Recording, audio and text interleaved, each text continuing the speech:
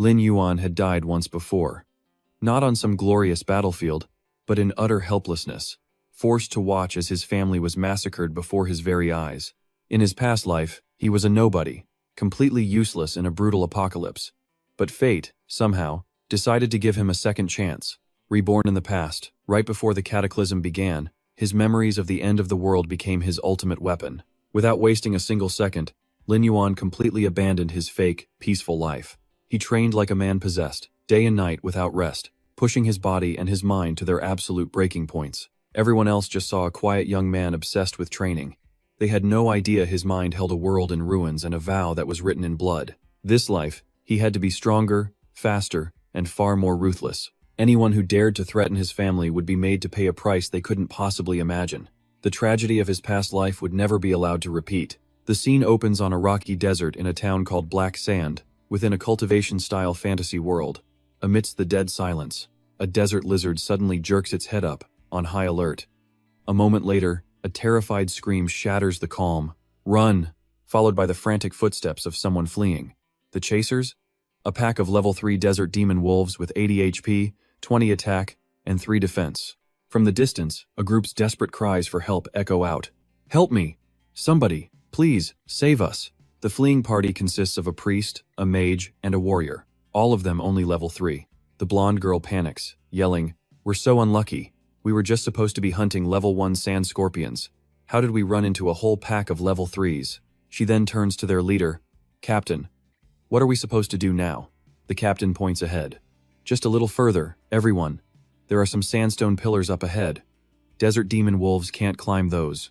If we can just make it up one of those pillars, we might actually have a chance to survive this." But she couldn't hide her own worry, thinking to herself, "Damn it. These desert wolves are savage. Once they've chosen a target, they never give up." Making matters worse, she knew they were all still injured from a previous battle. The only 2 pieces of black iron equipment they owned were already broken. A wave of despair washed over her. Are we really going to die out here today? Just then, the pink-haired mage unfortunately trips and falls to the ground. Her 2 teammates whip around in horror, screaming her name. "Xiaohei." The wolves were right behind her. "Xiaohei, look out." Xiaohei looks up, her eyes filled with absolute terror. The reflection of a snarling wolf, claws extended, is perfectly mirrored in her panicked gaze. In that split second, right as all hope seemed lost, a streak of blue light flashed through the air. It sliced clean through the wolf, sending blood spraying everywhere. The demon wolf took a fatal hit, its body collapsing right beside Xiaohei. The wolf's corpse lay motionless on the hot sand.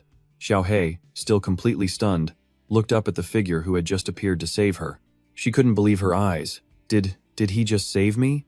Suddenly, a system panel pops into view above the stranger, on full display. Level 1. Xiaohei gasped out loud.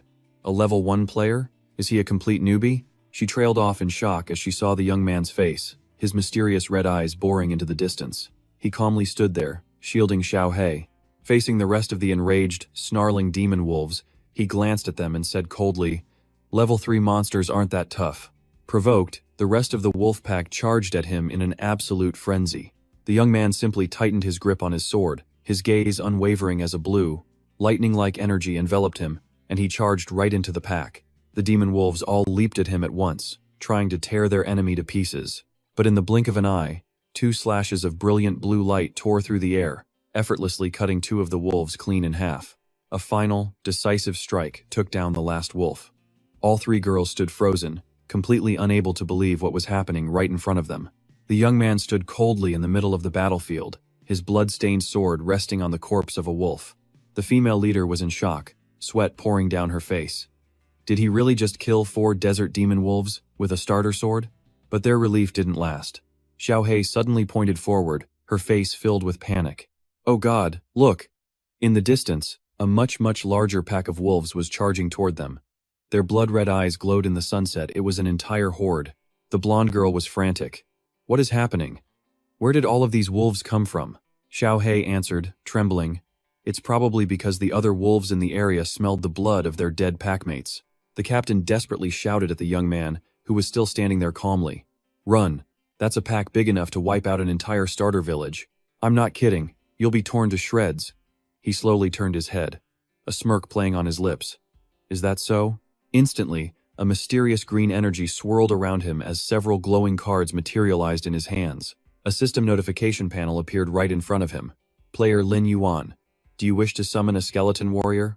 His eyes flashed with a determined green light as he gave the silent command, sending cards flying from his hand. They plunged into the ground, erupting in a brilliant light as a complex magic circle etched with ancient runes covered the area. Beneath the charging wolf pack, the very ground began to shake under a downpour of green energy. From the sand, a glowing skeletal hand clawed its way out, followed by an army of level 3 skeleton warriors, 100 HP, 35 attack, 5 defense, and a head chop skill. The demon wolves didn't even flinch, continuing their ferocious charge as if nothing had happened. He just cracked a slight smirk, his eyes ice cold. Time to see who would be torn to shreds first. The Bone Army let out a silent war cry as the battle exploded, one skeleton warrior instantly blocking the lead wolf's pounce. At the same time, another used its shield to deflect an attack from the side. The skeleton army moved in perfect sync, effortlessly halting the savage pack. 15 minutes later, the fight was over. Lin Yuan coldly pulled his sword from the last wolf's corpse as blood splattered, surrounded by a field of dead beasts. A series of notifications appeared. 16 desert demon wolves killed, 160 experience points gained. And with it came the loot, 16 desert demon wolf pelts, 16 fangs, and 16 of their claws. Right then, glowing orbs of light, the spoils of war, began to hover over the dead wolves, waiting to be collected. Lin Yuan calmly sheathed his weapon, absorbing the streams of glowing essence from the monster corpses into his waiting hand. Behind a nearby rock, a female mage was still in shock, stammering to her teammate. "Captain, am I dreaming? Did he really just wipe out all 12 of those desert demon wolves by himself?" The pink-haired girl slowly approached, her curiosity burning. Excuse me, are you a mage? Was that a summoning skill?" "I'm a mage too, but I've never seen anything like that before." Lin Yuan turned his head slightly, his eyes glowing with a mysterious red. "And who said I'm a mage?" The girl was completely stunned, her eyes wide with shock. "Then you're a..." As she trailed off, his lips curled into a confident smirk. Behind him, a massive system data panel blazed to life. "It's because I possess a forbidden SSS rank profession." The system screen clearly displayed his unprecedented information. Player, Lin Yuan. Level 2. Class, Necromancer. His talents were Dark Summoning and Hellgate, with stats of 5 Strength, 25 Constitution, and 30 Spirit. His name is Lin Yuan, from the planet Blue Star. And he is a regressor. 3 years ago, scientists observed a mysterious, giant planet named Demon Star suddenly appear next to their world. Then, 3 months ago, an unknown company released a virtual reality game that completely shook the globe. After entering the game world with VR headsets, people were assigned a wide variety of classes and professions. By leveling up, they gained the power to fight the game's monsters, and slowly, the line between virtual and real began to fade. At first, nobody took it seriously, thinking it was just a game. Until one day, people started using their in-game abilities in the real world. These superhumans became known as the Chosen. But with their arrival, the real catastrophe began. A fanatical cult, calling themselves followers of the evil god, began to invade reality from the game, slaughtering people without mercy. He watched as the cities of Blue Star were torn apart, crumbling under the assault of giant, monstrous tentacles. Lin Yuan's eyes filled with despair as he recalled holding his family's bloody bodies. His parents died in that disaster. Humanity gathered every last bit of its strength from across the planet for one final counterattack. But in the end, they were all annihilated by the cultists, and he himself died in that final battle. But unbelievably, just an hour ago, he was reborn, sent back to the exact moment he first logged into the game. This time, the system granted him something incredible. A forbidden SSS rank profession. Congratulations. You have received the unique forbidden class, Necromancer. Your talent is SSS rank Dark Summoning. Your skill is SSS rank Hellgate. Hearing this, Lin Yuan's eyes hardened, radiating pure killing intent. This time, he vowed to level up faster than ever before, all to protect his family and Blue Star. Back in the present, Lin Yuan coldly pulled his sword from the body of the final wolf. He extended a hand toward the corpse, and a stream of green miasma flowed out, wrapping around the body with a demonic hiss. The tendrils of energy branched out, instantly connecting to every single corpse scattered across the battlefield. As the dead wolf's eyes flashed green, a system prompt appeared. Use Dark Summoning on Desert Demon Wolf Corpse? Yes. The monster's claws scraped the earth as the corpse began to force itself to its feet. Lin Yuan considered his new class. Its special trait was granting him the physical stats of a warrior, but at the same time, it gave him the power of dark summoning, turning monster corpses into undead soldiers to fight for him. The entire pack was rising again. These zombie monsters didn't just inherit their previous levels and skills either. The system shows the stats for the level 3 Demon Wolf Zombie. 80 HP, 20 attack, 3 defense, and a bite skill that deals 200% damage. Their new deathly body skill made them immune to fear, poison, blindness, and even bleeding effects. He moved his hand, drawing a gorgeous magic circle, gifting them that new skill, making them immune to almost all negative effects. The ground then cracked wide open, bursting with a blinding blue light. This was his other talent, the Gate of Hell. It could be used to store any monster he resurrected, and its capacity would grow right along with his level. From deep underground, a colossal, bizarre gate wrapped in chains began to rise. An eerie creak echoed as the gate slowly pulled apart, unleashing a brilliant stream of light from within. The pack of zombie wolves obediently marched forward, stepping into the world inside the gate. Amidst the magical storm, Lin Yuan stood surrounded by dozens of monster phantoms. He knew if his level was high enough, he'd have an invincible army of the dead. Seeing this terrifying sight, the female mage paled and stepped back. "Are you raising the dead as zombies? Who are you?" But Lin Yuan ignored the girl's fear, simply looking up at the changing sky. He looked at the time. It was almost here. The scene suddenly turned crimson, and bloody text appeared in the air, announcing the arrival of the world boss. Lin Yuan's eyes filled with a mix of excitement and pure killing intent. Time to kill a boss. From the horizon, countless blood-red lightning bolts crashed down with insane destructive power, forcing other players to watch in terror. The blood-red sky suddenly cracked like glass, spreading with crimson veins. In the center of the rift, a pair of demonic red eyes appeared, staring down at the terrified players below. They screamed, "The giant death wolf is here!"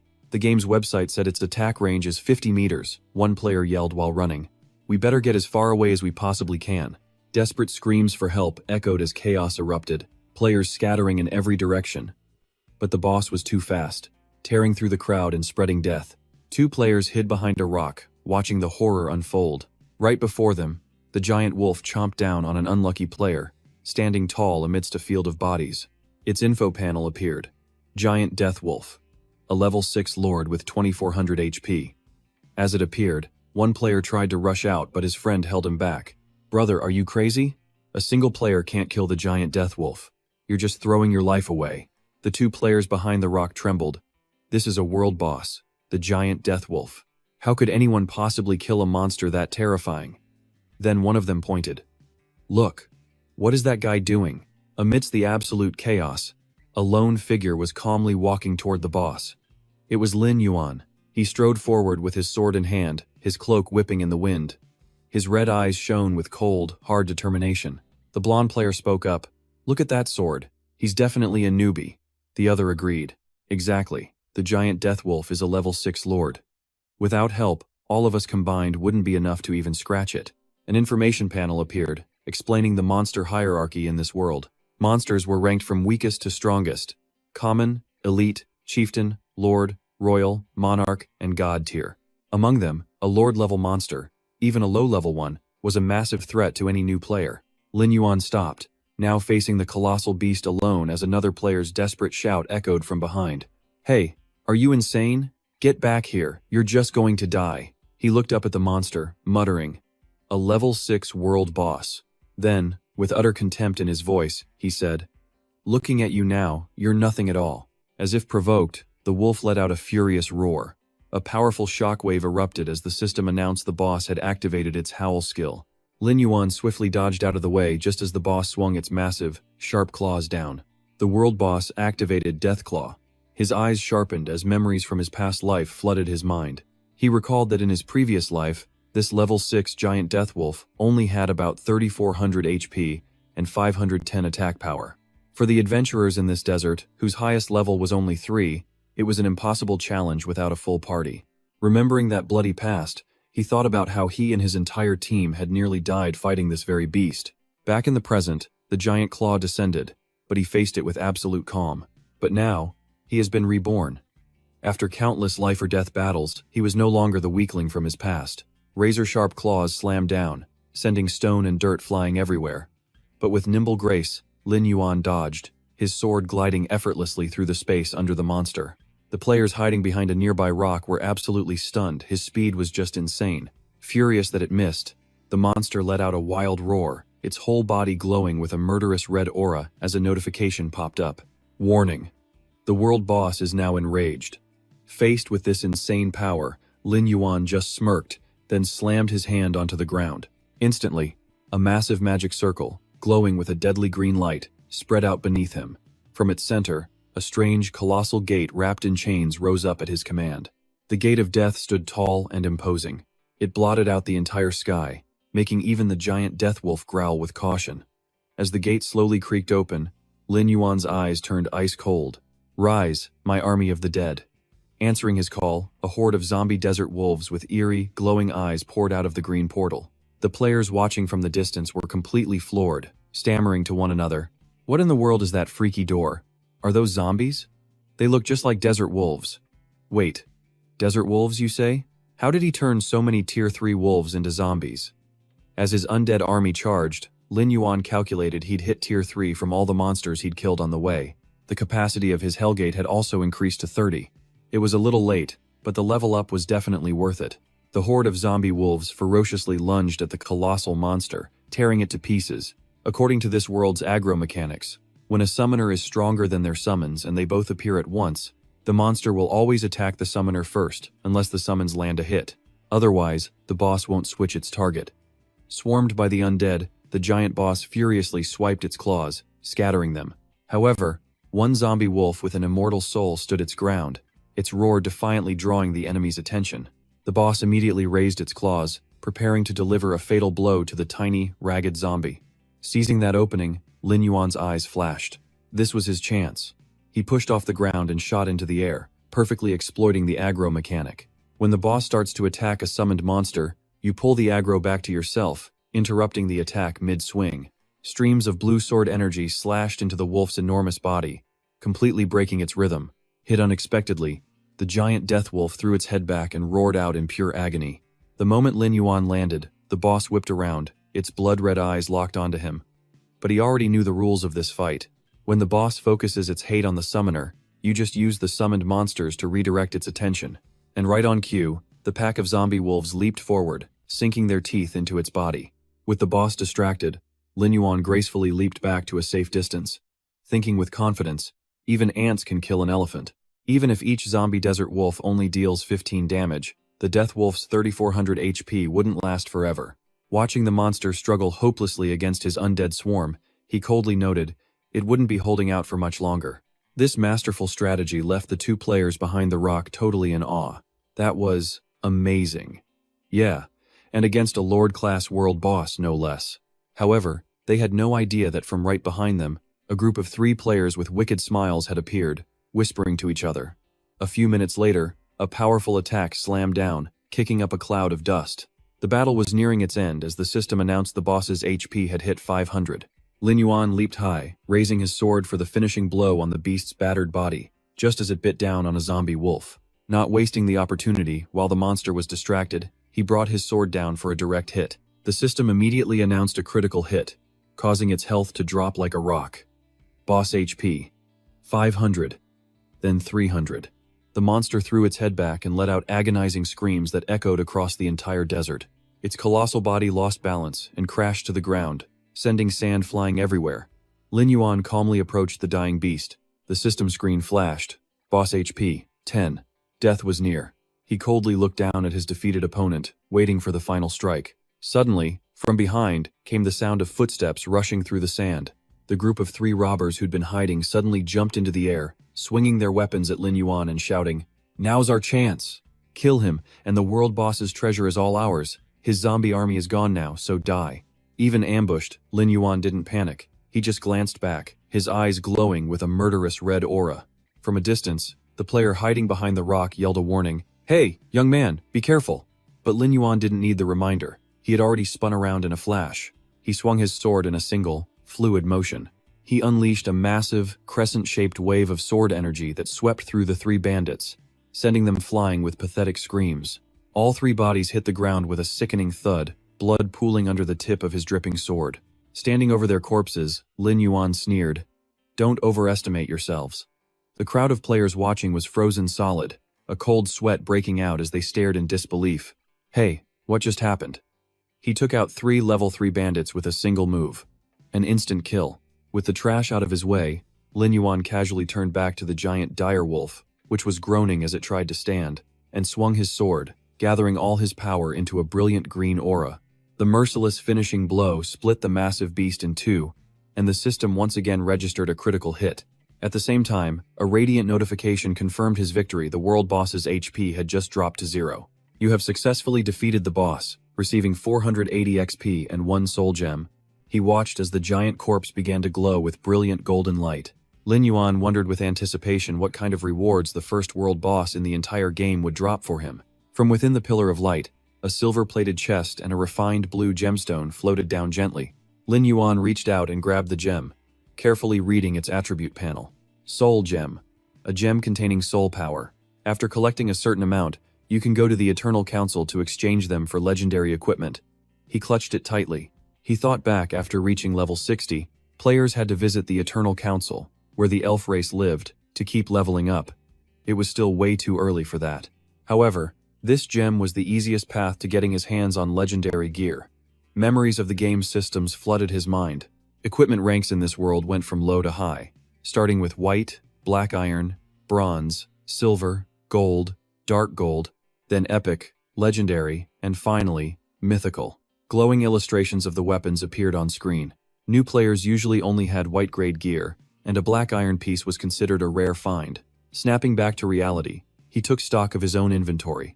2 hours ago, using his past life experience, he'd controlled 2 skeleton warriors to lure away an elite black sand lizard. That gave him the perfect chance to open the bronze chest they had been guarding. Inside was the black lizard cloak, a bronze tier item. Its stats popped up. Bronze cloth armor, defense plus 30, spirit plus 10, and agility plus 10. He also glanced at a title he had just received, the Hunter title. After equipping it, his attack power increased by 10%, critical hit rate by 10%, and magic damage by another 10%. He nodded, satisfied. In this world, different titles could add special attributes or statuses. The bonus effects from this Hunter title were incredibly good. Turning back to his loot, he had just touched the chest when a system announcement popped up. You are the first player to defeat a world boss. You receive a bonus reward, 1 silver chest. He let out a small gasp. Oh, a silver one. The lid flew open, revealing a whole spread of priceless treasures inside. A silver moon sword, a silver tier weapon that pulsed with moonlight energy. Attack power plus 100, agility plus 10, an eye of death, a silver tier accessory, spirit plus 40. It also had a bonus skill, level 1 corrosive ray, dealing 200% corrosive damage to a single target, and a recovery potion. It instantly restores 20% HP and mana, a level 1 skill scroll, granting 100 skill proficiency points, and a monster essence. This essence, which only drops from powerful monsters, could be used for alchemy or consumed directly. Using it grants 10 permanent attribute points to strength, stamina, agility, and spirit. Looking at the 5 incredible items filling his inventory, Lin Yuan was beyond pleased. What an amazing haul. The first world boss in the game, and the rewards were truly generous. Just then, his entire body was engulfed in the bright green light of a level up. The system announced that his XP was calculated and player data was being updated. He smiled, feeling the power surge. Not bad, he jumped from the start of level 3 to nearly maxing out level 4. Each level up gave him 5 free attribute points. He decided to put 3 into spirit and 2 into strength. His personal status window instantly refreshed with the new stats. Player, Lin Yuan. Level 4. Class, Forbidden Necromancer. Talents, Dark Summoning, Gate of Hell 40 out of 40. Strength 10, Stamina 10, Agility 25, Spirit 35. XP at 512. Seeing his stats skyrocket, he smiled with absolute confidence. Perfect. After this level up, his attributes were now the highest among all players in the Gravel Desert. His eyes were drawn to his talent line. The Gate of Hell was now maxed. He pulled up the data panel and began analyzing his next moves. Plus, even though all his zombie wolves died in that battle, his Gate of Hell was now big enough to hold 40 undead monsters. With a truly insane idea in mind, he strode right up to the boss monster's corpse. He reached out, casting a green spell, and a prompt appeared. Do you wish to use shadow summoning on the giant death wolf? His eyes blazed with a hunger for ultimate power. He firmly confirmed it.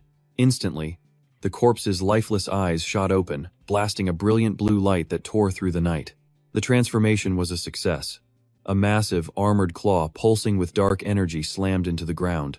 A roar echoed from the newly summoned giant zombie wolf, revealing its terrifying stats. Giant Death Wolf level 6, HP 2400, attack power 360, defense 48. Its skills: Demonic Wolf's Howl, Heart of the Evil Beast, Death Claw, Undead Body, and Death's Wrath.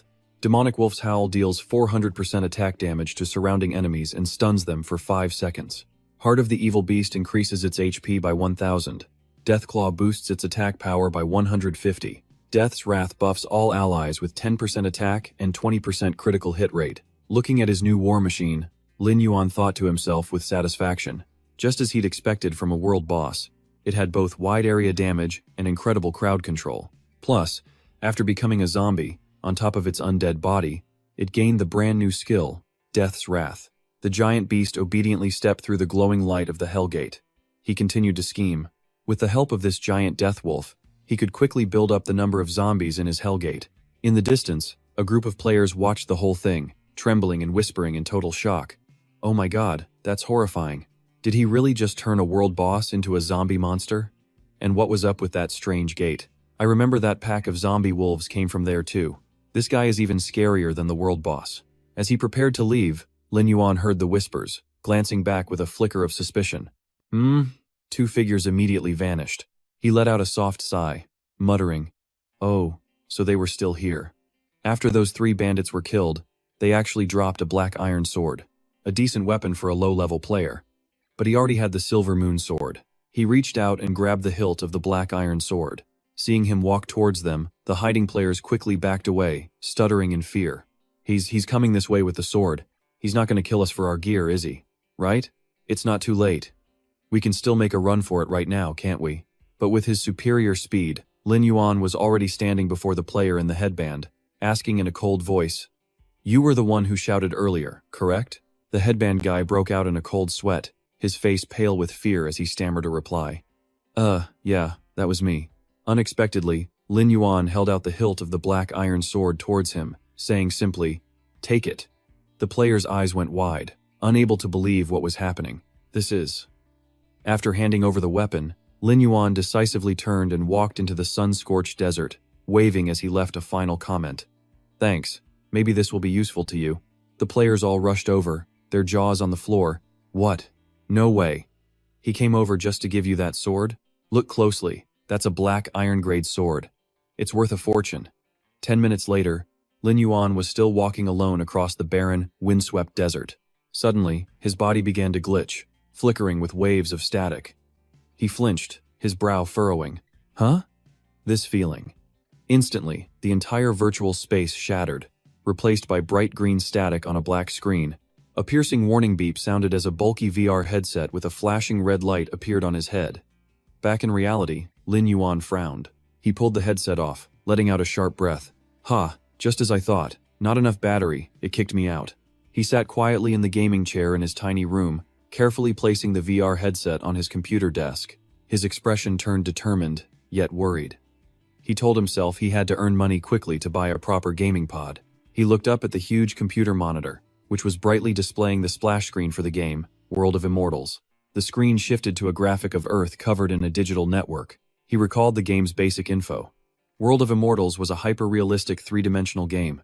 It was divided into multiple login regions based on different countries. On top of that, each login region contained different in-game kingdoms for players to choose. Take the Elp district where he lived, for example. It had 4 nations. Images of the kingdoms appeared, each with its own majestic architecture: the arid, rocky, ancient kingdom of the West, the grand and glorious Southern Empire, and the Northern Ming Empire, buried in ice and snow, and one final kingdom, completely surrounded by the vast ocean tidal island. The memory took him back to his first character creation. Please, select your birthplace. A. Ancient Kingdom of the West. B. Southern Empire. C. Northern Ming Empire. D. Tidal Island model. Facing the virtual console, he murmured to himself. He had another chance at life, and he was making the exact same choice as before. Without hesitation, his finger pressed the interface labeled Western Desert Ancient Nation as his mind drifted back into the past. because just before he died, he discovered a terrible secret. The memory threw him back to that moment. The sky was torn open by a giant, crimson demon eye, unleashing hell on earth amidst endless, agonizing screams. Buildings collapsed into fire and smoke. People scattered in absolute desperation, running for their lives. "Help me." In his previous life, Lin Yuan lay helpless under the rubble, covered in blood, the screams echoing all around him. "Somebody, help." Right at the edge of death, the corner of a cloak fluttered into his field of view. He struggled to open his blood-soaked eyes, staring up in absolute shock. There, framed against the fire and the evil god, stood the majestic silhouette of a cloaked figure. Lin Yuan's gaze locked onto the emblem on the man's chest. Was that golden jade? The insignia of the Western Desert Ancient Nation Guild? The badge was a single golden eye. The first believer of the Demon Lord, the memory shifted, showing that figure kneeling before a massive evil entity, before snapping back to reality a player in a dimly lit room. Lin Yuan, chin in hand, thought deeply. He remembered it all too well. That first believer was the key to the final ritual, the one that summoned the evil god to Blue Star. He still had 3 years before the evil god would descend. If he could eliminate that traitor in time, he might just be able to stop the tragedy. His eyes blazed with resolve, the golden badge burned into his mind. The only clue he had was that insignia. Clasping his hands, a plan began to form. Only guilds in the main city of the Western Desert used golden jade emblems, and getting in required level 10. To expose this rat's true identity, he had to level up. And fast. At that thought, his gaze hardened into pure steel. That was it. Suddenly, he raised his hand. A magic card, glowing with an intense green light, materialized between his fingers as a powerful aura enveloped his entire body. He stared at the card. Had he really just summoned the skeleton card? He clenched his fist, crushing the card into a burst of brilliant energy. In this world, certain players could manifest their in-game powers in reality, right from the very beginning. These people were called the Chosen, or sometimes the Children of Fate, their power like an echo of ancient, mighty warriors. Every one of the Chosen possessed a powerful, hidden class and ridiculously high luck stats. They were humanity's main line of defense against the evil god. In his past life, he only gained his powers in the real world when the Blue Star catastrophe had already begun. But this time, it was happening so much sooner. It seemed his forbidden soul summoner ability was anything but normal. He just wasn't sure how it compared to the hidden classes of the Chosen. Lost in thought, a sudden click from the door snapped him back to attention. He immediately shot to his feet. He glanced at the wall clock before stepping out of his bedroom, right on schedule. He walked into the dining room to find his father and sister staring in bewilderment at a lavishly prepared feast. "Yuan, what's all this?" But he just placed a hot plate of roast duck on the table with a warm smile. "Everything's ready. Just eat," his sister grinned, nudging their father who was still in a daze. "Dad, don't you get it? This is a rare gesture from Yuan. Let's eat." Their father finally nodded. "Ah, okay then." He stood there silently, watching his family alive and real enjoying the meal, overcome with an emotion that caught in his throat. It's a sad truth about people. You only realize how precious something is after you've lost it. Only then do you try to make up for it. In his past life, he had lived in complete ignorance, taking these peaceful days for granted. Dark memories surfaced of him hiding in his messy room, consumed by a VR game, ignoring his father's worried sighs from outside the door. If that boy keeps this up with his gaming addiction, he's going to completely ruin himself. Can't you stop? You'll just make Yuan angry again. It was only when disaster took everything that he painfully realized just how foolish he had been. Staring at his reflection in a dark screen, a single tear traced a path down his cheek. His expression was bitter, but filled with absolute resolve. He served some more food and asked, "Today is Sunday.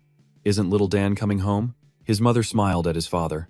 Dan said she's preparing for a practice exam, so she took food with her to study at school. "Oh, right. If you have time later, you should bring some of this to her. The food she brought can't be as good as this," his father teased, smiling warmly. "I never thought our Yuan would actually learn how to cook. These chicken wings are incredible, Han. Don't even think about fighting me for them." His mother laughed. All right. They're all yours. All yours." As his father took a bite, a look of pure, surprised happiness spread across his face. He looked at his parents gently, making a soft promise. "I'll learn how to cook more dishes for you both." Hearing that, his parents just froze, completely stunned into silence by their son's sudden and heartfelt gesture. His mother reached up, wiping away a tear of pure joy, while his father just smiled proudly and nodded. "Yeah." A moment later, Lin Yuan was running relentlessly up a massive flight of stairs, his breathing heavy and ragged. He was training like a madman, covered in sweat. He knew if he wanted to control the game's power in reality, he needed a body strong enough to handle it. No time to be lazy. He immediately switched to a heavy bag, throwing powerful punches that tore through the air. After the brutal session, he stretched and wiped away sweat, his physique now toned and rock solid. He glanced down at the stopwatch on his wrist. 50 meters in 5.5 seconds. Not bad, he thought with a slight frown, but there was still plenty of room to improve. Just then, the digital watch on his wrist started beeping insistently, the alarm he'd been waiting for. His eyes hardened as he looked up and muttered, "Well, I guess it's time to head back in."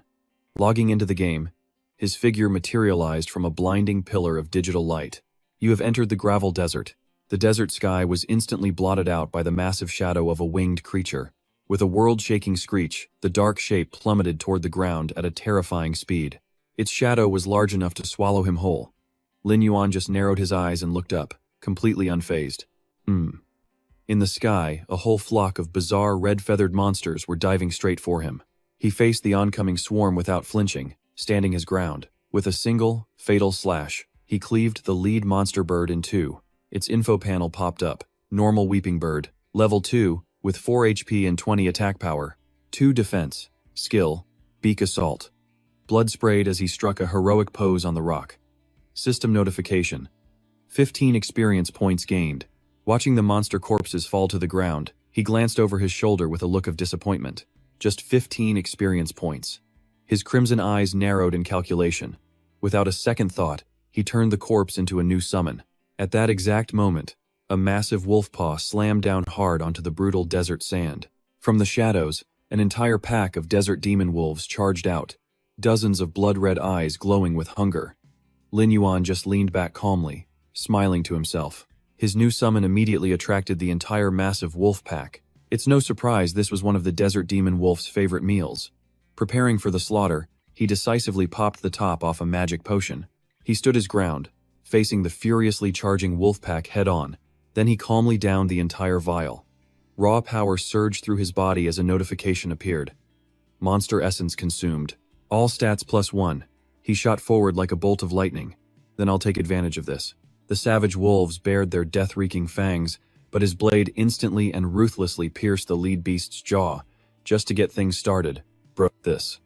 Brilliant arcs of blue sword energy lashed out from his blade, completely shattering the pack's attempt to surround him. Lin Yuan landed gracefully, flicking blood from his sword as the system announced, "You have successfully slain Desert Demon Wolf ×4.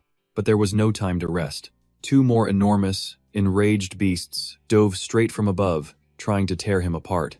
He met them with a perfect, destructive slash of his own. He sliced them both in half in midair. System notification. You have successfully slain Desert Demon Wolf ×10.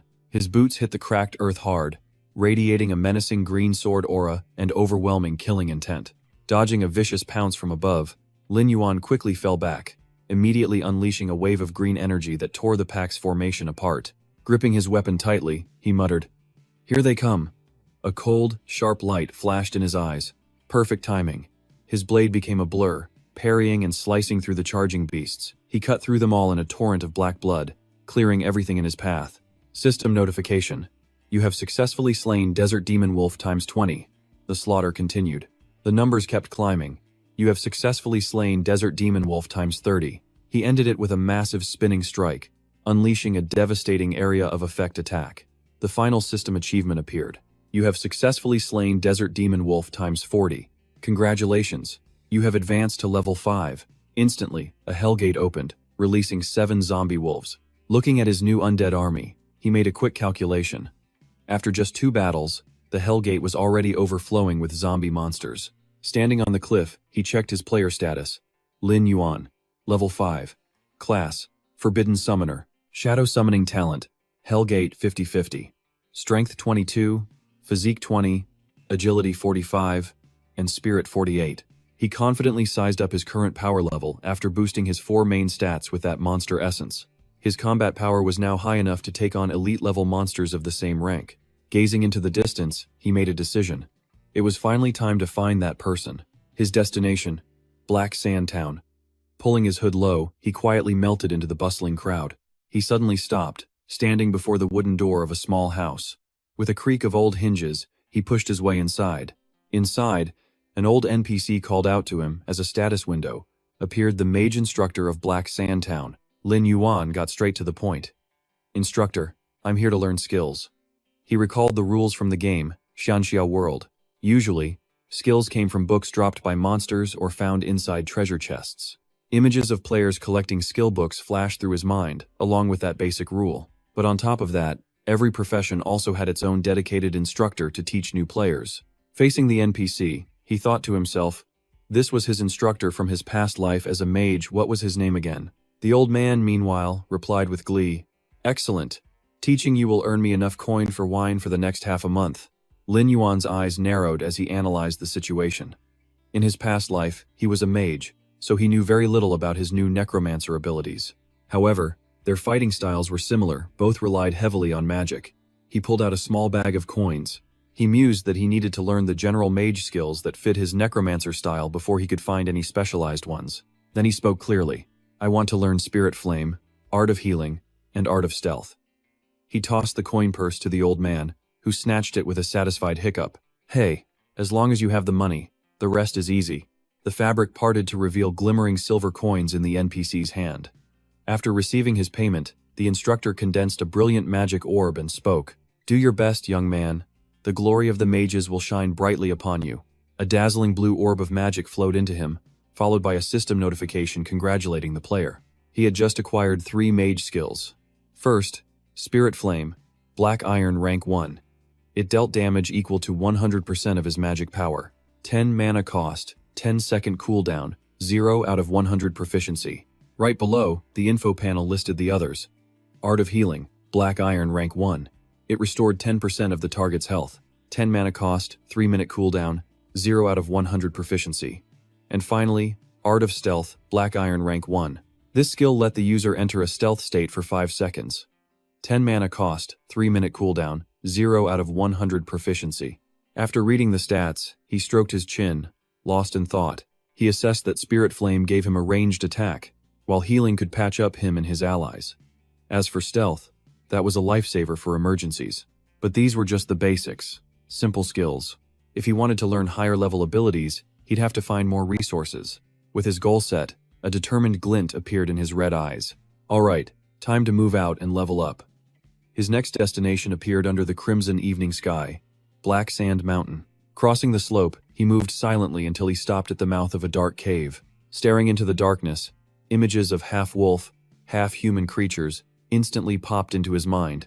Kobolds. They were around level 5 and lived in the nearby caves. Their keen sense of smell allowed them to hunt prey even in total darkness. And they were cunning, preferring to ambush their targets. A single one of their packs usually numbered around 100. After finishing his analysis, his eyes sharpened with cold calculation.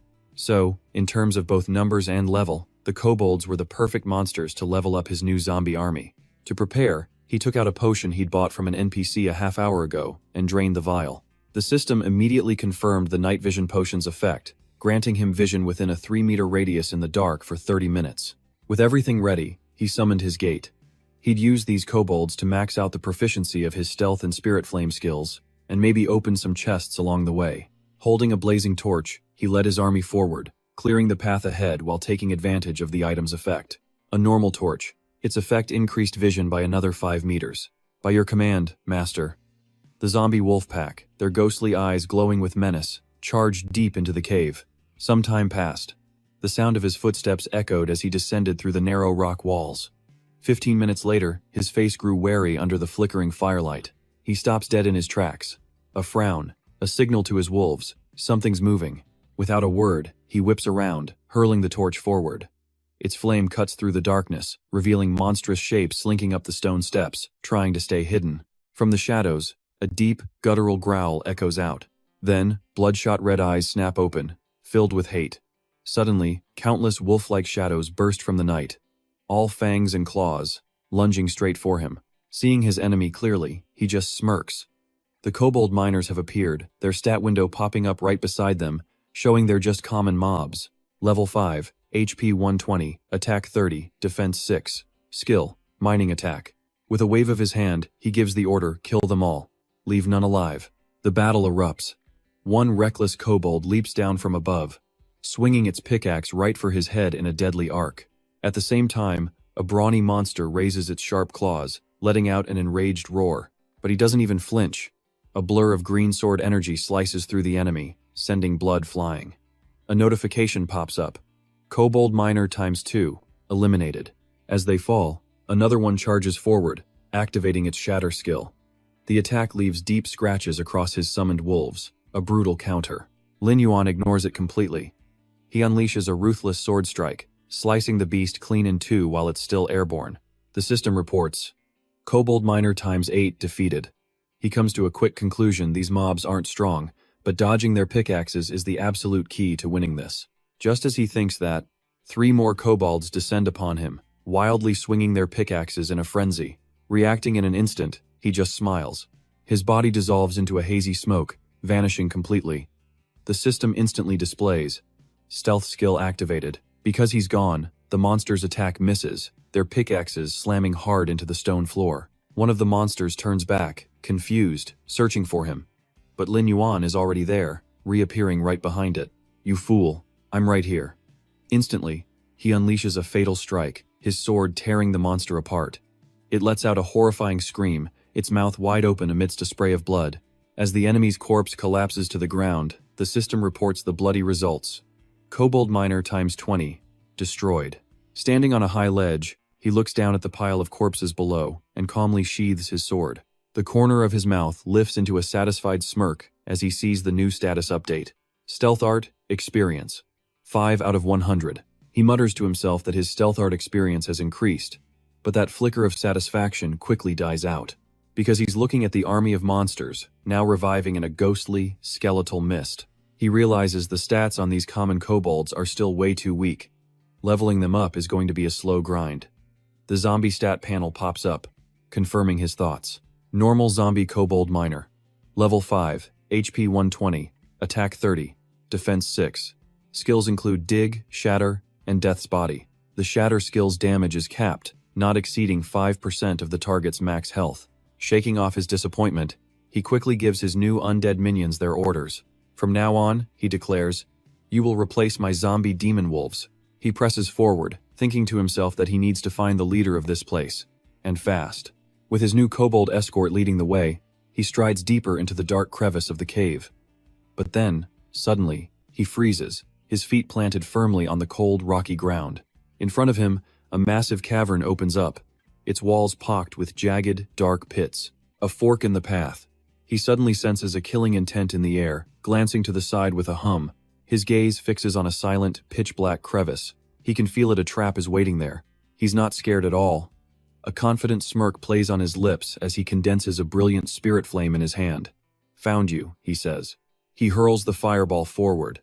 It impacts and erupts in a blinding flash of blue light, incinerating the slimy monsters that were lying in wait for an ambush. Even so, from deep within another tunnel, 2 mysterious red eyes suddenly flare to life, burning with pure rage. Lin Yuan and his zombie horde don't panic. They simply stand their ground, waiting for the enemy to reveal itself.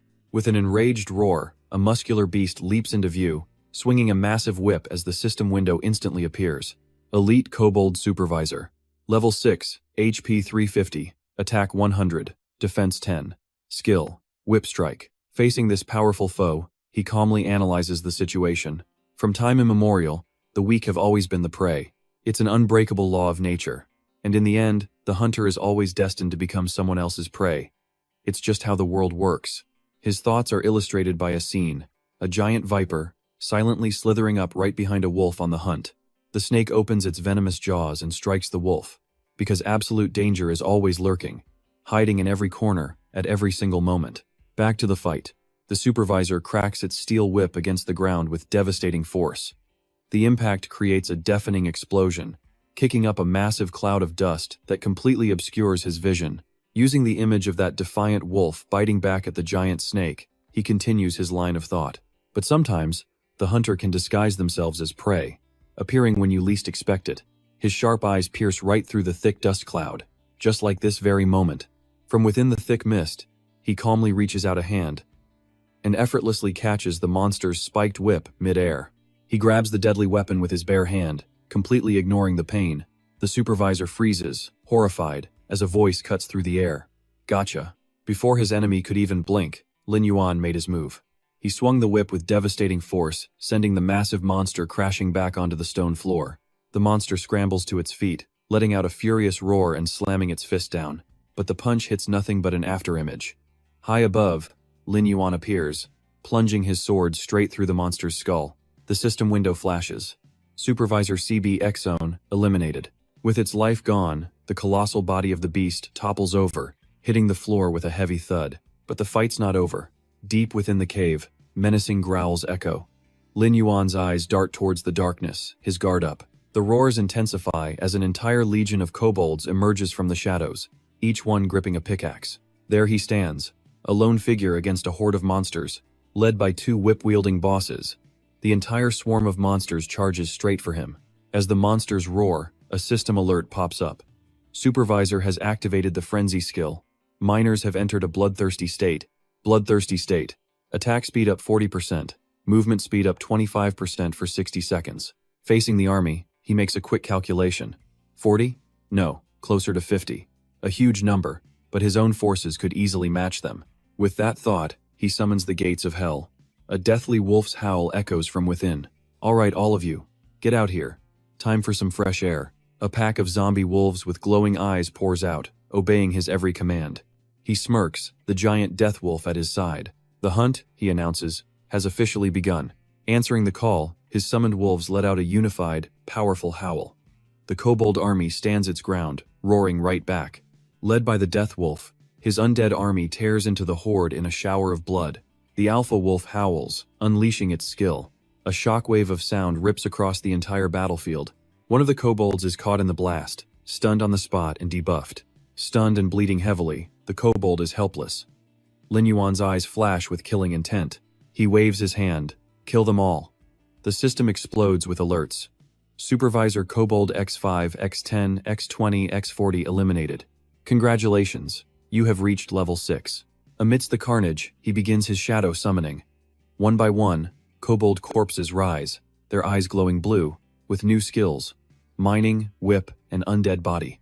While his new undead clean up the mess, two survivors try to make a run for it. But a huge shadow suddenly looms, blocking their escape. And behind it, Lin Yuan's ice-cold voice. Going somewhere? He raises his sword, a sharp arc of energy humming. Ask my sword first. Suddenly, a massive hammer smashes down from above. He leaps back just in time. System alert. Boss has activated decisive blow. A massive kobold boss appears, roaring with absolute fury as its info panel pops up. Kobold boss. Level 7. HP 1000. Attack 150. Defense 80. Lin Yuan, completely unfazed, lands gracefully on a ledge with a confident smile. I've been waiting for you. The boss charges, swinging its hammer wildly. The heavy weapon smashes into the cliff face, sending cracks through the rock. But it misses. The hammer gets lodged in the rock, leaving the boss stunned for a moment. Lin Yuan sees his opening, instantly raising a battle axe he just acquired. He dives, bringing the axe down hard on the boss. The impact rings out, but the blade can't pierce its tough hide. Just as he suspected. A boss's defense is no joke. He can't even scratch it. Enraged, the boss swings its hammer in a furious counter. Lin Yuan's eyes widen in surprise. The massive hammer barrels straight towards him. But he just watches it come, completely unfazed. With a roar, the boss smashes its hammer down. Lin Yuan dodges and counters, noting this creature's attack patterns are far from simple. This thing is way beyond your typical elite monster, based on the power it's showing. At least 2 or 3 times stronger, in fact. A blue flame appears on his fingertip. The plan is simple. Keep his distance and chip away at its health. He gives the command, arise. His entire undead army materializes, surrounding the boss. Just then, a system alert flashes. Boss activates finishing blow. The death wolf leaps forward to intercept. The system flashes. The next finishing blow will deal double damage. Seeing this, he immediately gives the order to attack. His zombie army swarms forward, pinning down the massive boss. Right after, his death wolf roars, activating a party skill. The death god's rage kicks in, attack power up 10%, crit rate up 20%. Fueled by the buff, the zombie horde's assault becomes even more ferocious as they let out a unified roar. The death god's rage is active. The all-out attack lands for colossal damage, forcing the boss to shriek in agony. Negative 150. Under the constant barrage, the boss staggers from the sheer force of the zombie swarm. Lin Yuan seizes the opportunity, conjuring a fireball and activating his magic skill, Spirit Flame. He soars into the air and unleashes countless blue fireballs. This rain of fire engulfs the restrained boss, who howls in pain from the continuous hits. Negative 20. Negative 30. Another 30. He thinks to himself that if he remembers right, the kobold boss has incredibly low magic resistance. Engulfed in flames, the boss lets out a final, furious roar. It charges madly at Lin Yuan for revenge. But he just smiles and activates his stealth skill. Instantly, he shoots into the air, circling around behind the charging beast. Since you insisted on coming to me, I won't be holding back. He aims for a weak spot right there, a patch of flesh unprotected by armor. He dives down, plunging his sword straight into the back of the boss's neck. The blade tears through flesh, dealing a critical wound. Blood sprays as the boss roars in pain. Negative 100. With one last scream, it swings its axe in desperation, but Lin Yuan has already snapped his fingers. Go, he commands. A zombie leaps forward as he instantly jumps onto his wolf's back. The entire undead army now swarms in, tearing the exhausted boss to pieces. The boss struggles to defend itself. He notices its armor has been completely shattered. Immediately, he summons countless dazzling magic orbs around himself. The next attack will unleash his full firepower. He delivers a cold, final judgment. I'm taking your life. A cascade of damage numbers appears. Negative 30, negative 40, negative 40.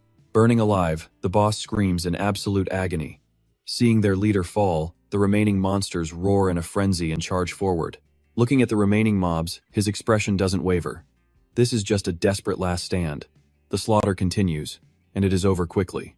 The system notifications roll in. You have successfully defeated 18 kobold supervisors. You have successfully defeated 20 kobold miners. You have successfully defeated 35 kobold miners. Seeing its kin slaughtered, the last boss panics and turns to flee for its life. But it doesn't get far. It freezes in its tracks, spotting a cloaked figure blocking the path. He draws a sword crackling with blue lightning, his voice ice cold. Trying to run? His hand tightens on the hilt. Leave your life here first. He leaps, bringing a thunderous strike crashing down on the enemy. The kobold's head flies into the air in a spray of bright red blood. The headless body collapses onto the stone floor with a heavy thud. He sheathes his weapon and gets the notification. Boss defeated. Experience points plus 50. At the same time, the light of a level up envelops his body. Congratulations, you have reached level 7. Looking at his updated stats, he smiles, satisfied. Level 7 perfect. Player: Lin Yuan. Level: 7. Class: Necromancer. Taboo. Talent: Shadow Summoning. Hellgate, 20 out of 70. Strength, 27. Stamina, 23. Agility, 45. Spirit, 50. Experience, 68 out of 2,745. His eyes hold a distant, calculated look. With this, he's one step closer to level 10, which will let him enter the main city of the Western Desert. He checks his skills again and nods to himself. Both his Stealth Art and Spirit Flame had maxed out their proficiency. They'd leveled up to rank 2, and their effects had doubled. The stat boxes confirm it. Lost in thought, his attention is suddenly pulled towards something on the ground. Walking over to where the boss fell, he spots a bronze-tier treasure chest. Without hesitation, he reaches out and opens the lid. As the lid cracks open, a blinding golden light shines out. The system sends a flood of loot notifications. Kobold leather pouch obtained. Unextinguishable torch obtained. Skull mask obtained. Shadow gloves obtained. He opens the pouch, and another notification pops up. Opened kobold leather pouch. Received 20 gold coins. He does a quick calculation. He remembers that soon, major world banks will open currency exchanges between reality and the game. 20 gold coins is equivalent to 200,000 yuan in the real world. Not bad at all. He inspects the other items. The system displays Unextinguishable torch. Effect: provides a 3-meter radius of vision in dark environments. No time limit. Skull mask. Bronze. Armor. Its effect reduces incoming physical damage by 5%. Stamina plus 10. Strength plus 10. As his hand touches the final item, his eyes flash with surprise. Oh! He slips on the silver-blue gloves. Shadow gloves. Silver. Armor. Effect: the gloves' power scales with the user's physical strength, just like a kobold's. Defense plus 30. Attack plus 30. He let out a small laugh. His luck was pretty good, pulling a silver-tier weapon from a bronze-tier reward. The gauntlets pulsed with the power of a kobold. He couldn't wait to test them out. At the same time, near the kobold cave, a hulking warrior surveyed the battlefield. This was Huang Feilong, guildmaster of the Bloodscar Guild, a level 8 warrior. The man beside him boasted smugly, "Our recent training paid off. We wiped out 30 phantom desert demon wolves in under a minute. As long as you and I work together, brother," he continued, "nothing is impossible for us." This was the vice master of the Bloodscar Guild, Huang Feihu, a level 5 rogue. Behind them, the other guild members were quick to flatter. As expected of our guildmaster and vice master, taking out that many phantom wolves in a single blow. "Your power is astounding." One of them gushed. "That's right. If we ever run into that scum from the Thunder Guild again, we'll wipe the floor with them." They all cheered. Indeed. But Huang Feihu was still fuming. If that Lin Yuan hadn't appeared out of nowhere, we would have claimed the first world boss kill. No other guild would dare to look down on us then. He recalled the world announcement. The giant wolf world boss had been defeated by the player Lin Yuan. The image of Lin Yuan standing over the giant wolf's corpse made him relive that initial shock. What the hell? Huang Feihu was still seething. "I don't know what kind of ridiculous luck that bastard has, but the moment I find him, I'm going to unleash hell on his head." Huang Feilong's face hardened as he reprimanded him. "Feihu, how many times have I told you not to act so recklessly?" The guildmaster's voice dropped as he analyzed the situation. "Lin Yuan is ruthless, and his strength can't be underestimated. So, it's better to recruit him than to fight him." With that settled, Huang Feilong shouldered his axe and left. He remembered there was a kobold dungeon nearby. "I'm going to check its location. The rest of you stay here and recover." His underlings bowed respectfully, waiting until he was gone. Huang Feihu gritted his teeth in frustration. His own brother had scolded him 3 times over that lone wolf. It felt so unfair. He gripped his dagger tightly, roaring in his mind. "Just you wait, Lin Yuan. I'll rip your fangs out in front of my brother, and then take your head to prove who's truly the strongest." Seeing his boss in a rage, a lackey quickly ran over to suck up, pointing, "Vice Master, don't waste your anger on that trash. Look over there." Following his finger, Huang Feihu frowned, asking, "What is it?" Elsewhere in the same forest, a young woman was walking, and completely unaware she was being watched. She was a mage dressed in purple, enjoying a leisurely stroll under the setting sun. Huang Feihu and his men started to stalk her, a sinister smirk spreading across his face. Meanwhile, Lin Yuan was heading toward the cave. He was looking at a system window with satisfaction. Kobold Zombie, level 7, HP, 1000, attack, 1 to 150, defense, 80, skills, Death Corpse, Dig, and Crushing Blow. The Crushing Blow dealt 200% attack damage and had a 10% chance of landing a critical hit. He silently calculated that he had just added a boss-level zombie with considerable combat power to his collection. Even better, the number of zombie monsters in his Hellgate had now reached 70. He was going to keep going just like this. Suddenly, he froze, turning his head as a panicked scream echoed nearby. "You, all of you, stay away from me." A female mage was stumbling backward in terror, clutching her staff. "Don't come any closer. If you take one more step, I won't spare you." She watched in despair as Huang Feihu and his men tightened their circle around her. He let out a sleazy laugh. "Well now, what incredible luck. To think we'd run into such a beauty out here." He advanced, his eyes filled with greed. "Don't worry, sweet thing," one of his men added. "Just entertain the brothers a little. Instead of suffering, you should just try to enjoy it."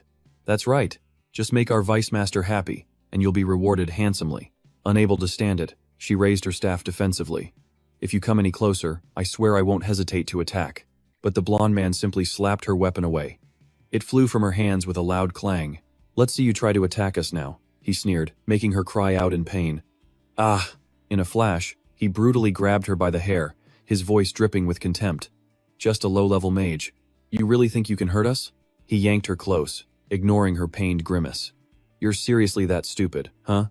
If you still haven't given up, then by all means, try again. Go on, keep struggling. The more you resist, the more exciting this gets." She squeezed her eyes shut, letting out a scream of pure despair. He began to manically tear at her clothes. Suddenly, a steel-clad fist slammed directly into his face with bone-shattering force. The armored shadow gauntlet flexed under the sunlight, making the chilling sound of metal grinding on metal. Huang Feihu took the full impact of the punch, flying backward with a blood-curdling scream of agony. His underlings watched the lightning-fast attack in horror, screaming, "Vice Master!" His body slammed hard into the cliff face, kicking up a massive cloud of dust. He lay broken inside a deep crater in the rock, bloodied and battered as loose stones rained down around him. Lin Yuan slowly rose to his feet, calmly inspecting his gauntlet. The effect wasn't bad, easier than he'd imagined. One of the thugs was so terrified he immediately turned and fled for his life. He had to warn the guild master. The remaining two trembled, pointing their swords at him as they stammered. "Who are you? You've angered the Bloodstained Guild. Your fate is death." His only reply was a cold glare from his blazing red eyes. Their guild emblem instantly flashed in his mind, the Bloodstained Guild. In the early days of the game, they were the #1 guild in Black Sandtown's starting village, filled with red-named players. They loved causing chaos. He recalled images of brutal killers in heavy armor and evil mages carrying player skulls, spreading terror everywhere they went. These so-called red-named players were a special breed. They were classified by the system as dangerous once their crime points hit 10 or more from unprovoked attacks, theft, and looting. The evil god had yet to invade the world, so player death wasn't permanent yet, but losing gear and levels was still a devastating blow. Lin Yuan's expression was pure ice. A faint smirk touched his lips as he asked them, "You guys are from the Bloodstained Guild?" In his past life, these cowardly rats had caused him endless trouble. Hearing him speak, the thug with the ponytail just frowned. The arrogant bald one put his hands on his hips and shot back. "That's right. We're the #1 guild in Black Sandtown. You messed with our vice guild master. Bet you're getting scared now."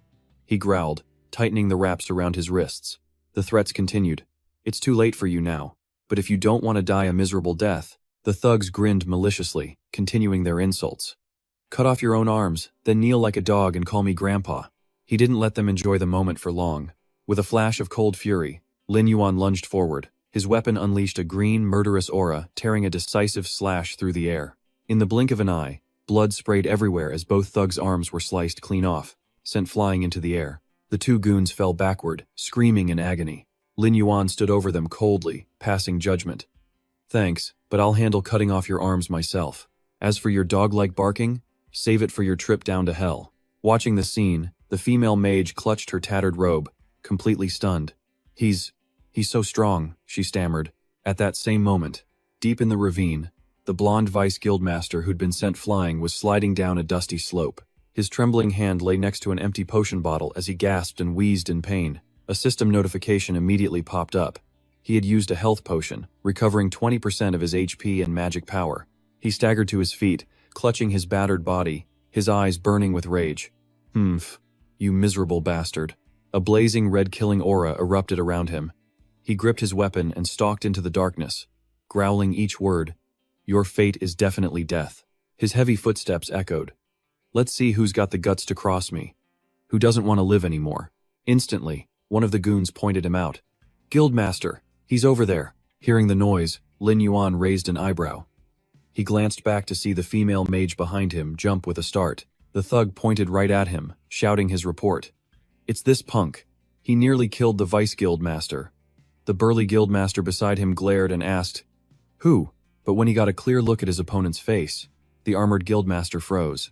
Breaking out in a cold sweat, he raised his weapon defensively and yelled, "Hold on!" He stared in terror at those blood-red eyes. The rumors were true. They were cold and emotionless, but radiated an insane amount of pressure. His gaze then dropped to the weapon in his opponent's hands, and he began to tremble. It looked as if it were forged from moonlight, a blade shimmering with a light so cold it seemed capable of slicing through anything. A brilliant, terrifying green aura now pulsed from Lin Yuan's entire body, striking pure fear into his enemies, and the sheer power radiating from him created an unbearable, suffocating pressure. While the leader was backing away in sheer terror, his clueless underlings behind him were still shouting and cheering him on. "Guildmaster, hurry up and show this punk our power. You damn blind dog. You dare provoke us? Do you have a death wish? You bastard, just wait for death." The armored guildmaster, drenched in sweat, bit his lip and thought to himself, "Damn it, that aura, plus a sword that must have dropped from a boss-level monster. There's a 99% chance this is Lin Yuan." He gripped his greatsword in desperation, cursing the stupid lackeys who were still cheering behind him. Of all the people these idiots could have picked a fight with, they just had to provoke him. They were good for nothing but making noise, their minions still screaming, "Just wait! You've been sentenced to death." Lin Yuan ignored the rabble. His gaze locked calmly onto their massive leader as he spoke softly. "Are you the master of the Vileblood Guild?" Cornered before his own men, the leader gritted his teeth, his pride on the line. His eyes narrowed, filled with tension, preparing for a life-or-death battle. A fight was unavoidable. But as tensions peaked, Lin Yuan glanced up, hearing a sharp whistle of wind from the cliffs above. The female mage also looked up. Spotting a dark figure plummeting toward them, she screamed out a warning in pure terror. "Watch out behind you." It was the guild's vice master, golden-haired and dual-wielding swords, diving at insane speeds with a furious roar. "Die, you scum." His face was a mask of pure hatred and killing intent, roaring with everything he had. "Die." The guildmaster joined in, swinging his massive axe with a smug grin, sneering that making an enemy of the Vileblood Guild was the dumbest mistake of his life. They both lunged, blades aimed for Lin Yuan and the mage. But what their opponent did next stopped the leader cold in his tracks. What? To their utter shock, a massive werewolf spirit erupted behind Lin Yuan, glowing with a menacing green aura. The beast flashed a chilling grin before swinging its energy axe down with thunderous force, blasting them both backwards. Its attack unleashed a green shockwave that smashed into the cliff face with devastating power. Seizing the chance, Lin Yuan lunged forward like the wind, his blade aimed at the panicking guildmaster. His blade flashed. Lin Yuan stared at his target and declared coldly, "You're next." The guildmaster's eyes went wide, his face paling with sheer, absolute terror. Without mercy, Lin Yuan unleashed a flurry of brilliant slashes, ending his enemy's life with a series of fatal cuts. Death was instant. The guildmaster collapsed in a pool of blood as Lin Yuan turned and walked away. He glanced back at the body with disdain. This guild wasn't even worth his time. And then, the red system window flashed a warning for killing a player. His crime value had just increased by 2 points. His expression remained calm. The points would just disappear on their own, as long as no more points were gained within 1 week. The mage watched the surviving Vileblood members scrambling away up the rocks. "Oh no, they're escaping. Should we go after them?" Lin Yuan stood calmly, sword in hand, and replied, "They're just small fry, no need." With that, he walked to the Vice Master's body as it dissolved into particles of glittering data. The loot drops appeared instantly. First up, a silver-grade explosive battle axe that deals area of effect damage. Next, a pair of silver-grade crossed dragon fang blades, glowing brightly with a continuous burn effect. And finally, a bronze-grade thorn shortsword, a compact weapon that boosts agility. Lin Yuan rubbed his chin, assessing the loot. The stats are pretty good. Even if I don't use them, they'll sell for a nice price. After collecting everything, he turned on his heel, ready to leave the area. The mage finally snapped out of her daze, blushing. "My hero. Thank you for saving me today." She stepped closer to her hero, shyly asking, I don't know your name yet." Lin Yuan paused for a moment before turning back with a confident smile. "My name is Defiance." He glanced over his shoulder, leaving her with a bold promise. "One day, you'll see my name at the top of the world's top 10 list." His sheer arrogance left the mage stunned, whispering in complete awe, "The top 10. But seeing him walk off into the sunset, she desperately ran after his silhouette. Who cares about some stupid list? "My hero, please, take me with you." The scene suddenly shifts to the Weeping Desert, a barren wasteland stretching beneath a dust-filled sky. Here, Lin Yuan faces a giant, armored creature that just erupted from the sand. A level 6 Weeping Thunder Scorpion. It raised its dark purple, venomous tail threateningly. Lin Yuan's gaze instantly sharpened. He crouched, drawing his weapon, ready for another battle. The scorpion's stinger shot out, fast as lightning. With incredible reflexes, he easily dodged and countered, slicing right through the monster's tough shell with green sword energy. A cold glint flashed in his eyes as immense magical power erupted, surging around his entire body. Twisting in midair, Lin Yuan unleashed a massive green whirlwind, shredding all 7 scorpions around him to pieces. Immediately, the system interface lit up with victory notifications. A total of 60 Weeping Thunder Scorpions had been eliminated. Your level has increased to level 8. He touched his blood-stained shirt, a smirk of satisfaction at leveling up straight to 8. Sure, gathering the paralysis herbs was a bit of a hassle, but a reward this good was more than worth the trouble. The scene fades, his mind flashing back 2 days earlier to a dark castle hallway where a mysterious mage was approaching him. The old mage with a long purple beard spoke in a low voice, bowing slightly. "Hero, we finally meet." A green system notification popped up instantly. "A quest has been detected from Alchemist Imo. Do you accept?" His eyes scanned the quest details. Quest name, Imo's Will. Quest objective, head to the Weeping Desert, collect 100 paralysis herbs, and deliver them to Imo. 1-day time limit, Iron Rank quest. Lin Yuan stroked his chin, his mind racing, remembering events from his past life. He knew that soon, a special dungeon would open up in the main city. In his memory, a cave crackling with blinding blue lightning appeared. That dungeon was swarming with lightning-type monsters. To clear it, players needed an incredibly high resistance to lightning attacks. Because of that, the demand for lightning resistance potions would skyrocket, their price soaring into the thousands of gold. In his past life, someone else made an absolute fortune from that exact opportunity. And completing this herb collection quest would grant him the recipe for that very potion. And Imo had just arrived today. Once this quest was turned in, the alchemist would disappear from the game forever. Without a moment's hesitation, he slammed the glowing red accept button. This was the one and only chance to get that recipe. Accept. The memory faded, snapping him back to the present in the Weeping Desert. There, the glowing herbs were surrounded by monsters level 6 Weeping Thunder Scorpions, guardians of the paralysis herb. Quick as lightning, he brought his foot down, a devastating stomp that instantly crushed the head of a charging scorpion. He was calm, almost bored. At his current level, these things weren't even a warm-up. After clearing out the small fry, he knelt on the sand and reached for the glowing plant. Since he'd successfully snagged this quest, he'd use the opportunity to max out the proficiency of his new collection skill. Blue magic swirled around his hand as a notification popped up. Iron rank collection skill, level 2. It boosted collection speed, with a 5% chance of gathering a rare quality herb. 1 mana point cost, 3-second cooldown. He stood, his cloak whipping in the desert windstorm. He gazed towards the hazy dunes. Time to go deeper. Lin Yuan strode forward, his boots sinking into the dry sand. Suddenly, the ground beneath him trembled violently, making him leap back as his hand instinctively shot to his sword hilt. A massive, purple stinger tore through the sand, erupting into the air with a deafening roar of shattered earth. The beast's arrival kicked up a colossal cloud of sand and dust, completely blotting out the sun. Instantly, Lin Yuan launched himself backwards, expertly dodging the attack. The scorpion's silver slash missed, his feet carving deep trenches in the sand as he slid to a stop. He slowly raised his head, his eyes narrowed to cold slits, a sharp, cautious red glint flashing within them.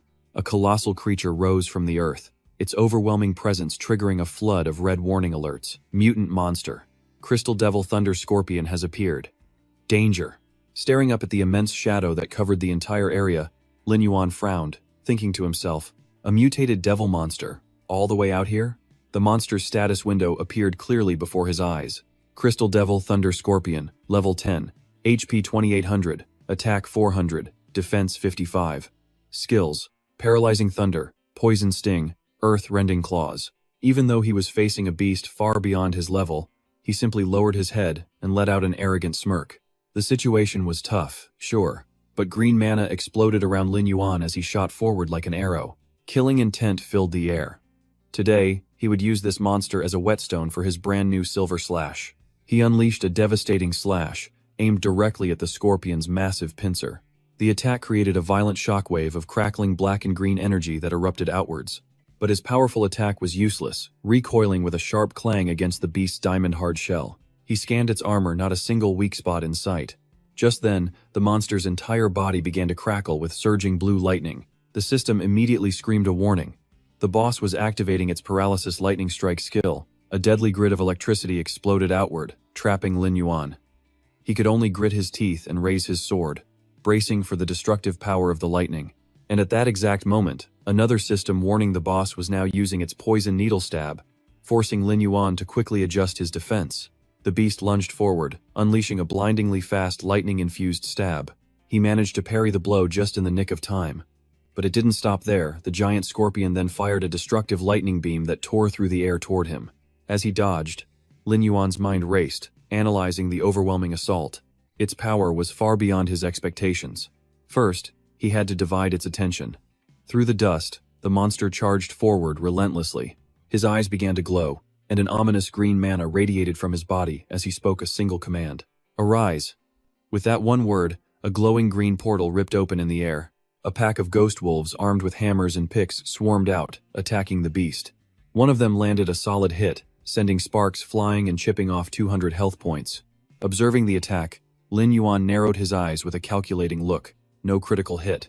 Enraged, the boss immediately activated its earth-rending claw skill. It slammed its massive pincer down, shattering the sand and sending the ghost wolves flying. As the monster was distracted, glowing green soul fireballs were launched through the air. The fireballs shot straight into the scorpion's open mouth, erupting in a brilliant magical explosion.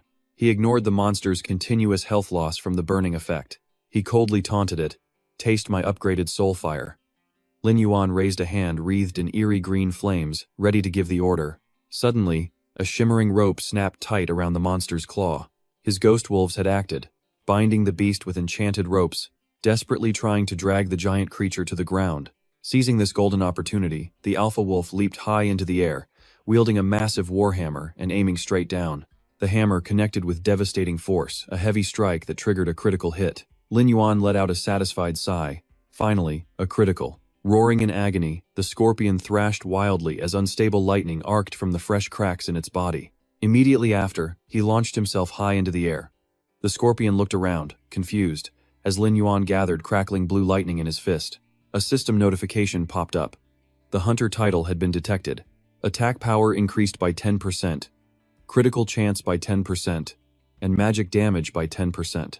With his eyes burning red with killing intent, he poured all his power into his raised fist. "I'll smash you and turn you into dust." He plummeted like an arrow, aimed directly at the core of the monster's lightning. He let out a final war cry. The impact created a colossal explosion of light that tore through everything, followed by his sharp declaration, "Shatter." The scorpion's seemingly impenetrable shell finally gave way, a long crack revealing the brilliant energy source pulsing inside. Unable to handle the overload, the monster's body erupted, shattering into a million sharp fragments that flew everywhere. Just then, the system announced that he had defeated the mutated Crystal Thunder Scorpion and gained 560 experience points. But the boss's silhouette immediately reformed, resurrecting as a level 10 Crystal Thunder Scorpion zombie, with all its skills intact. Just then, he suddenly noticed another scorpion quickly burrowing into the sand. Behind Lin Yuan, the giant Crystal Thunder Scorpion zombie now stood tall, completely under his command. Suddenly, countless scorpions charged from the distance. He was surprised for a moment, but that surprise quickly turned into a cold, calculating glint in his eyes. Perfect timing. Capitalizing on their attack, he ordered his new pet to wipe out the surrounding monsters. At the same time, the system announced that Crystal Thunderstorm had been activated. He shouted, "Come on, I'll play with you all using my new pet."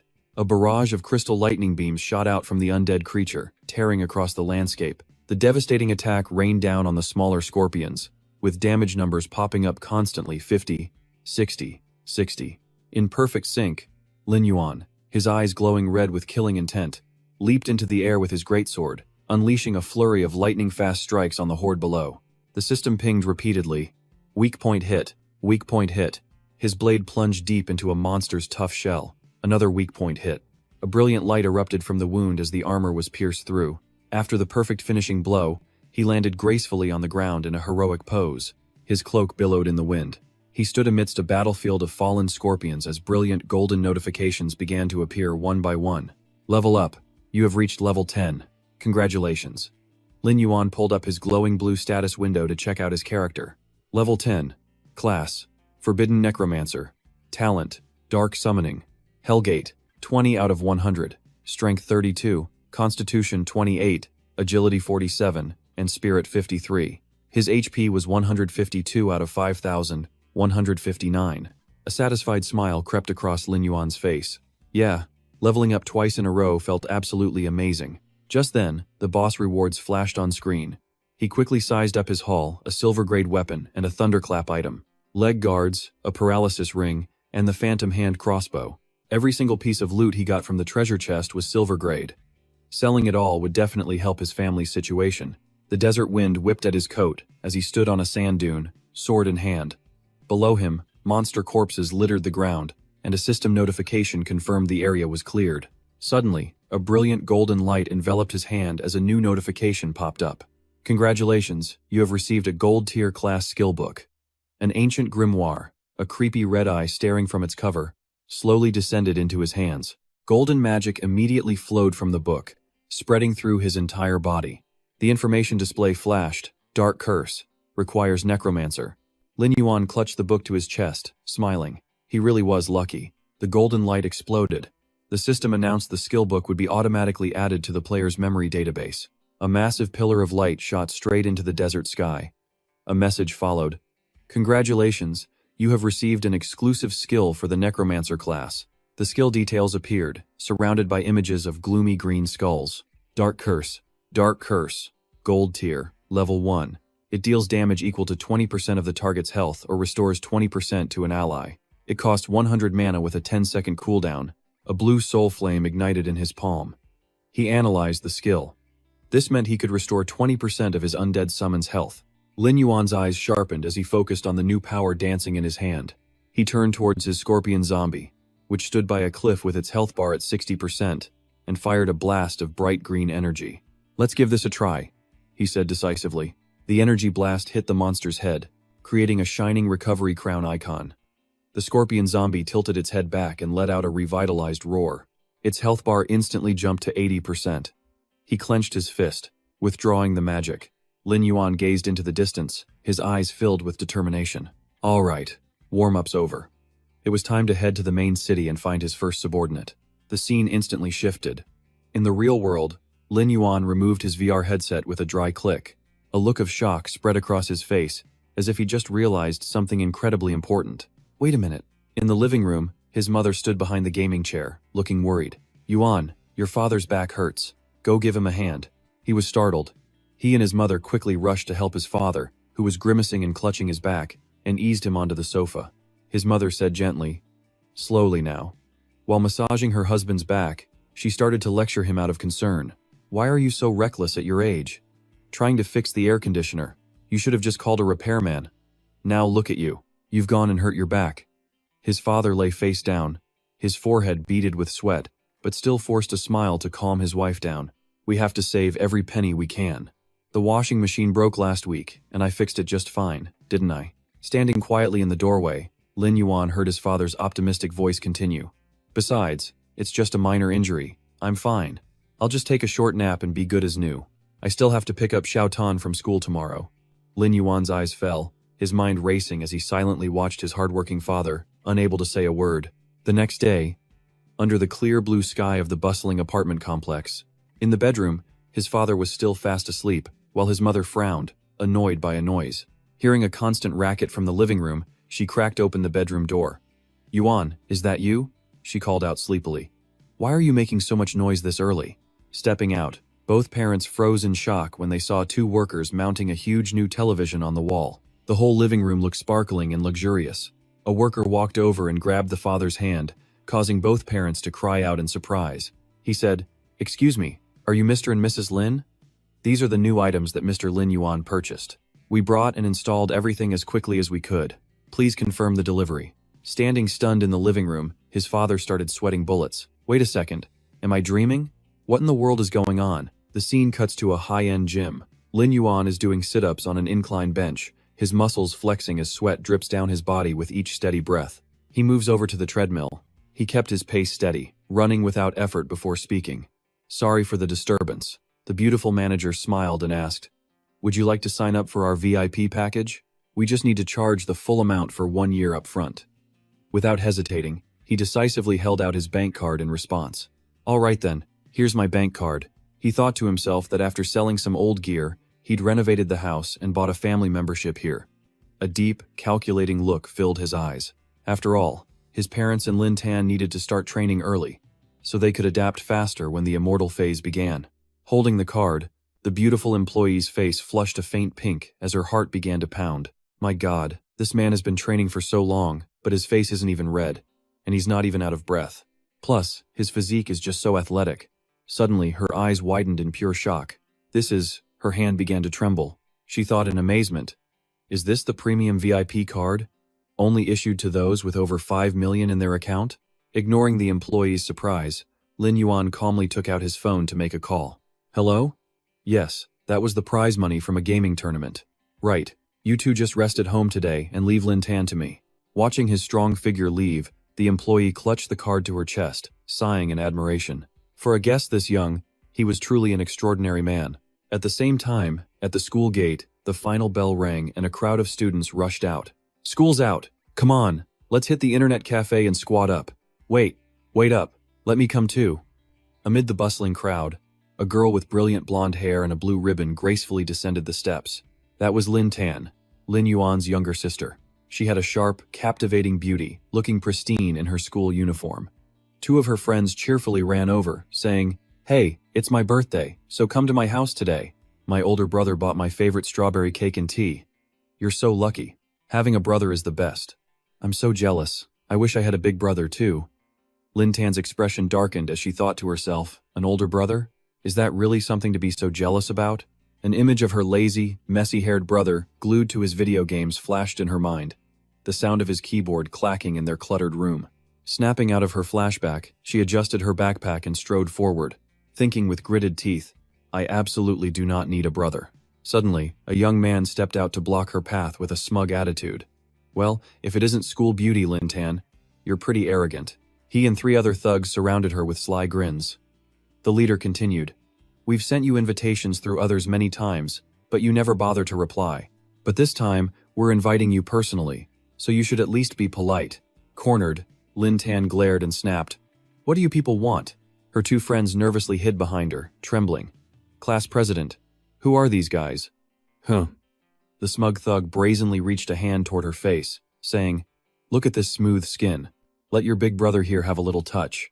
Furious, Lin Tan forcefully slapped his hand away with a sharp movement, shouting, Don't touch me. Get out of my sight right now. She waved her hand, pointing right at the hooligans. If you touch me again, I will call the police. The furious thug swung his hand, slapping her hard across the face, making the girl cry out in pain. He yelled, Damn it, you're not worth my respect.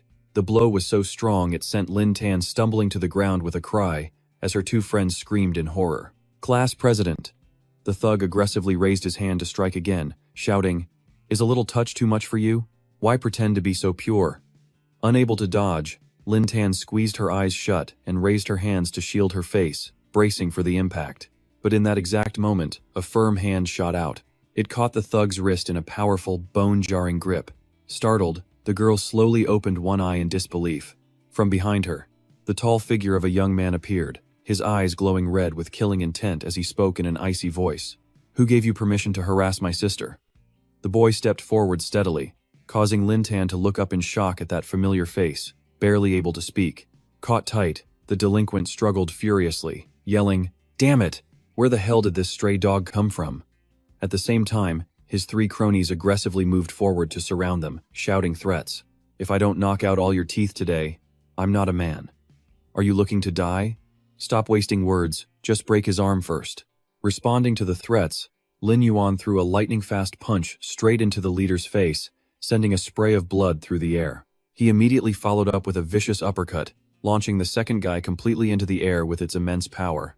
Not giving them a chance to recover, he spun around and delivered a thunderous kick, sweeping the 3rd thug off his feet. He ended the lightning-fast combo with a brutal stomp straight down onto the last man's face, causing a final, devastating injury. Lin Yuan stood there, an absolute powerhouse. The force from his last move shattered the ground beneath him.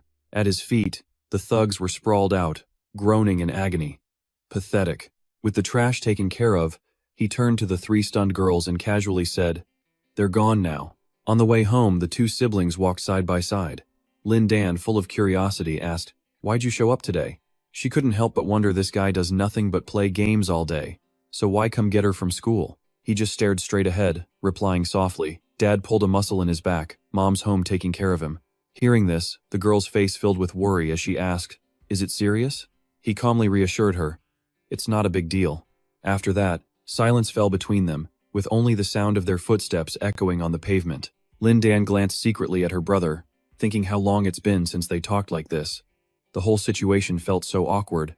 The afternoon sun cast a warm glow on Lin Yuan's sharp, chiseled features. It highlighted his rugged, steady, and incredibly calm demeanor. But the silence was broken when 2 of her classmates ran up, waving and calling out, Class president! Class president! As they caught up, the 2 girls were practically swooning. Class president, is that really your brother? He's nothing like the lazy bum you always talk about. Exactly. I had no idea Senior Lin Yuan was so capable and handsome. Why have you never mentioned him before? Lin Dan was just baffled, staring at her 2 best friends. Handsome? This guy? Seriously? Under the bright sun, Lin Yuan offered a slight smile, causing a stir among the nearby female students. Whoa, who is that guy? He's so handsome, right? He's one of the seniors who already graduated. He's way better looking than any of the guys at our school. Seeing her friends mesmerized by her brother's tall figure, Lin Dan blinked, surprised by his sudden popularity. One underclassman was even bold enough to run up to him, bashfully saying, "Hi, senior." He politely replied, "Hello." This left Lin Dan, walking behind, completely stunned. Wait a second. Has he always been this tall? Why hadn't she ever noticed this before? Her eyes lingered on his broad shoulders and well-built frame. A million questions flooded her mind. He even has muscles now? When did he start working out? No wonder he handled those thugs so easily. But he's definitely still the same person. An old memory surfaced, a scrawny, listless Lin Yuan, hoodie pulled up, face buried in his phone, totally closed off from the crowded subway. A complete 180 from the shining figure he was now. The Lin Yuan of the past was just a shut-in locked away in a dark room. Unshaven, sluggish, controller in hand, surrounded by a mess of snack wrappers. Lin Dan frowned. She stared at her brother's strong back, thinking, why does this sudden drastic change feel so real? Her friends waved goodbye, chirping happily. See you tomorrow. See ya. She flinched at the sound of a familiar voice, turning around in confusion. Lin Yuan bent his knees slightly, ignoring the admiring gazes of the schoolgirls around them, and offered his back. Get on. She waved her hands frantically, her cheeks flushed red. I can walk on my own. She protested silently. There was no way she'd let him carry her in front of all these people, but a sudden, strong pull yanked her forward, causing her to stumble and cry out. Before she could even finish her protest, she found herself lying perfectly on her brother's broad back right in the middle of the school hall. Lin Yuan easily adjusted her on his back and started walking, calmly stating, Your classmates have all gone home. Don't push yourself if you can't walk properly. His sharp eyes had already spotted the bloody bruise on her ankle. He continued, You got pushed down earlier. Did you sprain it? Lin Dan rested her chin on his shoulder, eyes wide with pure shock. How did he even notice that? Reaching their front door, he announced, We're home. Lin Dan timidly greeted her parents. The two of them just stood there, completely frozen by the bizarre scene, staring at each other without a word. He walked right past his parents' shocked expressions, calmly carrying his sister through the living room, which now had all new furniture. With his strong, capable hands, he expertly washed a sink full of soapy dishes under the running faucet. Their mother smiled warmly, whispering to her husband, Honey, look at our son. Doesn't it seem like he's become a completely different person? The father nodded, equally surprised. You're right. He cooks, does the dishes, and he even replaced all the furniture in the house. Meanwhile, the mom gently patted her daughter's hand. And it seems you two are getting along like you used to. Much better now. The girl, holding a warm glass, coughed awkwardly. Ah, is that so? She gently blew on the hot steam from her cup, her eyes downcast in thought. He really is a different person. Has he truly changed? All done, Lin Yuan announced, dusting off his hands in front of the sparkling sink. He casually untied his apron, then turned and left without another word. I'm heading back to my room. Lin Tan stared at the closed door, a hint of disappointment flashing in her eyes. What was she even hoping for? He was still just a game addict. She flinched as a hand suddenly appeared right in front of her, holding out a bottle of medicine. He stood there, instructing his younger sister. This ointment is really good. Remember to use it after you shower. He pushed the door open once more, stepping back into his own world. I'm gaming, he said coldly. Don't come in unless it's an emergency. She sat silently on the chair, her hands unconsciously gripping the cool bottle of ointment. Closing her eyes, she savored a distant warmth and smiled softly. I know. Nobody wants to go in your room anyway. A rare smile bloomed on her face, melting away the cool, arrogant look of the campus belle. He stood hidden behind the door, rubbing his forehead and sighing as he heard his mother's voice. See? I told you their relationship was getting better. So, what happened at school today? He heard, followed by his sister's evasive reply. Nothing happened, Mom. I'm going to take a shower now. He leaned back into his comfy gaming chair, feeling a weight lift. The recent family troubles, he thought, might finally be settling down. He pushed his messy hair back, his gaze slowly regaining its usual sharp and determined focus. He decisively placed the VR helmet on his head, preparing to connect. All right then, he muttered. Time to get back in the game. The scene flared to life as a colossal pillar of energy slammed down into the desert. A notification appeared. Main hub, Sandstorm City. Beneath his tattered cloak, his eyes glinted with cold calculation. Time to go catch that rat. He strode towards the majestic towers in the distance. The edge of his cloak whipped around in the sandstorm as a system message popped up. You have entered Sandstorm City. In another corner of the city, a man cried out as a brutal kick slammed into his face. Ah, please, Your Eminence. I swear to God it's all a misunderstanding. An armored guard pointed a razor-sharp spear at the man on the ground and roared. Shut your mouth. You can save your filthy lies for when you're rotting in prison. From a hidden corner, Lin Yuan quietly stopped, watching the entire brutal arrest unfold in the sun-drenched square. The guard suddenly froze, his eyes darting to the side with suspicion. He whipped his head around, staring into the empty space with a confused murmur. Strange. Did I just see something? Lin Yuan's figure had completely blended into the shadows of the hallway, hidden behind a giant stone pillar not far away. He furrowed his brow, analyzing the game's rules, patiently waiting for the perfect moment to strike. The patrol guards in this city were extremely sensitive to anyone with a criminal record. After a quick calculation, he knew it would take 3 days for his crime points to reset. Lin Yuan stood tall in the middle of the square, lightly adjusting his cloak and muttering that this was the perfect time to meet his old friend. The scene shifts to a magnificent cathedral as text appears on screen. Church. Father Lawrence stands at the pulpit, arms outstretched, baptizing a kneeling believer. In the name of the Lord, the darkness of your past has been washed away. From now on, your soul will be as pure as the driven snow, and holy light will illuminate your path. Now I will baptize you. Lin Yuan stepped into the cathedral, announcing, I've come from the poorhouse. The old priest offered a gentle smile, his eyes showing a spark of interest at the newcomer's words. Lin Yuan calmly walked through the crowd gathered in the church, his voice ringing out clearly. I heard there is a patient here in critical condition, and I have come to treat him. The voice of a doorman echoed from behind the massive wooden doors. Then we'll have to trouble you to heal Knight Darkway, he said, getting a simple okay in reply. The view changes to a room where a muscular man lies unconscious, a green wound spreading across his chest. Darkway, former member of one of the strongest Knight orders in the ancient Western Desert Kingdom, the Scorpion, Lion Knights. Lin Yuan recalled a vision of a mighty Darkway riding a scorpion lion beast in the past. He thought to himself that in his previous life, he was level 15 and barely managed to get a single gold-level weapon from the man. A pop-up confirmed it. Darkway, former Scorpion, Lion Knight. Lin Yuan stood beside the sickbed. With a calm expression, he looked down at the man and said, Sir Darkway, I came here specifically to treat the poison in your body. Darkway's tired eyes fluttered open, sweat beading on his forehead as an info panel showed the young man was only level 10. The old priest standing nearby scoffed, his tone dripping with disdain. You? Just a level 10 mage? Even the city guards are a higher level than you. Suddenly, Darkway erupted into a violent coughing fit. He spewed a mouthful of blackish-green blood and poison onto the blankets, his breathing becoming incredibly labored. Lin Yuan laid it out plainly. The poison is already eating away at your internal organs, and if you refuse my treatment, leaning down, he stared at the patient, wiping his mouth, and delivered the cold truth. You won't live for more than a month. The words left Dak speechless. Dak gritted his teeth through the pain, shouting back. To cure this poison, you need 1,000 grams of rotgill fish fat. If you're not afraid to die, go try your luck in the desert mire. Instantly, a system notification chimed, and a series of green information panels popped into view. A new quest appeared. A gold-level mission. Retrieve 1,000 grams of rotgill fish fat and cure the poison. The system simply asked, will you accept? Under his hood, a confident smirk formed on Lin Yuan's face. He gave a short, simple answer. Of course. The scene shifts to a murky swamp, littered with floating human skulls and bizarre fish breaking the surface. In the desert mire, strange creatures slithered across the dry, cracked sand under a blazing sun, making wet, sickening sounds as they moved. Suddenly, a giant fish erupted from the mud, its maw filled with razor-sharp teeth, lunging at a screaming guard. A quick system scan identified the threat. Rotgill fish, an elite monster, level 15.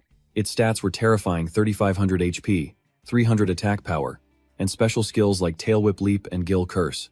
Just then, a valiant blonde knight leaped into the air, swinging his sword with all his might. He yelled orders to his men below. Hold your positions! The teeth on these things are sharp, don't let them bite you. My back. A massive beast whipped its glowing tail, slamming the ground and creating a deafening, earth-shattering shockwave. The blonde knight and his entire team were sent flying into the air. They screamed in pure agony as the brilliant explosion of energy blasted them backward. The soldiers began to sink into the mire, calling for help as the fish swarmed them. Meanwhile, the monster's massive tail began glowing again. A system alert flashed. Skill activated. Tail Whip Leap. The giant rotgill fish opened its black mouth wide, let out a furious roar, and charged straight for the knight. Gritting his teeth, the blonde knight desperately raised his sword in a last-ditch effort to block the attack. His world went dark as the giant mouth, with its slimy tongue and rows of sharp fangs, completely filled his vision. The knight's eyes widened in sheer terror, his mud-caked face breaking into a cold sweat. This is it, he thought. I'm dead. But then Lin Yuan shot down from the sky like a meteor, his eyes glowing red with killing intent, a blur of pure speed. Lin Yuan's hand shot out with lightning speed, grabbing the knight's sword arm in an iron grip. He yanked the knight back, unleashing a torrent of blue flame as he growled, "Don't get in my way." He charged forward, the brilliant blue fire reflecting in his confident and unyielding eyes. The fish monster's eyes went wide with shock as the blue fire slammed right into its eyeball. It let out a horrifying shriek of pure pain as the flames erupted on its head, creating a massive, ground-shaking explosion. Lin Yuan landed gracefully, leaving the stunned knight to collapse to the ground behind him. Kneeling, the blonde knight clutched his throat, his face a mask of shock. He whispered, "Am I still alive?" Suddenly, he whipped his head around, his eyes wide with disbelief as he called out, "Wait a minute." The knight looked up toward where Lin Yuan stood, thinking to himself, that incredible hero was right here just a moment ago. Like an arrow, Lin Yuan dove down from above, trailing a brilliant stream of green magical energy through the air. He swung his arm, unleashing blades of green magic that tore through the swarm of fish monsters, landing critical hits. A giant fish with blood-red eyes took a direct hit and let out a horrible, gurgling scream. It suddenly jumped like a frog. Then countless others followed, leaping into the air, their jagged mouths aimed at Lin Yuan. The blonde knight stared in horror, desperately screaming out a warning. "Great hero, be careful." Another huge fish slid through the thick mud, moving toward him with incredible speed. Lin Yuan simply backflipped to dodge the attack, a taunting smirk playing on his lips. "Is that all you've got?" He landed perfectly, his expression calm and cold as he planted his feet firmly on the ground, ready for more. In an instant, he summoned his sword, gripping it tightly as a blue light radiated from his hand. Trash that gathers together is still just trash. He raised the sharp weapon, a murderous light flashing in his red eyes. He thrust his weapon straight into the monster's eye, creating a blinding flash that completely destroyed the eyeball. The swarm of bizarre fish took one critical hit after another, writhing in agony. The knight could only watch from a distance, completely dumbfounded. The knights couldn't help but gasp, "Damn it! What in the world is this hero even made of?" The 8 of us were nearly crushed, yet he single-handedly slaughtered 5 of them. His power is incredible, but killing those fish alone should be impossible. The blonde knight broke out in a cold sweat, his eyes wide with remembered terror. In the end, the most terrifying thing about those monsters was their group attack skill. The school of fish opened their mouths in unison, gathering green lightning for a massive combined blast that shook the heavens. Lin Yuan stood motionless on the high cliff, calmly facing the colossal tsunami of toxic energy rushing toward him. He just narrowed his crimson eyes, a strange, unnerving calm settling over him as he spoke. "Oh." Right as the system notification popped up, the moldfish were casting their group skill, Cursed Fang Echo. All enemies in range would be hit with a poisonous fog, triggering debuffs like confusion and auditory hallucinations. He raised one hand, forming a glowing star-shaped magic seal as he muttered with a contemptuous smirk. "Just a cheap little trick. I'm not falling for that again in this lifetime." He focused his power, unleashing his magic and roaring a command as a giant wolf rose from the magic circle. "Arise!" He thrust his hand forward, giving a sharp order to the phantom wolf materializing behind him. "Use the Howl of the Hungry Wolf skill." The spirit wolf threw its head back and let out a long, powerful howl, sending out a sound wave that swept over the fish. Target has been hit. The moldfish have entered a stunned state. He touched his face as shimmering blue data blocks appeared. He spoke calmly as the system panel glowed in mid-air. "So, now." It displayed the details of a summoned item, the Awakening Mask, a one-time-use defensive item against poison mist. With the gas mask now equipped, Lin Yuan leaped from the cliff, brandishing his sword as he dove into the battle. Lin Yuan shot through the air, the tactical mask covering the lower half of his face. He descended like a comet, trailing green magical energy, swinging his blade in a flurry of powerful strikes and delivering a cold judgment. "Lie down and accept your death." The glowing green blade pierced right through the giant eye of a fish, triggering the system's cold notification. Critical hit. He used the momentum to flip through the air, completely fluid. In a single slash, he split another monster's head in 2, and again the screen lit up. Critical hit. A ruthless glint flashed in his eyes as he brought the sharp weapon down again, aiming straight for another enemy with a low growl. "Die." He plunged his sword straight down the massive, waiting throat of a monster, landing another precise critical hit. The grotesque fish thrashed its enormous body, twisting and contorting. It screamed in absolute agony, taking another critical hit in rapid succession. completely overwhelmed. Another fish desperately turned tail, trying to escape up the muddy slope away from the man standing proudly above. Lin Yuan tightened his grip on his weapon, which now glowed with a powerful green aura. He glanced at his prey with disdain. Too slow. You like acting like filthy bugs in the mud, huh? He flipped his blade, unleashing a massive wave of green energy that slammed straight into the ground. He coldly declared, "Then you can rot down there forever, you pieces of trash." The power erupted in a blinding pillar of light, tearing the earth apart and vaporizing the screaming monsters caught in the blast. The blonde knight walked over, grabbing his comrade's shoulder in utter shock. That was impressive, but his eyes immediately tensed as he warned, "But it's too early to let our guard down." The group stared in horror at the churning mud, now bristling with countless sharp spines. "Look! The mackerel are coming!" Lin Yuan remained perfectly still, his sharp gaze cutting to the side. He calmly commanded a massive mechanical creature that appeared beside him. "Go, Undead Thunder Scorpion."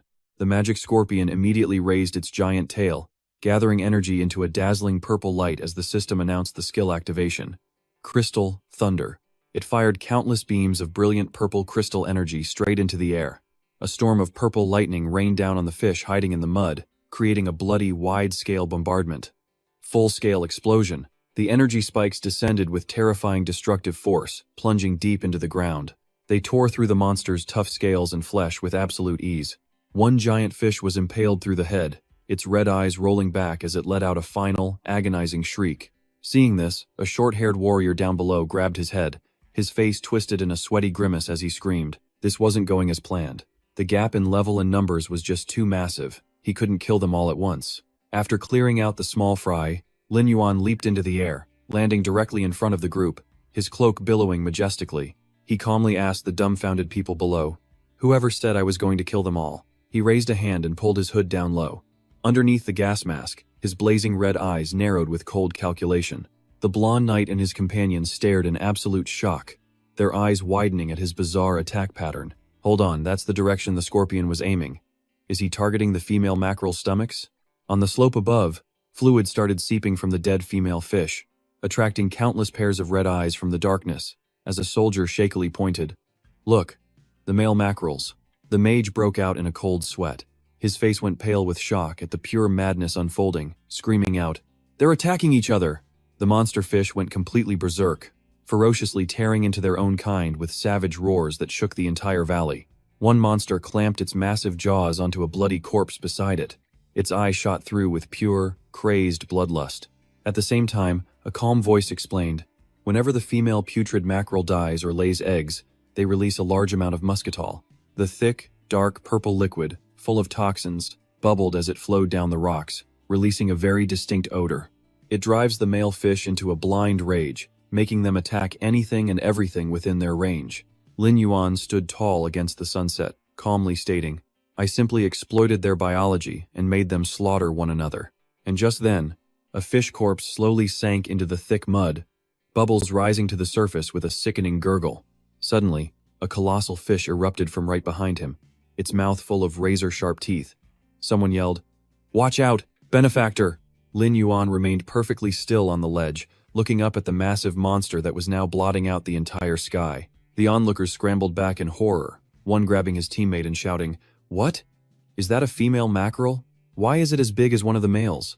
From above, Lin Yuan just smirked under his mask, coolly saying, "Right on time." He stretched his hand forward, his command causing green magic to take form. "Zombie wolves, go." Instantly, the pack of snarling zombie wolves charged, viciously biting and clawing at the giant monster's body. Watching the fish thrash around, he coolly assessed the situation. A level 15 elite monster, no doubt. He knew that even with 6 zombie wolves tearing into it, he wasn't causing any significant damage to the beast. But as he tightened his grip on his weapon, his eyes flashed with cold confidence. This would be enough to hold it down. As a zombie wolf chomped down on the monster's head, his figure shot through the air, and a system notification confirmed the kill. His glowing blade tore through its tough hide, sending purple liquid spraying everywhere. He shouted out, "This is it!" He then flipped and swung his weapon in a wide magical arc, knocking away the dark purple orbs of poison. His hand moved in a flash, catching a handful of slimy purple eggs that spilled from the monster's gut. Taking careful aim, he hurled the eggs straight into the gaping mouth of a dead male fish nearby. The knights just stared, completely baffled by his actions. What is he doing? Lin Yuan then pointed, ordering the zombie wolf holding the egg-filled head to take it to a rock in the center. Obeying the command, the creature shot off with blinding speed. It dropped the purple-leaking fish head right on the designated spot. He nodded, raising his sword. Right there. The zombie wolf then let out a massive howl to attract attention as poisonous smoke began billowing from the severed head. Time to lure in the pests, he thought. The toxic smoke rose high, and the male fish lurking in the mud began to swarm towards it. Drawn by the irresistible scent, the horde of monster fish charged blindly into the thick purple fog. He yelled out, "Everyone, gather over here!" A deafening cacophony of crashes and slams immediately erupted from the smoke. The crazed monsters viciously bit and slammed into one another. A notification popped up. The mackerel school has started attacking itself. Seeing this, a soldier had a flash of memory. I remember reading that mackerel eggs are extremely attractive to the males. The blonde knight continued. So he intentionally created a pheromone bomb to drive the entire school into chaos. Meanwhile, Lin Yuan continued gathering sharp green magic in his outstretched hand, growling. This still isn't enough. Behind him, massive zombie werewolves armed with giant pickaxes materialized from the shadows. He gave the order, "It's your turn to work." They charged forward, pickaxes raised, towards the giant fish corpses littering the ground. "Model, keep pushing." A werewolf slams its hammer down, completely shattering the monster's tough, scaly armor. Seeing the loot drop, a soldier's eyes go wide as he points, asking if that's the green poison sac from inside them. Lin Yuan calmly walks over to the group, casually explaining. That's right. He elaborates that the green poison sac acts like a parasite, and the foul smell it emits signals danger to the rest of the school. Beneath the murky water, the remaining fish thrash about wildly, trying desperately to escape while letting out terrified screams. As the fish scatter into the distance, he adds that they will now stay at least 5 meters away, too afraid to come any closer. They aren't fully immune to their own venom. Once afflicted, their fate is sealed, leaving them at the mercy of others. The blonde knight practically explodes with joy, jumping up and down and cheering at the top of his lungs. They're gone. All the fish are gone. Lin Yuan moves through the dark water littered with corpses, his mind already on the side quests and loot. He stops beside the massive monster corpses, their bodies splayed across the dry mudflats. He touches his gas mask, watching it dissolve into streams of digital data as he quietly murmurs to himself. This mask ended up playing a pretty significant role in that battle. He raises a brilliantly glowing gem, its magic radiating outwards. He clicks his tongue, thinking what a waste it was to spend 5 gold coins on a one-time use item. It was a definite loss, but the outcome made the effort completely worth it. A system window appears. Item: Fetid gillfish oil, 1,000 grams, extracted from the fatty fish of the mud desert. It is a key component for high-level therapeutic potions. It has a miraculous effect on infected and festering wounds, causing necrotic tissue to regrow as healthy flesh. After reading, Lin Yuan looks down, a flicker of memory in his eyes. Oh, he mutters, I almost forgot about this. He then casually tosses a small, bright red orb, letting it hover in the palm of his hand. Instantly, a new item window appears. Nose of the Wave Teaser, armor type. It's a stretchy sphere made from fetid fish skin. When he presses it, the orb lets out a little squeak, vibrates, and starts to glow. Its effect is to release fetid fish pheromones, which sends small and medium-sized aquatic creatures into a total panic. He grips the red orb, his expression completely deadpan. A single bead of sweat drips from his brow as he thinks about its absurd design. The quest reward is amazing, but this item's design has to be some kind of sick joke from the game developers. How on earth did an item that makes its wearer look like a total clown even get created? Suddenly, the blonde knight gets right in his face, his eyes sparkling. Whoa, that is so cool. And it even glows. The knight clasps his hands, his face flushed with excitement. Oh my gosh, it even moves. This earns him a judgmental side-eye from Lin Yuan, who asks dryly, You actually like this nose cover? The ecstatic knight throws gold coins around. It's so unique. My incredible benefactor, will you sell it to me, please? I'll buy it at any price.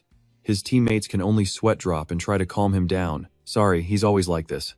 Lin Yuan just turns away, tossing the red orb to the knight and saying generously, Consider it a gift. The knight raises his hand, quickly calling after him, Wait a second. At least let me pay. But Lin Yuan keeps walking, replying flatly, No need. From where the knights stood, Lin Yuan's retreating figure seemed to be wrapped in a brilliant halo, with a pair of sacred angel wings. The team clasps their hands, crying with gratitude. Our benefactor, he really is an angel. Meanwhile, Lin Yuan walks on with a deadpan thought. What nonsense. Someone actually wanted to pay money for that thing. The scene cuts to a grand cathedral. Two robed figures stand guard before its massive wooden doors. Above them, a sign reads, Church. Inside, in the infirmary, a hand pours a glowing green liquid onto a man's chest wound. As it sizzles and smokes, the man with the beard suddenly bolts upright. He stares in shock.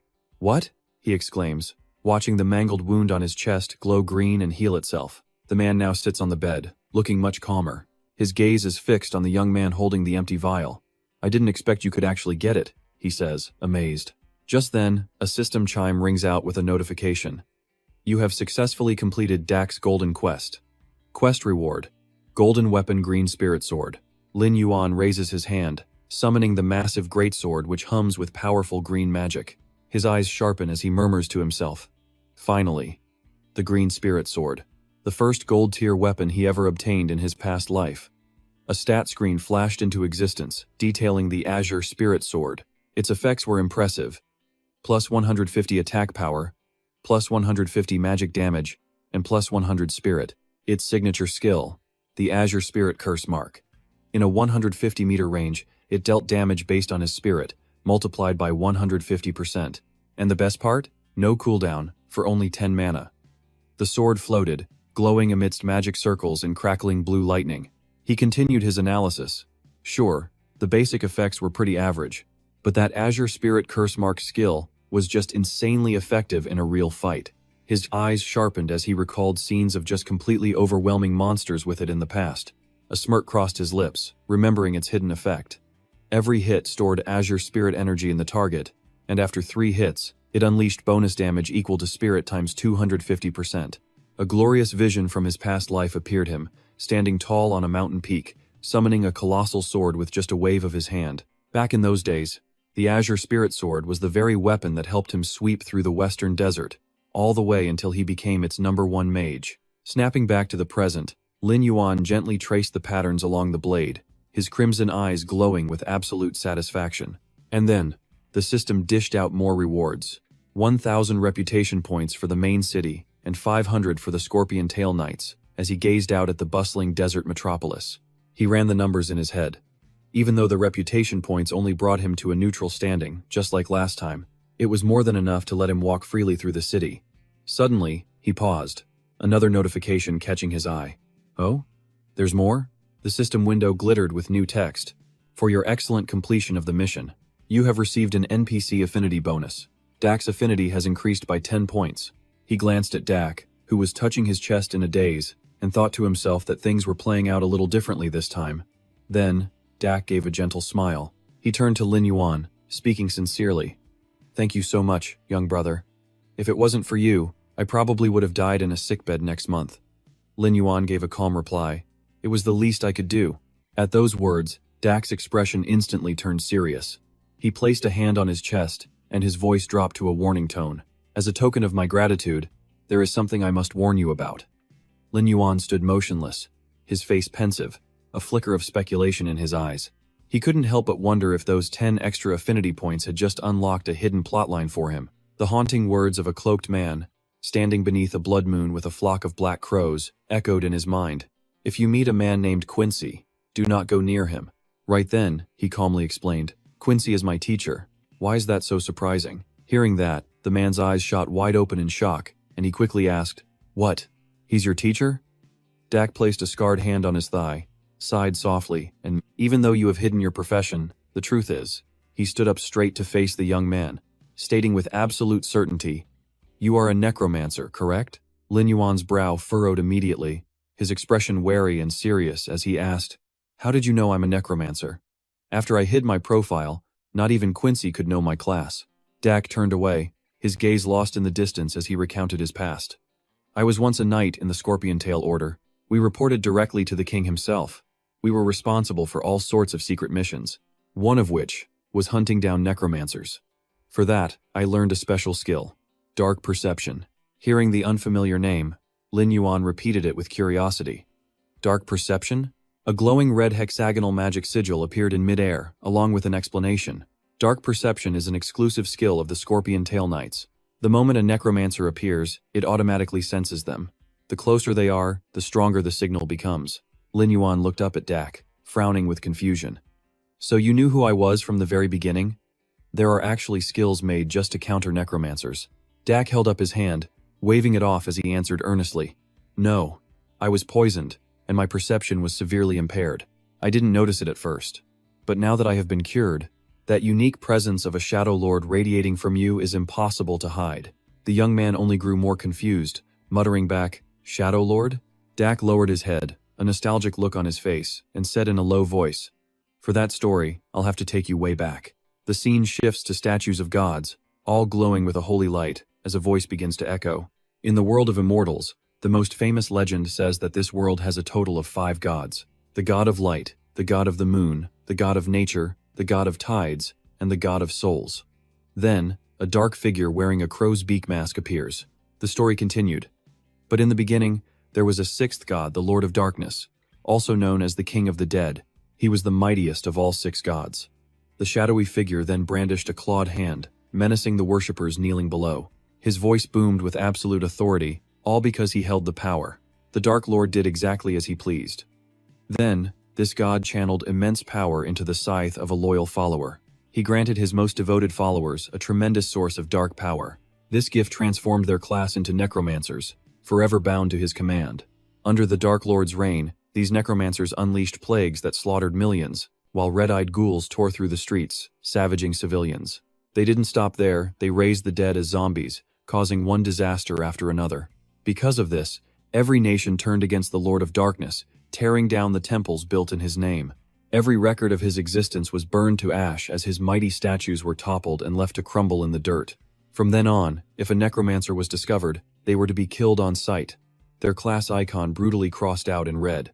With such a dark history, the entire profession was officially branded as forbidden. Back in the present room, the man clutched his chest, his grip tight. His face, a mask of hatred and gratitude, spoke. A necromancer was the one who poisoned me. I've endured it for 10 years. I thought I was just waiting to die. Then you showed up. A status window appeared, and Lin Yuan glanced at it, recalling his past life when he was just a simple mage. He never imagined the old legends hid such a terrifying secret, so that's why the necromancer class was forbidden. He realized it was a good thing he kept his profile hidden this whole time. He stroked his chin, pacing back and forth as his mind raced with calculations. This was getting complicated. He thought solving the crime points issue would be enough to let him investigate the badge in the main city. Tension flashed in his glowing red eyes as the thoughts continued to swirl. But now, if he couldn't hide the aura of the Dark Lord radiating from his body, his class could be exposed at any second. He stopped pacing and turned back to face Douglas, asking him a serious question. Is there a way to evade the dark perception of the Scorpion Tail Knights?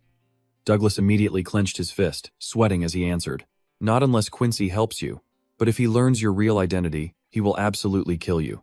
Douglas stared, emphasizing the terrifying truth. Because it was a necromancer who murdered his wife. The words struck Lin Yuan, leaving him frozen in thought.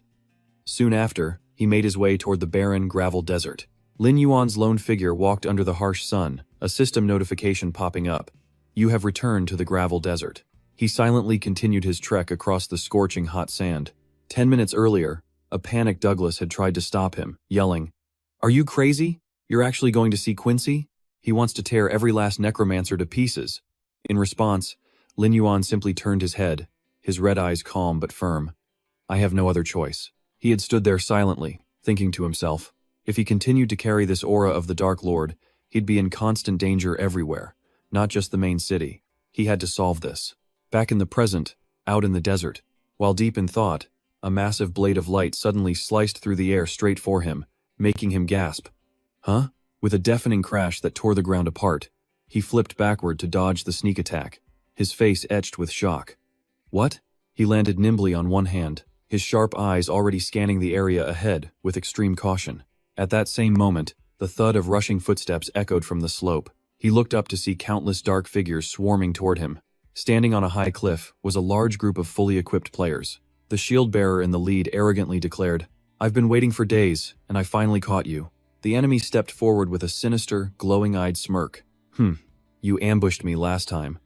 This time, I brought 30 of my brothers. The soldier behind him sneered menacingly. Let's see how you're going to die now.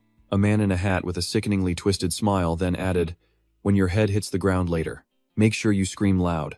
I really want to hear it." As the circle tightened, a small drone buzzed overhead, live streaming the entire scene. Instantly, the phones of countless players lit up with the notification, "The Bloodstained Guild is now live." On a crowded subway, all eyes were glued to the broadcast. Curious, people everywhere looked at their phones as a host's voice suddenly rang out. "Hello, you lucky viewers," the voice began. "You've tuned in at the perfect time for today's show." On screen, a man in a hat stroked his chin. He grinned sinisterly, announcing, "Now, for the main event, we'll demonstrate how to chop a person into tiny pieces," as the live viewer count shot up to 212. In an office somewhere, a group of young people gathered around a computer screen, exclaiming in shock, "What is this? Is the Bloodstained Guild really live streaming themselves crushing another newbie again?" Even people walking down the street suddenly stopped in their tracks.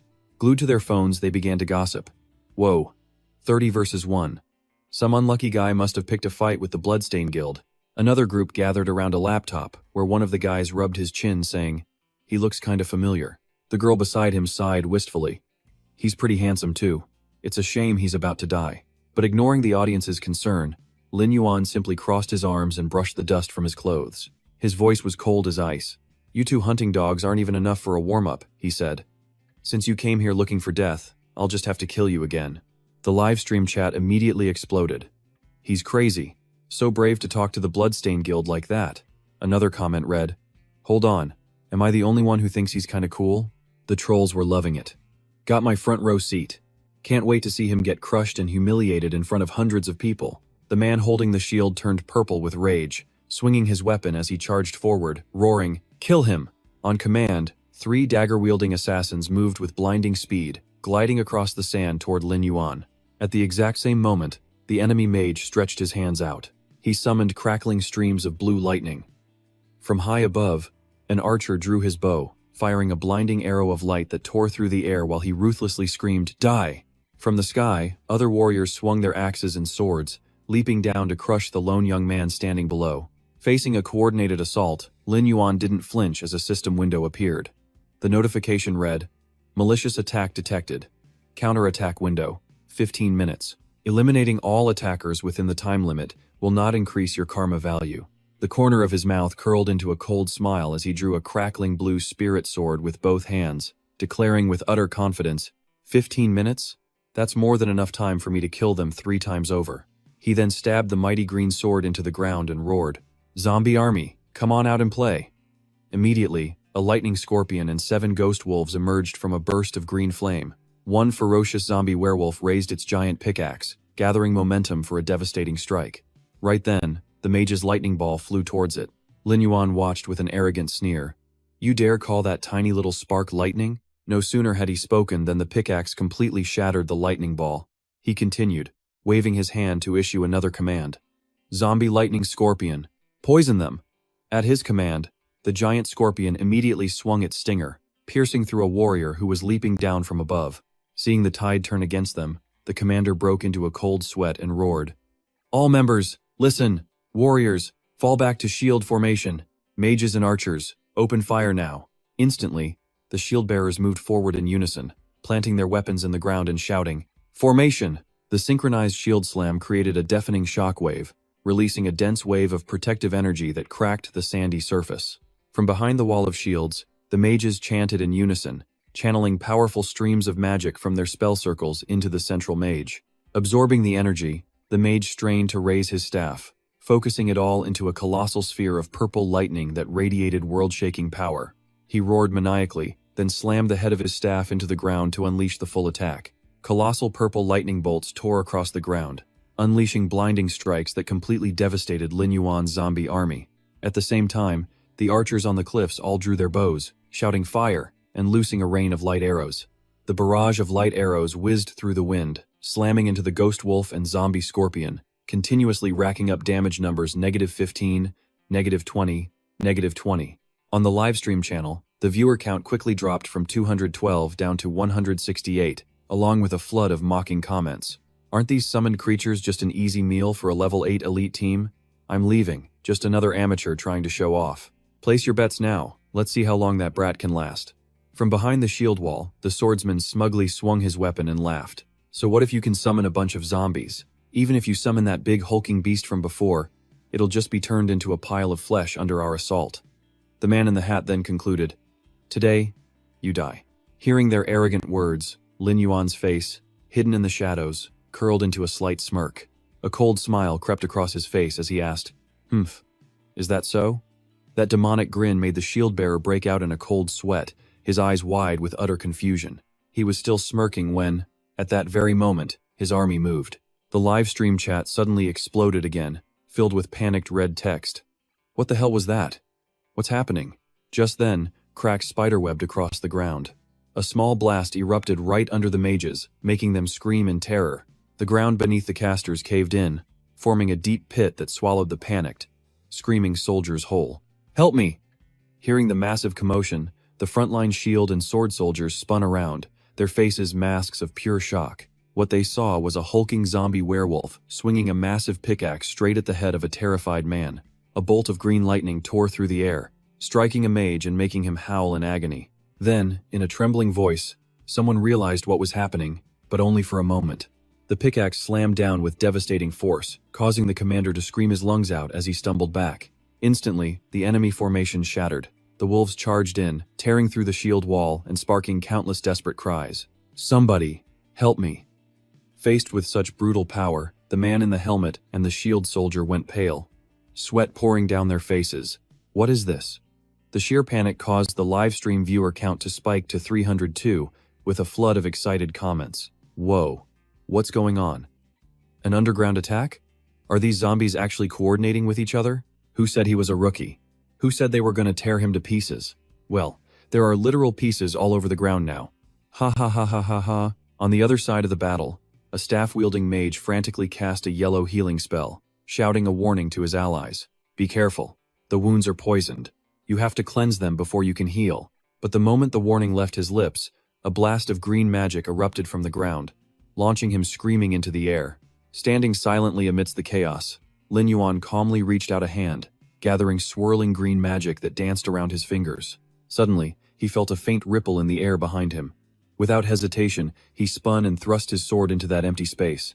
The magic blade pierced perfectly through the chest of an assassin who had just appeared, making him cough up blood in utter disbelief. "How did you know?" Lin Yuan held the sword firmly in his enemy's back, looking down from his perch with cold contempt. "At least I'm not stupid enough to try and go invisible on a patch of sand." He glanced down at the bloody battlefield, where survivors were frantically fleeing the demon scorpion's barrier, screaming in fear. "He's too strong. All the shield soldiers are dead. Run." Seeing his gang being annihilated, the helmeted man gripped his greatsword tightly. His eyes were shot with rage, and he gritted his teeth so hard they could be heard grinding. His face twisted into a mask of pure fury, reflected in his own sharp blade as he snarled, "Useless, worthless trash."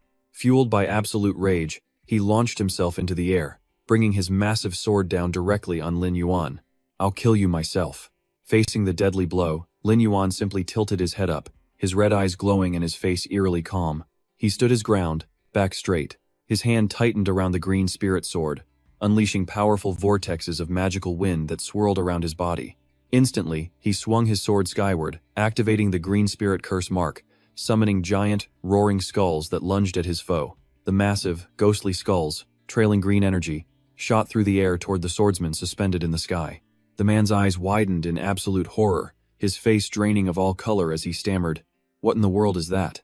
Immediately, Lin Yuan leaped into the air, flipping and slashing with his sword, issuing a cold, final verdict with his slashes.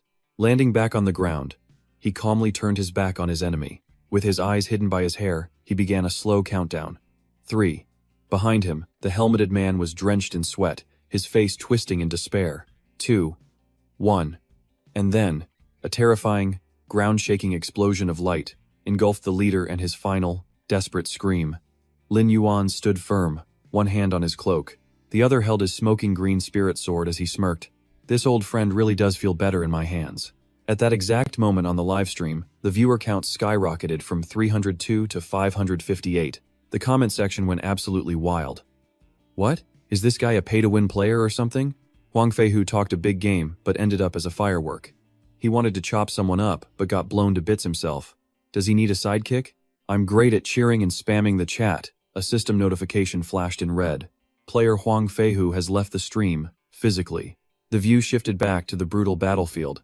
A terrified shield-bearer watched his brothers get ripped apart by monsters and zombies, their desperate screams echoing everywhere. Ah, save me. Sweat drenched his forehead, his eyes wide with disbelief. Was he hallucinating?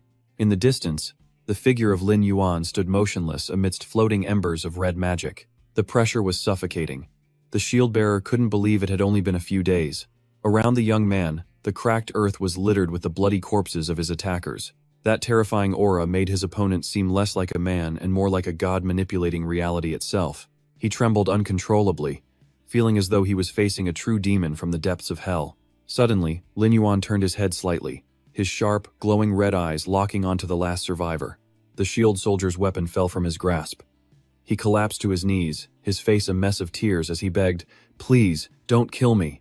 But in response to his pleas, Lin Yuan simply pulled his sword from a nearby corpse and began to walk toward him. He slowly drew his blade, his imposing figure striding toward the trembling soldier as he spoke one word, "Now." With that, he swung his glowing blue sword, plunging it straight through the shield soldier's head. He declared coldly, "It's your turn to taste despair." The sheer force of the blow sent the man's body flying back, pinning him deep into the cliff face as he let out one last, pained groan.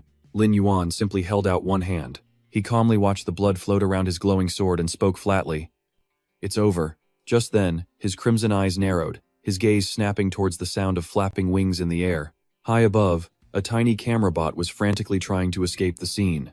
Lin Yuan raised a hand, gathering a swirling vortex of blue energy as he calmly muttered, "I almost forgot about you." He flicked his wrist, unleashing a blast of magic that tore through the sky, striking the fleeing device dead on. His power receding, he stood alone on the desolate battlefield, not a single soul left. It's finally quiet," he remarked. The scene suddenly cuts to a glittering skyscraper in the real world, late at night. An angry message flashes across a screen.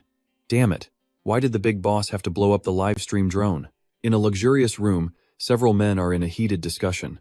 A message box pops up asking, "Does anyone know who he is?" Another chat bubble replies instantly, "I know him. He's the powerhouse who killed the giant wolf. I saw it happen with my own eyes."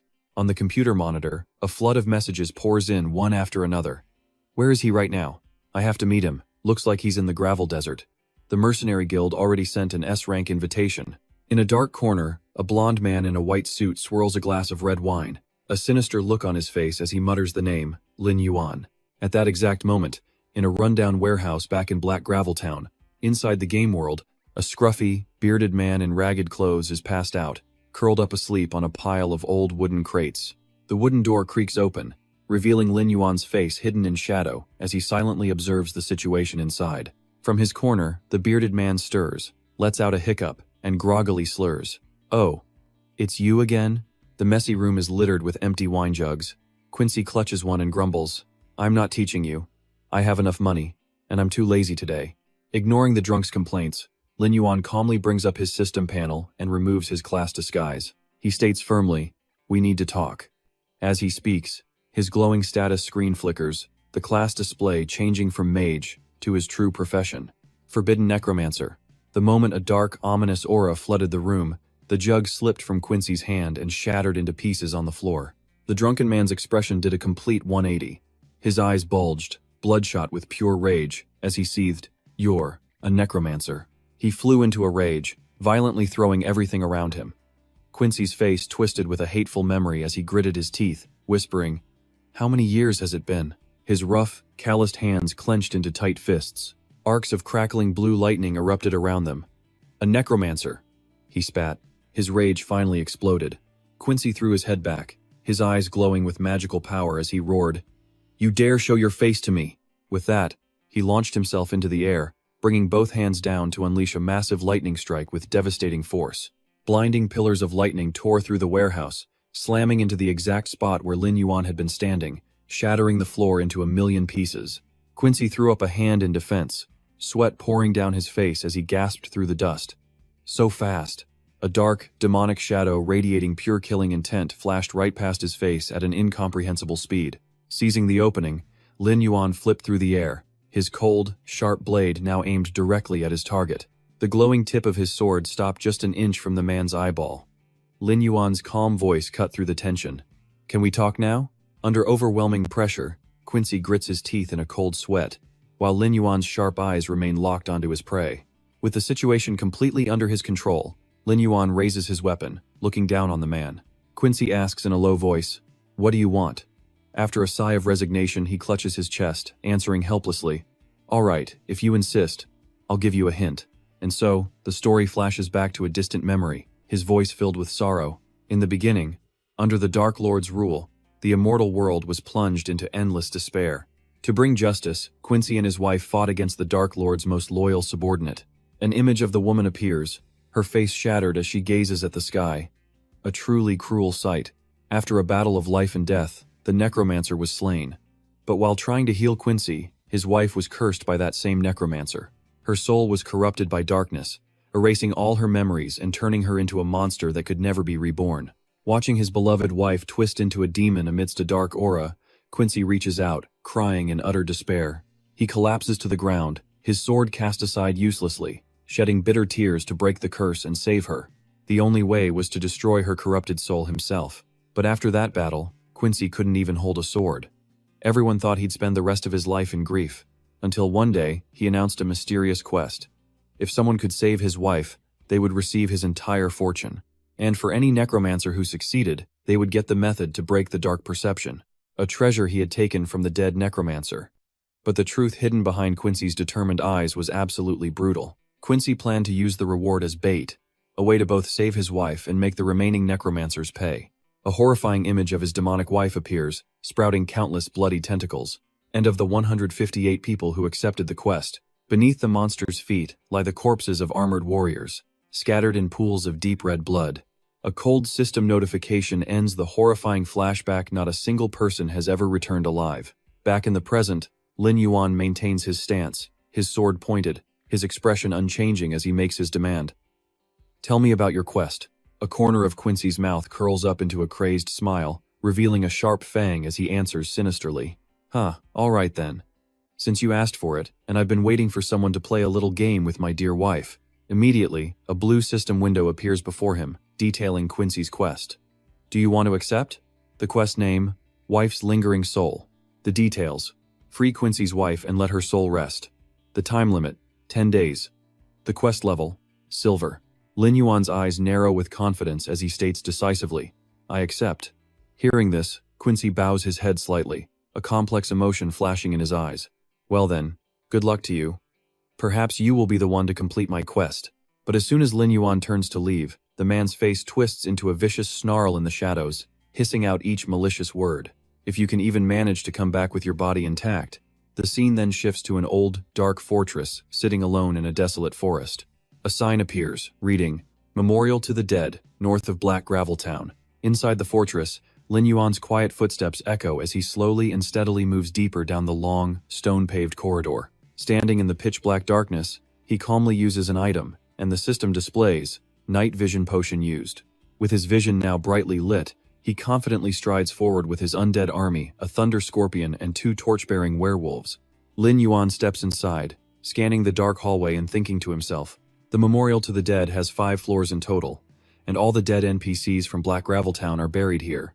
Suddenly, a zombie with its mouth wide open shrieks and lunges from a dark corner with its claws outstretched. Instantly, the thunder scorpion's massive tail pierces through the zombie's chest, causing it to sizzle in agony. Lin Yuan calmly watches the corpse. He continues his train of thought. Undead monsters like zombies occasionally appear here. Skeletons and ghosts might show up too.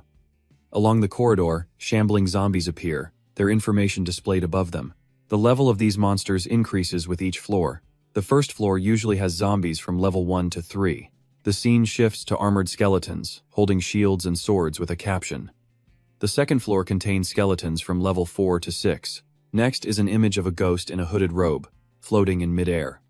The third floor contains ghosts from level 7 to 9. Finally, a massive monster comes into view, trampling on bloody corpses. On the fourth floor, a giant, fanged ghoul grins sinisterly. Completing the thought, a level 10 ghoul. With all this information, Lin Yuan leads his 2 torch-bearing werewolves straight toward a teleportation gate glowing with brilliant blue light. Lin Yuan stepped into the magic circle with a sharp, determined gaze.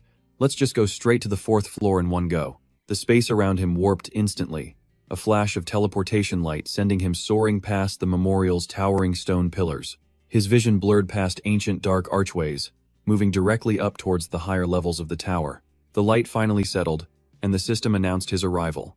Memorial of the Dead, 4th floor. Lin Yuan strode down the massive corridor, his eyes cautiously scanning the dead-silent atmosphere. He paused, hearing scraping sounds up ahead. He glanced down into the darkness, where countless glowing red eyes stared back at him from the shadows. In an instant, a ghoul dug its claws into the wall and lunged forward, a notification blazing to life. Skill, wall climbing, activated. High above, 2 more monsters hung upside down, ready to strike with their own skill. Tearing climb. A whole swarm of ghouls poured out from the darkness, rushing straight for him. The stat panel appeared Elite Ghoul. Level 10, 2000 HP, 400 attack, 40 defense. Skills, Rotten Bite, Wall Climbing, and Tearing Climb. They let out a bloodthirsty roar, activating their Rotten Bite skill. But facing this overwhelming horde, his expression remained ice-cold as he taunted them. Bring it. Answering his command, the Thunder Scorpion slammed the ground in a devastating blow, creating a huge crack, glowing with blue energy activating its skill, Earthcracker. Next, it swung its sharp tail, gathering an electric charge that crackled violently with explosive bolts of lightning. The giant scorpion whipped its tail in a powerful horizontal sweep, sending 3 ghouls flying into the air in a flash. The zombie wolf army leaped into the fray, unleashing a storm of energy blasts that made the ghouls shriek in agony. Under such overwhelming power, the monsters were smashed back against the walls, sending shattered rock flying everywhere. One dying ghoul tried to crawl away on the cracked floor, its red eyes staring in terror at a glowing sword. Lin Yuan lifted his foot and crushed the monster's head, his cold voice speaking evenly. I almost forgot about you. As the battlefield fell silent, littered with piles of ghoul corpses, a system notification lit up the empty space. Congratulations, you have leveled up to 12. The young man turned his head slightly, looking over his work with a murmur of surprise. That ended faster than I thought. He waved his hand, creating swirls of blue magic around his undead army, clicking his tongue with a bit of regret. Too bad Dark Corpse Control can only revive actual corpses. It doesn't work on immortal-type monsters. Suddenly, swirls of dark purple energy, pulsing with immense danger, coiled around Lin Yuan. He snapped his head around, his red eyes widening in pure shock. A colossal pillar of purple light slammed down from the ceiling, causing an explosion that shook the entire floor.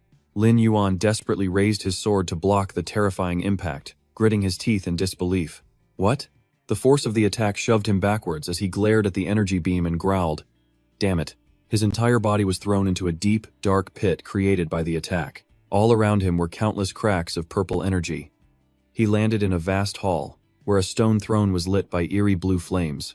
A massive shadow entity appeared, letting out a terrifying growl that shook the very air around him. Lin Yuan quickly regained his footing, raising his sword to face the new monster. His calm face turned to survey the area. Looking up, he spotted a glowing purple coffin suspended by chains, wondering, did the area change? Inside the coffin, a woman with demon horns and her eyes covered stood perfectly still. Suddenly, a wicked smile spread across her face as she licked her lips and spoke in a mesmerizing voice. Ha ha ha, you have finally arrived. Immediately, the woman shattered the coffin and its binding chains, creating a massive explosion that rocked the entire chamber. She stepped casually from the wreckage, extending her sharp claws and calling out in a low voice. Fresh blood. A system panel popped up below. Hate-filled demoness, a level 18 lord, 6000 HP, 800 attack, 200 defense. Skill, Death Flower. A piercing shriek followed. Lin Yuan readied his stance, his eyes narrowing as he sized her up. So this is the 5th floor? The demoness let out a crazed laugh and shot downwards to attack, roaring with bloodlust.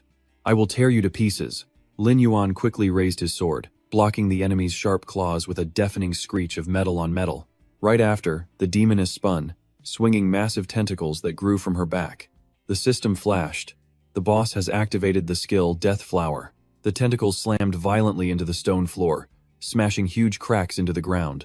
They quickly surrounded and tightened around the young man. But Lin Yuan swung his sword, unleashing a brilliant arc of energy that sliced right through them. He backed away, warily eyeing the tentacles dripping with a purple toxin. Corrosive poison, he realized. Watching the rocks dissolve on contact, he began analyzing the attack's power level. He then gripped his sword with both hands, channeling all of his strength into the weapon. He swung his sword, unleashing brilliant blue arcs of energy. "That's useless against me," he yelled, as the precise slashes severed the tentacles.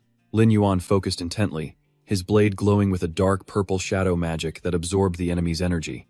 The dark magic clung to the severed tentacles, causing them to completely disintegrate in mid-air. Seeing her attack fail, the demoness snarled in absolute fury.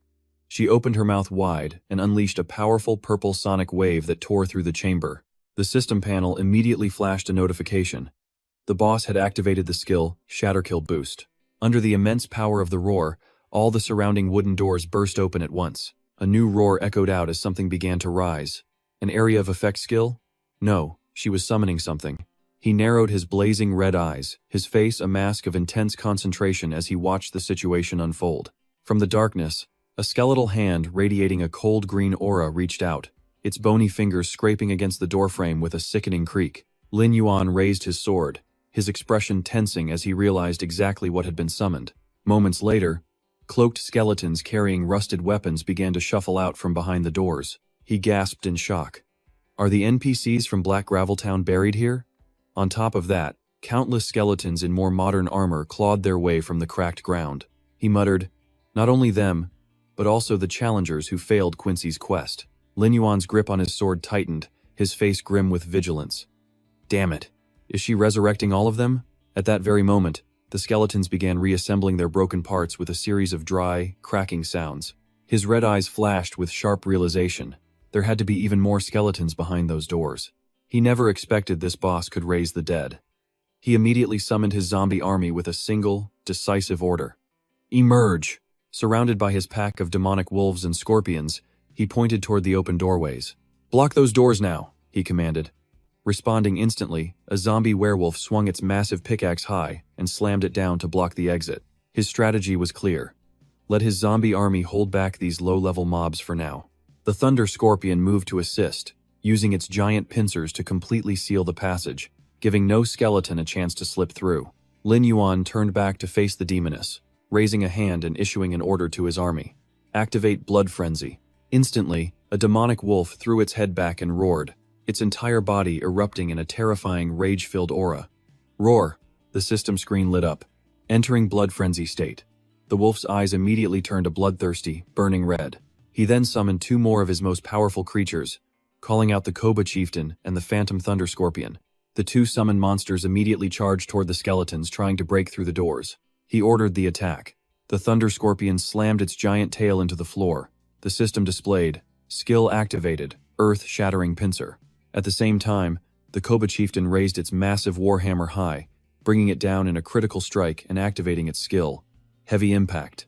The combination of the two attacks created a horrifying explosion that launched the skeletons high into the air. The destructive power was so immense that the surrounding stone walls began to crack and crumble into large chunks. Witnessing her entire army get completely overwhelmed, the demoness could only glare with rage, powerless to do anything. But as soon as the skeletons were destroyed, new streams of green energy rose from the ground, signaling another wave. The demoness floated among her regenerating tentacles and smirked. That smug reaction actually caught Lin Yuan by surprise. The demoness calmly caressed her face, her voice dripping with pure arrogance. Ghosts are soul-type monsters. Their bodies can pass through physical objects and are immune to all physical attacks. Lin Yuan's cloak billowed violently around him. He swung his sword in a magical arc, responding with total confidence. But they also take double damage from magic. With that, he leaped high into the air, unleashing a magical sword art that summoned countless skulls hurtling toward the demoness. He gripped his glowing sword, preparing to strike her down with the Azure Soul Curse. But the demoness suddenly shot forward with blinding speed, effortlessly dodging every attack and stunning him. Her speed had just skyrocketed. At the same time, the wooden doors held back by his zombie army began to shake violently. Skeletal hands pounded against them from the inside. Lin Yuan glanced back, a single bead of sweat rolling down his forehead.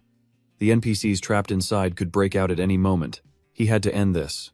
And he had to do it now. He quickly pulls out a ring, purple lightning crackling around his fingers. He had to stop her movements. Clenching the ring in his palm, he unleashes its full power. The system window flashes with details. Paralysis ring equipped. Silver type, plus 100 HP, 100 magic, 15 agility, and 15 spirit. Bonus skill, paralyzing toxin. Paralyzing toxin.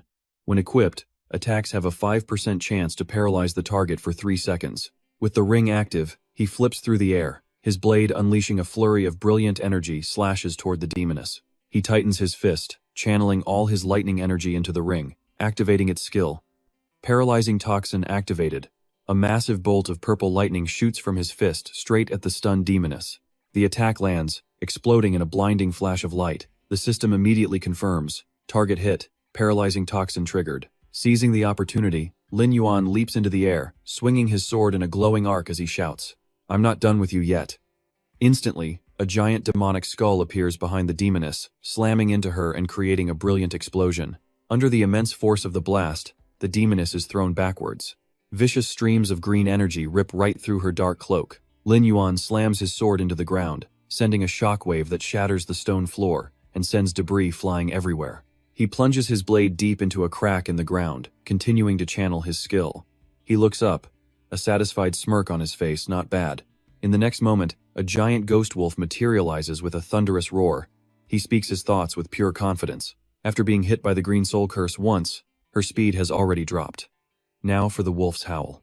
Answering his command, the ghost wolf throws its head back and lets out a long howl, releasing a shockwave that shakes the very air. The system announces the skill activation. Struck by the sonic wave, the demoness staggers, clutching her head. Target stunned. Lin Yuan grips his sword tightly, his sharp eyes filled with absolute confidence. He knew that even if the stun was only 5 seconds, that was more than enough time for him. He dashes forward, creating countless clones that slash at the enemy as he asks coldly, "How many hits can you take?" A barrage of magical slashes rains down on the demoness's body, dealing continuous damage. 50, 50, 60, 60, 60. In pure agony, she grinds her teeth as thick, black blood drips from her mouth. She screams, unleashing a violent wave of dark purple energy. Damn it. Lin Yuan frowns, wary of the enemy's sudden move. The system flashes. Boss has activated corpse explosion. A series of dark energy explosions erupt from the dead bodies on the ground, creating earth-shattering booms. Thick smoke and dust instantly blanket the entire area. Streaks of purple lightning flash through the chaos. His entire army of ghost wolves and scorpions is consumed by the chain explosions, turning to dust. Swirling clouds of purple smoke rise, covering a huge section of the crypt. But as the smoke begins to clear, Lin Yuan's army of immortal zombies emerges, completely unharmed by the blast. He stands on a rock, watching. He looks down at the battlefield, realizing her plan. She wanted to detonate the NPC corpses to collapse the entire tomb. He glances at his remaining summons and clicks his tongue in annoyance. His zombie army was down to a third. A heavy loss. He turns back to face the weakened demoness, his red eyes flashing with pure killing intent. Now, it's time to end you. He leaps into the air, unleashing a volley of demonic skulls while yelling, "Begone!" The ghostly skulls, glowing with green energy, rocket toward the demoness, creating a destructive storm of power. Completely overwhelmed, the demoness can only reach out in despair, letting out one final, desperate scream. Her health bar plummets with every hit. Boss entering death state, HP 300. Boss entering death state, HP 200. Boss entering death state, HP 100. Boss entering death state, HP 30. A blinding halo of light erupts. The system displays the final message. Congratulations, you have killed the hateful sorceress. 800 experience points received. Lin Yuan lands lightly on the shattered ground, standing firm as the smoke clears. He looks up at his snarling ghost wolves surrounding him and wonders, is it over? Just then, purple spirits begin to float around him. From within those points of light, the beautiful spirit of a woman appears, speaking in a gentle voice. "Thank you, brave human."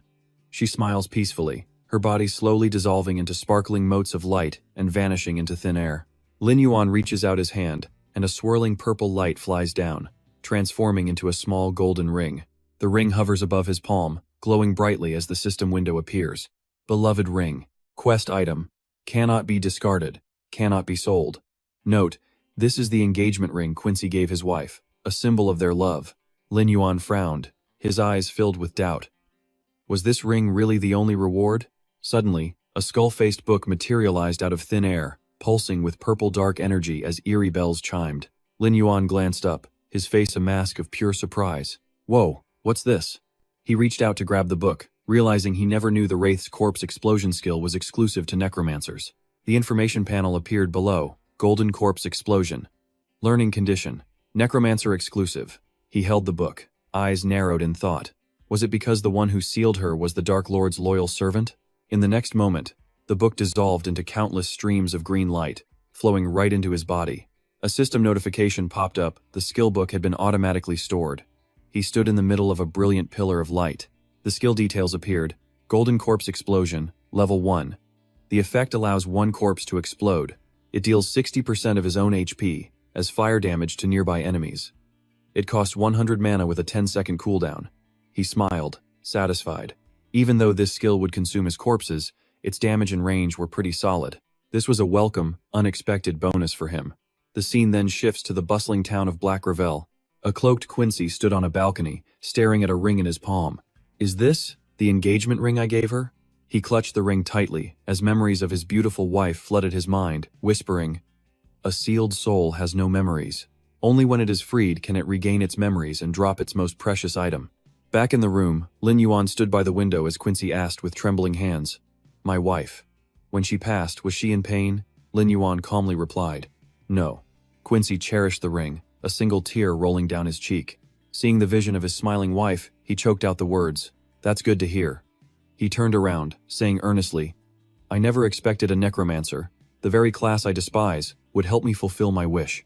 No matter what, I will forever remember this kindness." A worn, leather-bound book emitting black smoke slowly materialized in his hands. He opened a chest, revealing a crown that glowed with a green light. He said seriously, "Now it's time for me to fulfill my promise." The system panel displayed, Unique Crown of Shadows, a head-type item. Effect 1, crime value will be hidden when equipped. Effect 2, conceals the dark aura. Note, Necromancer exclusive, cannot be sold or destroyed. Lin Yuan took the crown, thinking that although the Crown of Shadows had no stat boosts, its ability to hide his crime value and dark aura was exactly what he needed most right now. A smirk played on his lips. He wouldn't get into any trouble with the Scorpion Tail Knights, and he could do whatever he wanted inside the main city area. The system panel popped up. "Do you want to equip the Crown of Shadows?" He answered without a moment's hesitation. "Yes." A glowing magic circle surrounded him as the crown dissolved into green flames and merged with his body. He stood amid swirling energy, his cloak billowing, and smiled. Finally, one step closer to the truth. The scene changes to a bustling city in the clouds, with the system announcing, "Welcome to Sandwind City." Inside the city, players were busily making deliveries. Sandwind City was home to countless guilds, both large and small. The 20 Guild is recruiting, the leader is a total fanboy. Join our guild to see the guildmaster do somersaults. The PvP Guild is recruiting, come here if you've got passion. The Apple Guild is recruiting. A girl muttered about how strong the guilds were as Lin Yuan checked out the guild rankings. Number 1. Berserkers. Number 2. Flower in the Mirror. Number 3. Starfall. Number 4. Holy Hymn. Number 5. Eternity. Number 10. Blackwood. There were no more than 10. Could that guy be hiding in one of them? Lin Yuan stared at the rankings, his red eyes narrowed in cold calculation. He was just a newcomer to Sandwind City. Joining one of these major guilds wouldn't be easy. He blended into the massive crowd, his proud figure disappearing behind the other players. He muttered that it seemed he needed to find an opportunity.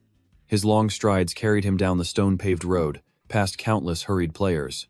He walked calmly through the crowd, the hem of his cloak fluttering in the wind. Suddenly, the sound of rushed footsteps echoed right behind him. Sensing something was off, the blonde knight whipped his head around, completely shocked. In the next instant, the razor-sharp tip of Lin Yuan's sword was pressed right against his throat. Overpowered in a flash, the knight's eyes went wide with terror as he stammered, "Who are you?" Lin Yuan just stared down at him coldly from a higher step. When he recognized the face, the knight instantly let out a sigh of relief, murmuring to himself. "Finally," he cheered, his eyes sparkling like stars as he threw his hands in the air. "Divine descent, it really is you." But in his excitement, he completely trips, slamming face first into the ground with a painful yelp. Ouch.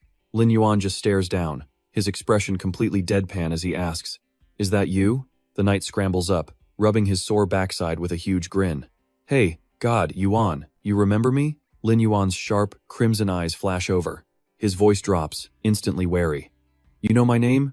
The knight just scratches his head, excitedly explaining, "Yeah. I was watching the live stream from the Bloodvein Guild, and I totally recognized you." The scene shifts to him in a command chair, surrounded by glowing screens as he boasts, "I sifted through thousands of comments to find you." He throws his arms wide, standing proudly on a literal mountain of gold coins. Ha ha.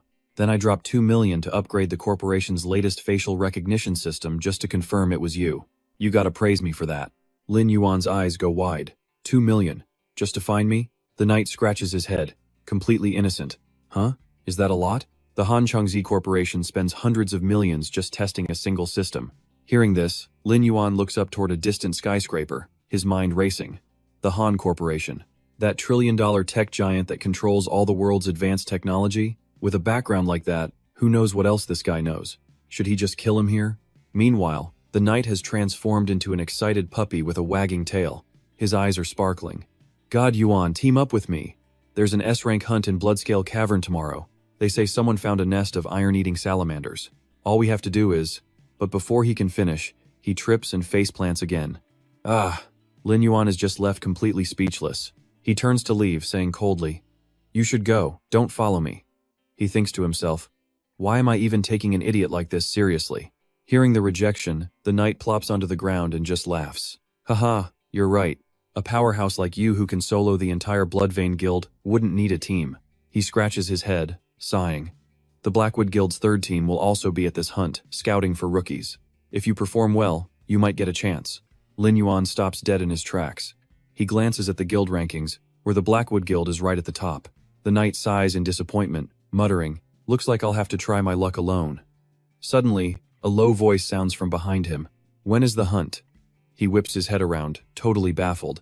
Huh? Lin Yuan, his back still turned, patiently repeats himself. I said, "What is the specific time for the hunt?" The knight leaps for joy, scrambling after him and yelling, "Tomorrow morning at 8, God Yuan, does that mean you're in?" Lin Yuan puts a hand on his shoulder, calmly correcting him.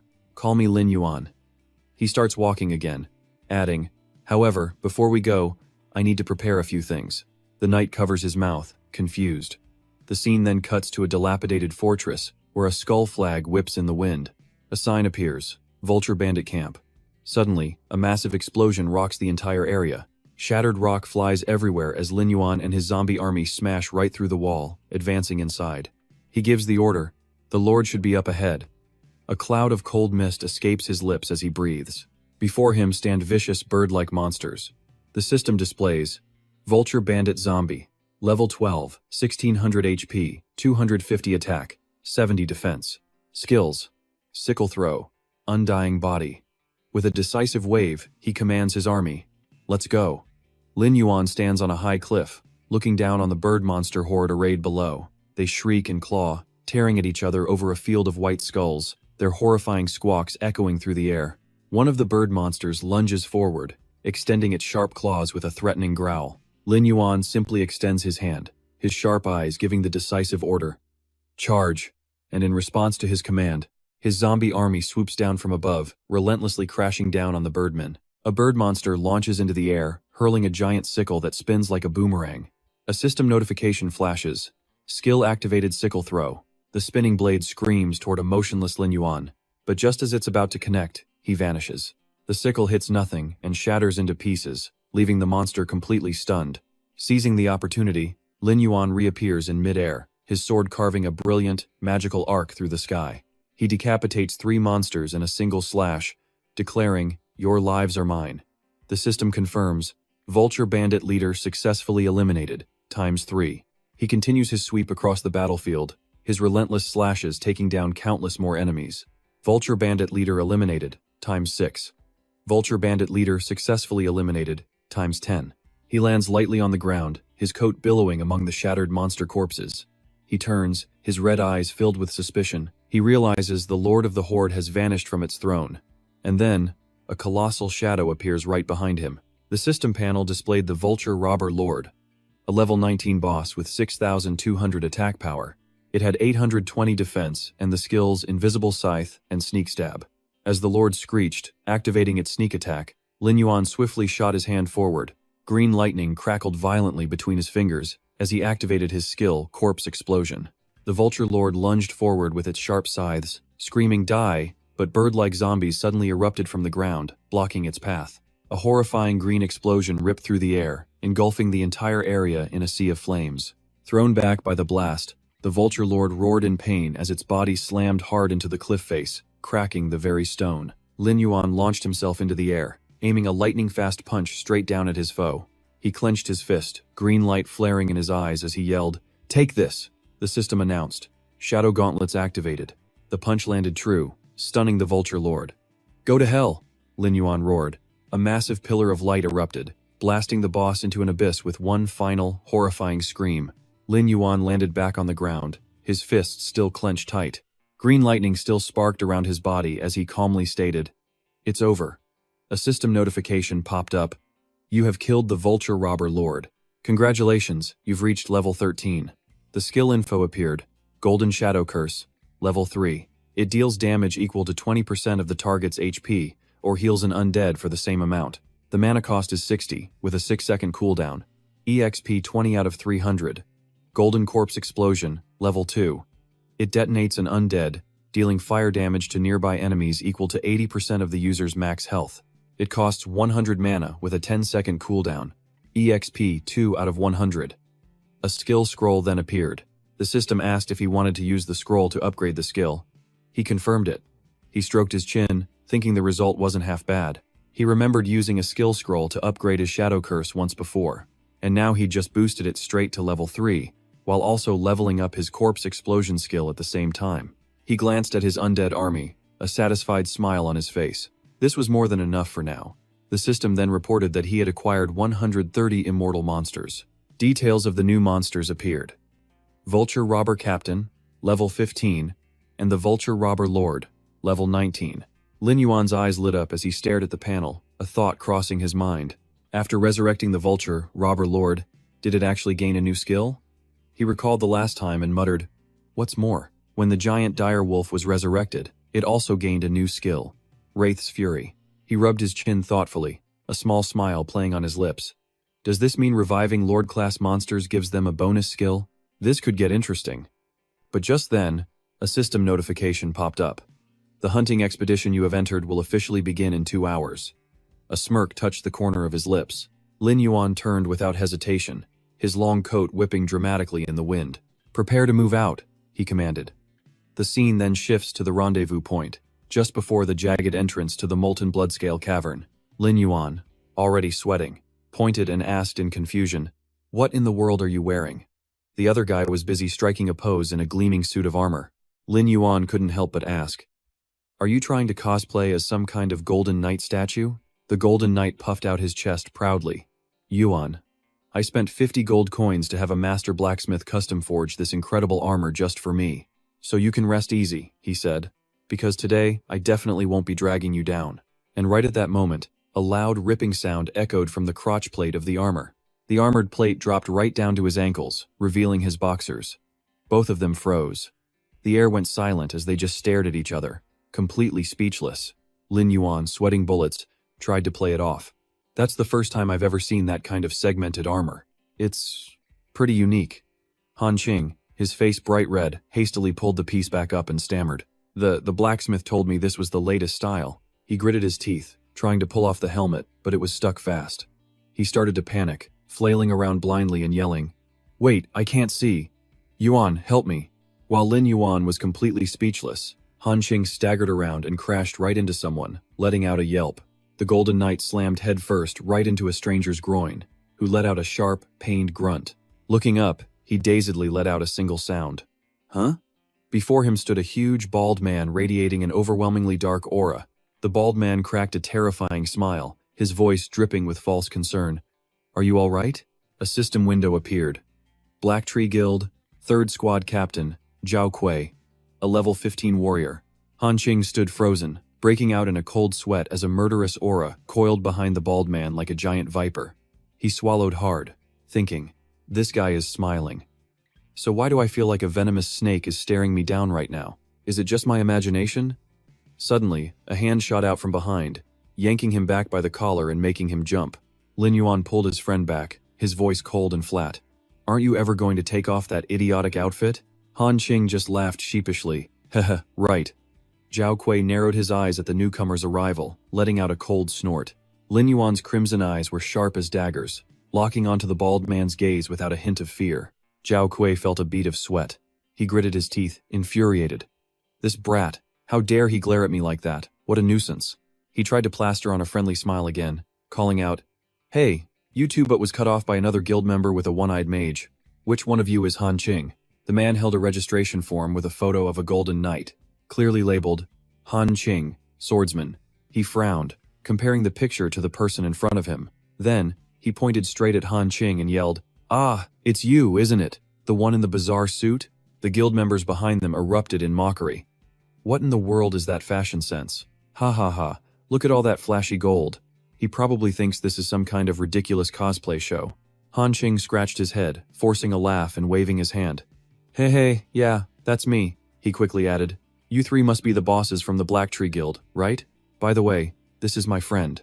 Suddenly, the sharp, clean sound of a weapon being unsheathed cut through the air. A guild member named Yang Gao leveled his sword at them, cutting him off arrogantly. "Enough. We're not interested in the names of some newbies, and know this, we're not letting you bring your friend for double the fee. It's because our captain is being extremely generous." Lin Yuan lowered his head, his eyes hidden by his hair, and remained completely silent. Zhao Kui stepped forward, pushing the sword down as if to make peace. "What do you think you're doing? We need to be polite to our new friends, don't we?" The goon quickly tried to justify himself. "I was just joking." "Captain." With a metallic scrape, the sword slid back into its sheath. Zhao Kui continued to speak with a faint smile. "However, don't get too cocky just because our captain says a few kind words. You should appreciate this opportunity with gratitude. Understand?" The subordinates bowed their heads in unison. Yes, of course. We will definitely do our best." The one-eyed mage clapped his hands, getting everyone's attention, and announced loudly, "Everyone, get in position. I will now officially begin the roll call." The other players started gathering, whispering anxiously. "Wow, this is tense. I never thought I'd actually get to work with members from such a big guild. Aren't these the players who joined the S-rank hunting campaign? I hope this gear doesn't fail me mid-raid." Lin Yuan's eyes casually swept over the crowd, judging them all as total rookies, new to the main city. Zhao Kui turned toward the dark cave entrance and gave his order. "All right, we have enough people. To avoid wasting time, prepare to move out." He glanced back, a sinister and confident smile on his face. Everyone can rest easy. Even the Grim Reaper takes a detour when he sees the Black Tree Guild, so everything will be perfectly safe. Zhao Kui boldly led the group into the cave, and a wave of excited shouts answered him. "Yeah!" Han Qing, now in a brand new set of white armor, happily skipped past the grumbling guild member, holding a small red flag. He waved the flag, urging his friend on. "Lin Yuan, hurry up. I heard there are glowing slimes inside this cave." The soldier behind them grumbled under his breath. "This guy. He thinks this is a picnic." Lin Yuan simply strode along behind him. The tattered ends of his black cloak fluttered behind him, the corners of his lips turning up in an amused smile. His eyes gleamed with anticipation. I can smell it already. A truly thrilling scent. The scene shifts deep inside, where the party navigates a long slope filled with giant stalactites. A moment later, they stop at a fork in the path, murmuring, "Whoa, a fork in the road already? But hey, we haven't run into a single iron-eating lizard yet." Another player explained that this was completely normal. The iron-eating lizards are nocturnal and hide during the day, so they're probably all gathered together resting deep inside some den. A woman in the group looked to the leader for guidance. "Captain Zhao, in your opinion, which path should we take?" Zhao Kui's eyes narrowed with a calculating look as he made his decision. "In my opinion, it's best we split up." The suggestion sent a jolt of fear through the newbies, the thought of facing those monsters alone utterly terrifying them. But isn't that a little dangerous? "Yeah, what if we run into a level 16 elite monster?" The mage in the blue robes held up a hand to calm everyone down, saying, "Settle down. To ensure your safety, our captain has already scouted the path ahead. When you ran into us today, we had just finished our recon mission and were resting before regrouping." A man in full plate armor exclaimed, his eyes wide with shock. "Wait, what? Captain Zhao already scouted the path ahead of us?" Standing smugly before the dark cave entrance, Zhao Kui nodded in confirmation. "That's right. Based on our morning recon, the middle path is thick with the pheromones of iron-eating lizards, so the risk of an ambush is extremely high. The other two paths are actually quite safe." He spread his arms, laying out his plan. "But where there's danger, there's a higher chance of finding valuable treasure. So, to balance efficiency and ensure everyone's safety, I've decided our guild will take the middle path, while the rest of you take the two paths on the sides." A sly grin spread across his face as he asked with fake sincerity, "So, What does everyone think? The unsuspecting players replied with pure admiration. You gotta hand it to them. The major guilds are on another level. Their plans are always so well thought out. He's the captain of the Black Tree Society's third team, and also the highest level player among us. So whatever he says, goes. But amid the hero worship, Lin Yuan coldly pointed and cut in. We'll be taking the left path. Zhao Kuei glanced over his shoulder, a smirk playing on his lips.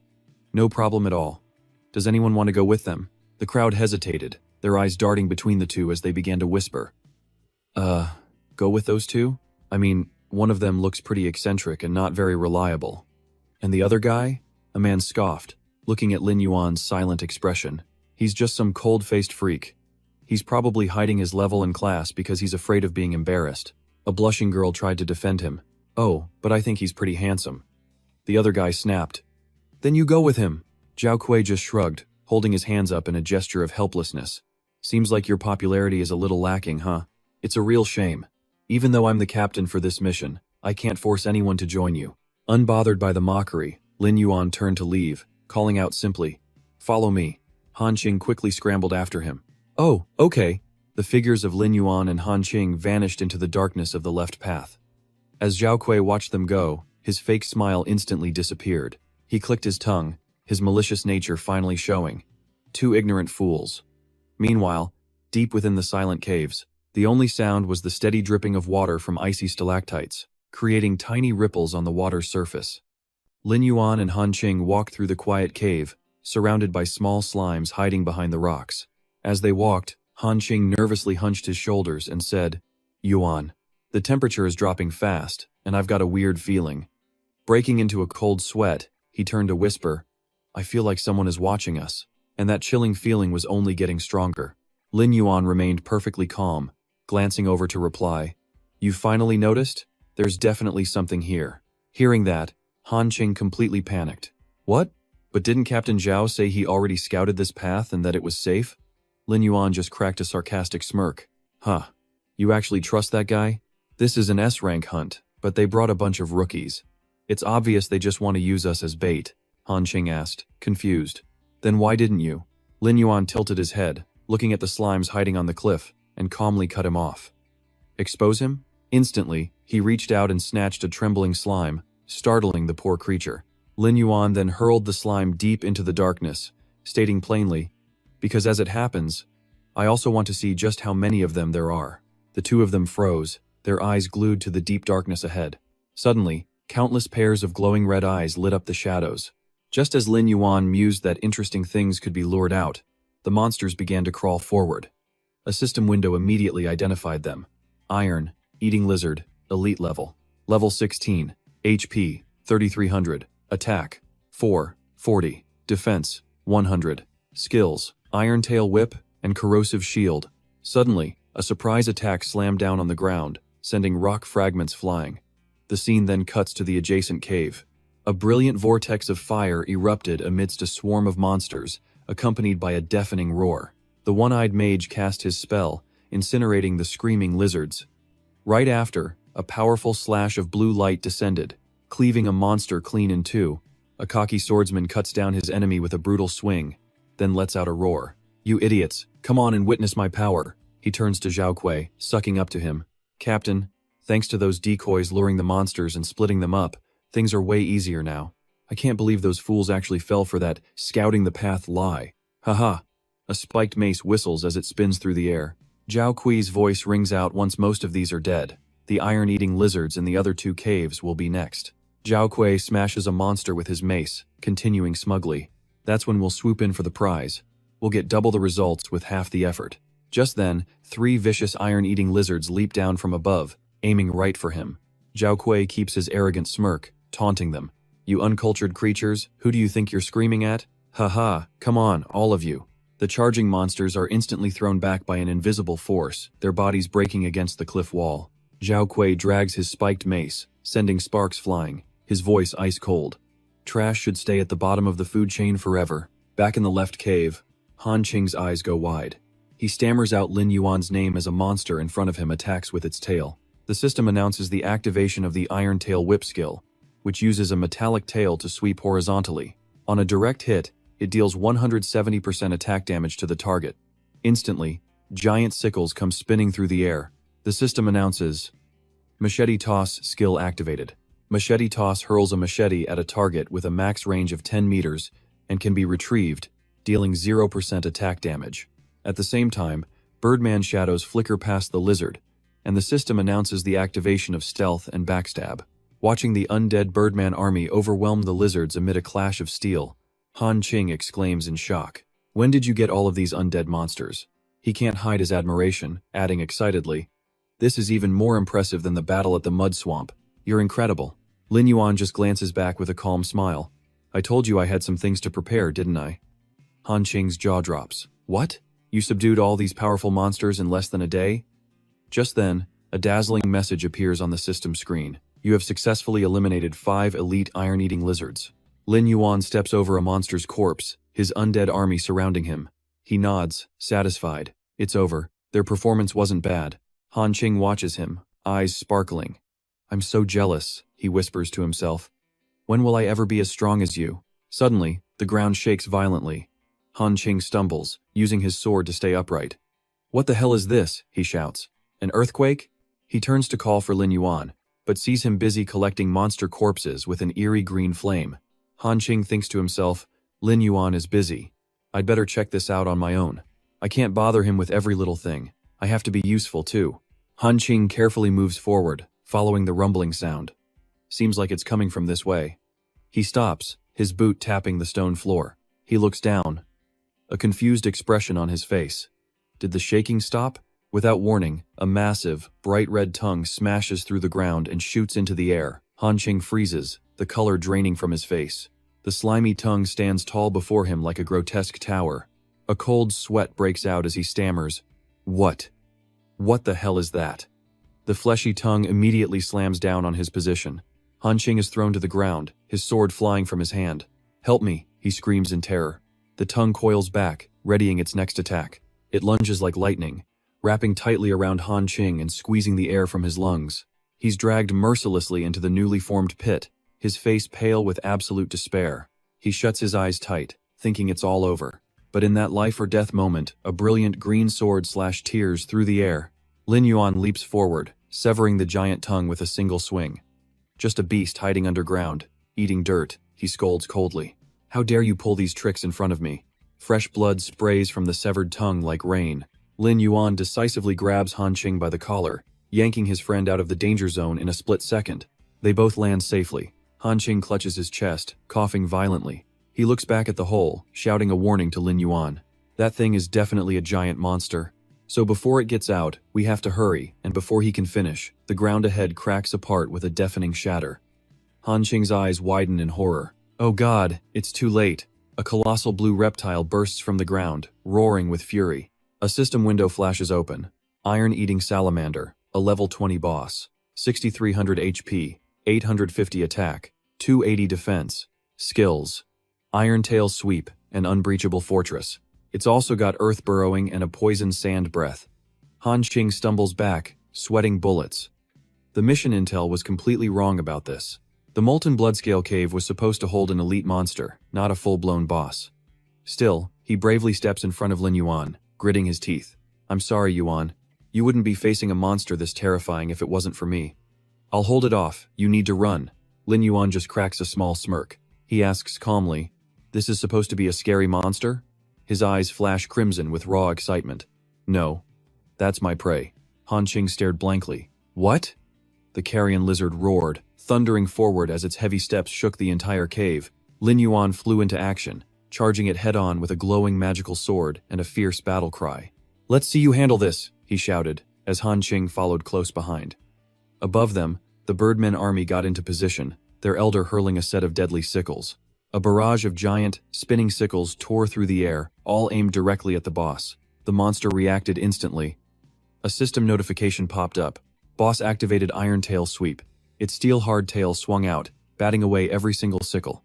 It roared triumphantly, but Lin Yuan seized the opening he'd made. He launched an attack from mid-air. A torrent of spectral skulls flew forth, shrieking with the power of the spirit curse. The skulls smashed violently into the creature's head, erupting in a blinding flash of blue energy. Lin Yuan landed gracefully after the strike. But when the dust cleared, the lizard seemed completely unfazed, bearing only a few minor scratches. Lin Yuan frowned, his gaze sharpening in assessment. All that attack did was cause a few light burns. The boss tilted its head back, its venom-dripping maw opening wide as it prepared to counter. A horrifying stream of green toxic gas erupted from its mouth. The system announced the boss had activated its venomous sand breath skill, a high-pressure toxic sand attack. On hit, it inflicts continuous poison damage, draining 3 to 10% of max HP every second for 5 seconds. The stream of toxic energy hit the ground, creating a massive green explosion. From outside the blast zone, Han Qing screamed in panic. "Yuan, be careful." The wave of poison sand rolled forward, shattering the nearby rock formations into dust. Lin Yuan leaped backwards, sliding to avoid the lethal blast. The ground where the sand passed sizzled and melted, smoking ominously. Han Qing was horrified. It was a powerfully concentrated corrosive attack. Lin Yuan watched the boss, thinking hard. This fight was tougher than he'd imagined. Just then, another powerful tail sweep sliced through the air towards him. He jumped high into the air to dodge it, a thrill-seeking grin spreading across his face. This just made things more exciting. In mid-air, he raised a hand and issued a command. "Arise, Lord of the Great Vulture." From the void, the Vulture Lord appeared, majestic in its shining armor. It spread its massive wings and let loose a piercing shriek. In a flash, the giant birdman dived straight for the lizard boss at incredible speed. Han Qing could only stare with wide-eyed disbelief. Was this undead monstrosity another one of Lin Yuan's new summoned servants? He stared with shining eyes, absolutely in awe of its magnificent power. On the battlefield, the Vulture Lord had already zipped behind the lizard. It raised its twin daggers as the system flashed, backstab skill activated. The reptilian monster glowed as the blow landed. A system alarm rang out. Boss has activated Impregnable Fortress. Impregnable Fortress boosts defense by 150% for 10 seconds. At the same instant, its enormous tail whipped around to strike the enemy behind it. Lin Yuan's sharp eyes spotted the danger, and he shouted a warning. "Watch out!" But the tail swipe was too fast. It slammed into the Vulture Lord, sending it flying backwards in a blinding explosion of force. Han Qing's face went pale. "That reaction speed is unbelievable," he gasped. "Does that thing have eyes in the back of its head?" Lin Yuan landed, frowning at the giant lizard as it slowly turned around, muttering, "Eyes in the back of its head." While the Vulture Lord was knocked back by the tail whip, Lin Yuan stood observing, analyzing the enemy for a weak point. Lizards, he remembered, have simple eyes and mainly rely on changes in light to sense their environment. So, if an enemy stops moving, they become hard to see. But, he reasoned, their motion detection is absolutely first-rate. Their hearing and sense of smell can pick up the slightest movement from their prey. In fact, some lizards even possess infrared sensors to detect an enemy's body heat. Remembering all this, he realized the lizard's sensitivity to an enemy's movements was many times greater than a human's. A cold smirk touched his lips. It looked like the only way to beat this thing was to make it trap itself. The giant monster roared, its body shaking as it took countless hits from every direction. Lin Yuan created massive magical fireballs, taunting it. "Let's see which is tougher, your scales or my fire." The lizard moved with startling agility, dodging the incoming fireballs at an incredible speed. It threw its head back and let out a thunderous roar, a clear challenge to its enemy.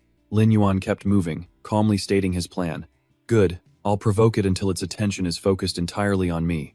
From afar, Han Qing shouted in worry. "Yuan, you're in serious danger."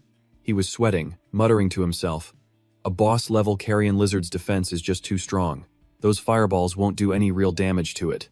What you're doing is a massive risk." His friend's eyes widened in sheer disbelief at what he was seeing. Wait, Lin Yuan was charging straight ahead, right into a pile of lizard corpses. Han Qing couldn't help but yell, "Those are living corpses." But Lin Yuan was already airborne, vaulting clean over the lizards' heads. A smirk played on his lips as he gave a decisive command. Then, in an instant, he stopped cold and spun around with practiced ease. Just as the salamander lunged, he swung his blade, unleashing a brilliant arc of sword energy that stunned the beast. In that moment, the pile of corpses suddenly lurched to life, their hands grabbing hold of the boss, leaving it completely shocked. Lin Yuan taunted it from a distance. "You giant piece of trash, don't you even know how to stop?" The monster roared in absolute fury, but Lin Yuan simply raised a hand. Green energy gathered as he said coldly, "Time to enjoy this party of explosions." The system announced the activation of Corpse Explosion. A terrifying green blast swallowed the monster whole, as damage numbers flooded the screen 50, 80, 100. Lin Yuan's face was illuminated by the eerie green light. He knew immediately the beast's armor had been shattered. The giant salamander roared in agony.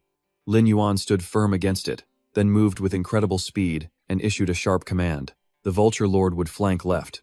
Taking advantage of the monster's turned head, he analyzed it further. The lizard still had another weakness. Its eyes were incapable of focusing on enemies from both the left and right at the same time. The vulture lord charged in from the side, preparing to unleash a fatal strike. Its arrow aimed directly for the boss's eye. Seeing this, the boss began gathering an energy ball in its mouth to retaliate. At the same time, Lin Yuan leaped high into the air, lightning crackling around his sword. His own image was reflected in the monster's massive eye. He let out a roar, declaring this attack would send it straight to hell. He dove down, slamming a lightning-infused slash straight into the monster's mouth. The blade sank deep into its weak point. The system chimed in. Weak point struck. A stream of notifications followed one after another. Level up, level up. Congratulations, you have reached level 14. The giant monster collapsed to the ground as white smoke rose from its body. Immediately, streams of green light flew from the boss's corpse towards his undead army. The system reported HP had been restored by 85%. Lin Yuan held out his hand, and a white energy surrounded it. The skill panel showed Dark Gold Curse at level 3, with a proficiency of 200 out of 300. He looked at the notification, his eyes growing sharper.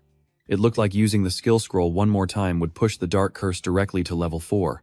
He turned back to look at the giant boss's corpse, thinking with satisfaction. Although the corpse explosion had consumed many of his undead, obtaining this creature made it all completely worth it. The boss's new info panel appeared. Undead Eater, Salamander Lord. Level 20. HP, 6300. Attack, 850. Defense, 280. Skills, Iron Tail Whip, Power Fortress, Earth Vein Intrusion, Poison Sand Breath, and Undead Body. Lin Yuan looked at the newly resurrected monster, declaring, "From now on, you will be my shield."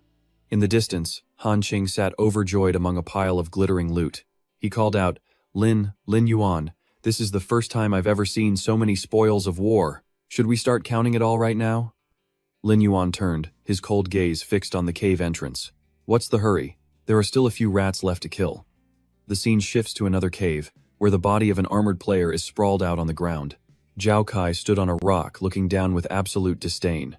Humph. Those idiots weren't even worth a second glance. The swordsman and the mage approached, brown-nosing him. Heh. It was all thanks to the captain's wise commands. With him here, even a lord-class monster would have to kneel and accept its fate. Captain, based on that tremor from before, the fight on both sides should be about over. If we go now, we can reap the rewards of their labor. Zhao Kai crushed a small lizard under his boot, a crisp, bone-shattering sound echoing in the silence. He hoisted his spiked mace onto his shoulder and gave the order, "Let's move out. It's time to collect the bodies." Suddenly, an explosion erupted right above them, nearly hitting the mage's feet. Instantly, a barrage of explosions surrounded them, forcing everyone to jump back in a panic. Zhao Kai roared with fury. "Who is it? Who dares ambush the ancient Blackwood Guild?" From a high ledge, Lin Yuan and Han Qing appeared amidst a bone-chilling mist. Lin Yuan crossed his arms, his calm voice echoing through the cave. "Wasn't this about collecting corpses? I've come to collect a few of my own," the mage pointed, shouting in terrified disbelief. "No, impossible. You two should have been devoured by the iron-eating salamanders by now." Han Qing angrily pointed right back at them. "You still have the nerve to say that? What a disgrace. I thought the ancient Blackwood Guild was some great guild, honorable and fair, but I never expected it would use other players as bait just to clear a dungeon." The swordsman shot back with a sneer. "So what? Becoming a stepping stone for the glory of the ancient Blackwood Guild is an honor for trash like you." Zhao Kai gritted his teeth, his mind racing. Damn it, those two actually managed to survive. Could it be that the cave they entered didn't have many iron eaters, and all the monsters had swarmed around those other unlucky bastards instead? Han Qing clenches his fists, his voice full of righteous anger. "You people have absolutely no shame." Zhao Kui glares at Lin Yuan, his killing intent flaring up. The more he looks at this kid, the more annoying he gets. Better to just get rid of him. He steps forward, his voice a low growl. "I have no idea what kind of ridiculous luck got you two out of there alive." He swings his massive spiked mace, roaring. "But I can promise you, your lucky streak ends right now." Just as the mace comes crashing down, Lin Yuan shoves Han Qing back, shouting, "Get back!" He faces Zhao Kui head-on, his voice ice-cold. "You think you can kill us all by yourself? The screech of straining chains fills the cave as Zhao Kui pours all his strength into the attack. The two clash, weapons sparking violently.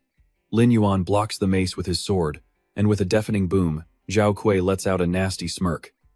What's this? Some kind of children's game? Lin Yuan doesn't answer. Instead, his sword erupts with a sinister green energy, summoning ghostly skulls. The skulls launch forward, exploding with incredible force, and sending Zhao Kui's lackeys flying. Zhao Kui scrambles to dodge and brace himself, trying to withstand the sheer power of the blasts. When the smoke finally clears, he's the only one left standing. He scans the area cautiously. Damn it, where is he hiding? Lin Yuan appears from above, his blade slashing down. Did you really think I wouldn't notice you, you fool? Zhao Kui hastily raises his weapon to block the attack, metal shrieking against metal. Lin Yuan speaks. Experience proves that those who live by luck alone. He pours more power into his sword, pushing his opponent back. Have to sleep with one eye open. After the impact, Zhao Kui vanishes into the smoke. Lin Yuan stands alone in the sudden silence. And then, a colossal shadow looms up behind him. Zhao Kui's voice echoes out, because in the end, for trash like you. Lin Yuan whips around, completely startled. Zhao Kui swings his mace down from above, straight for his head, roaring. Your worthless life can be snuffed out at any moment. A massive explosion rocks the entire cave. Han Qing lets out a horrified scream. Yuan! The swordsman and mage turn their weapons on Han Qing, laughing. I'll take this, rookie. Hey, wasn't your warm-up enough for you? Now it's my turn, right? From the smoke, Zhao Kui looks down at the figure at his feet. All right, I don't have time to play around with you. He raises his fist, preparing to land the finishing blow. So just lie down and accept your death.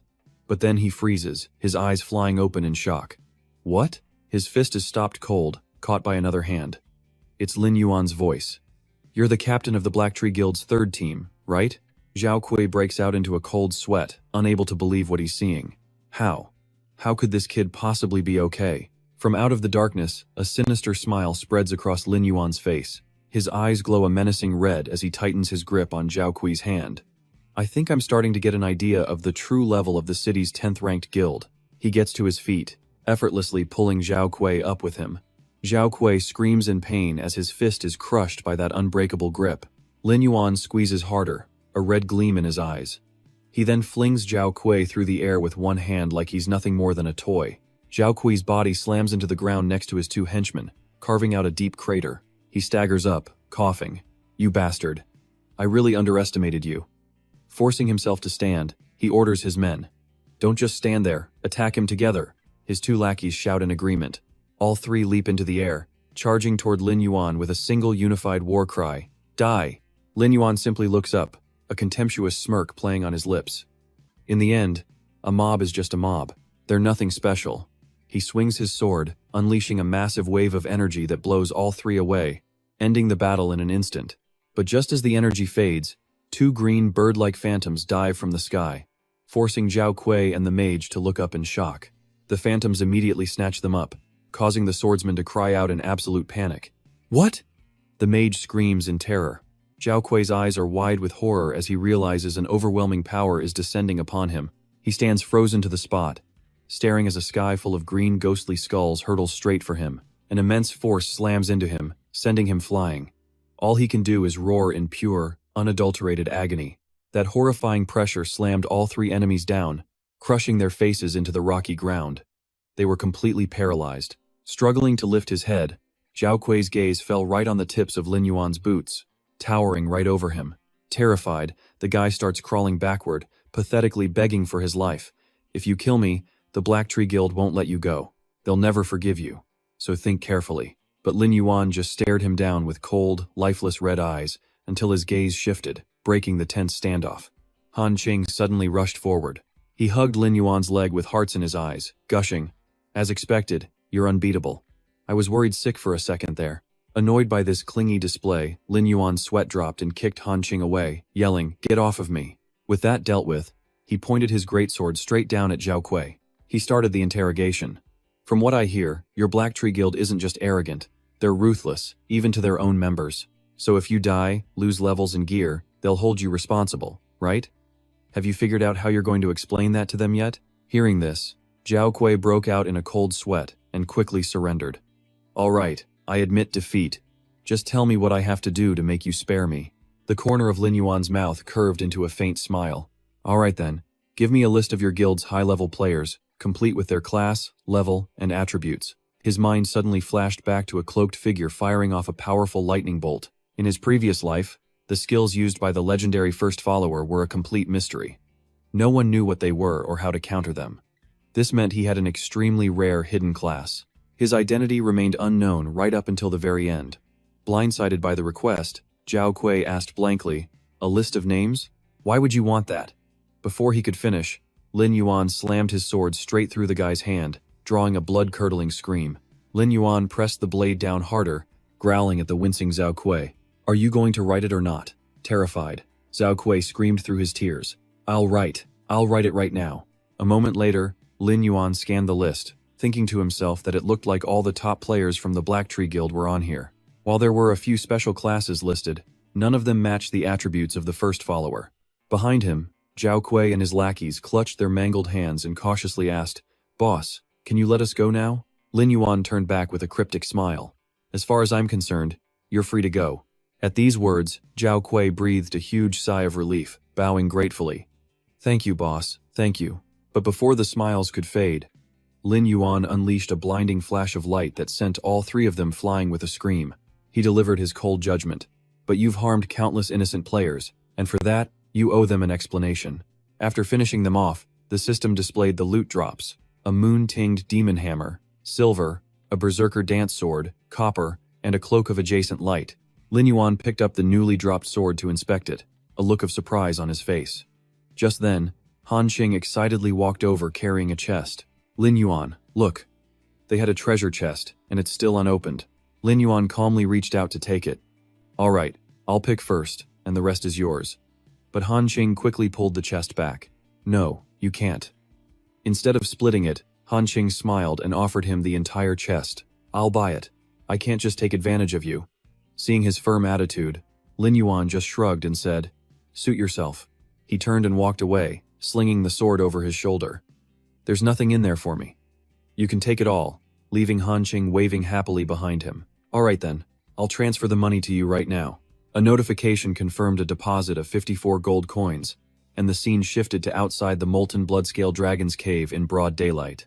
As Lin Yuan walked, he mused that, as expected, it was all just silver-grade equipment. In the current version of the game, gold-grade gear was hard to come by. Han Qing suddenly raised a hand, hesitating. "There's something. I don't know if I should mention it." Lin Yuan glanced over at him and asked, "What is it?" Imagining shadowy assassins, Han Qing broke out in a nervous sweat as he issued a warning. "I've heard the Black Tree Guild holds a serious grudge. If they can't win in-game, they'll retaliate in real life. How about I have my bodyguards protect you?" Lin Yuan just kept walking, waving a dismissive hand. "Thanks for the warning. They're nothing but disgusting bugs, and I know how to deal with them." Back in the real world, Lin Yuan was taking off his VR helmet when a voice called into his room. "Yuan, come on out. Dinner is almost ready." He stood up from his gaming chair, turning to call back. "I'll be right there." As his hand touched the doorknob, the distinct click of a lock echoed in the quiet room. The moment the door creaked open, Lin Yuan freezes, facing a giant figure in a suit with an oppressive aura and glowing eyes completely blocking his path. But contrary to expectations, Lin Yuan breaks out in a cold sweat, his face a mask of pure shock. He looks closer and realizes it's just his dad wearing a VR headset. His father awkwardly raised a hand, slowly taking off the helmet. Then, clearing his throat, he smiled and held it out. "Hey Yuan, look, isn't this the gaming helmet you needed? Is it broken?" Lin Yuan took it and looked it over, confused. It seemed to be working just fine, with no damage at all. "But Dad, why'd you suddenly buy a gaming helmet?" His father broke into a sweat, waving his hands frantically as Lin Yuan just facepalmed. "What?" "No, what would I do with it?" "Your mother found it cleaning Lin Tan's room." At the mention of his sister, an image of Lin Tan in brilliant flaming armor from his past life flashed through his mind. In his previous life, it was around this exact time that she had awakened her hidden class. Just then, his mother walked out with a plate of food. "All right, you two, stop standing there and come eat." At the lavish dinner table, his mother teased with a smile while his father scrambled to explain himself. "Your father, he doesn't understand this new stuff, but he's always looking for something to talk with you about. He spent all afternoon just trying to turn it on." Hey, it wasn't like that, Yuan. Don't listen to your mother. I was just worried you'd break Lin Tan's things while your mom cleaned, so I was just testing it. During the meal, Lin Yuan ate while making his calculations. If he got his parents into the world of Eternal, he could use the game's resources to repay them, and when the cataclysm finally hits, they would have the ability to protect themselves. With that thought, he looked up, smiling. This game isn't that hard. I'll buy 2 more tomorrow, Mom. You should try it too.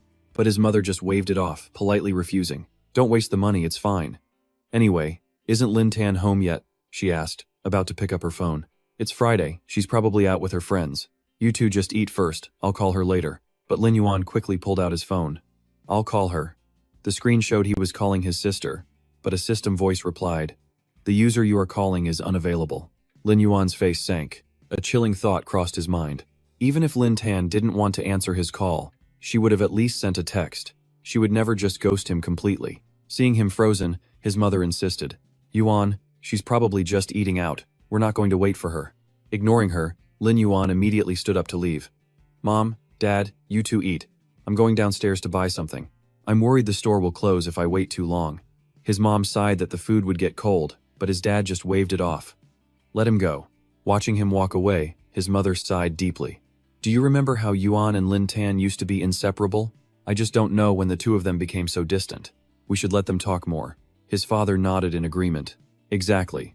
Yuan's just bad at showing it, but at the end of the day, he's still her brother. Meanwhile, Lin Yuan was already making his way down the silent staircase, his expression deathly serious. Haunting memories from his past life suddenly slammed back into his mind. The memory of his sister appearing at their door, tattered and covered in wounds. It came flooding back Lin Yuan, holding instant noodles, frozen as she stumbled home. He had turned back then, stunned. Lin Tan, what happened? But she just clutched her bleeding arm and screamed at him. It's none of your business. Don't call the police. And don't you dare tell Mom and Dad, you hear me? Then came the slam of a door, leaving Lin Yuan standing all alone in the darkness of the hallway. Back in the present, a cold glint flashed in Lin Yuan's eyes.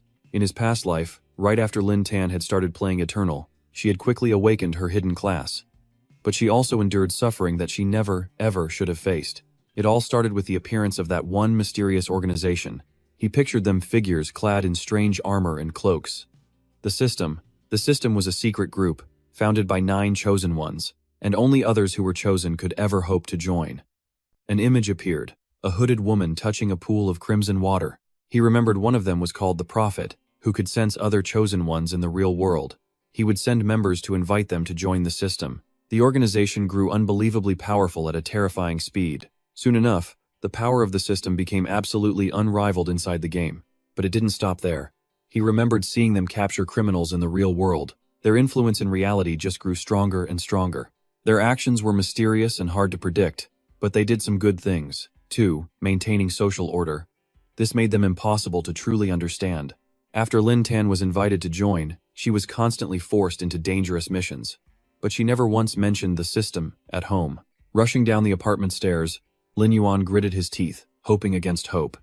Please, don't let it be them. He forcefully pushed open the large door, his determined gaze slicing through the night. A silent vow echoed in his mind, but this time, Lin Yuan's expression was grim. He would not let Xiao Tan get dragged into this mess unknowingly ever again. Hands in his pockets, he strode quickly down the silent, lamp-lit street. People drifted by, but his mind was focused, scanning for a single familiar figure. Suddenly, his eyes sharpened as he spotted his target, a brightly lit drink shop, with a distinct sign up ahead. Lin Yuan closed in silently, ducking behind a large stone pillar to observe through the glass door. He frowned, assessing the situation inside. Just as he suspected, Xiao Tan was already meeting with them, but they were too far away for him to hear their conversation, and he couldn't risk arousing suspicion. It was time to act. His hand began to glow with a green light as a notification confirmed the activation of his invisibility skill. It's been a while. He'd have to focus. Lin Yuan's body slowly faded into transparency. He calmly walked right through the shop's door. His invisibility skill was currently level 3. It would last for 5 minutes. Once inside, he came to a gentle stop. Standing there, completely unseen, his gaze was as sharp as ever. This would be enough time. Lin Yuan stood silently right beside the table where his sister sat across from 2 young men, Xiao Fan and Hao Chen. Hao Chen had his hands clasped, his tone persuasive. I have told you everything. Whether you believe it's the truth or just a lie, the decision is yours. Joining us isn't just for the organization's benefit.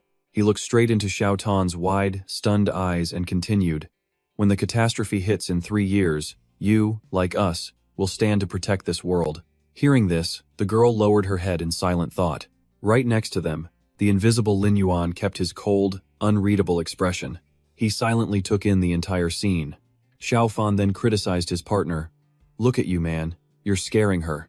Dial back that terrifying aura of yours. Ignoring the taunt, Hao Chen frowned and replied with dead seriousness. I'm discussing a critical matter, and this is for her own good. After all, this is about. Suddenly, Hao Chen stopped cold, as if he sensed something completely out of place in the air. The room fell silent as Hao Chen's piercing gaze swept over the exact spot where Lin Yuan stood invisible. Instantly, Hao Chen raised his hand and twisted a ring. A red light flashing as a skill notification for Dispel popped up. A wave of energy quickly radiated from the table, washing over Lin Yuan's shimmering form. Lin Yuan was utterly shocked as a system alert flashed before his eyes. Invisibility would be dispelled after a countdown. 3. Hao Chen's eyes narrowed with suspicion, glued to the empty space before him. But then, he glanced toward the counter, saw no one, and just muttered to himself. At that moment, Xiao Fan called out to the owner, shattering the tense atmosphere. Boss, you have iced herbal tea and you didn't say so? Give me one more, to go please, the owner replied cheerfully. Of course, please wait just a moment. A few seconds later, the owner brought out the drinks. Meanwhile, hunched down behind the counter, Lin Yuan was sweating, realizing he must have used a dispel skill embedded in that ring.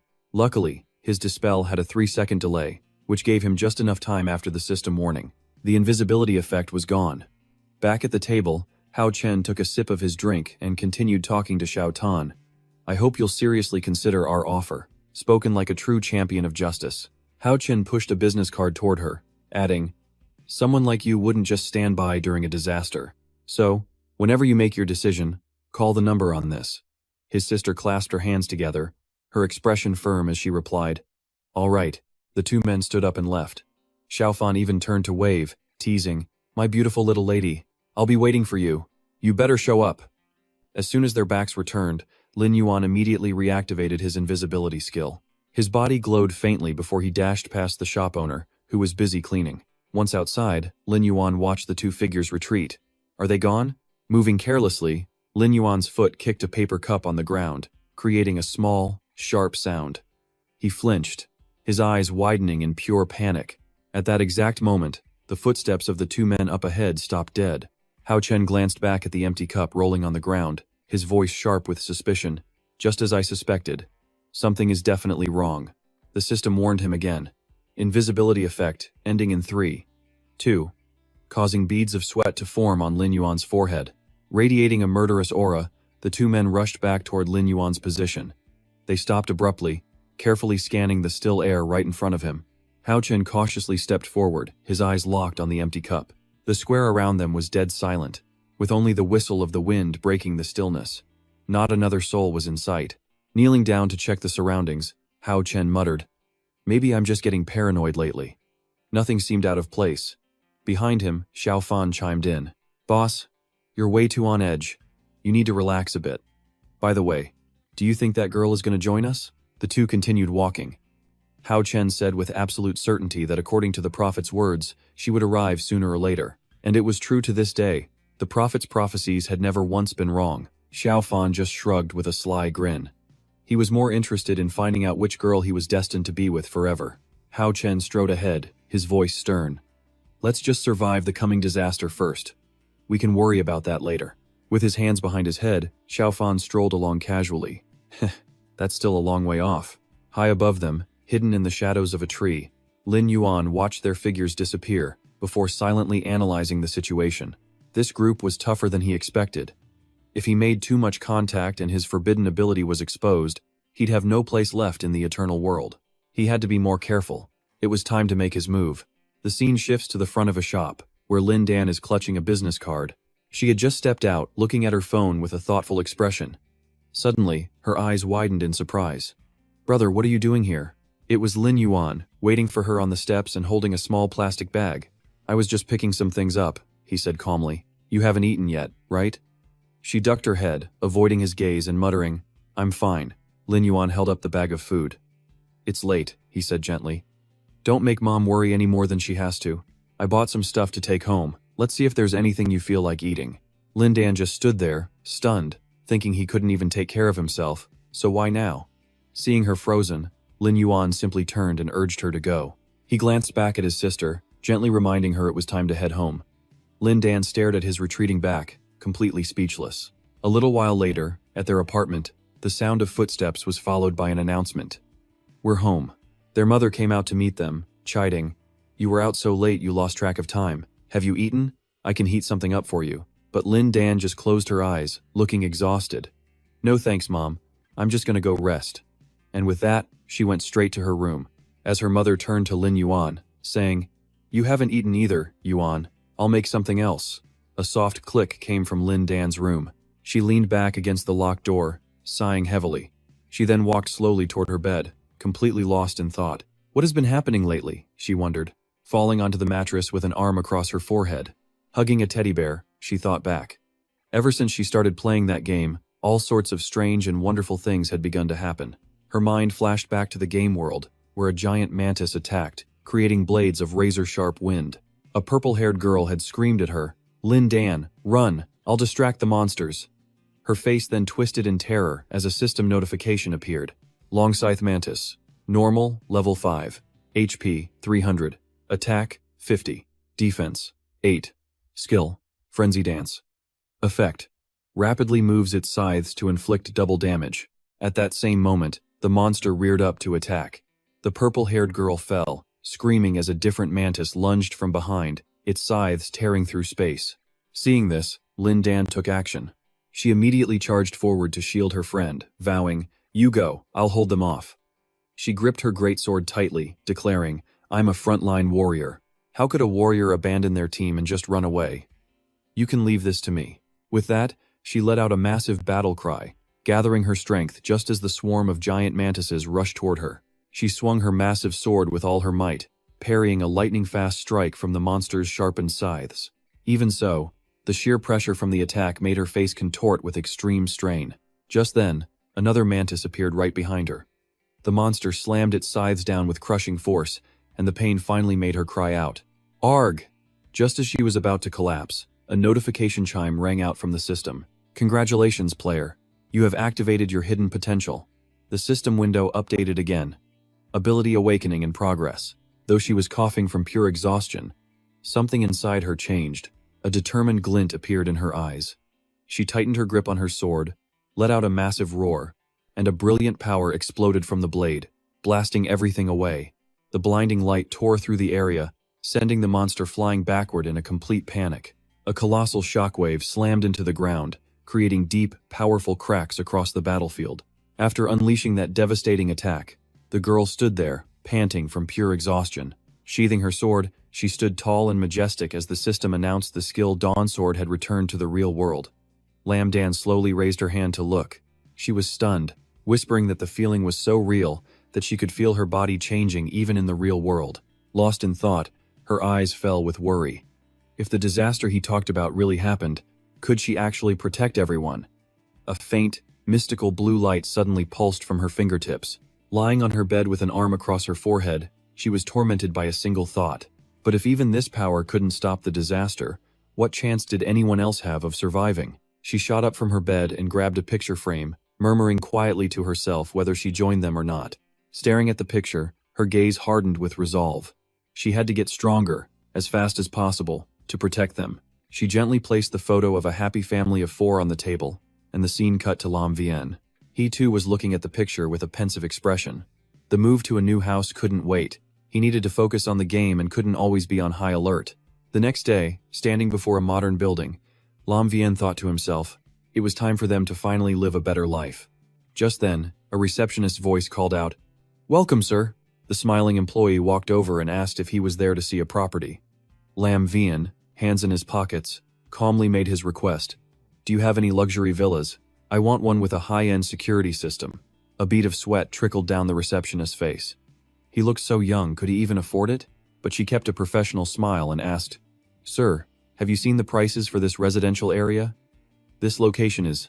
Without missing a beat, Lam Vien pulled out a powerful black card and said nonchalantly, I haven't. but I think this should be enough." The employee's eyes went wide when she saw the black card on the reader, and she stammered out, "This is," as she clutched the card in pure excitement. Wasn't this an exclusive VIP card that required a deposit of at least tens of millions? Oh my god. He was a walking god of wealth. Upon arriving at the new residence, the villa's AI system immediately broadcast a warm greeting. "Welcome home, master. Employee number 2345 is at your service with absolute sincerity." His mother stood frozen in the face of such extravagance, hesitating to ask her son, "Did I hear that correctly? Are you saying?" The whole family stared in awe at the massive villa before them as his mother gasped, "This is our new house?" She walked out to the spacious yard with its own pool, exclaiming over and over, "A private pool. This place is as luxurious as what you see on TV." His father stepped into the bedroom, looking around in surprise. "This bed is huge." His mother then turned to her son, worriedly grabbing his hand. "Vien, how many years will you be paying this off? Maybe we should go back." His father cleared his throat and agreed. "Your mother is right. We don't want to put too much pressure on you." Lam Vien just smiled, reassuring them both. "There are no monthly payments. I bought it outright with cash from past competition prizes and my income from the game, so please live here without any worries. I'll be living in the house next door. I need to focus on playing the game." His father put an arm around his wife, laughing with satisfaction. "I never thought I'd live in a villa like this in my entire life. Haha, it's all thanks to our son," his mother agreed with teary eyes. "In the blink of an eye, our boy has grown up and can stand on his own 2 feet. Lam Vien watched them, a gentle and quiet smile on his face. His eyes warmed seeing his parents so happy. Walking around the villa, he assessed that its security was more than enough. The next step was to guide his parents into the game so they would be more prepared for the coming of the new order. Suddenly, his eyes darkened, his instincts screaming of imminent danger. From a dark corner, a group of men appeared, their leader sneering. "Finally. Haha. We've been waiting for you to show up for a long time." A tall, tattooed thug holding an iron pipe stepped forward menacingly. "Finding you wasn't easy." Lam Vien casually kept his hands in his pockets, glancing at the bald man, wondering if this was the leader of the Black Tree gang he'd already destroyed. Despite being surrounded, he took a calm step forward. Seeing his indifferent attitude, the thugs became enraged and rushed him all at once. "Aren't you supposed to be a great fighter? Why don't you act tough in real life?" "Ha! He's frozen in fear. Go, smash his head in for me." A fierce-looking thug roared as he swung the iron pipe straight down at Lam Vien's head. Anyone who dares to insult him is just asking for death. Right before the blow landed, a secret system notification activated his stealth skill. Lam Vien just smirked. Too slow. The iron pipe slammed into the pavement, shattering the tiles. The thug could only gape in shock. Huh? His target had completely vanished into thin air. When the leader swung his own iron club down, Lam Vien reappeared, easily dodging the attack. He lunges forward. Without hesitation, he throws a kick, and a massive wave of power explodes in a blinding flash. The thug screams in pure agony. Arg! He's sent flying backward, letting out a horrific cry before crashing to the ground, spitting up blood. The terrified goon stammers out. Is he a man or a ghost? Lin Yuan looks down, pointing the blade at his neck, his voice cold as ice. You clinging leeches never stop, do you? It seems you don't value your own life very much. Pure terror. The bald man practically groveled. Wait, I was wrong. Please spare me. Boss, don't kill me. I'm still useful. I know a secret. Lin Yuan's command was simple. Speak. With a boot pressing down on his chest, the man stammered out his intel. In the main city. Find a blacksmith named Huo Tian, then keep doing the ore delivery quest. And once his favorability rating is high enough, he'll forge a piece of gold-tier equipment for you. Hearing this, Lin Yuan analyzed it internally. In his past life, someone had indeed gotten gold gear this early on. The rumor back then was that it involved a little-known NPC, so maybe this guy wasn't lying. Still, he tightened his grip on his blade, his aura becoming overwhelming. Lin Yuan crouched down, his voice a low warning. I hope you don't do anything stupid from now on. I have plenty of ways to deal with you, both in and out of the game. If you dare touch my family, he punctuated the threat by smashing something nearby. This will be your end. Sweat poured down the man's face as he nodded frantically. I understand. The scene shifts, entering the game. Night has fallen in the main city of the Western Desert, inside the Night Moon Inn. Patrons gathered, clashing their mugs together over steaming plates of food. A grizzled old blacksmith with a bushy beard boomed at Lin Yuan. You say you can provide me with 100 ore fragments? Don't joke with me, boy. You look too clean to be a miner. But if you actually pull it off, I'll forge you a weapon for free when you do. Leaving the inn, he concluded that Zhao Kuei hadn't lied. Next step, the mines. Nearby, a drunken girl was trying to escape a group of shady men. Wait, where are you running? Let us buy you a drink. The girl waved them off. Ugh, get away from me. I don't even know you people, she slurred, stumbling away. Don't touch me, she insisted, as one of them moved in closer. All right, just come with me. I promise I won't touch you. Passing by, Lin Yuan stopped, observing in silence. The thug snapped, pointing a finger in his face. What are you looking at? I'll rip your eyes out. In a flash, Lin Yuan struck, taking the thug down and snarling, Idiot! You clearly don't value your life. Finally free, the drunken girl staggered closer to him, teasing, Ooh, what a handsome young man. Thank you. Can I buy you a drink? Lin Yuan turned his back, his refusal cold and sharp. Not necessary. The girl chased after him. No, don't walk so fast. He kept his face a stoic mask, ignoring her completely. Suddenly, she tripped, falling right into his arms with a soft groan. Oh, she purred, nestled against him. So you like to dance, young master? I also. Before she could finish, Lin Yuan sighed, threw her over his shoulder, and muttered, What a pain. He kicked open a door to a room and placed her on the bed to rest. With that done, he made his way to the venomous snake mining area. There, Lin Yuan had his minions working non-stop, picks swinging as they dug relentlessly. He quickly did the math. He currently had 12 magic dog-human hybrids from his Hellgate, and they were perfectly suited for mining. This meant he could gather a massive amount of ore in a very short time. But suddenly, an explosion echoed from the distance, making him whip his head around. New monsters had appeared, triggering a system notification. Normal frenzied mole rats. Level 10, 1200 HP, 70 damage, and 15 defense. Skill. Frenzy Bite, a combo attack that adds a 10% damage bonus. He summoned his giant scorpion. Lin Yuan gave the order. Wipe them all out. The scorpion's massive, sharp tail swung around, sweeping through the mole rats. In seconds, their bodies littered the ground. Activating the magic circle on his hand, Lin Yuan figured collecting different types of monsters would make his strategies more versatile. One by one, the dead mole rats rose again, now as shadow minions under his complete command. Just then, a huge, fiery explosion rocked the cavern wall, forcing him to turn and look. Lin Yuan's eyes narrowed in shock. What was that? From above, a giant mole rat boss was diving down, attacking a female player holding a scepter. The system panel flashed red. Boss Frenzied Mole Rat, level 16, 3800 HP, 300 damage, 150 defense. Skill, Frenzied Pursuit, enhanced by a keen sense of smell. Seeing this, he backed away to analyze the situation. That was the mine boss. Someone was intentionally kiting the monster. The female player raised her scepter, forming a glowing protective circle.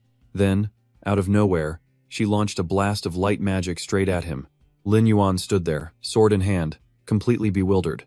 He instantly leaped back, dodging again and again. As the attack relentlessly chased him, he quickly analyzed the situation. Was this a target-locking skill? No. Just then, a system notification popped up. A priest had cast the sacred shield art on him, increasing his defense by 20 points for 60 seconds. He was stunned to get a buff from that class. Suddenly, someone in the distance looked around, completely baffled. What's going on today? Why has all the iron ore just vanished? Wait, isn't that the priest from the Iron Triangle team? Why is he playing all by himself? A player controlling a scout drone sizes up the situation, realizing he needs to act fast. At that moment, the priest shouts while panting and running. Hold on, I didn't mean to lure the monster here. Go on without me. I'll take full responsibility for my actions. On the live stream, there are 15 viewers. The comments start flooding in with sarcasm, mocking the priest for trying to solo a boss and laughing at his strange, assassin-like agility. Lin Yuan silently praises the priest's sense of duty but decides to happily accept this boss that's serving itself up. He just spent a fortune on a new villa, after all. The viewer count on the channel suddenly skyrockets from 15 to 130 people. The audience goes wild, they recognize him. It's the great master who single-handedly defeated the world boss. They excitedly urge him to make his move. The massive monster opens its mouth wide, letting out a terrifying roar as it prepares to pounce on the screaming, desperate priest. In that split second, Lin Yuan appears, blocking the beast's heaven-shaking blow with his own brilliant sword. The priest, having narrowly escaped death, collapses to the ground, stunned and stammering. In a distant grassy field, a muscular bald guy is watching the battle on a live stream. He shouts out in frustration. Damn it, there's no shame in being defeated by a monster like that. Beside him, another guy holding a glass adds that the internet is buzzing about the great master, Lin Yuan. It's annoying, isn't it? They just can't stop praising him. But when it comes to pure skill, I dare say no one can compare to our president. The bald man smirks and exposes him. That's Ji Yan from the Raging Bang Guild. He's watching the live broadcast too.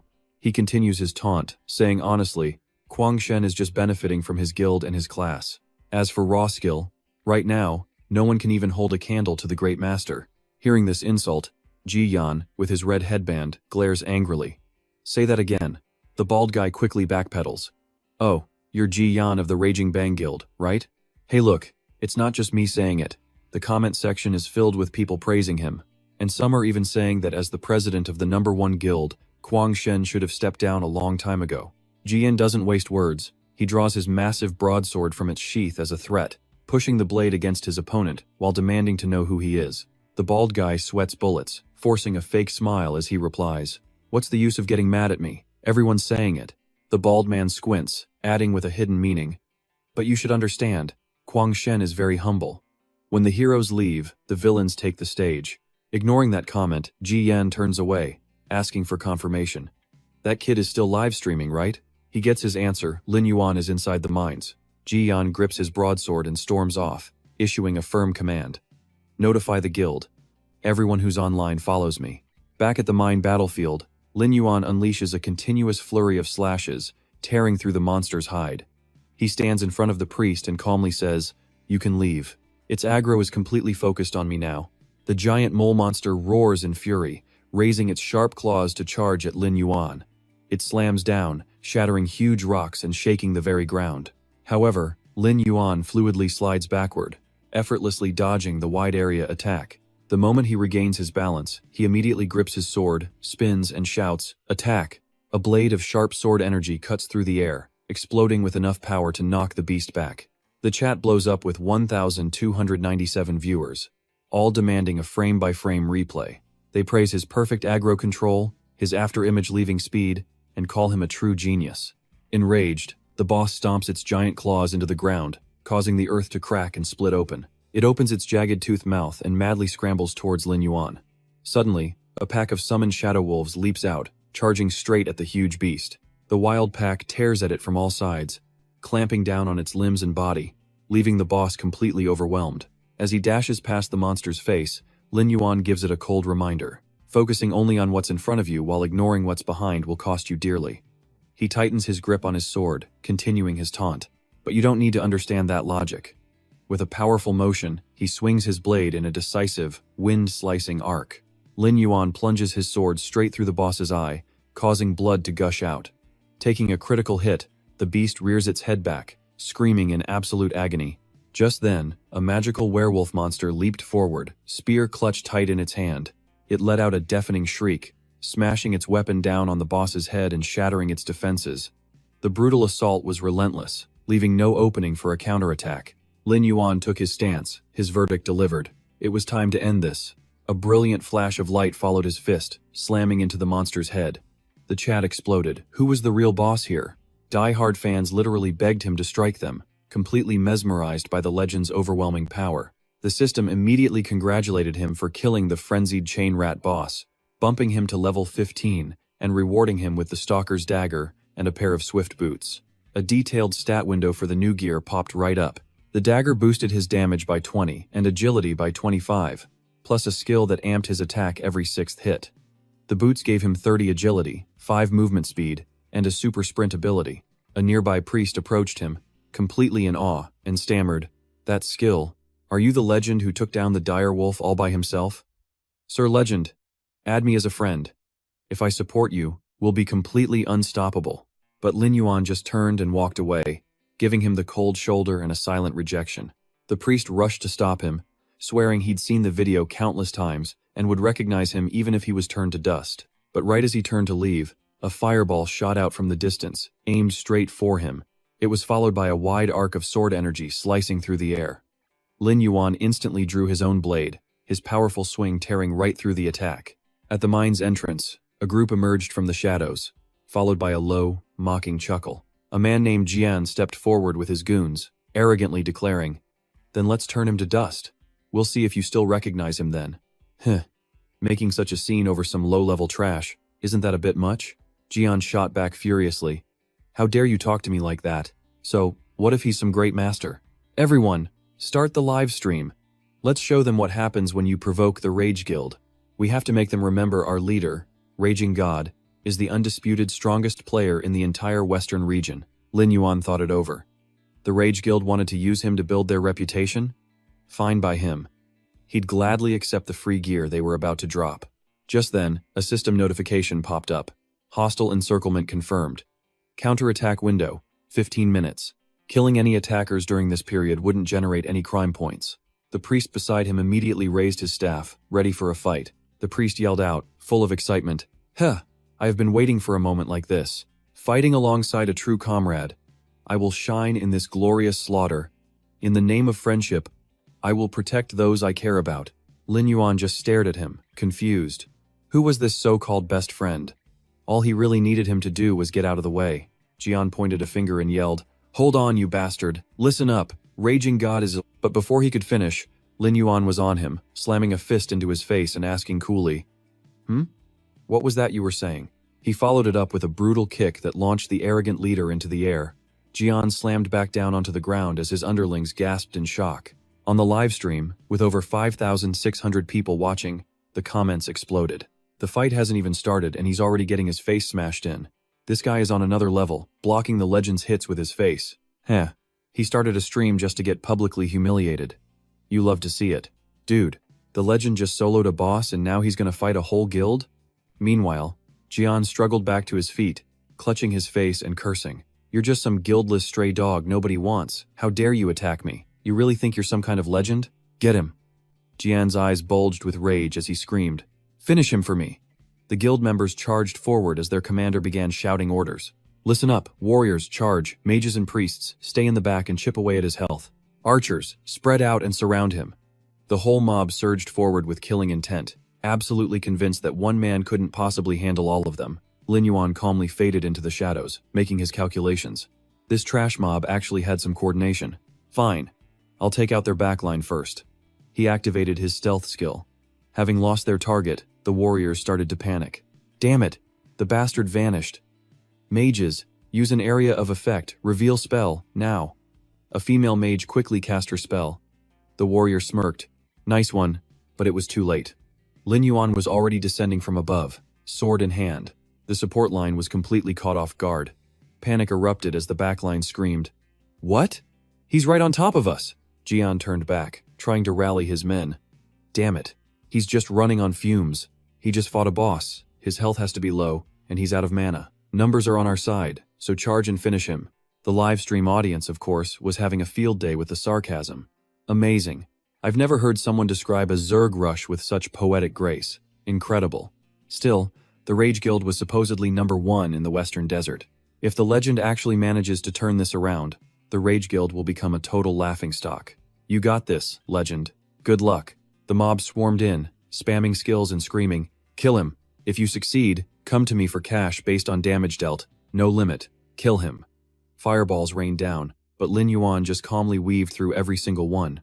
As flames grazed the walls, he noted the mine tunnel was way too narrow. It stopped his enemies from using their numbers, but for him, this was a perfect kill box. Endless fireballs exploded towards him with a blinding glare as the live chat filled with pity. What a shame. A top-tier player is still just one man. Who could possibly survive a trap with these kinds of numbers? What a waste. They totally exploited a loophole. Remember this, everyone. He's a solo player against an entire coordinated team. The impact sent rock flying, choking the passage with dust. When it cleared, he was gone, and they immediately gave chase. Look, the bastard is trying to run for it. He's exhausted, hurry up and take his head. The mob eagerly pursued him, refusing to let their target escape as Jaenon laughed victoriously, leading them deeper into the cave. Ha ha ha, I've got you today. Suddenly, he glanced at the ceiling and froze solid. A shadow dropped from the rocks above. It was Lin Yuan, slamming a devastating kick straight into the leader's face. Jaenon coughed up blood, sent flying by the surprise attack as he slid across the ground, screaming. He clutched his face, cursing, "You coward! Sneak attacks aren't heroic at all. Lin Yuan grabbed a handful of his hair, pressing a glowing sword right up against his neck. The man panicked, screaming for his men. "Get over here! He's right here!" Lin Yuan's voice was pure ice. "They aren't coming back. But tell me, won't your master punish you for leading your vanguard into a death trap?" Jaenon gritted his teeth. Behind them, from the narrow passage, a horde of spectral beasts charged out, sending his henchmen scrambling back in terror. What is the meaning of this? Lin Yuan activated the spell without hesitation, corpse explosion art. He grabbed Jaenon's head as the man let out a desperate, final scream. "What the hell did you do?" Lin Yuan just stared down at him coldly. "Go ask them yourself." The chat exploded with over 10,000 viewers.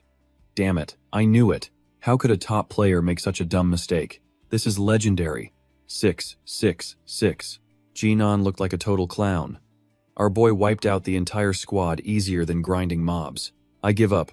I'm a total fan now. That play was a perfect 10 out of 10. A single, blinding flash of the sword, and it was all over for a stunned Jaenon. Seeing the loot screen pop up, Lin Yuan realized this was an unexpected bonus. He had to grab the gear and get out, fast. This place was about to be crawling with players. The system detailed the drops. Bloodthirsty Scimitar, Gold Tier. A weapon granting plus 50 physical damage, plus 20 attack speed, and plus 30 to critical strikes. It came with a lifesteal skill, converting 10% of damage dealt into his own health. After leaving the mine, he headed back to the city's main forge. The grizzled old blacksmith grinned, gesturing at the ore. "Well, I take back everything I said before. You're one seriously talented young man. If you can, I hope you'll come by often. We're going to need a lot more ore in the future." A notification popped up instantly. Favorability with the blacksmiths increased by 100. Current standing. Friends. Lin Yuan did a quick mental calculation. The blacksmith could only collect 100 ore per day. It seemed like a long-term quest, but the amount he'd just mined would be enough for a whole month. Leaving the shop, he thought about the sheer amount of gear the Fury Guild had dropped this time. Selling it all to Han Qing would just cause problems for him. So, unloading it to individual players, while a hassle, would be much quicker. But relying on a guild to find his first follower was way too passive. He had to start with the clues he already possessed. A look of fierce determination crossed his face. In his past life, his first follower's subordinate could control snakes. This clue probably connected to the hidden snake person civilization down in the sewers. The key to solving this had to be down there. Lin Yuan descended into the dark, murky sewer tunnels. His footsteps echoed alongside the steady dripping of water, filling the dead silence. Scanning the area, he summoned a ball of green energy. His quest from the sand officer was simple enough: kill 30 rat sprites. A perfectly normal quest. He was betting the Serpent Demon's Lair, a hidden dungeon, could drop a flesh blood seed, a rare item that permanently boosts stats. Plus, the dungeon had a weekly entry limit. Once word got out, it'd be a complete free-for-all. So, he had to use his magic Undead to seize the dungeon entrance before anyone else even knew it existed. Suddenly, the hiss of a snake pierced the air, a clear sign of danger. He pushed forward. All he had to do was find the room with the snakes, and that would be the spot. This was the only dungeon he knew of in the sewers that had any connection to serpents. His eyes lit up, sharp and focused on his target. Here. Lin Yuan immediately swung his sword in a powerful arc, shattering the barrier in his way. As dust filled the air, he frowned with suspicion. Something felt off. Could a snake in the Serpent Demon's lair really be this massive? A giant snake emerged from the gloom, letting out a piercing hiss as the system window instantly appeared. Hell Serpent King, level 60. Its HP, attack, defense, and skills were all off the charts. The monster lunged, jaws wide open. He leaped back, stunned, thinking, "This is also from the snake person civilization? How is its level so high?" It was level 60, meaning he couldn't afford to take a single hit. Without hesitating, Lin Yuan fell back and activated his invisibility skill. Now completely invisible, he was sweating bullets, totally on edge. Death meant losing levels and gear, a devastating loss he couldn't afford.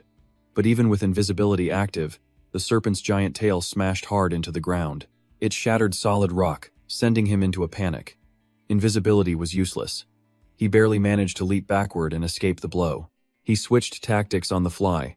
He would just have to use the terrain to his advantage. Lin Yuan kept dodging and weaving as the monster bit clean through the solid rock walls. The close calls made his gaze incredibly sharp, his focus absolute. The massive Serpent King kept lunging forward, relentlessly attacking with its razor-sharp fangs. Its head crashed into the floor, creating huge cracks and sending stone fragments flying. Dodging in midair, he knew the situation was getting critical. This was bad. He realized he couldn't block a single one of its attacks. To get some breathing room, Lin Yuan immediately summoned a magical beast. A massive thunder scorpion appeared, charging straight for the giant snake. His plan was simple. Use the thunder scorpion to buy himself some time. You had to fight magic with more magic. Watching them clash, he smirked with confidence. Let's see you handle this. The scorpion clamped down on the snake, unleashing a massive, brilliant blast of lightning. Even injured, the Serpent King was furious, lunging forward with its tongue flicking and destroying everything in its path. Panting with exhaustion, Lin Yuan glanced upward. He spotted a mysterious, glowing triangular passageway just above him. Behind him, the creature's tough scales slithered past, crushing everything in their path. Quick as a flash, he slid through the narrow path just as the ground exploded behind him. Safe for now, he looked back, his eyes sharp with vigilance. The serpent's enormous, terrifying eye glared through the gap, followed by a furious, rage-filled hiss. Now in a safe spot, he analyzed the situation. Even a beast like that couldn't cause any real trouble here. After all, this place was under the city's protection. He couldn't help but admire the royal palace of the West Desert, guarded by the Grandmaster. The Duke, guardian of the nation. Any monster that approached would be crushed without exception. Unable to follow, the snake let out a guttural hiss and began to retreat. Lin Yuan recalled the world's lore, putting the pieces together. The snake-person civilization and the West Desert Kingdom were ancient, mortal enemies. The sheer power of the West Desert Kingdom had utterly crushed the snake-person civilization. It forced a remnant of their people to retreat underground, where they secretly plotted their revenge. And anytime a beast, spirit, or monster dared to set foot on the royal grounds, the Grandmaster would destroy it without a moment's hesitation. That snake was powerful, sure, but it was no match for the Grandmaster. This probably meant the Serpent Demon's lair was located nearby. Following that clue was his best shot at finding his target. Still, he decided on a new plan.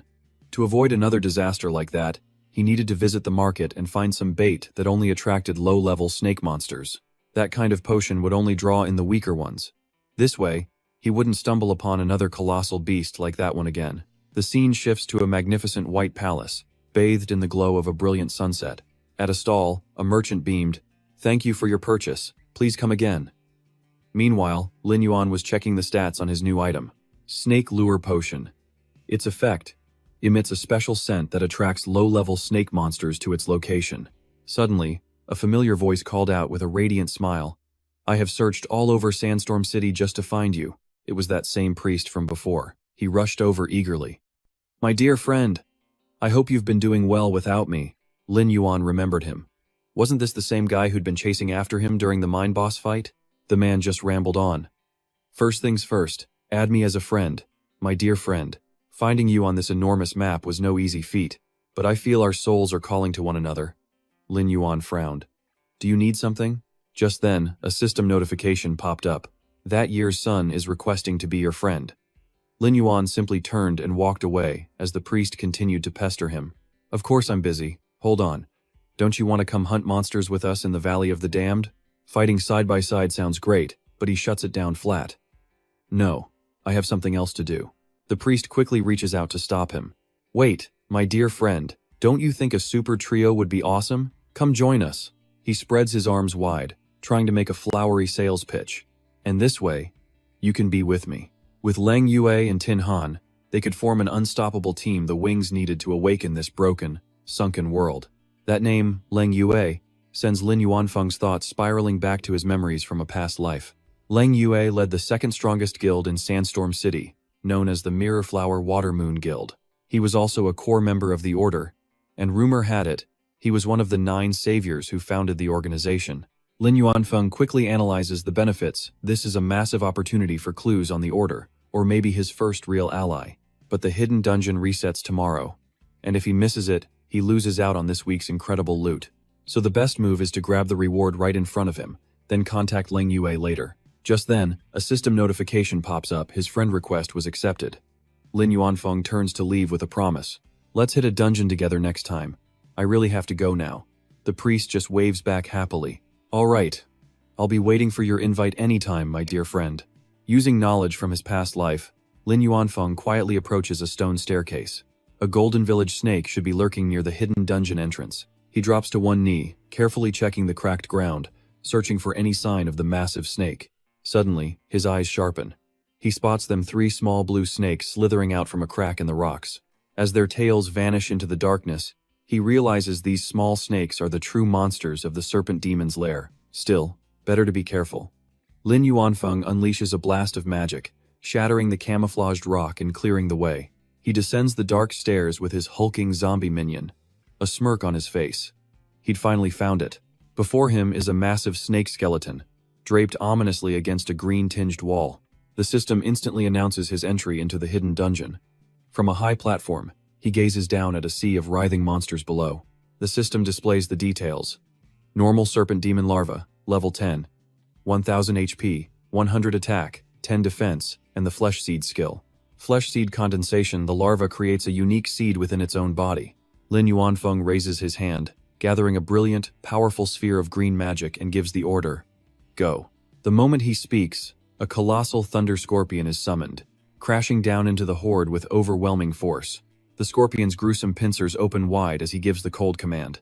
Kill them all. The battle log flashes. The thunder scorpion activates Crystal Thunderstorm, and a devastating wave of purple energy erupts from the beast. Arcs of raw lightning tear through the space, instantly crushing the swarm of serpent demon larvae. Immediately, he rushes in, standing amidst a downpour of loot, and snags a single orb from the air. This is it, the hidden dungeon's special drop, the flesh seed. A system message appears. Consume flesh seed. Special medicine. Effect. Randomly increases a main stat from +1 to +5. Human players gain tolerance. 0 of 100. Lin Yuanfeng smirks, bringing the glowing red orb to his lips. The notification is instant. You have consumed 1 flesh seed. Spirit +3. Current tolerance, 1 of 100. Watching his scorpion generate a mountain of these seeds, he does the math. He can eat a maximum of 100. The stat boost is absolutely massive. A rare permanent stat item like this would easily sell for 4 or 5 gold coins apiece. By clearing this hidden dungeon once a week, he'll be able to farm 1,000 seeds. This way, he'll never have to worry about money again, even without joining a guild. He continues consuming the item as notifications pour in. You have used 1 flesh seed, physique +5, tolerance, 2 of 100. With a handful of seeds, he eats them non-stop. You have used 1 flesh seed, strength +2, tolerance, 3 of 100. You have used 1 flesh seed, spirit +4, tolerance, 4 of 100. Lin Yuanfeng's eyes begin to glow with a demonic red light as he feels incredible power surging through his veins. His status window appears, showing his spirit stat has skyrocketed to 318. Satisfied, Lin Yuanfeng hits the tolerance cap of 100. The remaining 900 seeds? He'll save those to sell in a shop later. From now on, he just needs to come here and farm once a week. Behind him, leftover magic rises from the dead snakes, forming eerie, ghostly green illusions of serpent demons. Lin Yuanfeng turns to leave, but not before posting 3 of his werewolf minions to guard the entrance. 3 undead monsters should be enough to scare off any normal players. He's confident this place will remain a secret for a while. These snakes, though, they seem different from the ones he remembers that person controlling in his past life. Or perhaps he had the ability to mutate monsters a level 60 beast, something that should be impossible at this stage of the game. Suddenly, his interface flashes with a blazing red warning. It's a call from the real world, from his younger sister. Lin Yuan is startled, his expression changing in an instant. Xiao Dan, calling him first? That wasn't like her at all. Did something happen? He immediately answers the call, his voice tense. Xiao Dan, what's wrong? On the other end, a hesitant, timid female voice pipes up. Oh, nothing. I just wanted to ask if you've eaten yet? Lin Yuan freezes, his worry shifting to pure, speechless confusion. Huh? Yeah, I already ate. Through the screen, a blonde classmate snatches the phone from his panicked sister and gets straight to the point. Hey, class president's brother. What she really wanted to ask is if you'd be willing to help us run a dungeon right now. Lin Yuan is stunned, a cold sweat breaking out as he answers automatically. Sure, but his mind is racing. Xiao Dan, asking him for a dungeon carry? Before he can even process it, the sound of mocking laughter erupts from someone in the background of the call. Haha, see that? I told you so. That Lin Dan is a pathological liar, and her brother is just a shameless braggart who can't back up his words. A blonde young man smirks smugly while a purple-haired girl beside him looks on, confused. Then, a loudmouth in the crowd chimes in. Listen to him. So confident he agreed without even asking which dungeon it is. Lin Dan, your brother must have fried his brain playing games. Oh, Or maybe you two run scams together all the time, right? Such great teamwork. The red-haired girl chimes in, "Hey brother Yan, for the dungeon, let's pick the Valley of Ashes on hero mode. No guild has even managed to clear that place yet." The blonde girl holding the phone glances nervously at the smug guy. She hesitantly confirms with Lin Yuan, "The Valley of Ashes, hero difficulty." "Big brother, did you hear all that?" The blonde guy, Yan, crosses his arms and laughs with contempt. "The Valley of Ashes? Stop joking. Lin Dan, your brother is clearly a slacker and a total fraud. And you're a liar too. To have raised two pieces of social scum like you, I doubt your parents are any good either." Hearing this, her friend's eyes blaze with anger as she shouts, "Hey!" But from the other end of the line, Lin Yuan's ice-cold, murderous voice cuts through, his eyes burning with rage. "That's enough, Xiao Dan. Don't waste your breath on that scum. I'm heading to the Valley of Ashes. Right now." The scene shifts back into the game.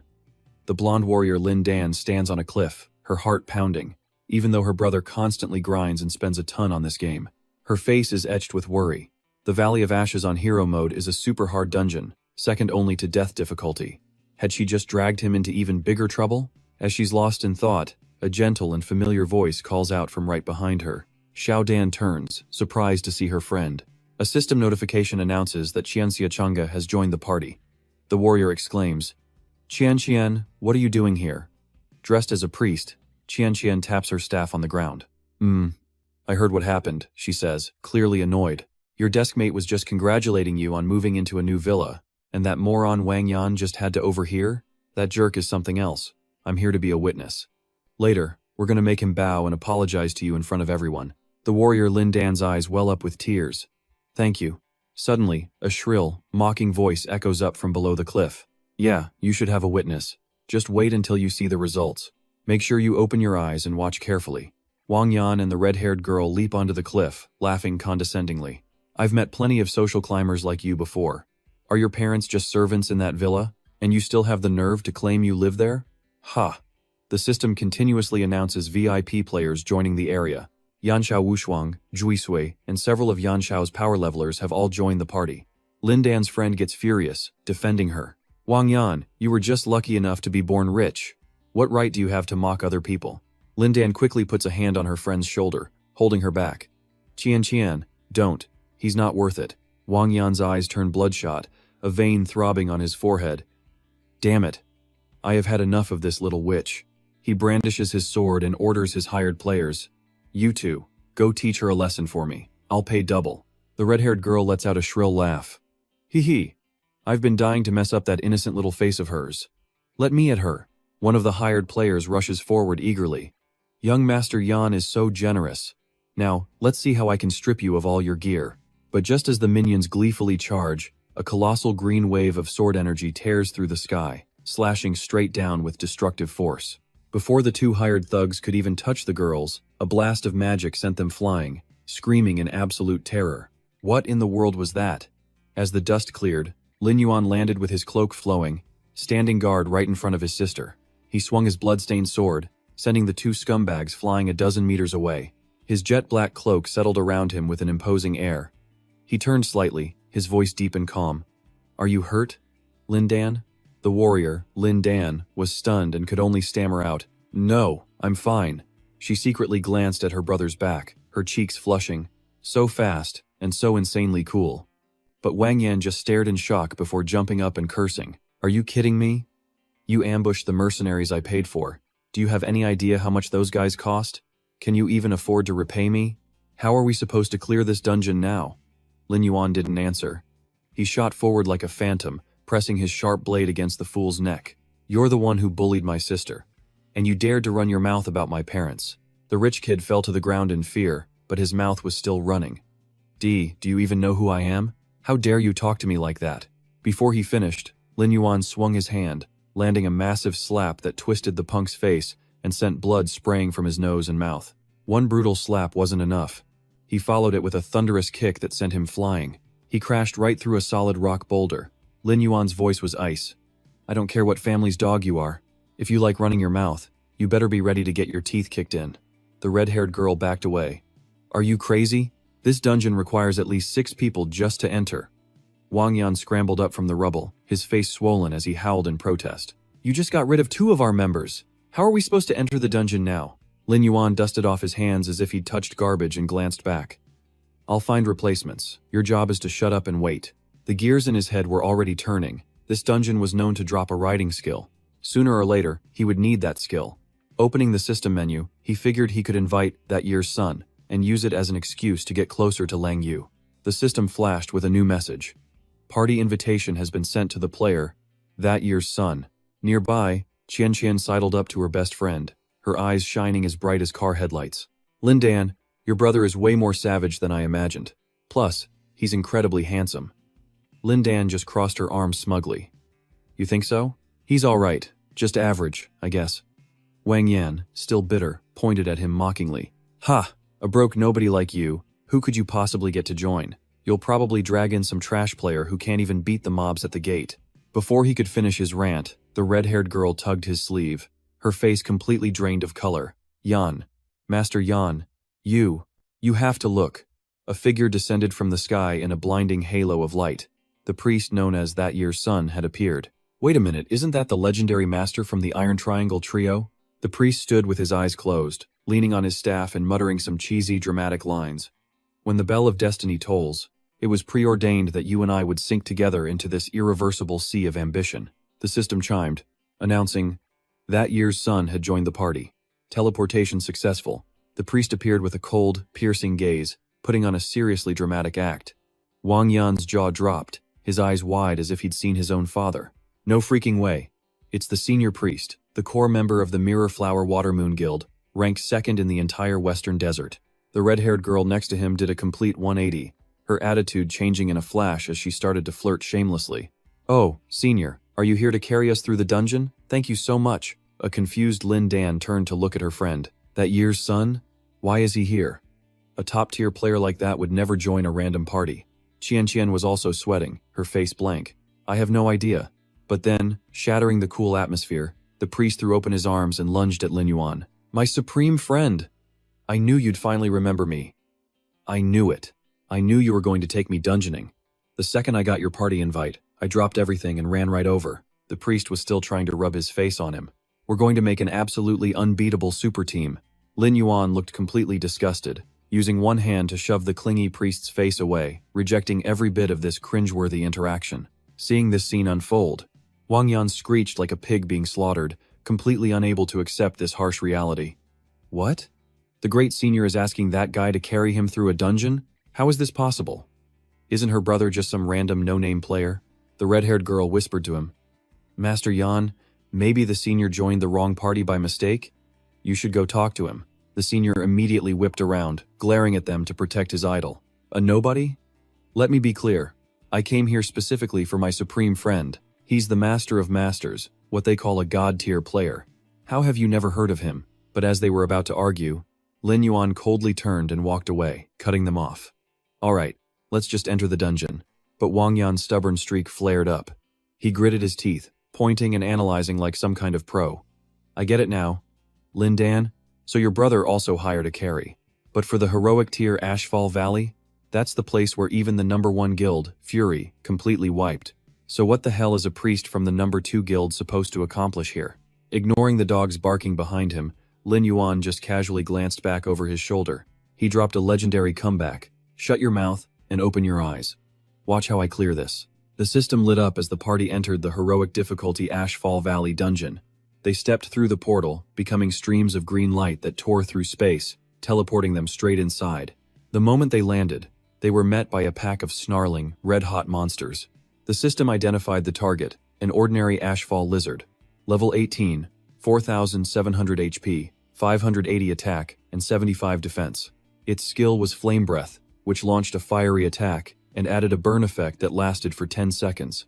The monsters were blocking their only way in. The warrior, Lin Dan, broke out in a cold sweat, her hands gripping her weapon nervously. The stats on these monsters are insane. Can my brother really handle this? If only my level were a little bit higher. Standing behind them, Wang Yan let out a wicked smile, a dirty plan forming. A priest to clear monsters, he thought. I'm not going to let him get what he wants. Time to pull every single monster in the area. The red-haired girl switched sides instantly, raising her hands to conjure a fireball. Yes, of course, young Master Yan. The fireball shot out, exploding into a nearby group of lizards. The girl smirked, thinking, "Let's see how he handles this mess." The lizard that got hit roared in absolute fury, its grotesque mouth opening for a deafening shriek. Sensing the dirty play behind him, Lin Yuan's eyes sharpened like blades as he shot a cautious glance backward. In the next second, a massive flood of red lizards came pouring in like an avalanche, breathing fire everywhere. "What is happening?" one of them screamed. "Why are there so many monsters rushing us all at once?" Lin Dan and Qian Qian stared with wide, terrified eyes, completely panicked. This wasn't anything like the guide videos they watched. The ashfall lizards swarmed together, their glowing red maws roaring as they charged the party, ready to eat them alive. The young master Wang Yan drew his sword, pretending to defend while taking sick pleasure in their panic. "Looks like your luck isn't so good today, is it?" In stark contrast to the others' panic, the other priest looked absolutely ecstatic, raising his staff and shouting with glee. "This chaos is thrilling. Ajizun, my friend, your fighting spirit has been awakened too, right? This battle will be our masterpiece." But before he could get any deeper, Lin Yuan bluntly cut him off. Thunder Scorpion. A magic circle opened, and a colossal Thunder Scorpion appeared. The system immediately popped up. Thunder Scorpion's corpse has activated the Crystal Thunderstorm skill. The dungeon sky instantly turned pitch black. Huge pillars of brilliant purple lightning crashed down from above, blasting the lizard bodies into the air. In the midst of the chaos, Lin Yuan charged to the front lines, sword in hand, leaving them with one simple instruction. "Everyone, protect yourselves." Lin Yuan's figure zipped across the battlefield like a flash of green lightning. He swung his blade continuously, and the clean, cold slashes cut the lizards down in an instant. The jade-embedded blade of his sword shone with a brilliant light. The god-tier gamer spun around, unleashing one final strike to clear out the remaining monsters, his eyes burning with absolute killing intent. But suddenly, one lizard slipped through the attack, lunging with its serrated teeth right at the two girls. Lin Dan gritted her teeth, shielding her friend with her body. "Get behind me, I'll deal with it." Qian Qian nodded, trembling. "Okay, you be careful." But just before the monster could even touch his sister, Lin Yuan dove in from out of nowhere. He plunged his sword straight through the lizard's skull, growling out a stone-cold line. "Don't even dream of it." Lin Yuan's silhouette stood tall, his cloak billowing over a mountain of lizard corpses. Lin Dan stared at her brother with pure admiration, thinking, "So this is how powerful he is in the game. He's incredible." After dealing with the trash mob, Lin Yuan walked over, gently placing a hand on his little sister's head, ruffling her hair. He looked at her with warm eyes, his voice soothing and protective. "Don't worry, as long as I'm here, I will never let you get hurt." Faced with this kindness, the warrior Lin Dan blushed bright red, her big eyes blinking with emotion. The great master Lin Yuan simply answered with a confident and gentle smile that could melt anyone's heart. Her friend Qian Qian just stood there with her hands clasped, eyes sparkling brighter than stars. Lin Dan, on the other hand, twists her hair, feeling completely safe. Having a big brother around is just the best. But this sweet sibling moment is shattered by the walking megaphone known as Wang Yan. I figured it out. The Valley of the Damned isn't even that tough. A single person could crush them all. You think this silver-grade gear of mine isn't enough?" The red-haired girl immediately starts sucking up. "Exactly. How could these peasants possibly afford young Master Yan's gear?" His ego fully restored, Wang Yan charges forward, high on his own power. "Open your eyes, you fools, and watch a master at work." He leaps into the air in a classic superhero pose, shouting at the top of his lungs. This is the true power of young Master Yan. And the next second, an annoyed lizard delivers a massive tail whip straight to Wang Yan's smug face, making him scream in pure agony. Ouch! The young master lies face down on the ground like a flattened frog, whining. "Damn it, this monster's too strong, it hurts so much." Lin Yuan just stands there, hands on his hips, glaring at the liability on the floor before speaking bluntly. "If you want to get yourself killed, wait until I've cleared the dungeon." Pushing the deadweight aside, Lin Yuan's hand glows with a brilliant green magic. He mutters to himself, planning to spoil his sister. He'd wanted to get a gold-grade item for Lin Dan, but for now, silver gear would have to do. Looking like a bought-out Zonse, Lin Yuan casually tosses the expensive, sparkling items to his sister like they're nothing. "This equipment should suit you well. Take it and use it." The system displays War Will Gauntlets, silver grade, granting plus 50 attack and plus 25 strength. Along with it is a dazzling silver dauntless battle armor with a massive plus 50 physique stat. Seeing the expensive gear, the red-haired girl's eyes light up like headlights as she practically drools with envy. "He's so handsome. A single piece of silver gear could buy so many luxury items, and he just gave away millions without blinking an eye. Young Master Wang Yan seethes, grinding his teeth in pure jealousy. Enough, must you be so pathetic? Faced with the incredible gear, his sister Lin Dan has a bout of teenage pride and stubbornly refuses. You should keep it for yourself. I'll figure out my own equipment. Rejected. But her doting brother Lin Yuan doesn't get angry at all. He just gives a fond smile, thinking she's still the same as ever, always trying to act tough. Without further delay, the party charges forward to clear a path. Lin Yuan moves like a whirlwind, brilliant green slashes sending lizards flying through the air. The warrior Lin Dan is just as fierce, swinging her greatsword with incredible momentum. Their classmate rushes in casting spells, while Wang Yan just runs for his life. Wherever a monster is, you can be sure he's not there. Meanwhile, Lin Dan is struggling to block a heavy blow from a beast. She wipes sweat from her brow, her eyes burning with fighting spirit. She knows she can do this, but her luck runs out as a massive lizard lunges from a blind spot, roaring right in her face with its massive, fang-filled jaw. Before she can even scream for help, a huge, dazzling green magic orb slams into the lizard's head, exploding and instantly vaporizing it. Lin Dan glances behind her, a warm smile touching her lips. She thinks to herself, it has to be him. As she slashes through monsters, she complains under her breath, but her heart is soaring. It's just like old times. He always treats me like a kid, interfering in everything. Far in the back, the god-tier gamer Lin Yuan sighs, wiping his brow. Why is it so hard to secretly gift someone equipment? And so, an absolutely ridiculous scene starts to play out on the battlefield. The big brother is busy skewering monsters in front of him with one hand, while secretly tossing support magic to his sister with the other. Their friend just watches from the sidelines, sweating bullets as she observes the entire thing. One of them is sneakily trying to provide support and loot. The other one knows exactly what's happening but is too stubborn to admit it. The awkward synergy between these two is absolutely perfect. Watching their back and forth might even be more fun than actually grinding monsters. Through a narrow ravine littered with the remnants of battle, the group presses on into the dungeon's deepest, darkest area. The priest from before raises his staff, looking up at the colossal cliff face in front of them. His voice rings out dramatically. Whoosh, the final boss is right inside. He then turns to Lin Yuan with a rarely seen serious expression. His esteemed friend speaks up. Hey, maybe we should fall back for now. If they leave the dungeon now, there's no penalty, but a party wipe against the boss means losing levels and gear. The risk is just too high. Hearing this solid advice, Lin Yuan nods with a cold, calm face.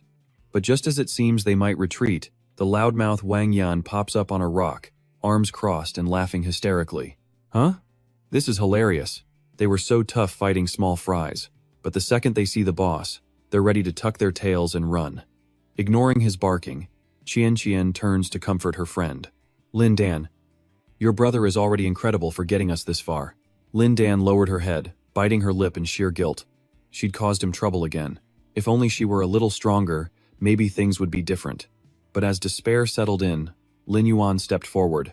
His tall, unwavering figure spoke with clarity. The Sun Priest was right, the death penalty is too harsh. An ominous green smoke, the mark of summoning magic, erupted around him. He finished with a chilling statement. So no one else needs to lift a finger. The air around them instantly turned ice cold. Dozens of muscular werewolf zombies materialized from the void, weapons drawn. A demonic legion formed at his back as Lin Yuan smirked. I alone am more than enough. Seeing the massive army of monsters, Wang Yan's jaw practically hit the floor as he stammered in disbelief. So many summoned beasts. What the hell is this guy's deal? He thought, completely stunned. The veteran priest, the Sun Priest, clasped his hands proudly. He was practically beaming, waving his arms around like a certified fanboy. He scoffed. You're in the same party as this legend, and you still don't grasp his true power? Whether he's soloing a world boss or taking down the entire Bloodstained Guild by himself, out of all the players I've ever known, he is the absolute strongest. On the sheer cliff above, the colossal bloodlust lizard clung to the wall. Its spiky scales and serrated maw radiated an absolutely terrifying pressure. Faster than a blink, a massive sphere of green magic tore through the air. It slammed right into the boss's face, triggering a huge explosion. The beast's yellow eyes widened in pure fury. The final battle had officially begun. The orb of green magic struck a critical blow right on the giant boss's chest, causing it to rear back in pain, its fanged mouth wide open in a furious roar. Staggered by the brutal hit, the bloodlust lizard went completely berserk. Its bloodshot eyes bulged with rage, tongue lolling out. A moment later, A massive magical explosion erupted beneath it, shaking the entire cliffside. Along with that ear-splitting roar, the system pinged with some seriously dire information. The ruinous Lizard King, a level 21 sovereign class. 10,000 health, 1,200 attack, and on top of that, a whole list of broken defensive skills.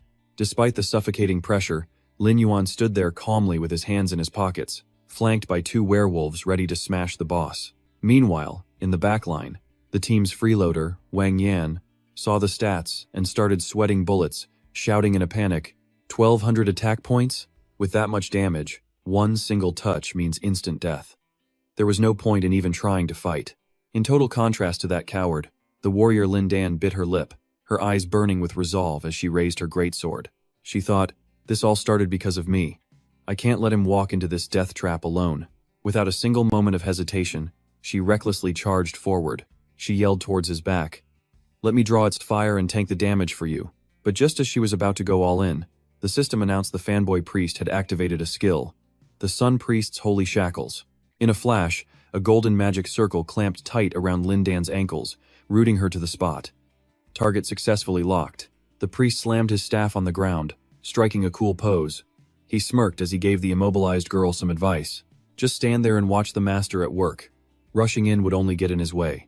Furious and trapped, Lin Dan whipped her head around to glare at him. What? What did you just say? But he just ignored her yelling.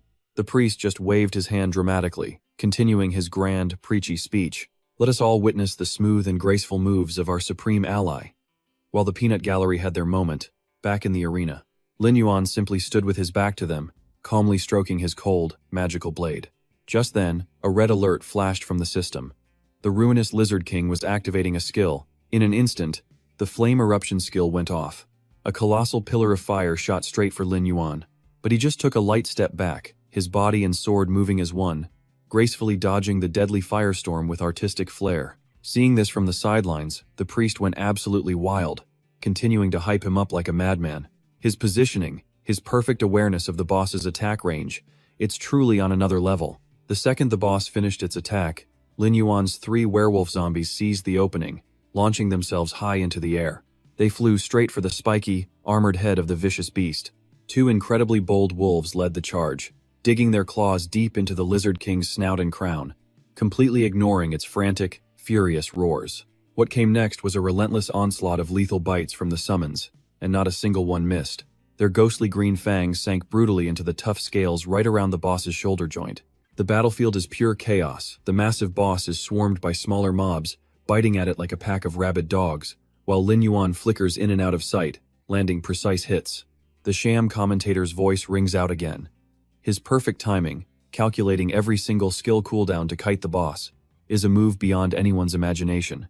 The relentless pace just keeps building.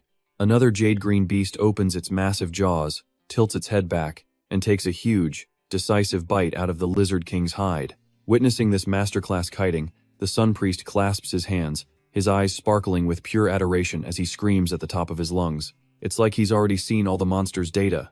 This fight. Damn it, this is a work of art.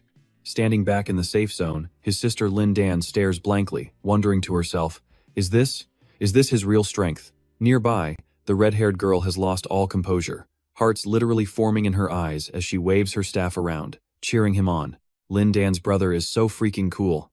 Go on, sir, wreck that giant lizard. Seeing this, Wang Yan, standing right behind her, his face darkens as he snarls, Shut your mouth! Wang Yan's vile, petty nature shows as he grips his dagger, veins popping while he secretly hatches a plan. At this rate, that bastard is going to clear the dungeon. What would that do to his own reputation as a young master in their class? That's it. If I can just sneak attack him and make him lose his footing, the boss's ultimate will finish him off for good. Completely ignoring the filthy scheme brewing behind him, the overpowered Lin Yuan rockets into the air. He lands a devastating stomp right on the boss's sharp teeth as it opens its mouth for an enraged roar. At the same time, the system shows the boss's health is critical, just 315 out of 10,000. It lowers its head, blasting a straight beam of white energy. The skill Tear and Bite has just been used.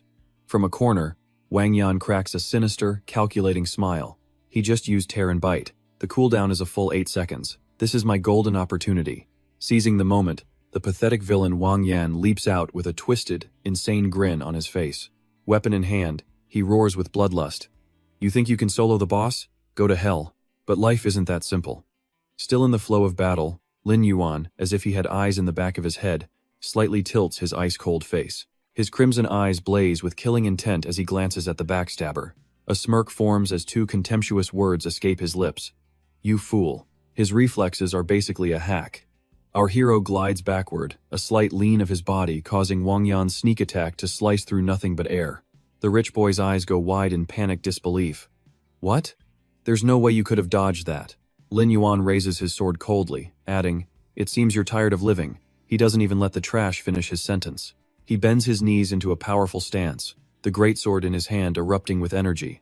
He swings his arm, delivering a merciless death sentence. In that case, you can disappear along with it. With a swoosh, the blade's light flashes across, carrying a brutal shockwave that slams directly into Wang Yan's face, forcing his mouth open. He lets out a tragic scream that pierces the clouds.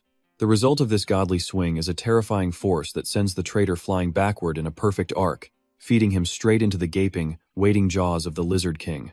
The moment the unlucky prey falls into the boss's mouth, our hero's most epic moment arrives. A brilliant blue system window flashes open against the dark screen, displaying the brutal finishing move. Activating skill. Corpse Explosion Art. The skill instantly detonates Wang Yan's body from the inside. The horrifying pressure rips the Lizard King's throat apart, followed by the final, pathetic struggles of the young master before he is completely erased from existence. As rubble crashes down, burying the battlefield, the world system immediately pops up, gloriously announcing the team's achievement to the entire server. Congratulations to the anonymous player Hidden Son of that year, and their party for achieving the first ever clear of the hero difficulty dungeon, Valley of Ruin. Staring at the unbelievable result, her female teammate turns in awe. We actually did it. Lin Dan, your brother is seriously the coolest. Do you think we can ask him to carry us through another dungeon next time? Hearing that, Lin Fan could only break out in a cold sweat, awkwardly scratching his head. He's been really busy lately, maybe some other time. Meanwhile, the fanboy pastor preens, boasting proudly, as expected of my distinguished friend. This time, I'll let you have the entire spotlight. Next time I'll show you the true power of a priest. Suddenly, the once arrogant redhead completely changes her tune, fawning over him. Hey, god-tier big brother, can we add each other as friends? But her shameless fawning was met with nothing more than a disgusted frown from him. Lin Yuan shot her a glare as sharp as a blade, snapping, Shut up. I see right through you people. Without a shred of hesitation, he immediately swung his sword, purging the red-haired girl for siding with the ambusher. Her eyes widened in horror before she fell, followed by a notification. The player tailing Wang Yan had been eliminated. With the trash taken out, his attention was quickly drawn to the blue system window that appeared, asking if he wanted to use a skill, the dark summoning spell, on the corpse of the Lizard King. His eyes were glued to the massive body, as Lin Yuan calmly muttered his decision. He confirmed it. He would recruit this hulking beast first. Once that was settled, he turned back to his team and nonchalantly invited them to open the glowing chest and split the gear now that the pests were gone. But his sister, Lin Dan, proved to be incredibly understanding. She quickly waved her hands in refusal, saying he had single-handedly carried the team and dealt all the damage. How could we possibly have the nerve to ask for gear? Just getting carried through the clear is more than enough for us. In stark contrast to his sister's hesitation, Lin Yuan calmly levitated the skill books with a flick of his wrist. His tone was decisive. I only need the beast riding skill book and the magic scroll. You all can sort out the rest. Immediately after, the top-tier loot began to drop, starting with a piece of powerful leg armor. Silver grade, it gave a solid 30 constitution, 20 run speed, 10 spirit, and the awesome flame wing step skill, reducing fire damage by 10%. The second item was a pair of blazing wrist guards, a brilliant red bronze item adding 10 constitution, 15 strength, and 5 lethal points of critical damage. And it didn't stop there, a green fire sword, a bronze-grade weapon with solid base stats, adding a clean 15 to his attack power. It also added 5 to strength, and 5 to constitution. The final item was a pair of glossy black leather boots, agile bronze gear that boosted run speed by 10, constitution by 10, and spirit by 5, a perfect item for kiting and dodging skills. Seeing the dazzling array of gear, the team's priest beamed, his eyes practically sparkling. This is perfect. Our guild leader has been trying to buy leg armor.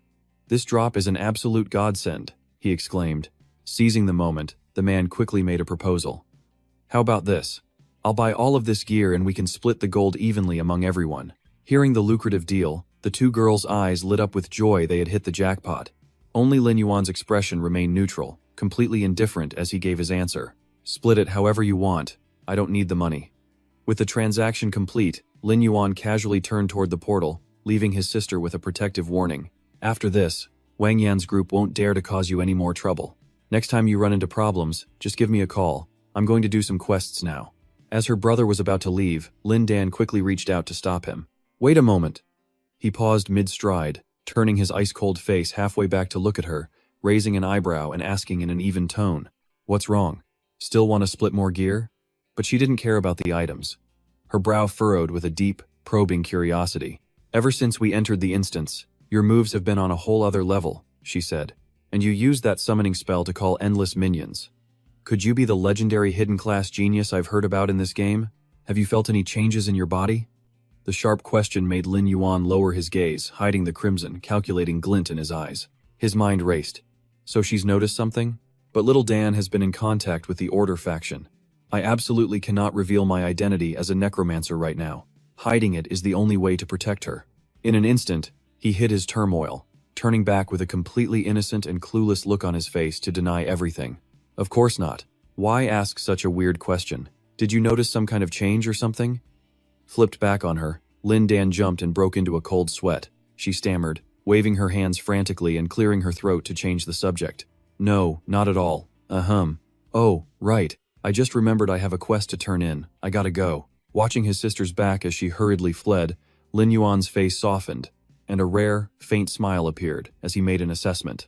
She's all grown up now, but her acting is still as terrible as ever. Still, at least she was willing to call me brother this time. That counts as progress. Just as that warm memory began to surface, a loud voice suddenly cut him off. Hey, friend. He turned his head. There he was, the fanboy priest, waving enthusiastically as he led two incredibly cool-looking players toward him. So glad you haven't left yet. Our leader, Lady Leng Yue, just decided to open the Valley of the Dead instance on death difficulty, and I absolutely insisted that we had to invite a master like you to join if we wanted to guarantee victory. Standing on a ruined outcropping, Lin Yuan observed. He tilted his head slightly, part of his cold face visible under his black cloak as he silently observed the newly arrived group. With his sharp eyes, his mind quickly formulated a beneficial plan. He never expected to run into Leng Yue this early. This was the perfect chance to investigate whether that #1 believer was hiding within the Mirrorflower Watermoon Guild. With his calculations complete, he gave a decisive nod, accepting the offer. All right, I've been wanting to test out death difficulty anyway. Seeing his idol agree so quickly, the priest was ecstatic, rushing forward to throw an arm around Lin Yuan's shoulders with a wide grin. Awesome! You're a true friend. Come on, let me introduce you to the awesome core members of our guild. As he spoke, he proudly gestured toward the woman in the fiery, high-slit armor. Our Iron Triangle lineup includes the leader of the Mirrorflower Watermoon Guild, the stunning Ice Queen herself, Lady Leng Yu. In response to the over-the-top introduction, the female guild leader simply crossed her arms with a cool expression. Hello, I've heard your name. Welcome to our core team. Not finished yet. The priest then pointed towards a guy in a huge wizard hat standing beside him. And this here is Xing Yin, our heavy hitter for magic damage. His class is super rare, you know? He's the main mage of our guild. But before the priest could finish his praise, the wizard cut him off with an annoyed scowl. That's enough. I never agreed to letting this guy join the team. Picking up some random solo player isn't a smart move. The mage's eyes sharpened under the brim of his hat as he shot Lin Yuan a look of utter contempt. The margin for error in a death-level raid is basically zero. A nobody like him won't know how to coordinate, he'll just be dead weight. I'm not taking that risk. You get what I mean, right? Furious that his idol was being dissed, the priest immediately jumped in to argue back. Xing Yin, what the hell are you talking about? Our friend here is the one who carried us. Waving off his teammates' words, the mage smirked, arrogantly aiming his words directly at Lin Yuan. I've met plenty of guys who talk big but have zero skill. Don't say I'm ganging up on you, I'll give you one chance to prove your worth. A triumphant, dirty smirk spread across his face as he laid out a nasty bet. If you can take down half of the boss's health all by yourself, I'll give you the golden grade equipment I'm wearing. But if you screw up and get yourself killed, you'll have to compensate our entire team for all our losses. Xing Yin's eyes bored into Lin Yuan, filled with threats and scorn. He spat out every word. You hear me? If you're scared, you can still get lost right now. Faced with such an arrogant provocation, Lin Yuan didn't flinch at all. He just tilted his head, a challenging half-smile playing on his lips. Golden gear being served up on a platter? Only a fool would refuse. But I want everyone here to be a witness, just in case someone tries to bail on the deal later.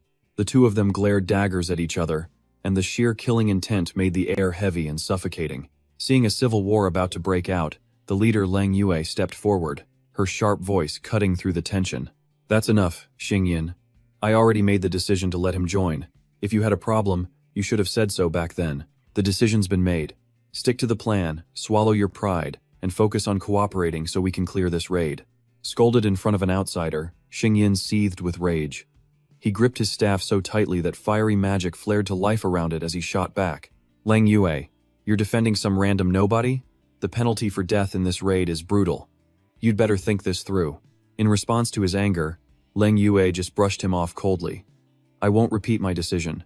Bitterly, the mage backed down, his hateful eyes fixed on Lang Yue's back. He ground his teeth, his mind screaming with venomous rage. "Lang Yue, I'm going to make you watch with your own two eyes just how useless this stray dog you picked up really is. The only person this team can't afford to lose is me." Under his dark hat, his face twisted into a mask of insane, warped jealousy as he continued his silent scream. "It will always, only be me."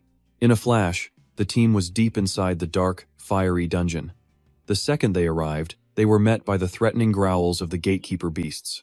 The system immediately scanned the data on the scorching lizards.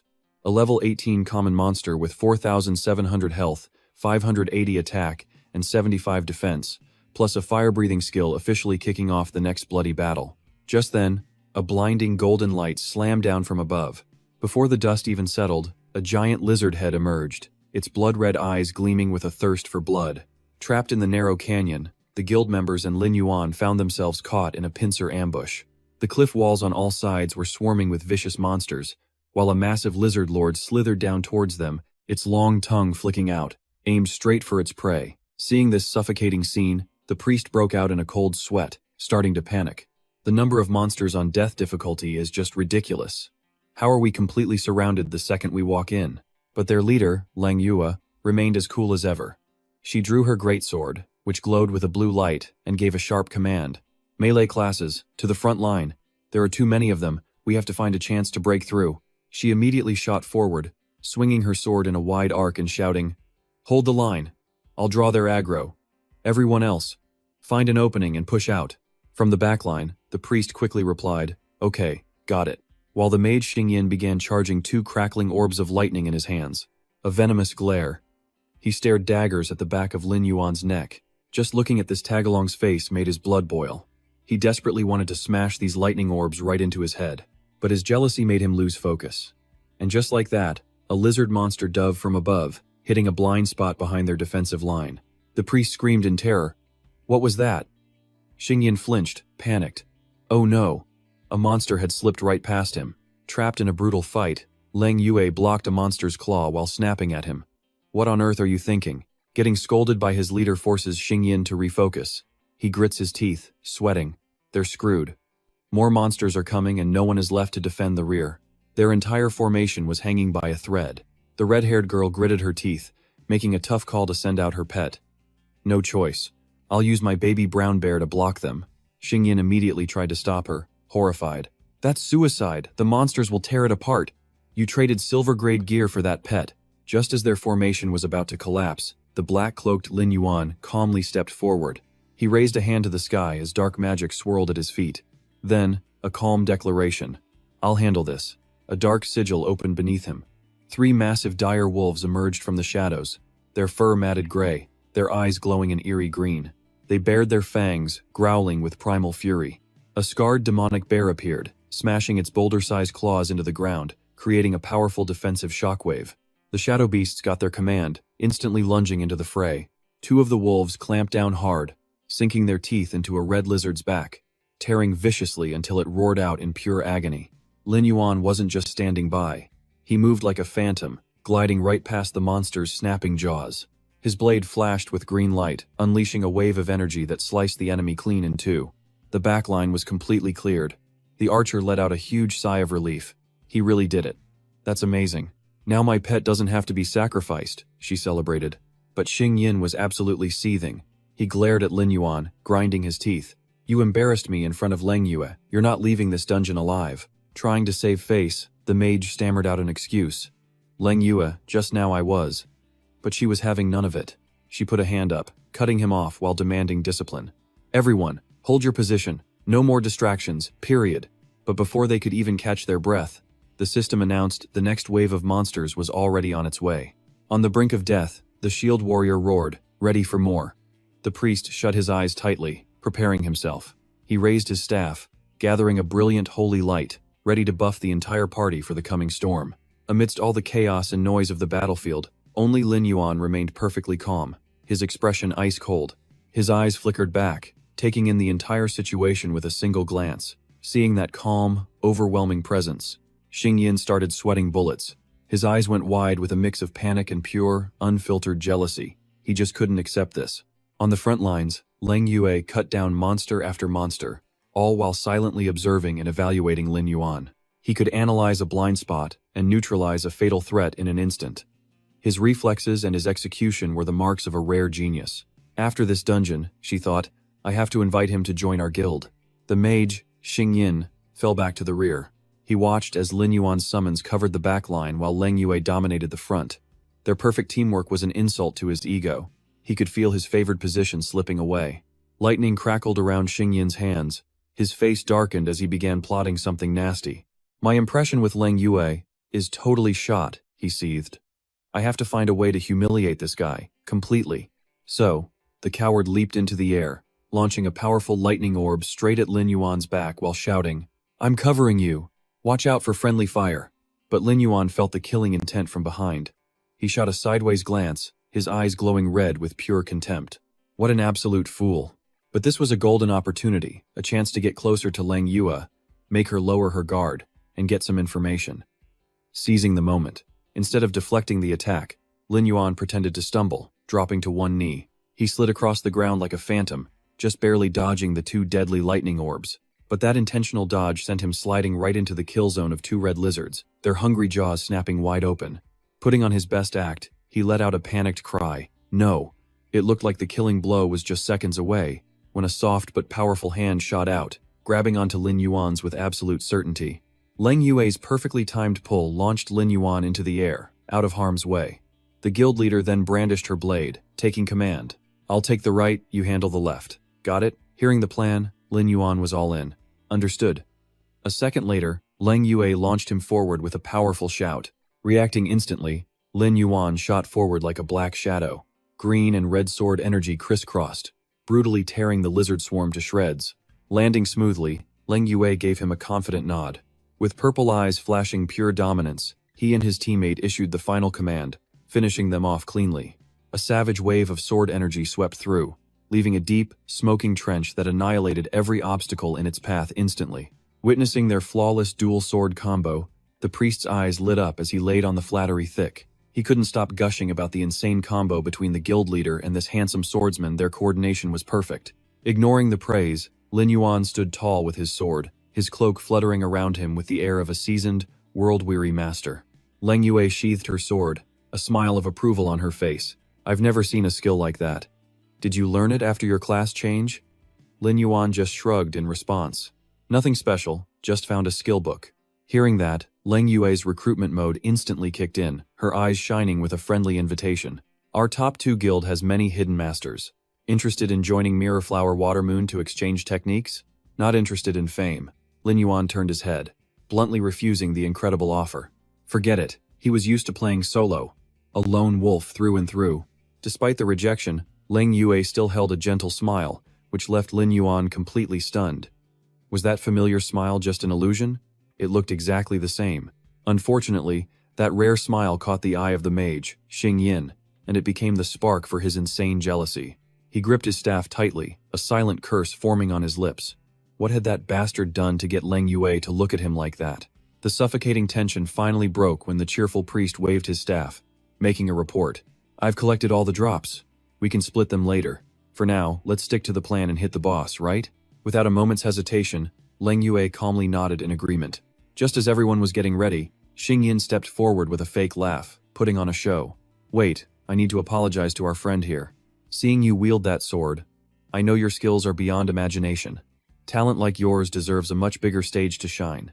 His eyes narrowed, a petty, cunning smile spreading across his face as he threw out a deadly proposal. "I suggest we let him go first and draw the boss's aggro for us." Lin Yuan saw right through the cheap trap. He just smirked, exposing the other man's cowardice.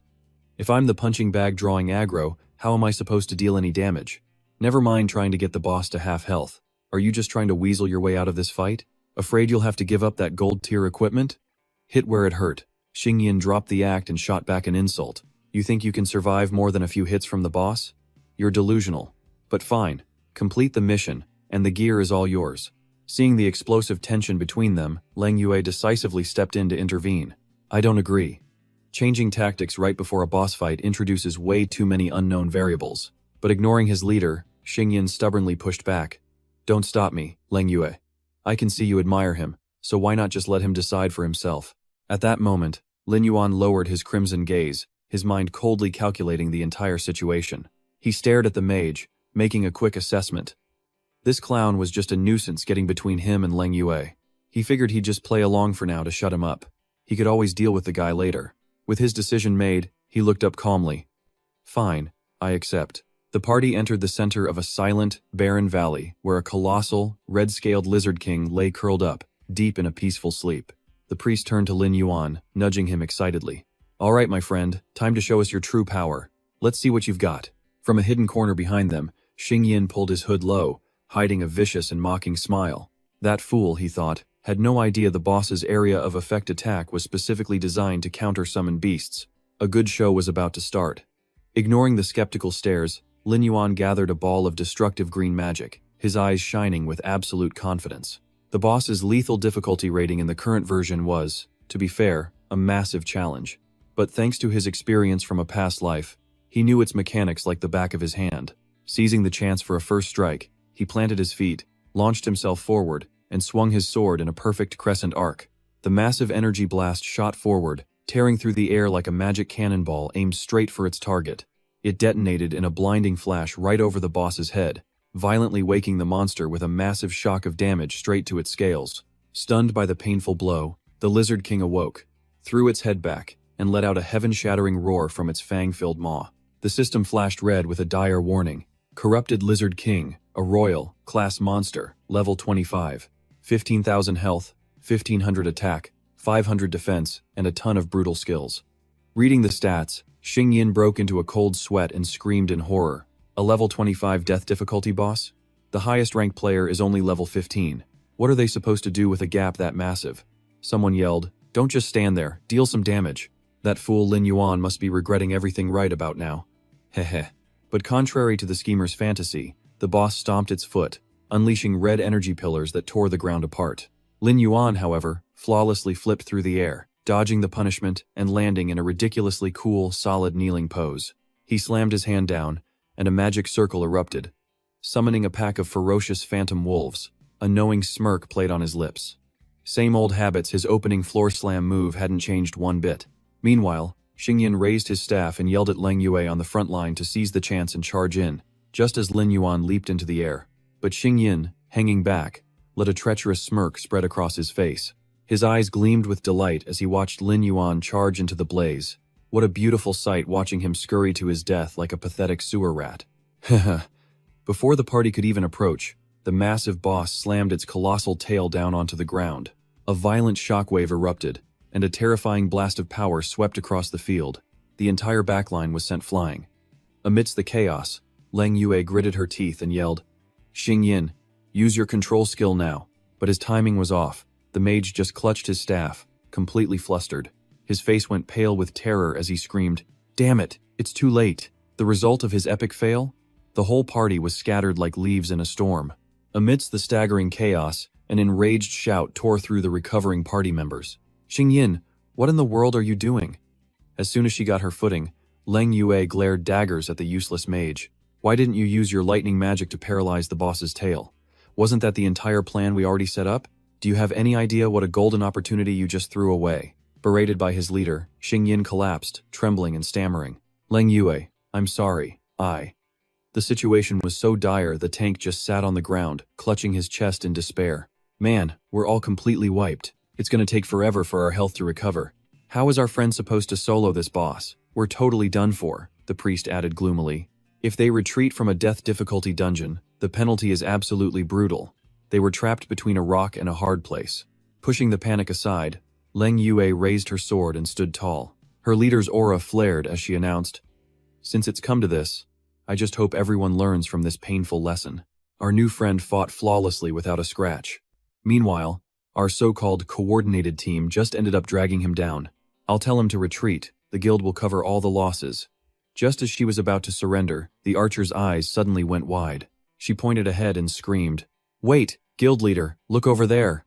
He's completely unharmed, and he's soloing the boss." In the hazy battlefield, Lin Yuan calmly muttered his strategy. "The withered lizard king's weak point is its back. Just paralyze its tail with lightning, and it's wide open for a killer combo." His plan set, he decisively pointed his sharp blade to the sky, summoning his magic. Seeing the monster roar, ready to counterattack, Lin Yuan just smirked at its sluggish speed, uttering two ice-cold words. "Too slow." Quick as a flash, he pointed and gave the critical command, "Lightning Scorpion. Break its tail for me." Instantly, a giant magic scorpion drove its stinger deep into the Lizard King's tail. The moment the stinger hit its mark, the system announced the picture-perfect execution. The Lightning Scorpion's skill activated. Paralyzing Strike. A massive burst of lightning exploded, shocking the beast's entire body. High-voltage electricity surged through its massive frame, locking the boss in a state of total paralysis. The system displayed two golden words, crushing any hope of resistance. Paralyzed. He seized the moment the boss's defenses were shattered. Lin Yuan waved his hand, ordering his summoned beasts to charge forward. "Good, the blind spot is secure. Everyone, attack!" Watching the incredibly smooth combo, Xing Yin stared in disbelief, breaking out in a cold sweat. He actually had a lightning-type summon, and he knew the boss's weakness. Jealousy surged through him, and he cursed under his breath. How did that bastard know? Damn it. That move just proved I'm more useless than a summoned pet. Shattering the gloomy mood, the priest raised his staff, rallying the entire team with an excited shout. "Amazing! Our friend can actually win this. Everyone, heal up and move in to give him some backup."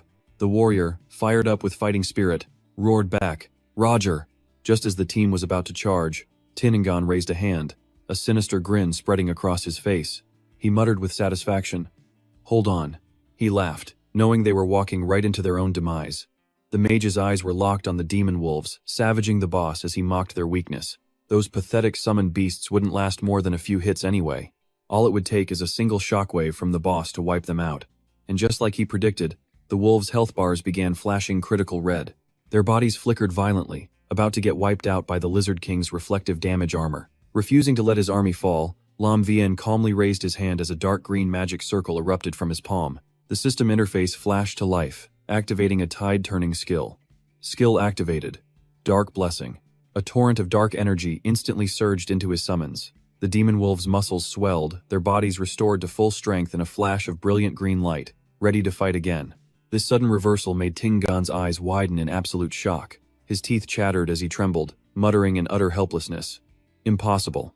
How can he keep healing his summons when they're being worn down like this? At this rate, couldn't he just solo the boss by himself? Ignoring the mage having an existential crisis, Long Nuyet drew her massive greatsword, regaining her composure and shouting to rally her team. "Everyone, get ready. The boss's health is almost in the execution zone. Let's all charge in and finish this." The entire squad roared in response, their killing intent surging. Feeling the humiliation of being cornered, the Lizard King threw back its head and bellowed, its body glowing red-hot. The system blared an urgent danger alarm, announcing the activation of its skill, Universal Forge. A wave of heat surged outwards like a volcanic eruption, turning the entire valley into a giant furnace ready to incinerate everyone inside. It threatened to cook alive anyone who dared to venture near the epicenter. Facing the jaws of death, their leader Lang Nguyet's expression changed. She yelled a frantic warning to the whole team. "Be careful. This is the boss's ultimate wide-area attack before it dies." Taking advantage of his teammates' panic, Tin Nan's mind was completely swallowed by raw jealousy. His eyes, now bloodshot and crazed, burned with rage. "No way. I absolutely will not let you win. I have to get that gear. Lang Nuyet must be mine. You should just die right here with this monster." He put on the mask of a savior, raising his staff to activate the skill Thunder Ring while theatrically yelling to split the formation. "Everyone get back now. Clear a path so I can interrupt the boss's ultimate attack." However, Instead of aiming at the monster, the deadly ring of lightning suddenly changed direction, streaking across the ground. It shot straight for Lang Nuyet's unguarded back in a treacherous assassination attempt. The sneak attack was so unexpected the leader had no time to defend. All she could manage was a shocked, "What?" before the merciless bolt of lightning slammed into her, sending her flying straight into the death zone. Witnessing this disgusting betrayal, Lam Vien remained completely and utterly calm. He used the wind to dash forward to intercept, muttering with a disdainful smirk, "I already knew. That piece of garbage would try to backstab someone." Lang Nguyet's body flew uncontrollably, heading straight into the boss's fiery inferno. Lam Vien shattered the ground beneath him as he shot forward to save her, sighing to himself coolly. What a complete pain. Quick as a flash, Lam Vien's steady arm reached out, grabbing her by the waist just as she reached the brink of death, and pulling her back decisively. He caught her soft body in his arms in a classic, romantic bridal carry. Leaning his cold face close, he reassured her with a deep, charming voice. "Don't be afraid, just hold on tight." The words barely out of his mouth, he leaped backward, carrying her out of the death zone. With a cold point of his finger, he delivered the final judgment. The bright blue system announced a brutal finishing move, skill activated, corpse explosion. The savage internal explosion created an immediate blue shockwave, completely shattering the Lizard King's defenses as the brilliant light faded away. Before the dust could even settle, the world system was already ringing, broadcasting their unprecedented achievement to the entire server. Congratulations to the player Anonymous, along with Lang Nuyet and Ting Ngan, for the first clear of the death difficulty dungeon, the Valley of Ruin. Nestled securely in his strong arms, Lang Nuyet's cheeks flushed a deep red with shyness. Her heart pounded as she voiced her admiration. "I never would have guessed. You're so young, yet have so much combat experience. You didn't panic at all." Lam Vien gently set her down on her feet, replying softly, "Is that so? Maybe it was just good luck." After a moment, Lang Nuyet regained her serious demeanor, but her eyes still held a look of admiration as she made a proposal. "Even if you don't want to join the guild, I'd still really like to be friends with you. Just so it's easier to raid higher-level dungeons together." Seeing right through her excuse, Lam Vien smirked victoriously and sealed the deal. "All right then." Instantly, a blue system window popped up, sending a sweet notification of their new connection. Lan Nguyet sent a friend request, and without hesitation, he accepted. Just like that, the first step of his infiltration plan was complete. Meanwhile, behind the scenes, the fanboy priest carried over the reward chest, a sly grin on his face as he teased his serious guild leader. The priest chuckled, thinking this was the first time he'd ever seen the mighty Lan Nguyet blush like a flustered schoolgirl. But the embrace didn't last.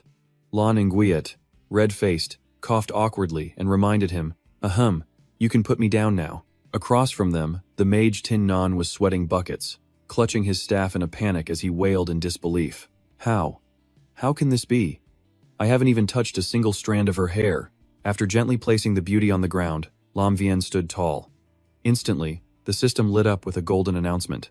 The player, name hidden, achieved a contribution level of 87% in the Death Difficulty Valley of Embers dungeon. Wielding that insane score, he calmly held out his hand to call in the debt. "My contribution level was 87%. According to our bet, you should take off that golden equipment and hand it over to me now." Called out so directly, Tinningan's face went pale. He started sweating, trying desperately to change the subject and weasel out of the deal. Well, the boss is dead now anyway, so let's check out the dropped items first, right? We'll split those up. Lam Vien cornered him. "No need to split anything. Just take off your golden gear and give it to me." He forced Tinningan to stumble backward. I'll give it to you, just don't rush me. Let me find a replacement item, then I'll give it to you right away." Lam Vien just smirked, his cold voice hitting the mark. "It seems you're trying to back out of our deal." Seeing things get tense, the guild leader Lan Nguyet stepped in to mediate, making an incredibly generous counteroffer. "Honestly, Tinningan's equipment might not even be the right fit for you. How about this? You get first pick of all the loot from this run, and I'll personally compensate you with a suitable piece of equipment. What do you say?" Tempted by her offer, Lam Vien smiled and took a step back, setting the stage for his real goal. "All right, we'll do it your way. But to be honest, more than equipment, I'd rather exchange techniques with a master who has special skills." Hearing this, Lan Nguyet breathed a sigh of relief and quickly agreed. "A master, you say? Of course, you've helped us so much. Let me go back and ask the others in the guild if they'd be willing." With the negotiation settled, Lam Vien calmly walked towards the giant, crimson corpse of the Lizard King, muttering, "I almost forgot about your part in this." He immediately raised his hand, beginning a dark summoning ritual on the king's body. But in the next second, a blazing red warning flashed across his vision, turning everything upside down. His 3 hound-headed minor zombies had been destroyed in the underground sewer. Seeing the sudden death notice from his distant minions, Lamvian's eyes shot wide open in astonishment. "What?" he gasped in disbelief. His brain instantly started analyzing the situation. My undead summons were taken out? The area near the hidden dungeon was a place no one ever bothered to grind in, and 3 zombies should have been more than enough to scare off any curious players. This was abnormal.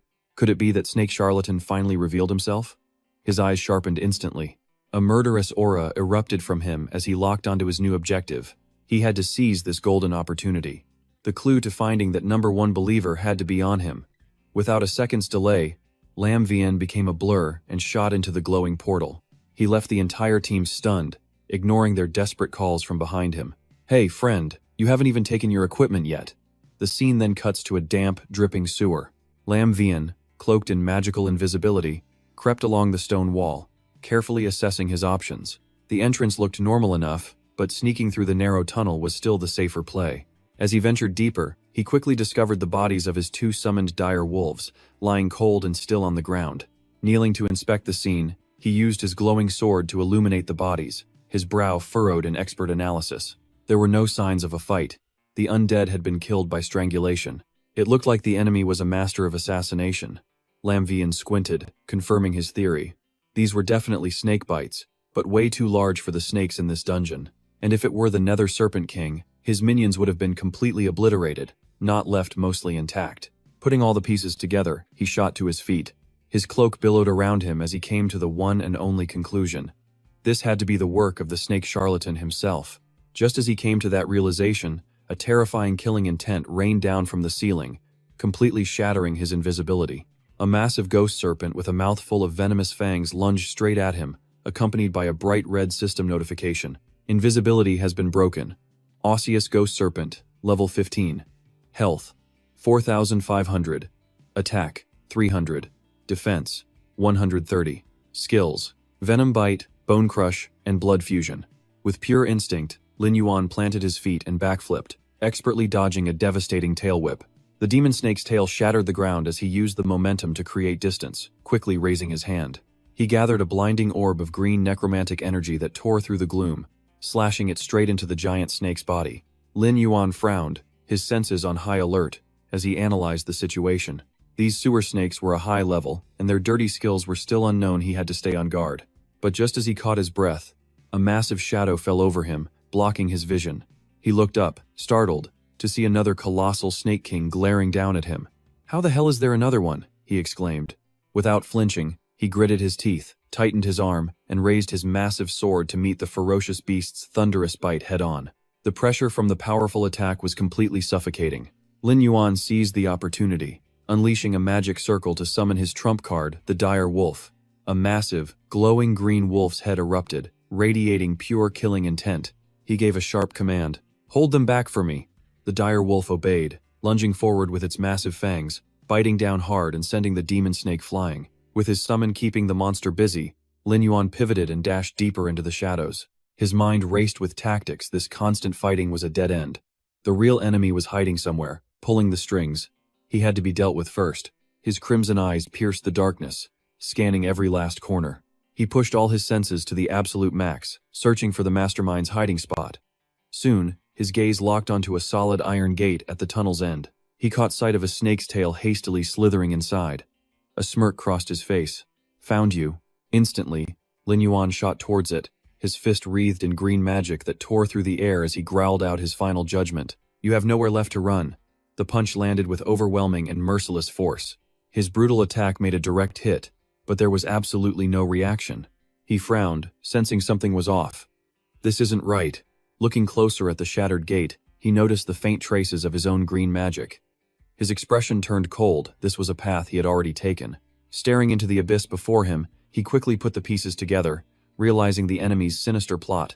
This was the Nether King Serpent's territory. He had been intentionally lured into a trap, a dead end.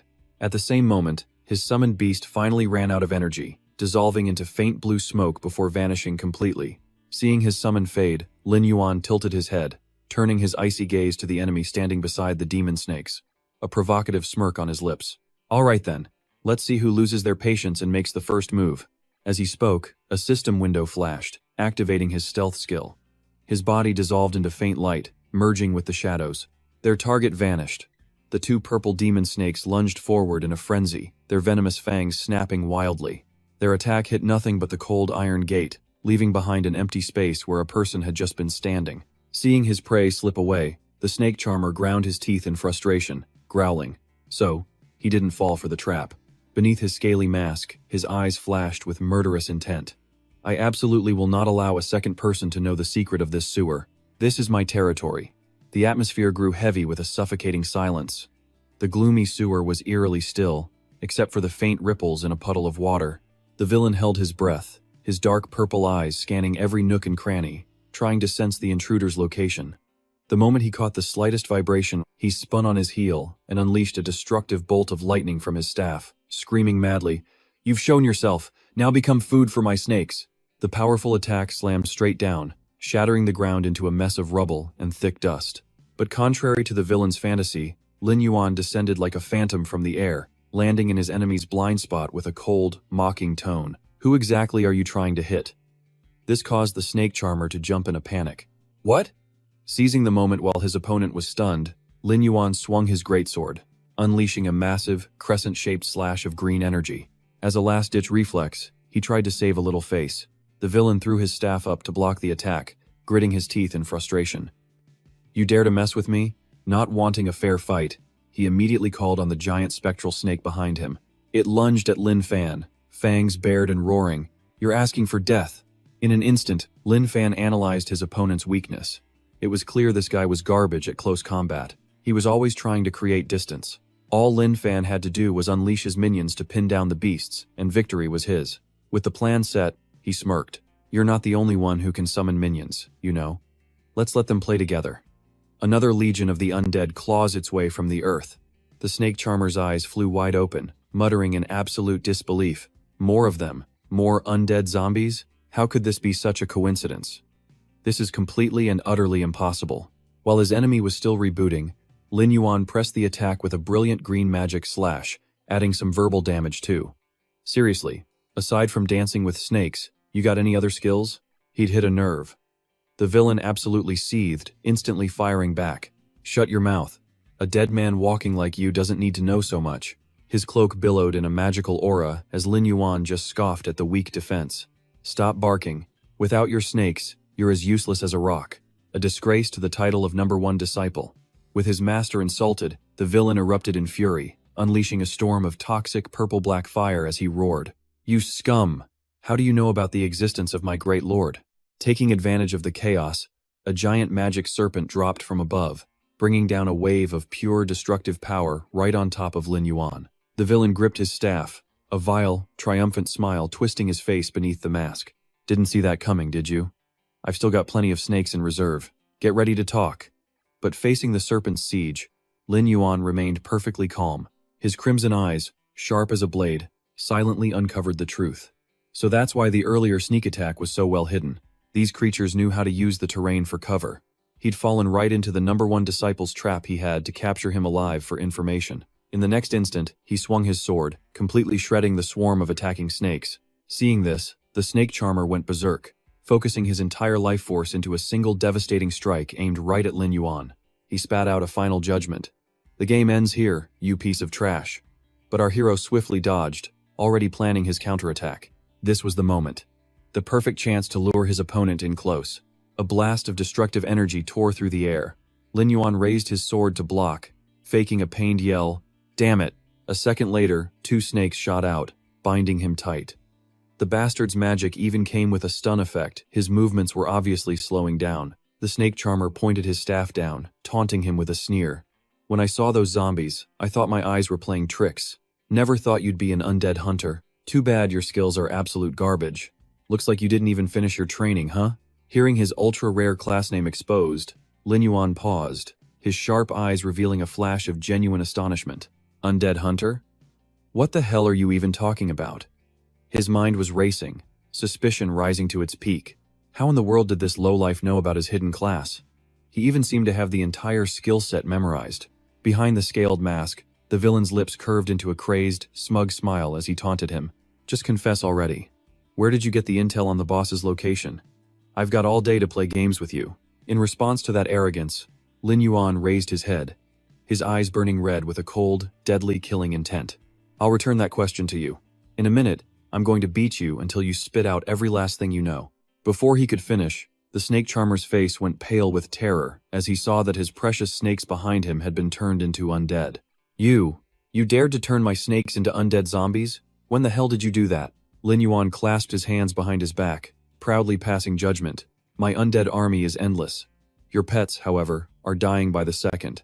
Stop this useless struggle. Having lost his advantage, the villain ground his teeth in fury and threw up a defensive spell. Don't even dream of it. He charged forward recklessly, ignoring the danger and roaring with hatred.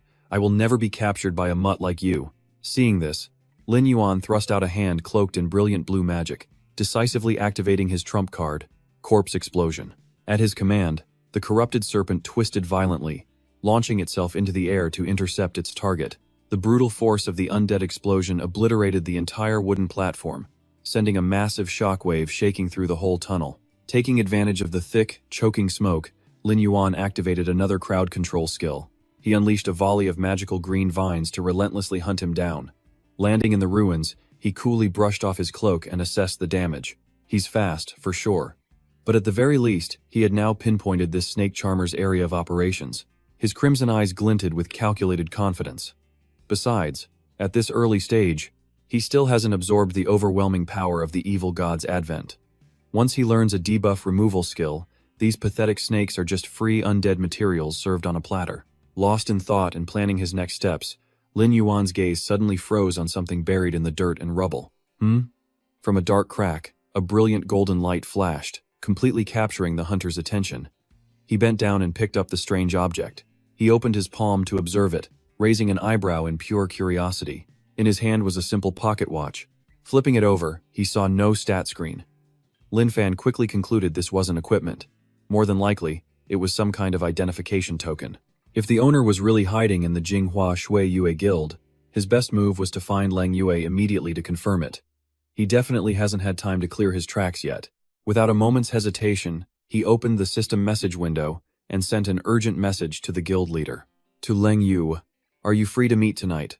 I need to discuss something about the Ashfall Valley incident. He hit send. The scene then transitions to a quiet night sky, where the city's towering stone castles begin to light up. In a quiet corner of a nearly empty tavern, Lang Yue hurried over to Lin Fan's table, her voice laced with apology. Sorry, I'm a little late. As she sat, she got straight to business, pushing a glittering gold ring across the table. This is the gold tier equipment I promised. Check the stats, see if it suits you. A bright blue system window popped up, displaying the high-grade item's stats. The Spirit Condensing Ring, a gold tier piece that directly buffed Spirit by 20 and max mana by 200. With a powerful rapid meditation skill for mana recovery. Stroking the high-quality ring, Lin Fan nodded in satisfaction. A mana recovery effect, huh? Ever since he spammed that forbidden spell, his mana had been dropping like a rock. This was a genuinely solid move from Lang Yue. But she wasn't done.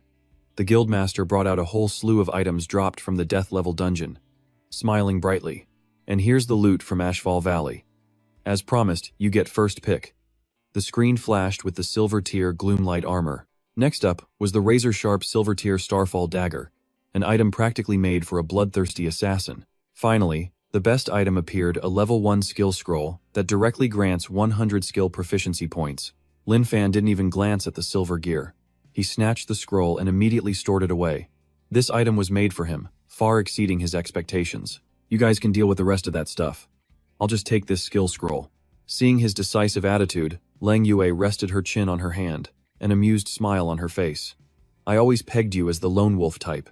I'm surprised to see you in a busy place like a tavern. Ignoring the banter, Lin Fan got straight to the point, his expression turning serious. I was farming mobs in the sewers today and ran into an expert. The emblem on his clothes was identical to your Jinghua Shui Yue Guild logo. I want to find him for a technical exchange. I was hoping you could lend a hand. Lang Yue looked surprised by the request. The sewers, you say? Let me ask around internally. As if sealing the deal, Lin Fan pushed the golden pocket watch forward as evidence. He dropped this when he made a run for it. Take a close look. Does anyone in your guild use a watch like this? Leng Yue took the watch and frowned, examining it carefully, but her expression was blank. A pocket watch? Honestly, this doesn't look like in-game equipment. I've never seen this kind of flashy accessory before, not once. Having gotten the basic picture, Lin Fan gave a serious warning. I understand. Please, ask around about the sewer incident for me. This is a matter of life and death for me. Seeing his gravity, she nodded firmly. Got it. I'll make this a priority in the guild. With the main business settled, Lin Fan subtly began to probe, trying to get a feel for the enemy's internal politics. Speaking of which, you just handed over a gold-tier item to an outsider to settle a debt. Didn't anyone inside Jinghua Shui Yue have an issue with that? At the mention of her troublesome teammate, Leng Yue's face went cold as she scoffed. Oh, Jing Yin threw a fit, of course. But he's the one who screwed up in the first place. He has no one to blame but himself. Her sharp gaze suddenly softened. She brushed her hair back, her voice tinged with nostalgia. There's another reason. You look a lot like my younger brother. It's confusing sometimes. If he were still alive now, he'd be about your age. Seeing Leng Yue's nostalgic expression, Lin Fan lowered his eyes, quietly connecting the dots. So that's why. Her reactions before had always felt strangely familiar. He gently pushed the pocket watch back toward her. That was a long time ago. Try not to dwell on the sadness. The heavy atmosphere lifted as Leng Yue regained her usual sharp demeanor. Oh, and one more thing, if he trusted him, he should stock up on anti-electric drugs. He was going to need them very soon. After pocketing the ring, Lin Yuan nodded, and the system instantly confirmed the commission was complete, 100 paralysis herbs delivered. Lin Yuan realized the Order faction must have already sniffed out the Thunder-type dungeon. He now held the best formula for lightning resistance potions. He wrapped up the conversation, saying he'd consider her offer, but for now, it was getting late. Leng Yue stood up with a smile and suggested, It's on my way, let's walk together. The two stepped out of the tavern onto the quiet stone street. But around the corner, a figure in a low hat suddenly appeared, blocking their path. It was Jing Yin, confronting Lin Yuan and his goddess. Tinningan's face went dark, his hands gripping his staff so tight he drove it straight into the stone floor. That scum, daring to meet with Lan and Guyet behind his back, he was about to get wrecked. But when Tinningan turned, Lam Vien and Lan and Guyet were already right there. Well, what a coincidence, Tinningan. You came to this tavern too? Hearing this, he immediately got flustered and tried to cover. I was just passing by, that's all. With that, Tinningan stormed over to lecture Lan and Guyet. Lan and Guyet, you're a guild leader. Why are you confiding in a lowlife like this? You better keep your distance from him. Lam Vien shot him a sidelong glance, his comeback absolutely scathing. I asked her here to discuss some private guild matters. You're just a grunt, so mind your own business. Called out in front of his crush, Tinningan went ballistic, his staff crackling with lightning. Well, look at the big talker. Weren't you just bragging about not wanting to join the guild? Now you're luring the leader away for secret talks? He got right in Lam Vien's face, his eyes laced with blood-red veins. Tell the truth, what filthy reason do you have for getting close to her? Lam Vien just frowned, thinking to himself that this clinging ghost of a man was nothing but pure garbage. With that thought, he fired back. Guild leader Lan and Gyet's sword skills are legendary. I invited her here to learn a few pointers. Got a problem? Tingan sneered, a vicious look on his face. Seems to me your intentions aren't so pure. Lan and Guyet, don't let this kind of person deceive you, or you'll bring disaster upon yourself. That was the last straw. Lan and Guyet decisively turned her back, tossing out an ice-cold sentence. I appreciate your excessive concern, but since when do I need your permission to be with someone? Seeing her furious, he frantically raised his hands to salvage the situation. No, Lan Nguyen, that's not what I meant. She spun back around, her face scrunched in disgust. That's enough. And to think I came all this way specifically to help you keep your equipment. You couldn't have disappointed me more, he stammered, sweating bullets. Lan and Guyet, you've misunderstood. I. Watching the two of them walk away, Tinningan's eyes burned with a mad, vicious hatred. This was all because of that bastard. He clutched his head, muttering, if he just disappears, Lan and Guyet will go back to how she was before, with eyes only for me. His face twisted as he seethed with a bone-chilling killing intent. He has to be eliminated. Carrying that massive grudge, he skulked off to a dark port, littered with wooden barrels. The moment he saw his contact, Tinningan slammed a bag of money onto the table and barked his command. I knew you'd be hiding here. Take care of this guy for me. The fully cloaked assassin calmly raised a glass, taking a slow sip before lazily replying. What's the rush? Let me finish this drink, then we'll talk. Tingnan was seeing red as he roared. Double the pay when it's done. You have to take him down for me, and the more miserable, the better. The assassin received the target's photo through the system and let out a smirk. Deal accepted. Well, aren't we generous? In that case, I'll take the job. The sinister mage leaned in, adding one more venomous part to his plot. Remember, pick a place where a lot of people are gathered. His face was distorted like a demon, his eyes burning with a crazed, red-streaked glare. Torture him slowly, right out in broad daylight for me. The assassin smacked his lips, staring at the projected photo of Lam Vien's cold face. He rubbed his chin, wondering, this kid, why does he look so familiar? The scene then shifts over to a bustling desert city. The old NPC Dak stared intently at a pocket watch, shaking his head. I've never seen a watch like this. It just looks like a normal piece of jewelry. However, you could try your luck with the Scorpion Knights. That is, if you can even manage to get inside. Taking back the watch, Lam Vien clicked his tongue, thinking that even a veteran NPC like Dak was clueless about this. He gave a polite nod. All right, thanks, old man. The NPC waved his hand sadly. Don't mention it. Too bad I'm retired. Without a good reason, it's hard to meet the commander. Just as he hit a dead end, a lovely young woman walked in carrying a basket of food. Uncle Dak, how have you been lately? I brought you some delicious food. Seeing the girl, the old man's face immediately brightened. Is that you, Edit? Ah, I feel better already. Thank you for taking the time to visit this old man. Upon hearing that familiar name, Lam Vien frowned slightly, murmuring to himself. Edit. Uncle Dak pointed to the girl. This is your chance, kid. If you really want information from the Scorpion Knights, you should ask her. She's the commander's daughter. But unexpectedly, Edit quickly shook her head, a pained expression on her face. No, I haven't been his daughter for a long time. Now I'm just a seamstress making my own living. Sensing a quest opportunity, Lam Vien stepped forward to test the waters. It sounds like a family misunderstanding. Perhaps I could lend a hand? Uncle Dak also sighed, trying to persuade her. Edit. The commander regrets it deeply now. Whatever conflict you two have, don't be so tense. Consider it a favor to this old uncle and listen to my advice. Edit smiled gently, a flicker of hope appearing in her eyes. All right, young friend, please follow me. As she turned to walk into the house, she clutched a box, confiding sadly, I thought I would never have the chance to give this gift to him. Unexpected, Lam Vien commented as he casually followed behind her. It seems you were just missing the right opportunity. Edit gently ran her fingers over a deep red box before slowly unlatching it, revealing a neatly folded black suit inside. Perhaps, she said, carefully holding the box with the exquisite suit. Her eyes were heavy with thought. I spent an entire year sewing this formal suit by hand. I hope you can help me deliver it to my father. She gently placed the box in Lin Yuan's hands, pleading earnestly. Afterwards, please tell me what he says. Taking the item, Lin Yuan gave a firm promise. Rest assured, I will deliver this as soon as possible. Immediately, a green system window popped up. A notification appeared. You have accepted the hidden quest, Dusty Kinship.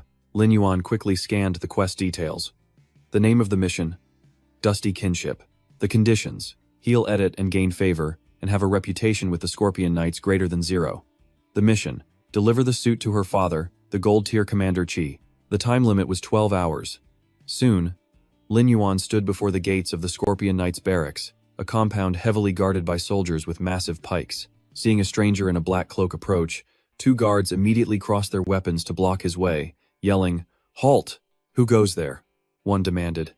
Lin Yuan calmly replied, Don't worry, I've been sent by Lady Edit to deliver an item to the commander. Hearing this, one guard lowered his weapon in surprise. Lady Edit, please wait here. I'll inform the commander at once. While he waited, Lin Yuan crossed his arms, his mind already spinning with calculations. The Scorpion Knights were the strongest military force in the Western Desert, second only to the State Preceptor. Getting on good terms with them would make his future plans much easier. The guard quickly returned, waving him over enthusiastically.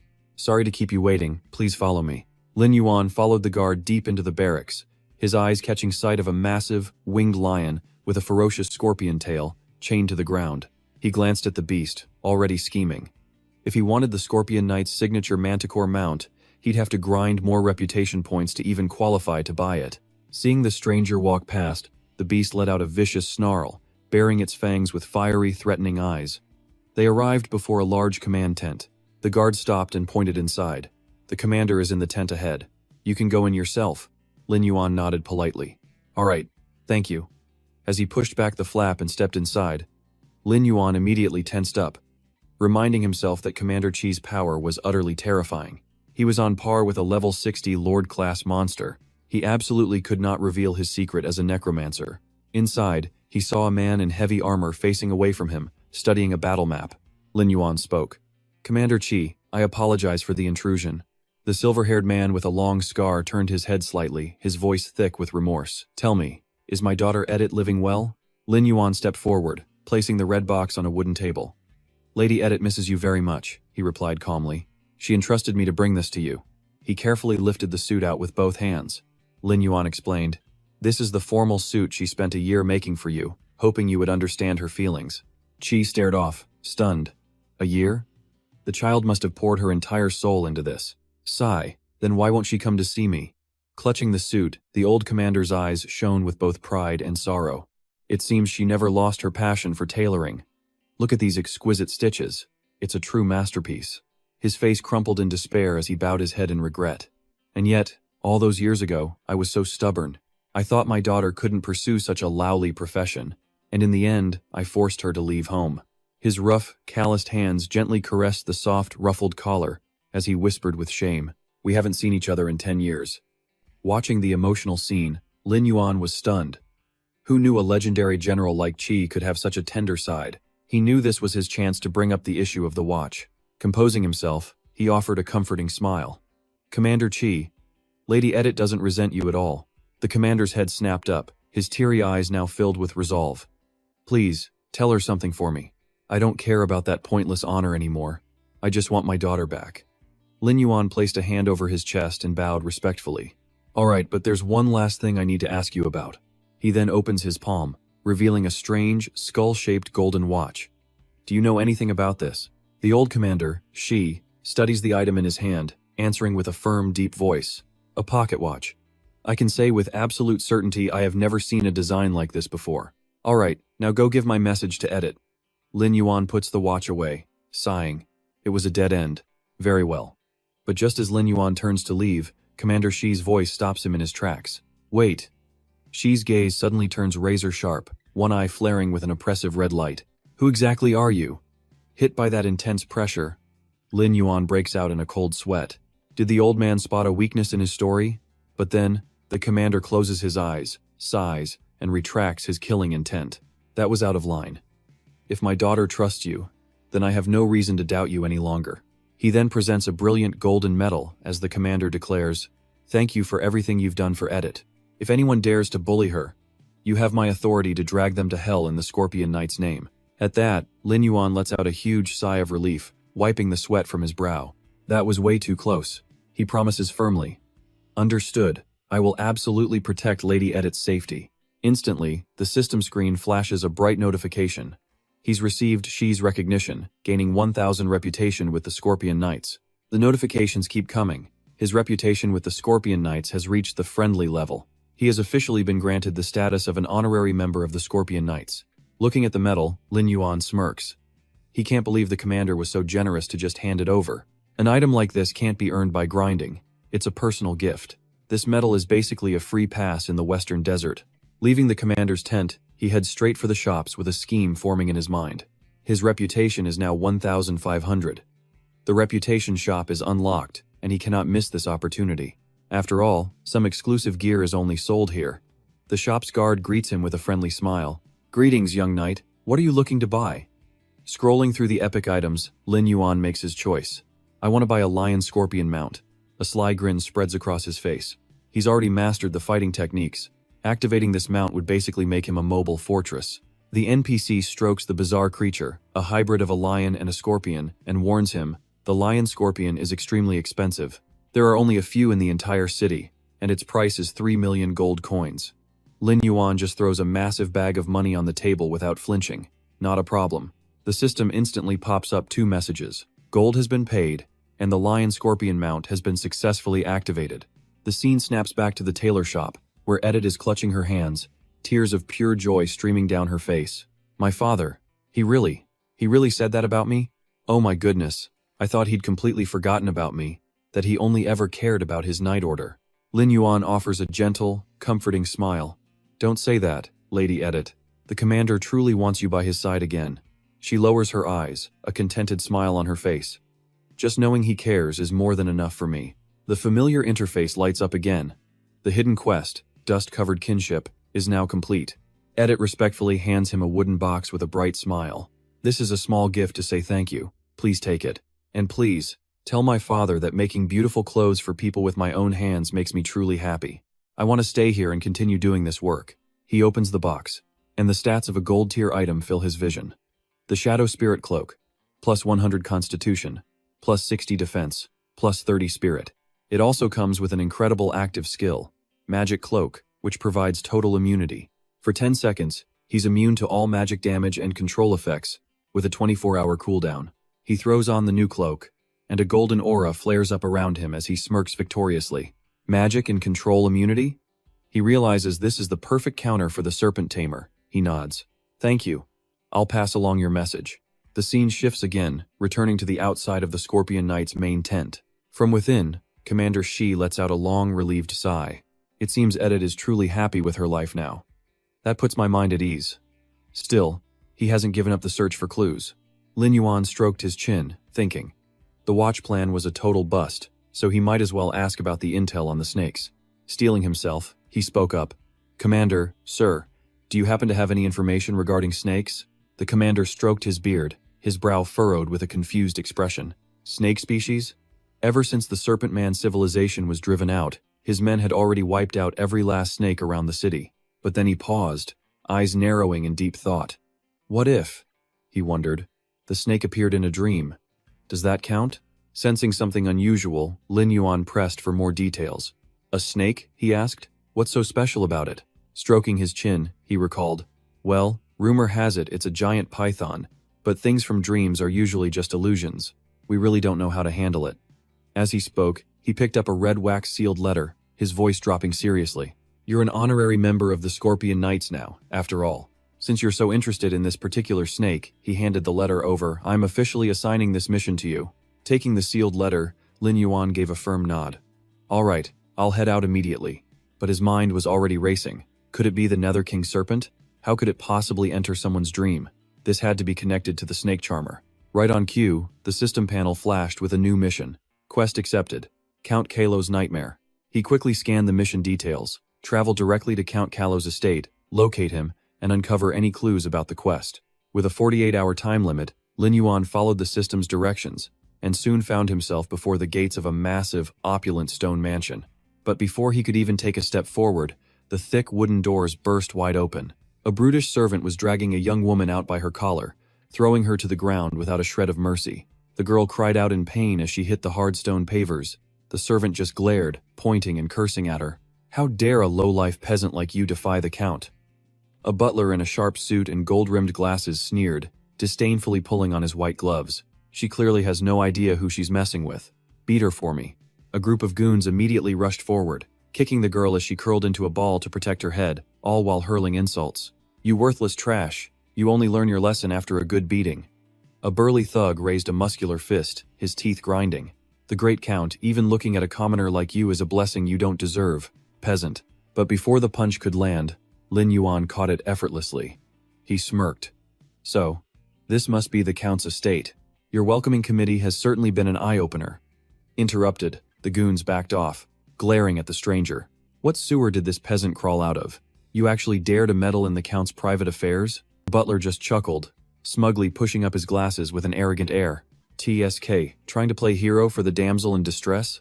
Fine. If you want to die so badly, you can join her. Get him. The girl on the ground looked up with bruised eyes, pleading with her savior. Please run. If you offend the Count, it will not end well for you. Lin Yuan simply ignored her warning and stepped forward coldly. This is exactly the place I was looking for. Then, he unleashed his power, sending the entire group of thugs flying into the air with agonized screams. What in the world is happening? Looming over the now cowering butler, Lin Yuan asked coldly, Where is the Count? The man was sweating bullets, trying to muster up some courage. Do you have any idea who you're messing with? This place is. But before he could finish his threat, a figure slowly approached from the mansion, looking up at the newcomer. It was the fat, heavily bearded Count Kalo himself, looking down his nose with pure arrogance. This is my territory. What commoner dares lay a hand on my men? Go inform the Scorpion Knights and have this scum thrown in the dungeons. Unfazed, Lin Yuan calmly pulled out a gleaming gold emblem, holding it up for the Count to see as a smirk crossed his face. I was sent by the Scorpion Knights. I'm here about your nightmare. Seeing the emblem, the Count's eyes went wide. You are? A knight. The Count's attitude flipped 180 degrees. He turned to his butler and hissed, hang every one of these useless fools upside down, starve them for 3 days. The butler bowed low, immediately scrambling to obey. Yes, my lord. Turning back to Lin Yuan, he flashed a fake, flattering smile. A bunch of blind idiots. Can't even tell a knight from a commoner. You've arrived just in time. If you can solve this little problem for me, I will personally request a generous reward for you from the capital. Lin Yuan coolly shoved his hands into his pockets and replied, I certainly hope so. Following the Count inside, Lin Yuan was met with the sight of a ridiculously luxurious library, its massive bookshelves stretching all the way to the ceiling. Servants were bustling about, some dusting with feather dusters, others struggling to clean ornate, jewel-encrusted velvet chairs. The Count collapsed into a massive armchair behind his desk, holding his head as he began his miserable story. In my dreams, a giant python is always chasing me, hissing and biting. I've summoned the most senior priests, but none of them could find the cause. It's absolutely outrageous. A Count like myself, being forced to endure this kind of pathetic torment. He pushed a meticulously detailed drawing across the desk toward Lin Yuan. I hired an artist to sketch the damn snake. Lin Yuan examined the strange drawing of a bizarre, three-headed cobra, his brow furrowed in surprise. It was just as he feared the Serpent King. Folding the paper, a small smirk played on Lin Yuan's lips. He calmly told the Count, I'll need a little more time to handle this. Just then, a timid maid with short hair brought in tea as the Count warned, I trust you'll ensure our victory. A successful mission would benefit them both. But suddenly, the maid stumbled on the carpet, losing her balance as the tray went flying. A full glass of ice-cold water splashed directly in the arrogant Count's face, causing the girl to freeze in absolute terror. Hit with the cold water, the enraged Count shot to his feet. Wiping his face, he roared like a wild animal and pointed a shaking finger at the girl. You filthy peasant! In his fury, he swung a massive arm, a thunderous slap that sent the poor maid sprawling across the floor. I'll skin you alive, you worthless wench, he shrieked. The poor girl could only clutch her swelling cheek, sobbing and begging for mercy under his oppressive shadow. Please, my lord, don't hit me. The Count's face was a twisted, red mask of pure rage, his eyes bloodshot as he screamed. You're a useless piece of trash that can't do one simple thing. Unsatisfied, he viciously raised his heavy leather boot, preparing to stomp directly on the small girl's face. Born a peasant, die a peasant. But before his boot could connect, Lin Yuan moved like a blur, sweeping the maid into his arms and out of danger in a split second, leaving the Count to stumble forward in shock. Holding the blushing girl in his arms, Lin Yuan turned his head and calmly reminded him, My Lord Count, we are still discussing my commission. Wouldn't you agree your current actions are— Haha, that was his mistake. But he was only trying to do what was best for them. If they couldn't handle such trivial matters, how could they possibly survive in the real world? As he spoke, he puffed out his chest smugly, while Lin Yuan gently set the maid back down on the ground. When they were homeless on the streets, he was the only one who showed them mercy. They should be on their knees thanking him for it. He shoved his greasy, cruel face close to hers, hissing as he tried to force a confession. Answer me now, Anna. Isn't that right? The maid Anna bowed her head, tears streaming down her face as she clasped her hands in fear. Yes, my lord. I am eternally grateful to the Count for taking me in. The Count ordered her away with a flick of his chin. Walking past Lin Yuan and the butler, he continued to spew his vile, contemptuous insults. Unlike someone like him, born with noble blood, these poor wretches who crawled out of the slums were worth less than a single piece of stale bread. He plopped back down at the extravagant dining table, lacing his fingers together as he smugly lectured them. But even lowly peasants have their uses. Being able to entertain him is the greatest purpose of their existence. Wouldn't you agree? The knight knew the fat man's insults were aimed at him for meddling, but Lin Yuan just narrowed his eyes, completely unfazed. He chose to remain silent. In response to his indifferent attitude, the Count turned to flex his authority on the butler. Butler, clear the table and set a separate place for this knight who has no title. The butler bowed deeply, then shot Lin Yuan a nasty smirk. Huh.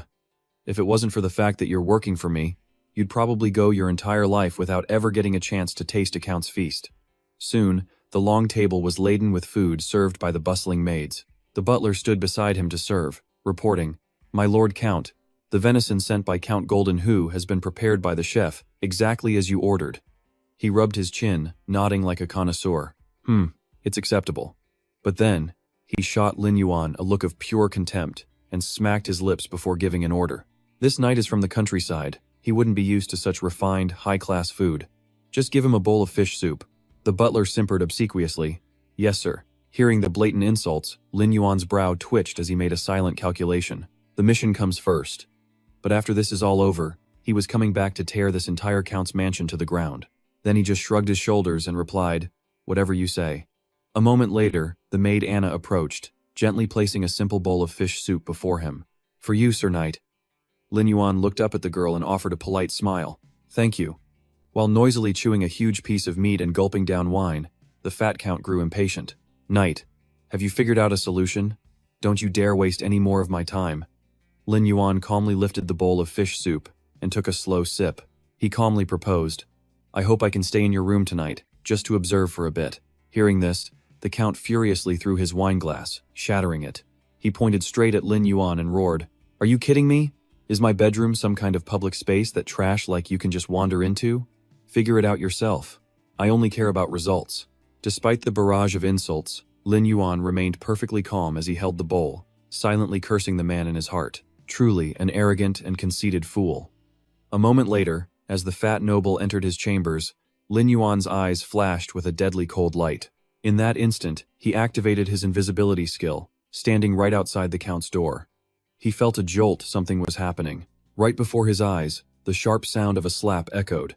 The maid, Anna, clutched her swollen cheek and cried out in pain. Sprawled on a gem-encrusted chair, the corpulent Count Callow shoved his arrogant face close to hers, sneering. You're an ungrateful thing to serve me. Is serving me such a terrible burden for you? The butler standing nearby quickly chimed in with his own oily flattery. That's right, so many people would kill for the chance to serve the Count. On the floor, the poor girl could only kneel and sob, begging for mercy. Please, my lord, spare me. He just grabbed her hair, yanking her head back to reveal a vile, wicked smile. Do you really think some pathetic little knight can protect you? That idiot has to do whatever I tell him to, doesn't he? The butler pushed up his glasses, letting out a mocking laugh. A knight? What a joke. With just a single word from the Count, my lord, he's nothing more than a slave. Ha ha ha. Standing hidden outside the carved wooden door, cloaked in a magical shimmer, Lin Yuan frowned and clenched his fists tightly. So this was his despicable method for forcing all the maids here into servitude. Inside, the Count threw the girl onto the stone floor, roaring arrogantly. I am Count Callow. My power isn't just recognized in this kingdom. I hold my title no matter which country I go to. You will never escape from the palm of my hand in this lifetime, he cackled. Anna could only cover her face and weep. The sinister butler leaned in to whisper. A brilliant man like the Count would never put all his eggs in one basket. The fat noble stroked his chin and let out a cold, satisfied snort. That's only natural. Overhearing this, Lin Yuan's mind raced, connecting the dots. Wait a minute, the king grants a Count's title. How could he retain that privilege in another country, unless... Instantly, the green system panel flashed to life, updating his mission.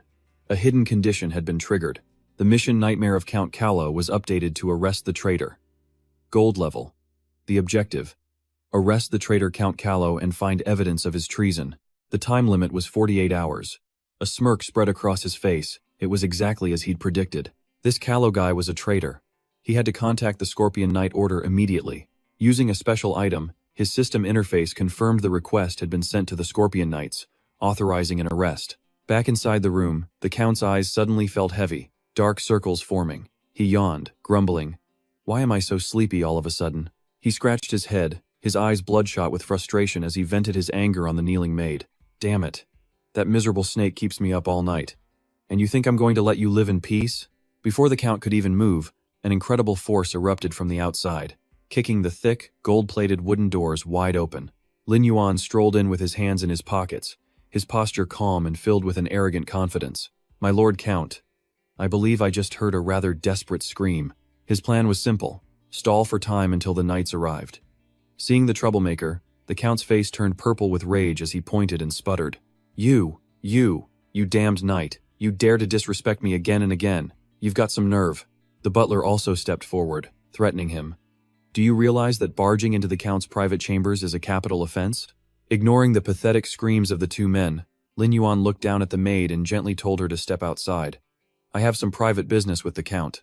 The girl looked up at him with tear-soaked eyes, completely stunned. Feeling utterly humiliated, the Count's fat face contorted as he hissed with contempt. You ruined my mood. And you think you can just leave?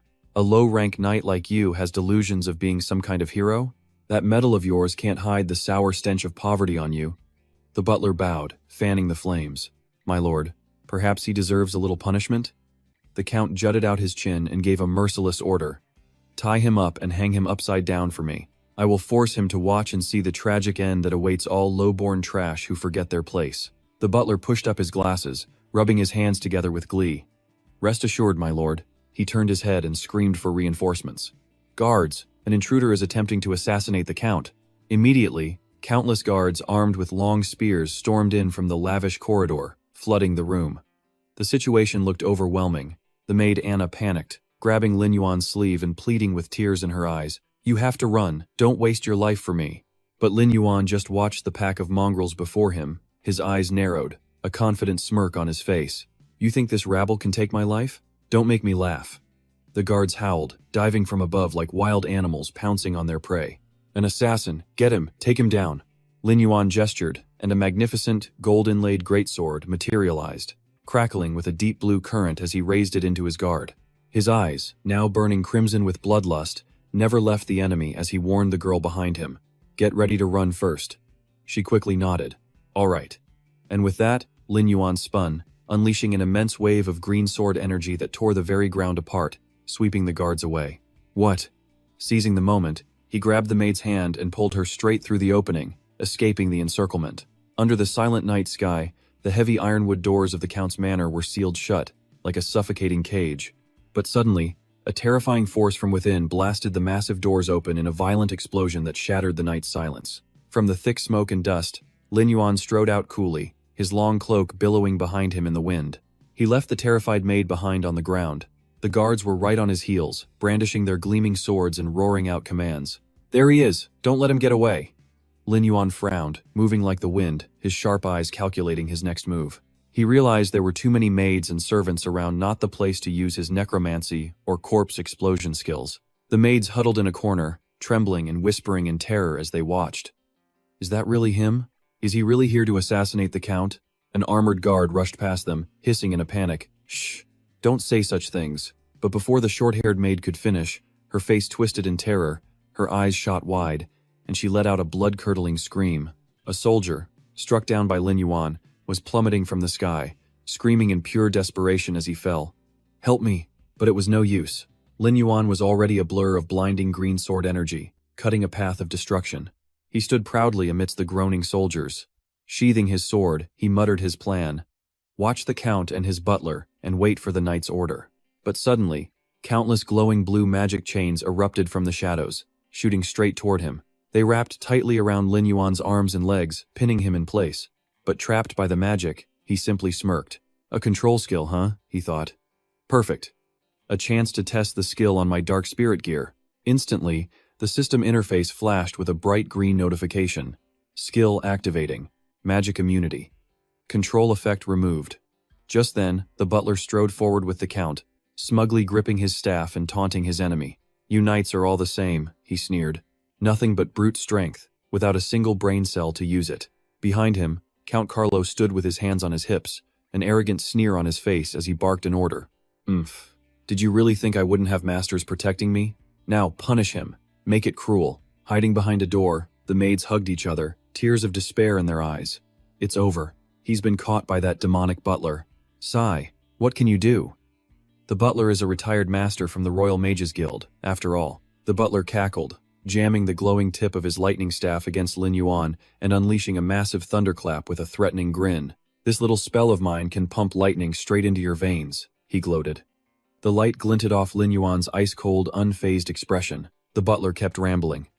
I assure you, it won't be a pleasant experience at all. But in the blink of an eye, Lin Yuan effortlessly deflected the attack right back at him, his voice bone-chillingly cold.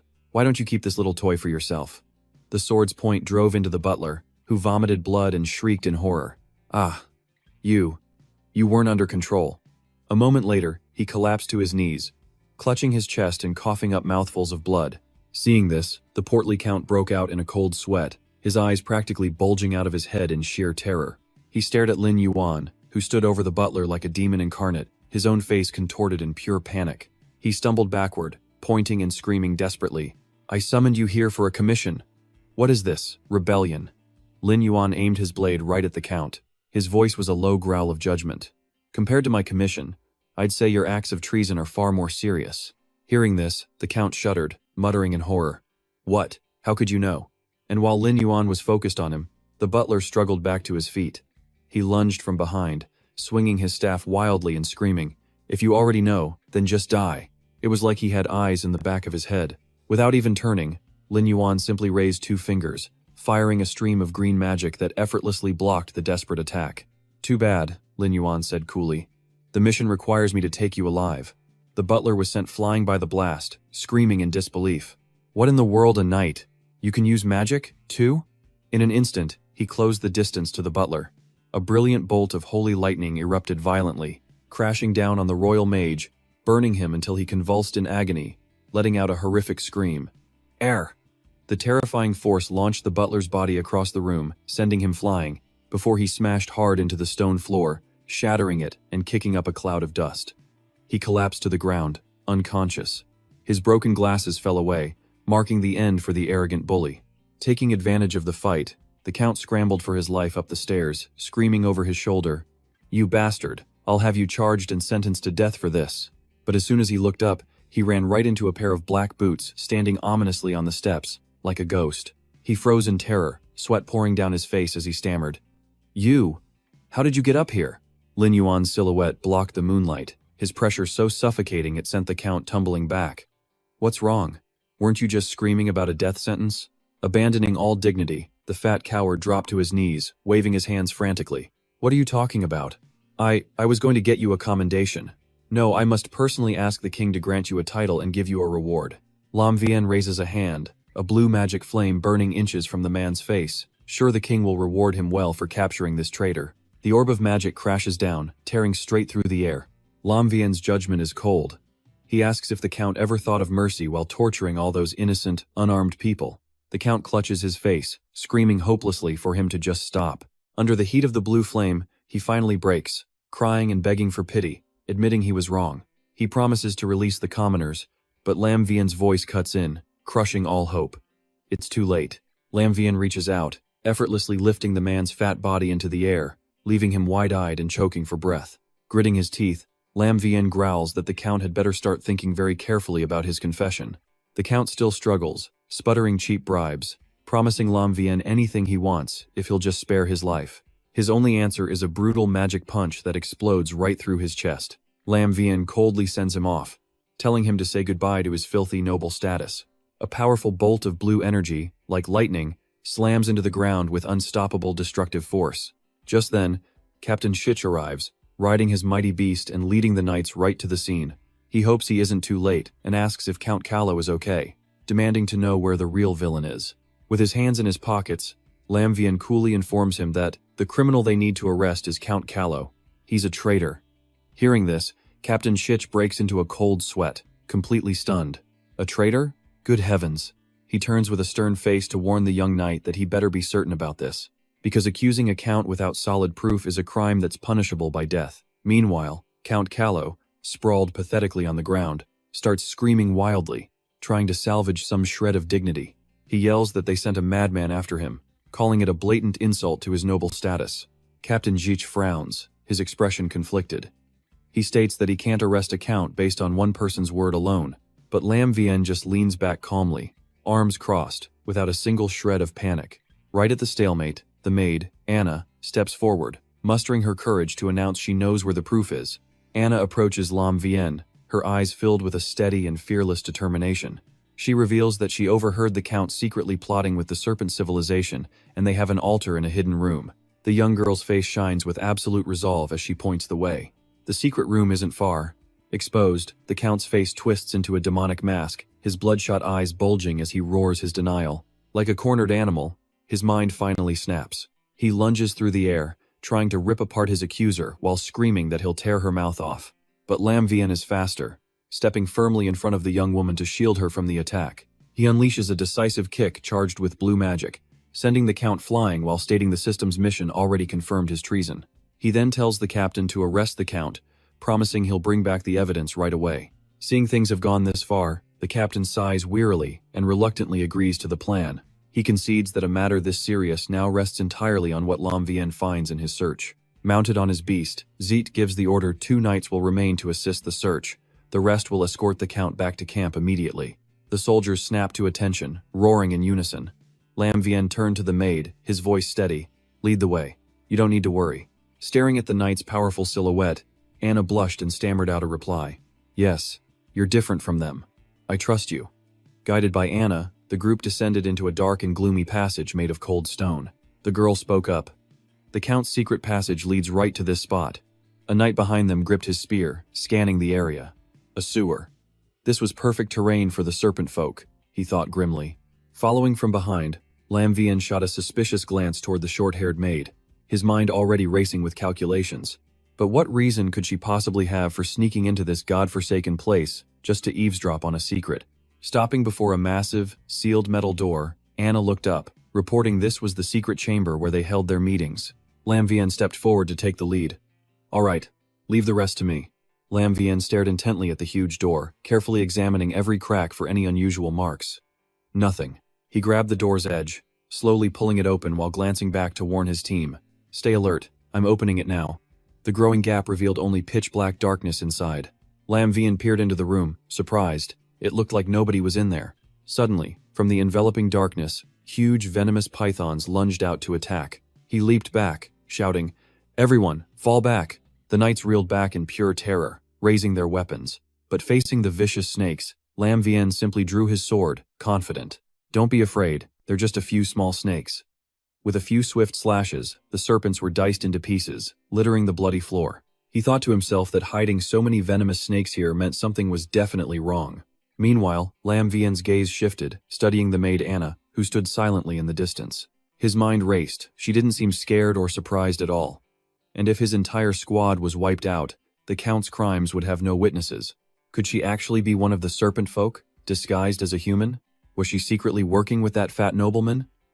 Maybe she sensed the Count was about to be exposed and used him to make her escape. This snake-repellent potion was something the serpent folk absolutely despised. One quick test would reveal the truth. In a flash, he smashed the glass vial on the floor, releasing a pale yellow mist as he offered the perfect cover story. "This is snake repellent. It'll drive off any serpents hiding nearby, so we won't get ambushed again."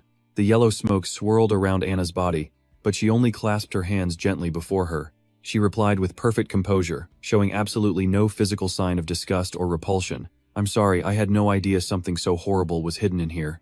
But the evidence is definitely inside." Seeing the maid's completely calm reaction to the smoke, Lam Vien silently withdrew his murderous glare. He summoned a swirling green magical flame to light up the space, breathing a sigh of relief.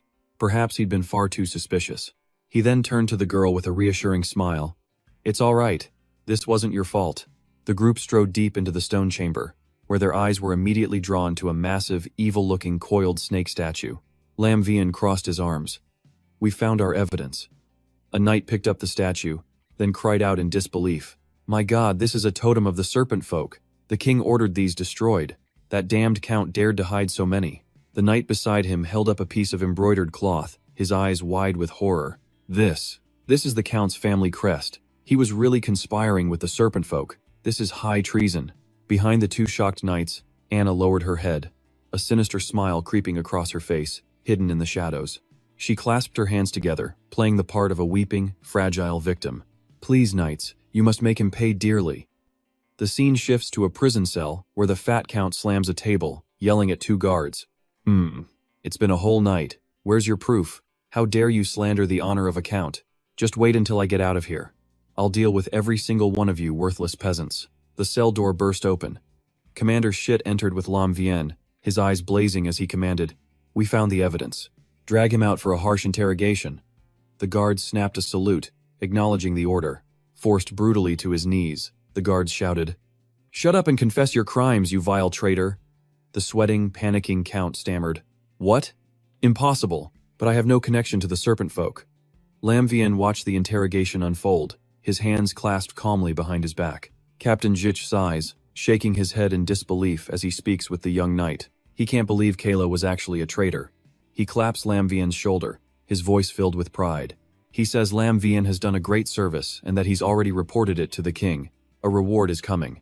Lam Vien just smiles humbly, stating that it was simply his duty as a knight. Behind them, the sharp crack of a whip echoes, mixed with the count's pathetic screams. The butler's cowardly shrieks can be heard too, crying that he was just a butler and had nothing to do with it. Captain Sheech's expression suddenly turns grave as he strokes his chin, analyzing the situation. He fears the serpent civilization has already obtained vital intel and decides to lead a thorough investigation himself. He then asks Lam Vien to handle the task of getting the maids from the mansion settled safely. Lam Vien's eyes narrow as he calculates. There's an item in that mansion he can't miss. He quickly agrees, promising to handle it. Just then, a guard comes rushing over to deliver an urgent report. "Commander, they're talking." Sheet's eyes flashed. He immediately spun around, grabbing a pen and paper to take notes. The once dapper butler, now a bruised and swollen mess, shoved his way forward, desperate to betray his master. "Let me confess first." "Hey!" The count wasn't about to get shown up by a mere servant. With a face covered in blood, the count shrieked, "Shut your mouth! It is not your turn to speak!" He then slammed his fat body into the butler, sending the man tumbling and crying out in pain as he scrambled to Jeet's feet, a sniveling wreck ready to confess. "I admit it," the count confessed. "I did have some minor dealings with another power. Just a tiny bit," he sobbed pathetically. "But I came clean on my own. You have to ask the king to show me mercy." The sheer shamelessness of the traitor was infuriating. Jeet gripped his sword hilt tightly. "We risk our lives for this country, and scum like you sells it out? You deserve to die." Just then, the system interface flashed brightly. "Mission complete. Capture the traitor." Scorpion Knight's reputation had increased by 1,000. Still, Lin Yuan frowned, uneasy. "That's it? What about the giant serpent?" He was certain he'd missed a crucial piece of the puzzle. Closing the system window, Lin Yuan clasped his hands together. "If he has paid his price, I'll go arrange lodging for the maids." Jeet nodded, his eyes burning with killing intent, as he glared at the fat count. "Go on. I'm about to make this pig squeal out every last one of his secrets." The wooden cell door slammed shut. A traitor's filthy secrets were now locked inside a closed-door interrogation. Inside, Jeet drew his sword, pointing it at the count's face and roaring, "Confess! Who is in the Snake People's spy network?" The count's eyes widened in shock as he screamed his innocence. "What Snake People?" "My contact was a spy from the Southern Turtle Kingdom." Meanwhile, Lin Yuan had returned to the gate of the count's magnificent mansion. He stroked his chin, recalling his past life. He remembered someone on an old forum bragging about a special shield the count owned a personal reward from the king. It had top-tier stats and a unique skill. It had to be hidden here somewhere. Slipping into a cluttered storage room, Lin Yuan frowned as he began searching every nook and cranny. His sharp red eyes scanned for the treasure. He threw open several expensive wooden chests, only to find them completely empty. Lin Yuan clicked his tongue in frustration. Someone beat him to it? How could anyone else know about this item? He returned to the main hall. A guard ran up with the maids in tow and reported, "Sir, all the girls are gathered, but we've discovered one is missing." Lin Yuan's brow furrowed. "Who's missing?" They replied nervously. "It's the maid named Anna." Lin Yuan's expression turned cold, and a green magical flame unconsciously flickered to life in his palm. His mind raced. Was she silenced by the Snake People as revenge, or was his initial suspicion the right one all along? Extinguishing the flame, Lin Yuan turned and strode into a dark corridor, muttering with grim determination. "No matter what, I have to find her. Fast." He stopped before the basement door, his mind working quickly. A person can't just vanish into thin air. This secret passage, leading straight into the sewers beneath the count's mansion, was the most suspicious place. He descended the damp steps, heading deep into the cold and pitch-black sewer tunnels. His figure was swallowed by the darkness as he pieced the clues together. He still had this nagging feeling he'd missed something vital. Thinking it over, if the count was truly in league with the Snake People, so why would he ever bring up a dream he had about a snake? Just as he was mulling it over, a familiar female voice cut through his thoughts with a mocking tone. You're late." Lin Yuan's eye twitched as he snapped into a state of high alert. Who was it? Under the dim light of the sewer, the maid Anana stood with her back turned, taunting him.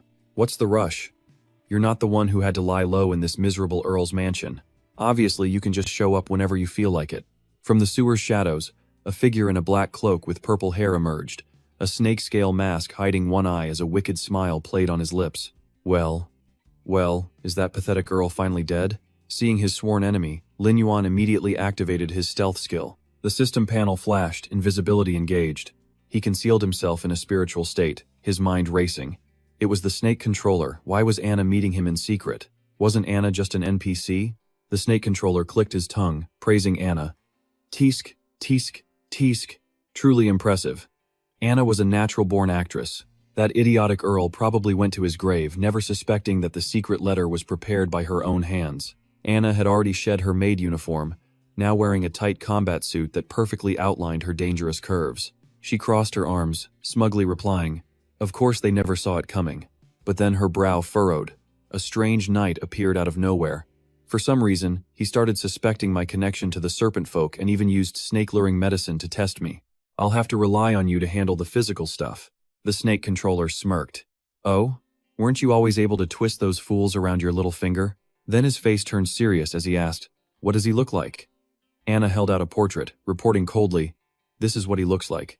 I still need to carry out the serpent folk's mission and slowly weaken the nobles of the Western Desert Nation." Then she asked him, "Right, how's your snake supply coming along?" The snake controller took the portrait. He gave it a careless glance, but in the very next second, his face twisted into a mask of pure rage. Veins bulged on his forehead as he seethed through gritted teeth. "It's this bastard. If it weren't for him, my precious baby snakes wouldn't have left me. It was him. He stole my hidden dungeon." Hiding in the dark corner, Lin Yuan finally understood. It turned out Anna was a spy for the serpent folk, aiming to frame and eliminate the nobles of the Western Desert. But another question popped into his head. If the Earl was really framed, then why did the system notify him that the mission was complete? Whatever, he'd just find the right chance to wipe them all out. Hearing the snake controller's roar, Anna crossed her arms with a look of disdain. "What's wrong? You've run into him before? Isn't he just some knight who knows a little magic? Can't you even handle a small problem like that?" Provoked, the snake controller roared in fury. "What the hell do you know? His true strength is far beyond what you've seen. He can summon the undead. If it wasn't for that damned undead guarding the hidden dungeon's entrance, why would I be having such a headache?" Anna was stunned. The undead? Could his class be? The snake controller gritted his teeth and replied, "That's right. That's why I need to borrow the Nether King serpent for a bit." His face became incredibly sinister. His eyes blazed with a murderous red light as he screamed, "I will make sure he dies without a complete corpse." But to his surprise, Anna flatly refused. "Absolutely not. The Nether King serpent has other plans. Once it enters the perception range of the Western Desert's Grand Tutor, there's a huge chance that Old Man will destroy it. That's a loss our serpent folk civilization cannot afford." The snake controller grabbed her shoulders, begging desperately. "But I can't wait any longer. You have to lend it to me." Anna shoved his hands away and got right in his face, warning in a low voice, "I won't let you act so recklessly."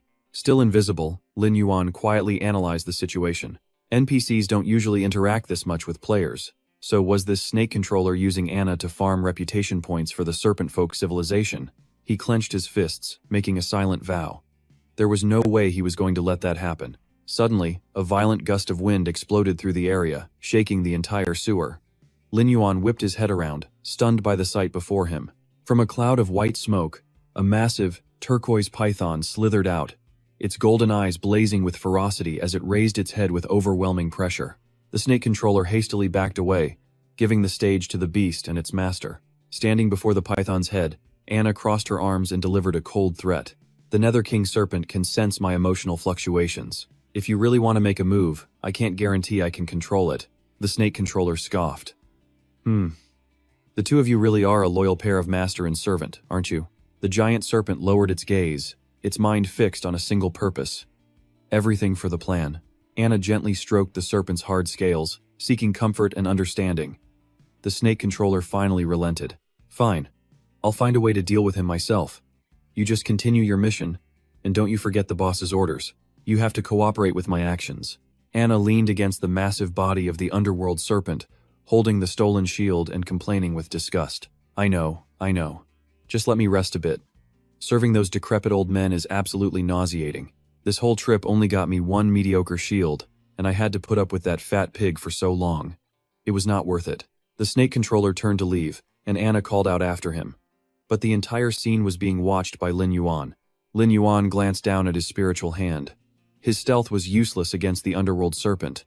He couldn't act recklessly. A new plan formed in his mind. He would have a small snake follow the controller and wait until he was far away to strike.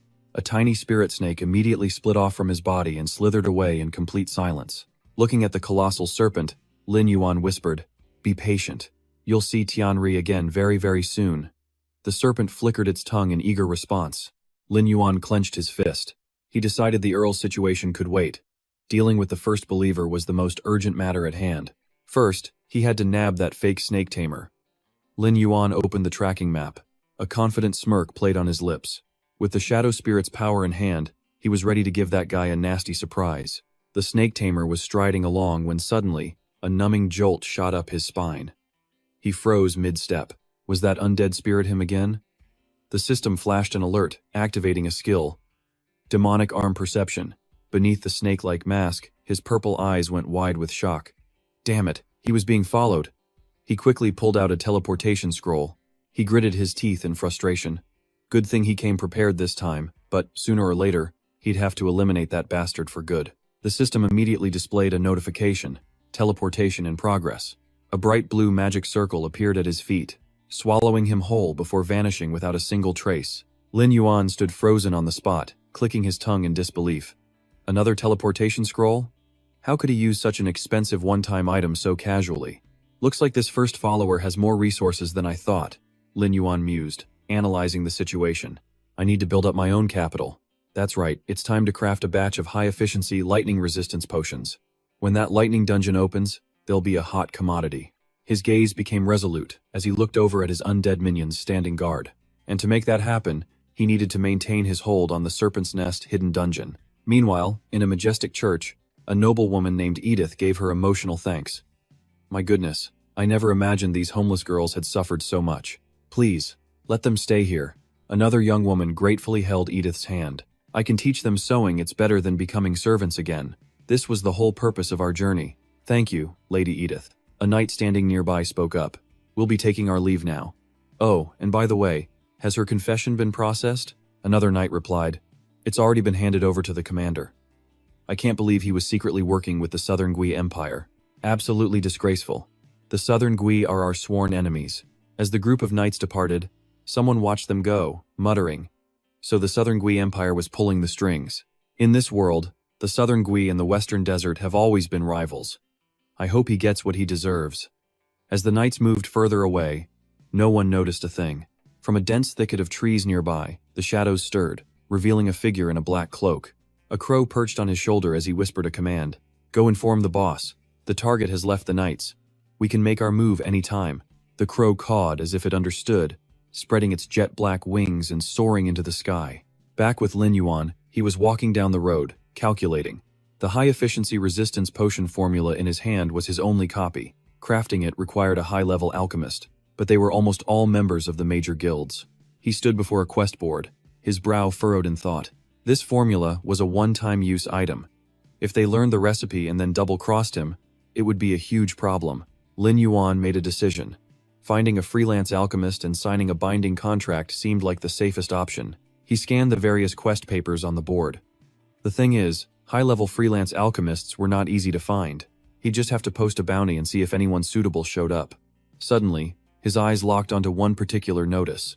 He picked up the paper and read it to himself. A bounty quest posted by the player Luo Qingyan. The name rang a bell. He remembered from his past life she was a top 10 alchemist in the Western Desert, and her main class was a ranger with long-range attack capabilities. Lin Yuan's eyes lit up as he clutched the paper. Most importantly, she had never joined a single guild. The system board immediately flashed. Bounty quest accepted. Quest poster automatically added as a friend. A chat window popped up, and Luo Qingyan's surprised voice came through. Oh, I didn't think anyone would actually dare to take my quest. Can't you see the Crimson Flame Guild is trying to bury my listing? Lin Yuan typed back a blunt reply. Never heard of them. When are we completing this quest? Luo Qingyan chuckled. Looks like you're an impatient one, huh? Alright, I'm sending you the coordinates. See you in a bit. A small notification appeared in front of Lin Yuan. Coordinates. 225478565. He muttered. There aren't many high-level freelance alchemists around. I hope she's someone worth working with. Lin Yuan quickly made his way to a rocky canyon under the setting sun. A sharp voice rang out from behind him. Hey there, cutie. Are you the one who accepted my quest? It was Luo Qingyan, a beautiful ranger with long brown hair, dressed in green combat gear. She walked toward him, asking, "Is it just you? The granite golem is an elite monster, you know. Are you sure you can handle it alone?" Lin Yuan turned and gave a slight nod, then he recognized her. It was the drunk girl from the tavern, so she was Luo Qingyan. Luo Qingyan moved closer, leaning right into Lin Yuan's face with a teasing expression. "Alright, not bad kid, you're pretty handsome. Looks like this mission is all on you." She hopped onto a rock, drew her bow and gave him a wink. "Remember to be careful, I'll be covering you." But Lin Yuan's reply was ice cold. "Not necessary." In her heart, Luo Qingyan thought this guy didn't seem very reliable at all. Lin Yuan sighed to himself. If there was no one more suitable, he'd just have to make do with her. Luo Qingyan pointed ahead, explaining that granite golems hide among the rocks, always waiting to ambush people. The two of them started moving deeper into the canyon. Lin Yuan suddenly stopped in his tracks, his gaze turning vigilant. Luo Qingyan was still smiling carelessly. "But don't you worry.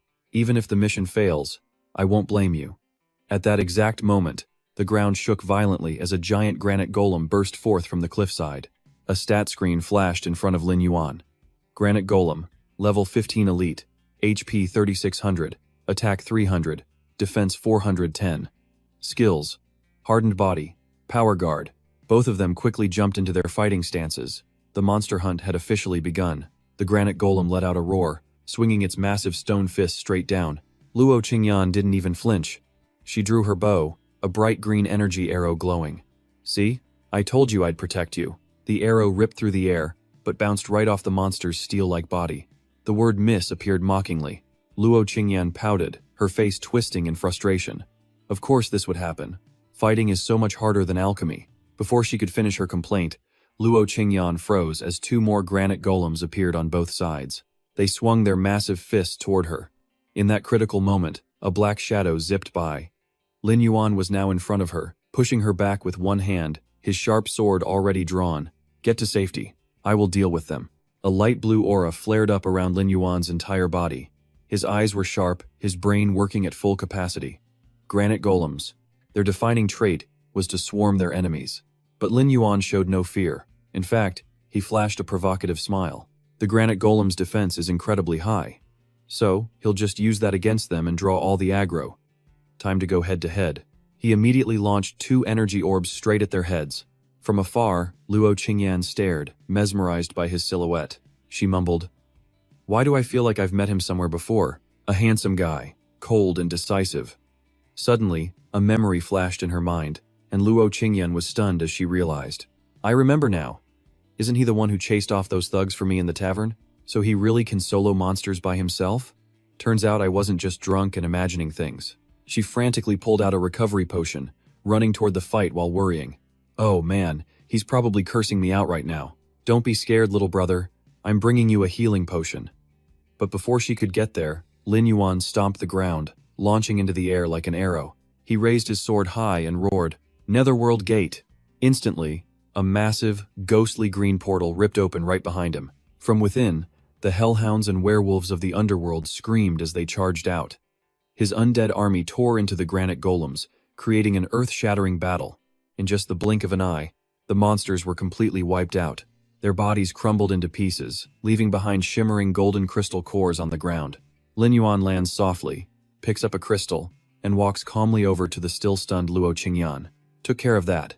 This should be the Granite Man core you needed, right?" A system notification pops up.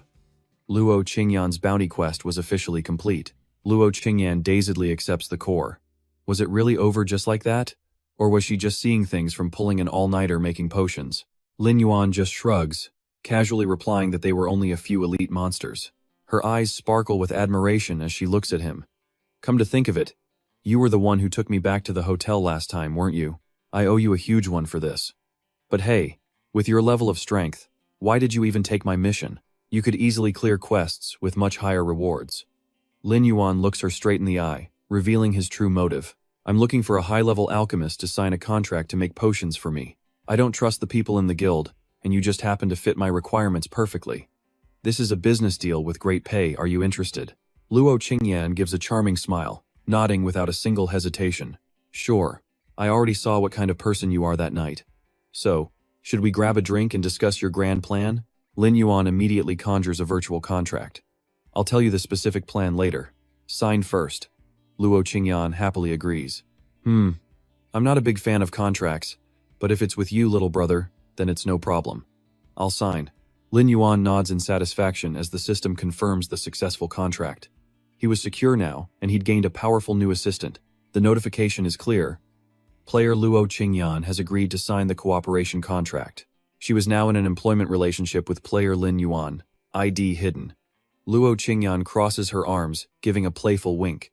So, I'm working for you now, boss. What do you need my help with? Lin Yuan begins. I have a formula. But he suddenly stops short. He squints, scanning the area. Wait a second. This place.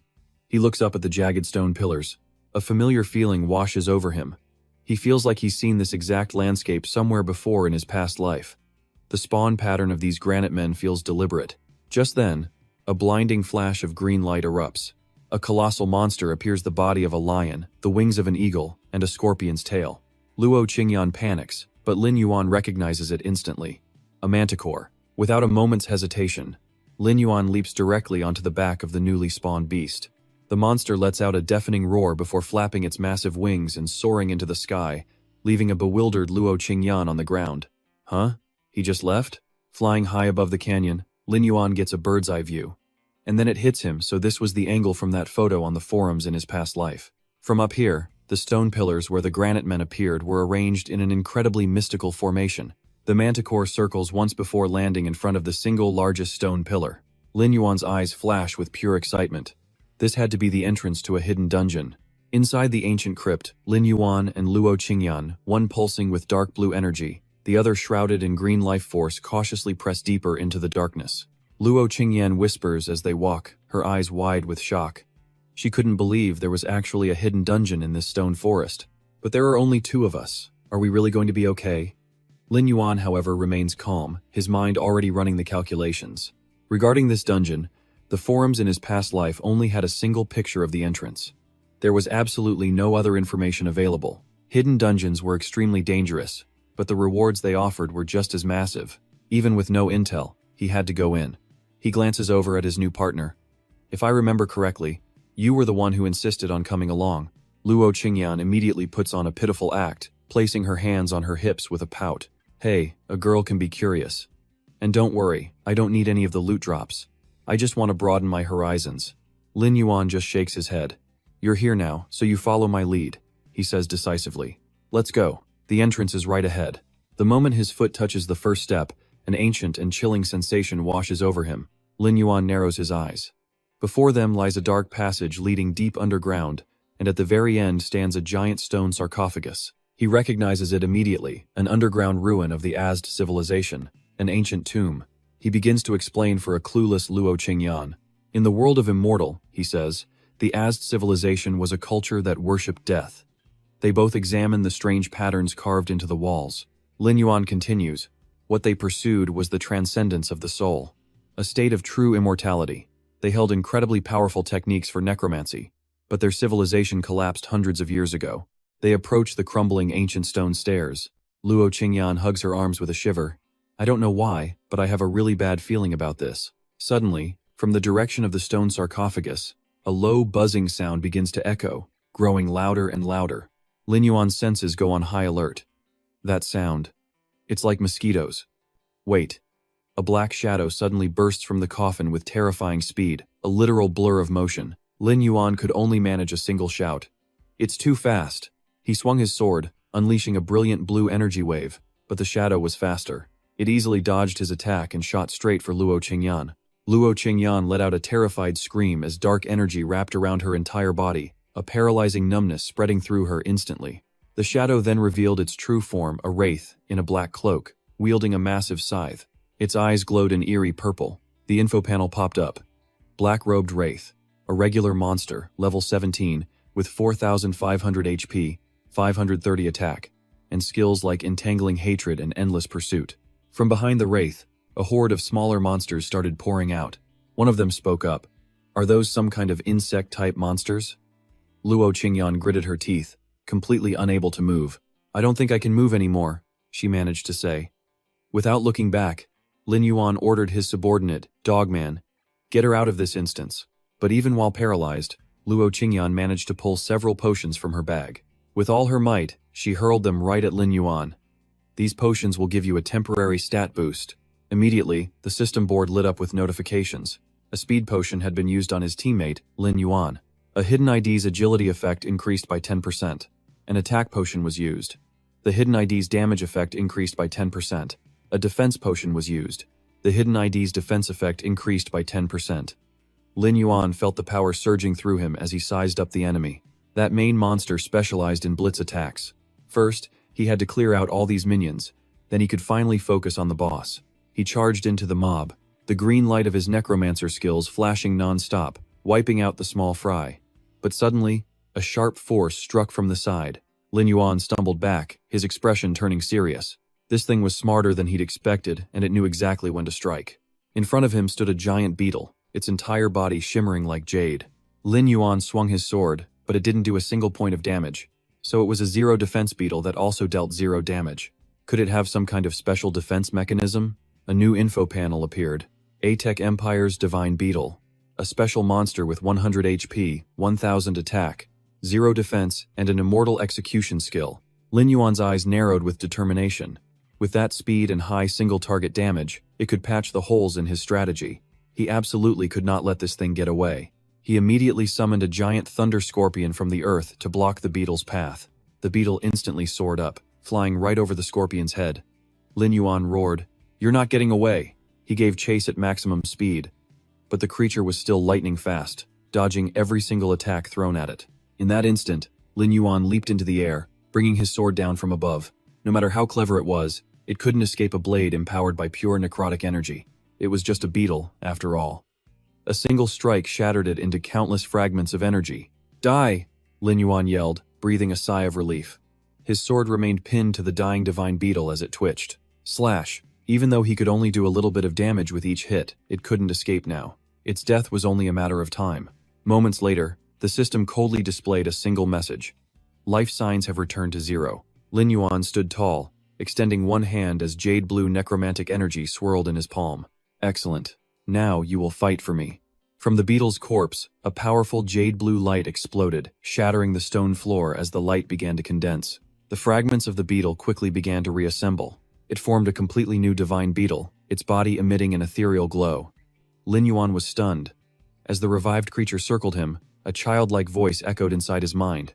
"Where do you intend to take me?" Lin Yuan couldn't believe it. The creature actually had a sliver of consciousness.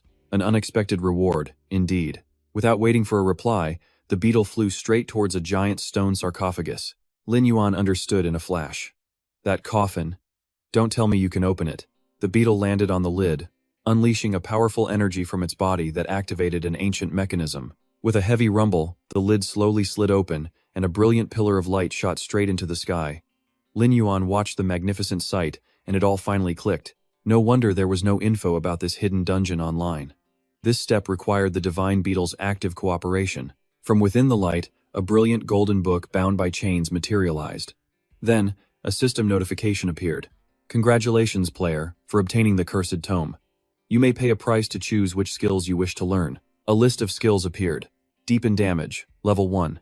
Curses a group of enemies, increasing all damage they take by 50%. The price? A permanent reduction of 200 HP. Weaken vision, level 1. Curses a group, reducing their field of view. The price for that was a permanent 50-point vision reduction. Weaken, level 1. Curses an enemy, reducing the damage it deals. The cost? A 100-point attack penalty. Attack reflection, level 1. Curses a group of enemies, causing the damage they deal to reflect right back onto themselves. The cost was steep, minus 10 power points for fear, level 1, forcing an enemy to flee in terror. And another cost, minus 5 spirit points. Lin Yuan scanned the list, nodding in approval. Truly a civilization that worships death, their skills were all about negative effects, and not the kind that are easily dispelled. Without hesitation, he reached out and chose the very first skill. Deepen damage had the strongest combat potential. He figured it was the obvious choice. Losing 200 max health wasn't a big deal for him. His divine scarab already covered his weakness in burst attacks, and this new curse was perfect for crowd control. Combined with the dark spirit's ability to break control effects, He could now target key enemies with far more precision. After learning the skill, Lin Yuan glanced back at the field of vanquished wraiths. They were no longer important. He turned and walked away, the divine scarab obediently buzzing right behind him. A smirk played on Lin Yuan's lips.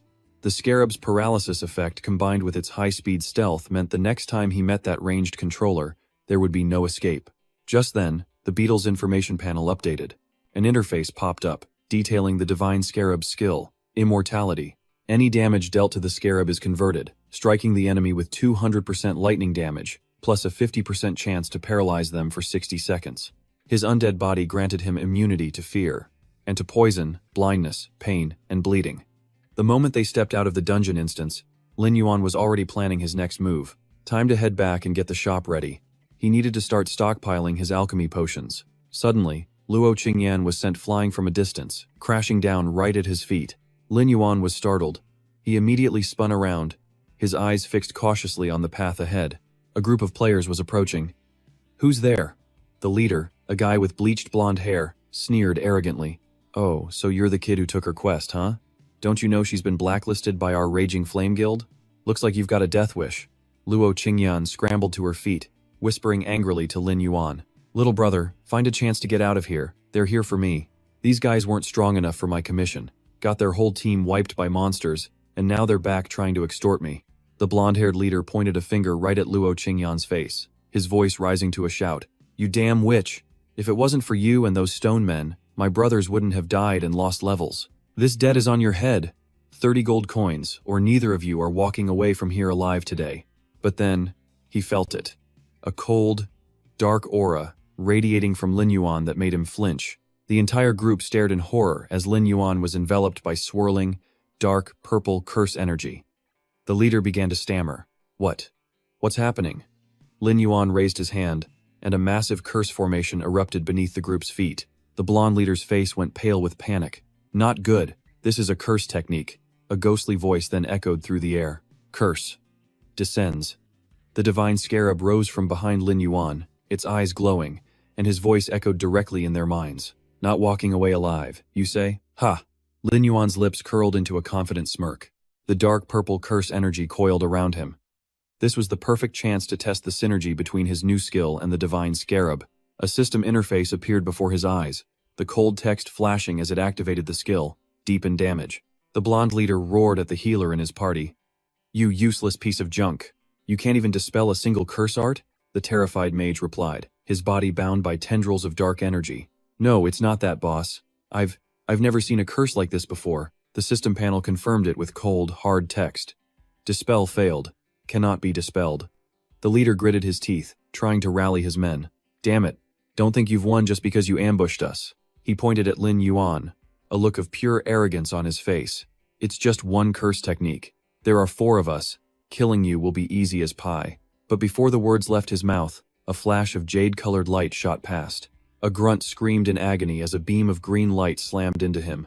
Another member of the party watched in horror as his teammates fell one by one, stammering.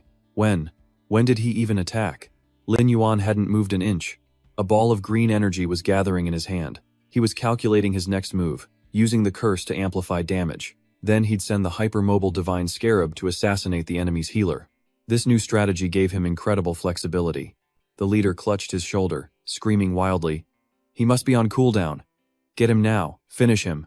The 2 remaining brutes roared, hoisting their weapons and charging straight for Lin Yuan. "This guy just uses his summon to attack.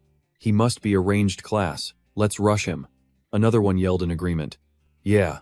Lin Yuan's face was hidden in shadow, revealing only a mysterious, chilling smirk as the sword in his hand suddenly erupted in a brilliant, turquoise light. Virtual data streams scrolled across the blade of his sword.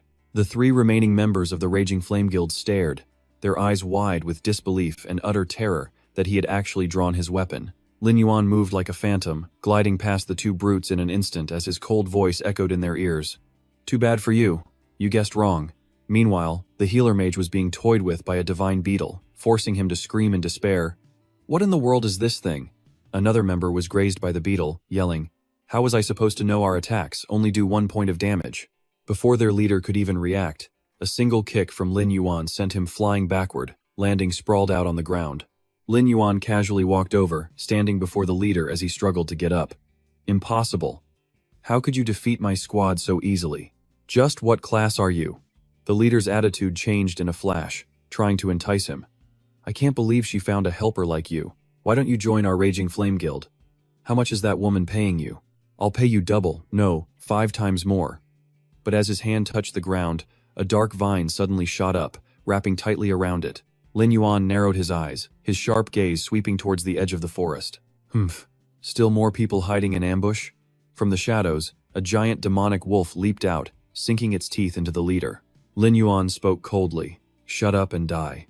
The leader only had time for one horrified scream before the wolf tore him to shreds. Lin Yuan raised his hand, and the corpses on the ground began to glow. He roared, "You might as well scream too." The system window appeared, activating the skill. Corpse explosion. The bodies detonated violently, creating a terrifying blast that sent everything flying. The explosion was so massive it stunned the men running through the forest, forcing them to a halt. One of them slammed on the brakes, while another muttered in fear, "Was that a coincidence, or were we exposed from the start?" Just then, Lin Yuan suddenly appeared, dusting off his clothes with a smirk. Just as I thought. 3 little rats are still here. Seeing they'd been discovered, a man in a black cloak shouted a warning. "Be careful!" Instantly, a massive wave of turquoise sword energy erupted from his blade, sweeping across the battlefield and blasting the cloaked assassins away. Lin Yuan landed, his sharp eyes analyzing the situation. Something wasn't right. The strength of these guys and the Raging Flame Guild were on completely different levels. Could this be another faction? Meanwhile, the 3 cloaked men quickly regrouped into a pincer formation. Their leader roared, "We've been exposed. Let's do it. Use that move." The big guy with the axe roared in agreement. He immediately leaped into the air, swinging his giant battle axe in a powerful downward slash. At the same time, arrows flew toward him from behind at terrifying speed. He narrowed his eyes. Humph. From the ground, a fiery red chain whip shot out like a venomous snake, striking towards Lin Yuan's legs. Lin Yuan's reflexes were lightning fast. He slammed his foot down on the whip, using the force to launch himself backward into the air, gracefully dodging the spinning axe as it flew past. He landed firmly on the ground, his sword radiating a cold aura. He taunted them with a smirk. "Whatever else you've got, bring it on." Provoked by Lin Yuan's attitude, the axe-wielding assassin roared in fury and charged. "You arrogant fool, die." He was met by a torrent of blue magic. The axe-wielder was thrown into the air, gritting his teeth in pain as he screamed. Lin Yuan's hand glowed with an oppressive dark magic circle. He smirked, delivering the fatal line. "Now, it's my turn." At the same time, the system coolly announced the skill activation. Damage amplification. Critical hit. The cloaked man's eyes shot wide open in panic. Sweat poured down his face, as his entire body was bound by a shimmering purple-black aura, leaving him completely paralyzed. Choked by the magical vines and unable to move, he squirmed in panic, screaming for his comrades to help him. "Hurry up and dispel this for me." The moment he cried out, a massive shadow fell over him, making his face turn pale with absolute terror. A colossal stone golem descended from above, bringing down a punch with the weight of a mountain right on top of him, followed by a blood-curdling scream. "Arg!" Ignoring the fate of his ally, the leader swung his chain whip frantically, barking orders. "Don't stop. Continue the mission. We must eliminate him at all costs." The one fighting the archer immediately replied. "Understood." Lin Yuan easily deflected a sharp spear with his sword, calmly analyzing the situation. "A mission, huh?" It seemed this group consisted of mercenaries sent by someone else. The thought had barely passed when the enemy's spear tore through the air again, aiming straight for him with incredible speed. But with a single, elegant motion, Lin Yuan grabbed the enemy's long chain. He yanked it hard, stopping the assassin mid-air and throwing him completely off balance. The killer's eyes widened in shock. What the hell? As Lin Yuan's dark sword gathered magical energy, it unleashed a ferocious storm of blue power straight at him. Crushed by the blast, the assassin was sent tumbling, screaming in agony with his last bit of strength. Captain, we need to run." The female assassin hiding in the distance panicked, cold sweat beading on her face. What kind of monster is he? Her second and third in command were taken down in just a few short seconds. While she was still trembling in fear, a magical scorpion shadow descended upon her, followed by a deadly cold voice. "Time to die." The scorpion crackled with green lightning as it dove down, the powerful electric shock sending the assassin helplessly tumbling off the cliff. Walking up to his defeated opponent, Lin Yuan slung his sword over his shoulder, looking down with overwhelming pressure. He interrogated her coldly. "Who sent you? Tell me, and I might let you live." The female assassin gritted her teeth in pain, her defiant eyes glaring at him. "Humph, in your dreams. Just get it over with." Seeing her tough attitude, Lin Yuan frowned thoughtfully. It seemed forcing it out of her wouldn't work. The power behind these three must be a large-scale organization. That's why they'd rather die than leak intel. Who in the world is targeting me? Without any more hesitation or mercy, he decisively raised his hand, summoning a storm down upon her with a final, chilling statement. "Then I'll grant your wish."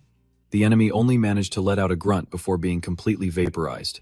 Dusting off his sleeves after the fight, Lin Yuan turned around to see the archer girl running towards him excitedly, her eyes full of admiration.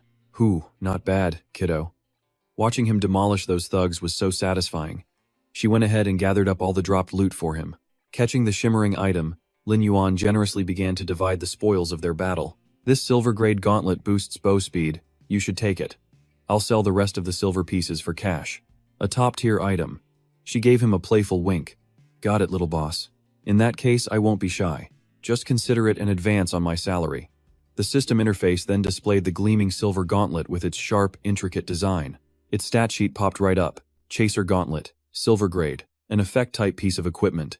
It gave a 30-point attack boost, 10 movement speed, and 15 attack speed, with the skill Rapid Arrow. This skill provides an extra 15% attack speed when using bows. After that, they left the scattered ruins battlefield behind. The archer nudged Lin Yuan's shoulder invitingly. "So, are we heading for a celebratory drink now?" But he shot her down cold. "No, we have to take care of business for the shop first." As the two of them casually walked away, deep within the dense foliage, a mysterious shadow was silently watching their every single move. The scout crept back to report to his leader. A man wearing a seriously intimidating metal mask. "Boss, that 3-person team had a 100% mission success rate, but that kid completely wiped them out. No survivors." Hearing this, the masked leader's eyes narrowed. A flicker of wicked amusement shone from behind the mask. This guy was far more interesting than he'd imagined. The subordinate timidly ventured a question.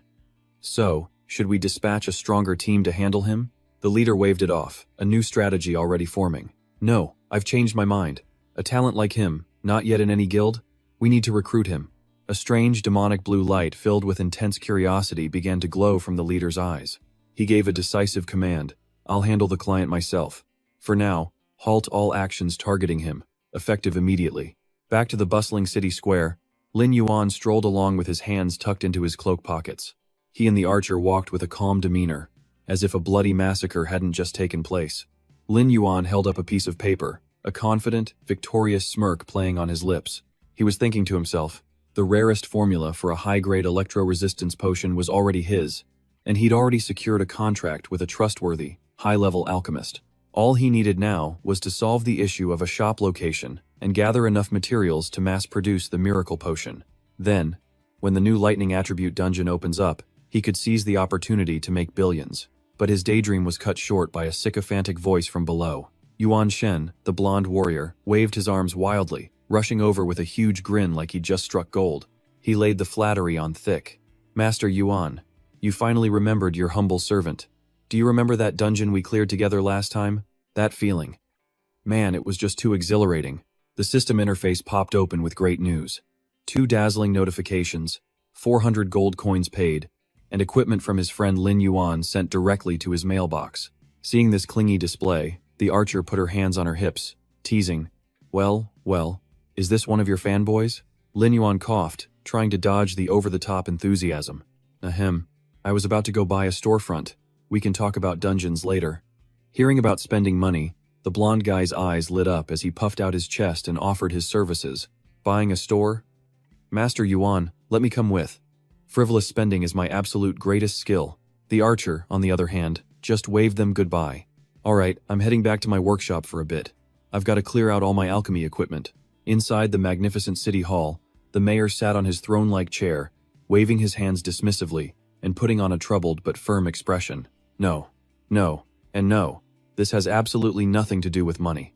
Stroking his fancy mustache, the mayor raised a finger with an air of authority, citing the highest law. "The king has issued a very strict decree. Commercial property in Rogo Square is absolutely not for sale to commoners." The blonde warrior leaned on the desk, his voice dripping with sweet flattery as he tried to persuade him. Please, Mr. Mayor, just reconsider.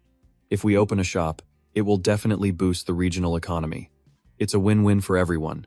But the mayor was unmoving, raising his hand to silence him. Young man, don't waste your breath. This issue is not up for negotiation. The haggling attempt was a complete and utter failure. The blonde guy turned to Lin Yuan, scratching his head in shame. Master Yuan, I think I screwed it up. How about I buy you a different storefront in the real world as a gift? Lin Yuan calmly stepped forward, shutting down the idea. That won't be necessary. I'll negotiate with him myself. Assuming the two youths were just going to pester him further, the mayor simply closed his eyes and rudely waved them away. The two of you, just get out of my sight. That commercial space had been planned out and assigned to someone else long ago.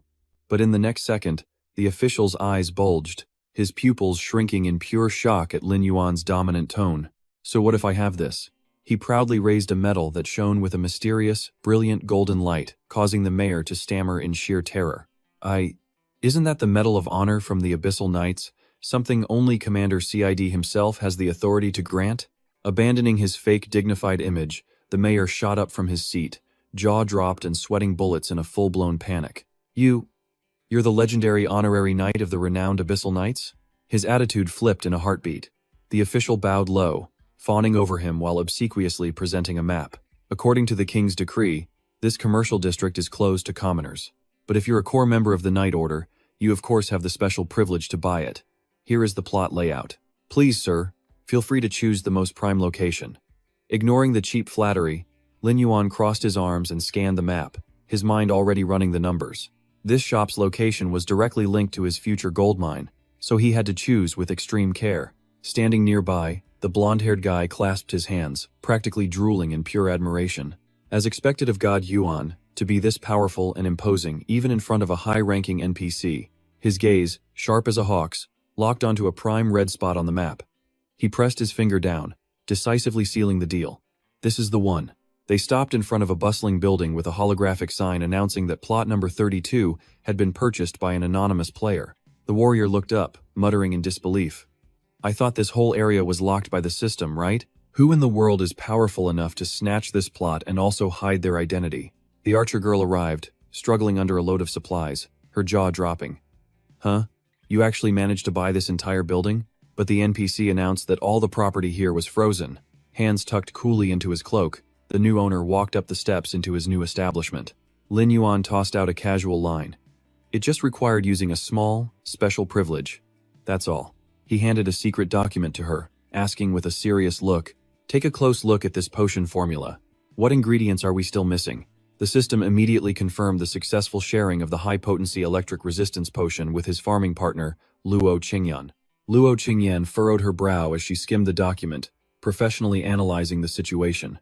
I've already gathered all the other minor ingredients. We're just stuck on the Thunder Lizard's Claw.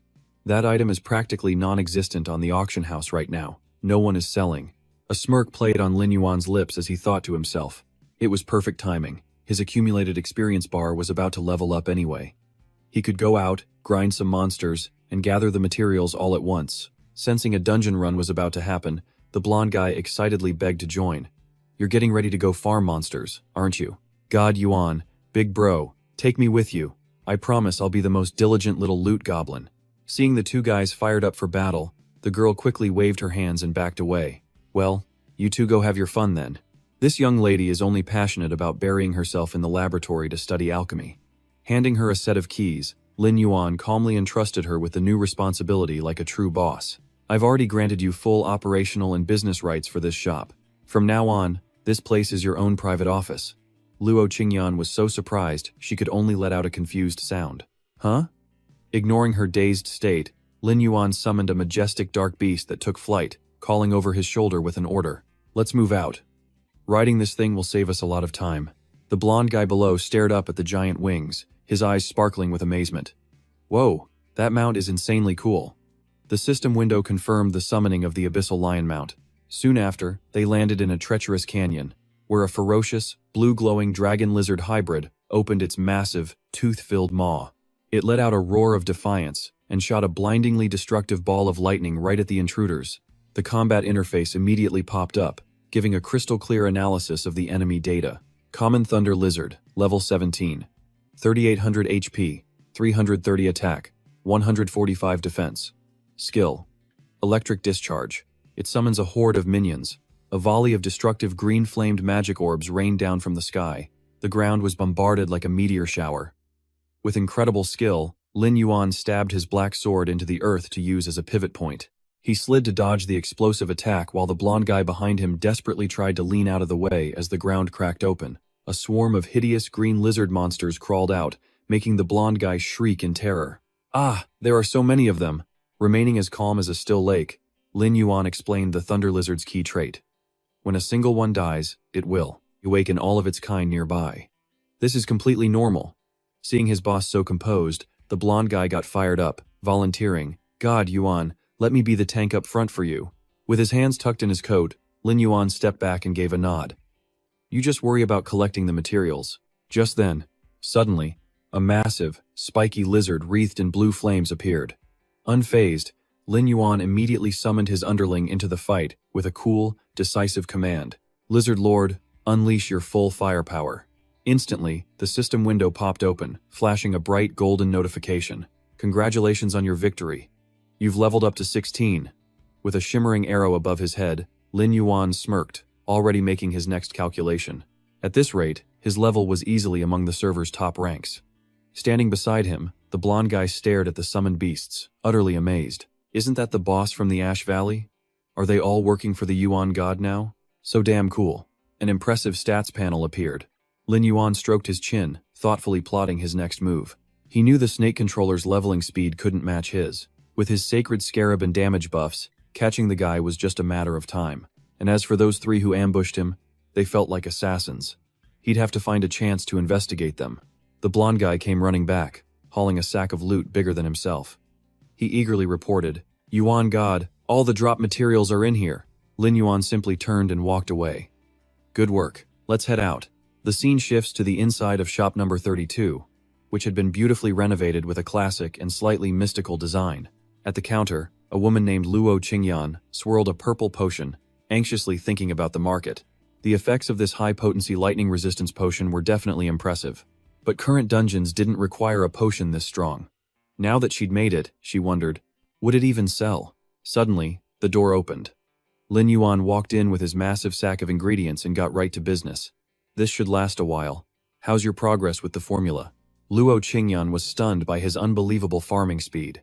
"You're back so soon?" She nervously tried to explain the difficulty of the task. "This is a high-level recipe. Even master alchemists have a certain rate of failure.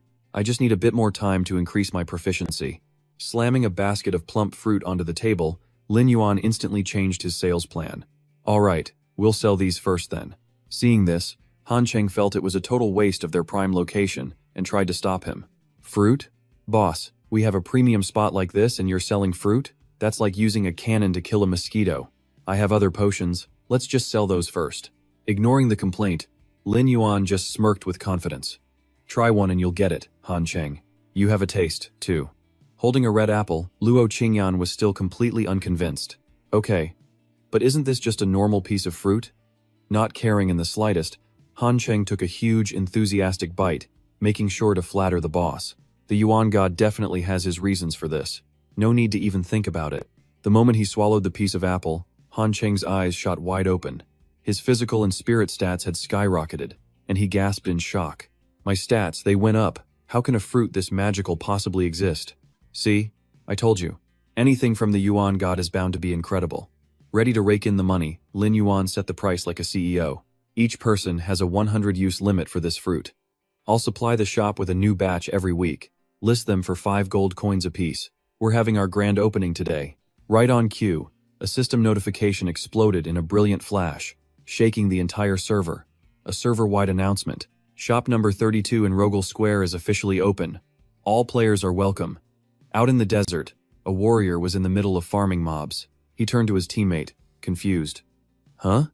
Didn't Leng Yue say yesterday that shop was impossible to buy, and someone opened it today?" Chan Chan said to her friend, "Look, it's the very first player-owned shop on the whole server." All over the city, players were buzzing. What in the world was happening? One jealous player stomped his foot in rage. "Damn it, Shop 32 is the best location. I wanted that spot." but the curious players just hurried each other along. Let's go. Quick, to Rogel Square. Let's see what's going on. Hiding in a dark alley before the magnificent shop was an assassin leader, breaking out in a cold sweat. What? Him? He actually managed to open a store. His white-haired client standing beside him gritted his teeth in anger. I thought I told you to eliminate him.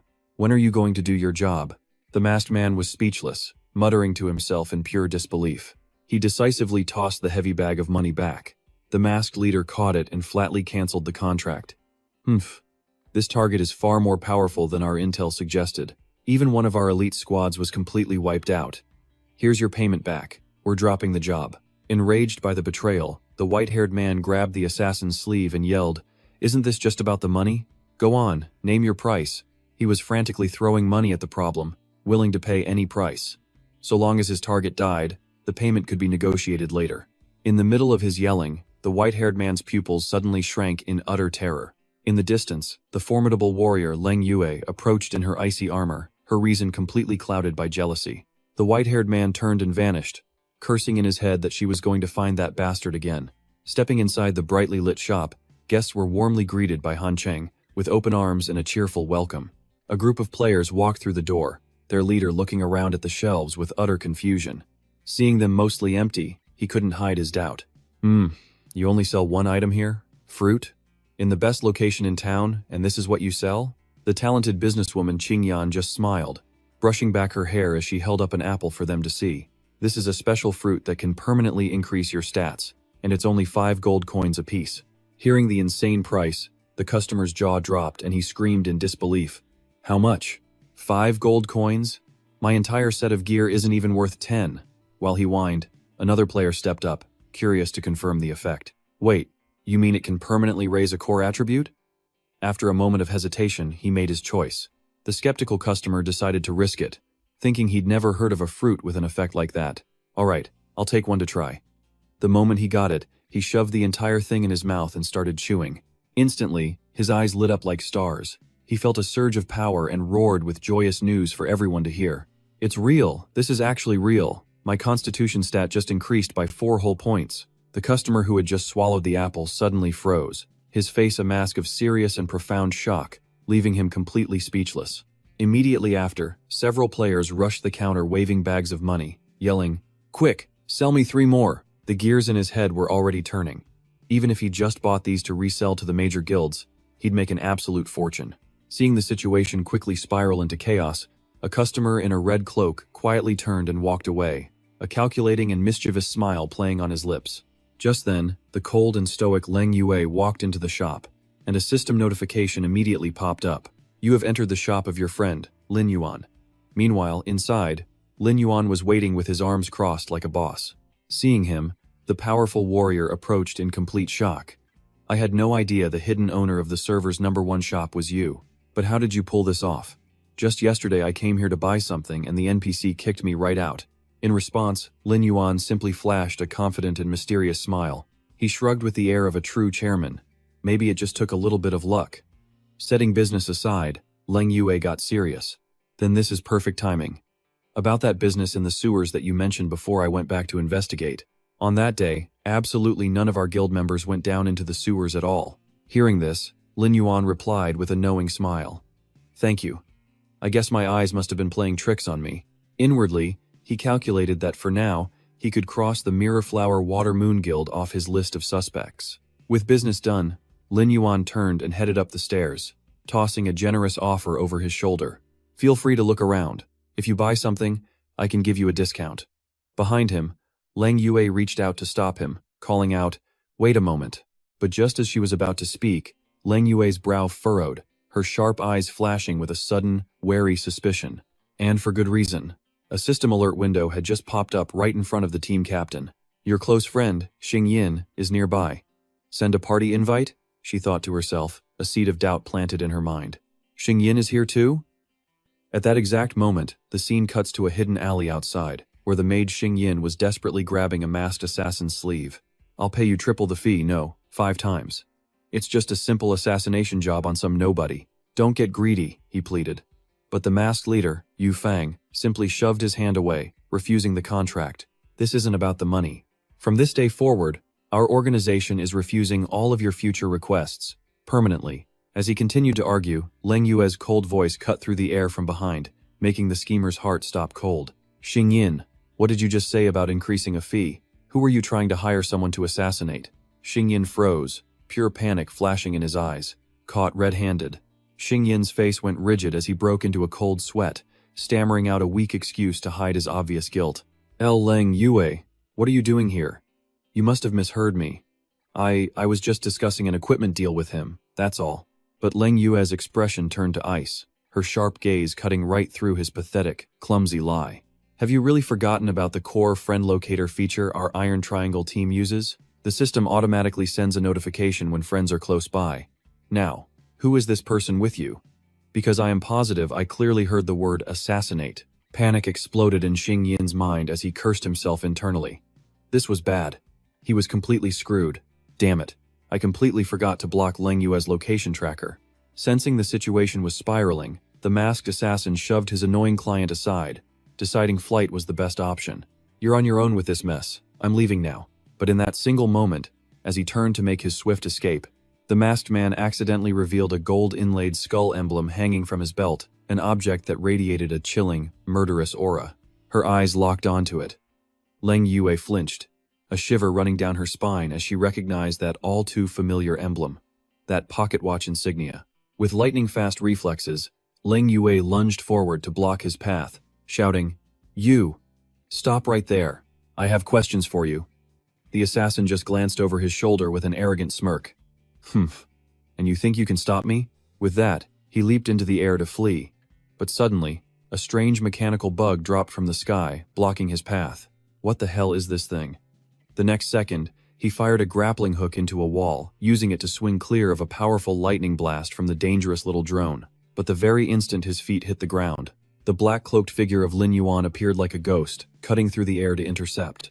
The masked assassin's eyes widened in absolute shock. He gave his enemy no time to breathe.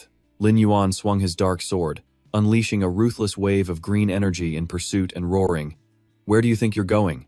Cornered, the assassin parried with his own weapon. Seeing Lin Yuan suddenly appear, a stunned Xingyin blurted out, "Where did you even come from?" Meanwhile, Lin Yuan stood protectively in front of Leng Yue and calmly replied, "I was nearby. I heard the noise and came to check it out." He then turned to her. "You said that man had a pocket watch emblem. Are you absolutely certain you weren't mistaken?" A determined fire, mixed with killing intent, ignited in Leng Yue's eyes. She gave a single, sharp, undeniable nod. "I'm positive. It was just for a split second, but I'd bet my life that I saw exactly what I saw." Seeing her conviction, Lin Yuan let a smug grin spread across his face as he muttered, "Well now, isn't that perfect? I was wondering how to find him, and he just delivered himself to my doorstep." Hearing those words, the assassin leader flinched, a jolt of fear running through him. Cold sweat beaded on his forehead as he thought in horror. Could he already know that I'm the one who sent that other assassination squad?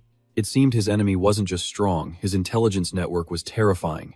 Realizing his disadvantage, the assassin immediately tried to change tactics, attempting to negotiate to buy himself more time. "I know you're angry, but can't we talk this out like reasonable people? I can explain everything."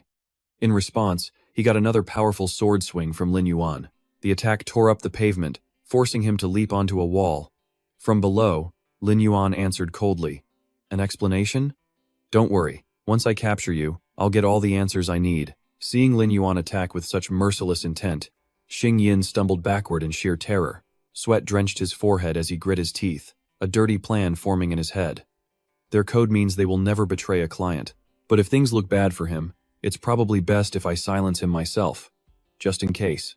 Elsewhere, Lin Yuan was relentlessly pressuring his opponent, who finally screamed, "Enough! I already gave up trying to kill you. Don't force me to take us both down." Hearing that, Lin Yuan scoffed back. "Is running away all you know how to do?" Backed into a corner, the assassin desperately dodged as a thunder beetle flew past him.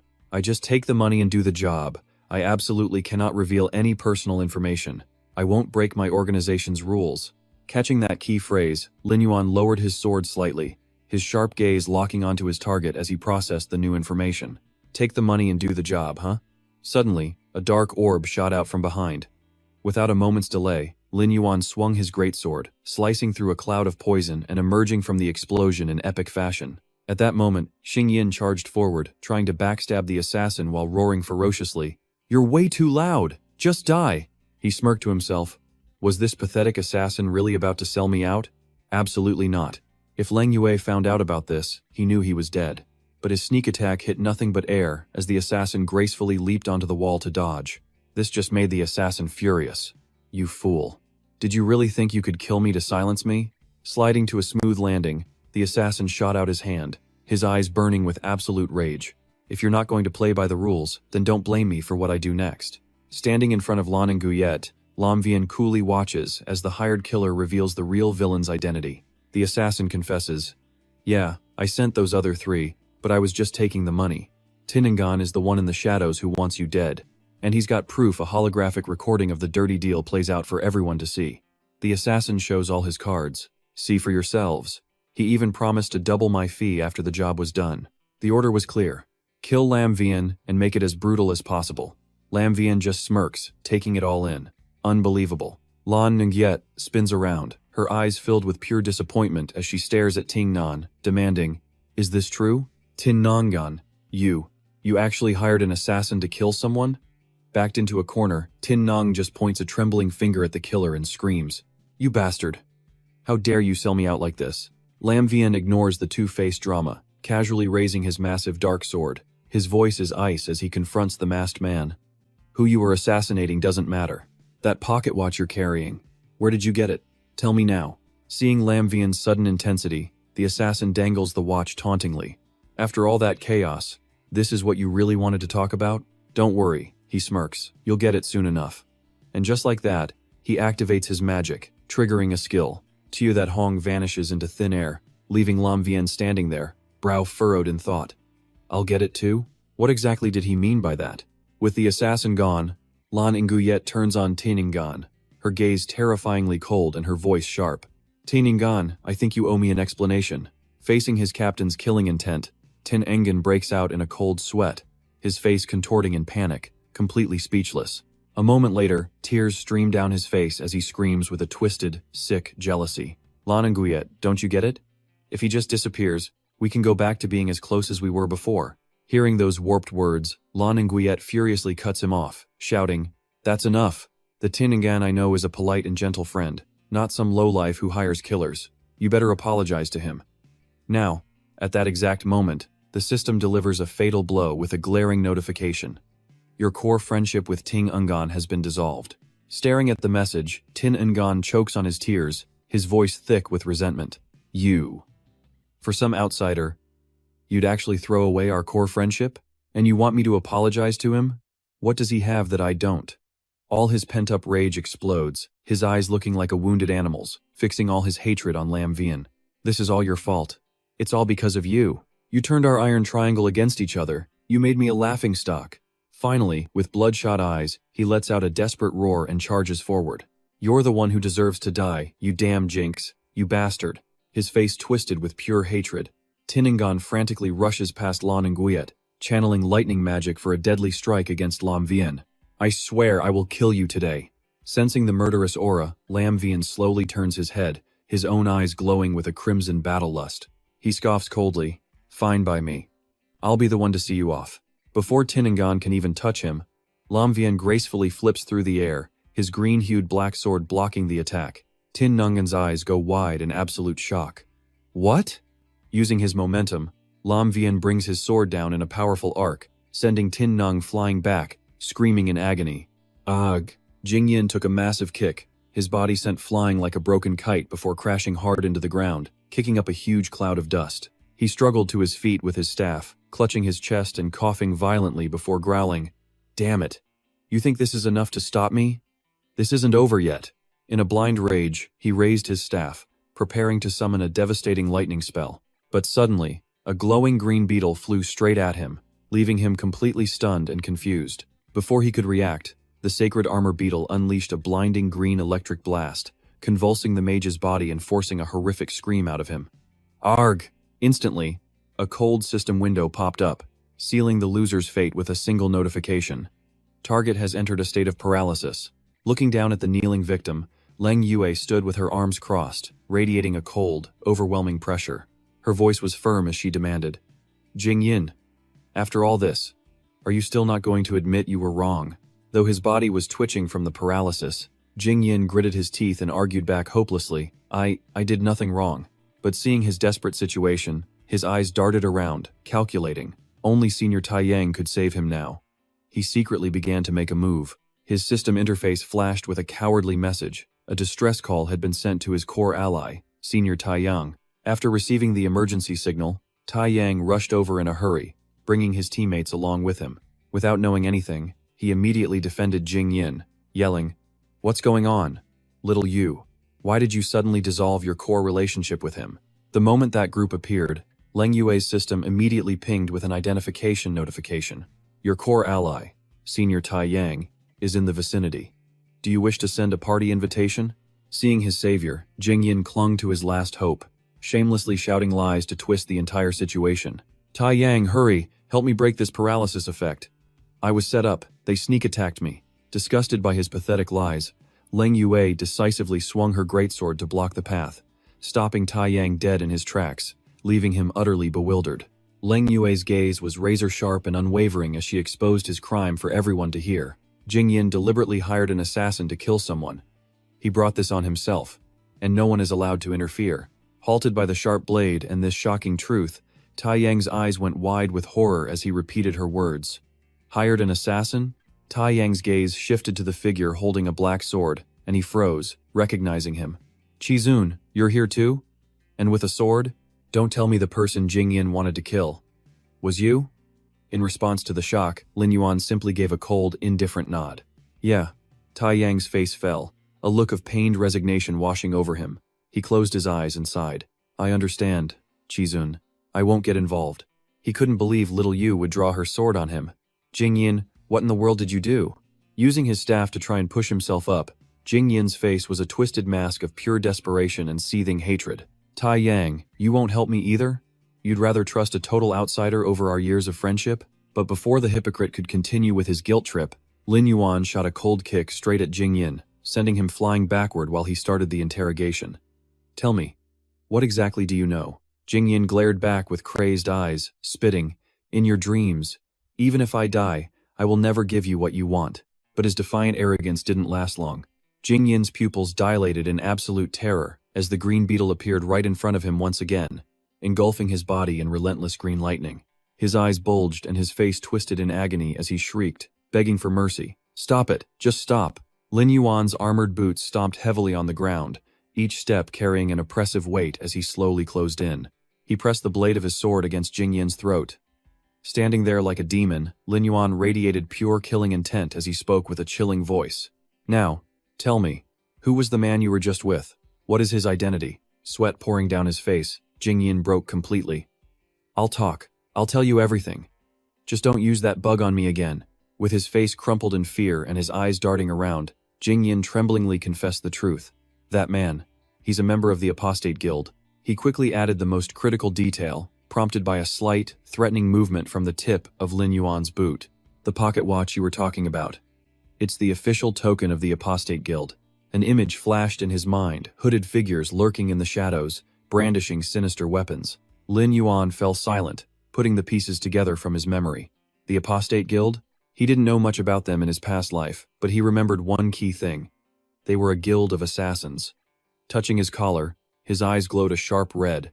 On top of that, their movements were always shrouded in complete mystery, which made intelligence on their organization incredibly hard to find. With Lin Yuan completely lost in thought, Jing Yin tried to sneak away, but a voice like ice froze him in place.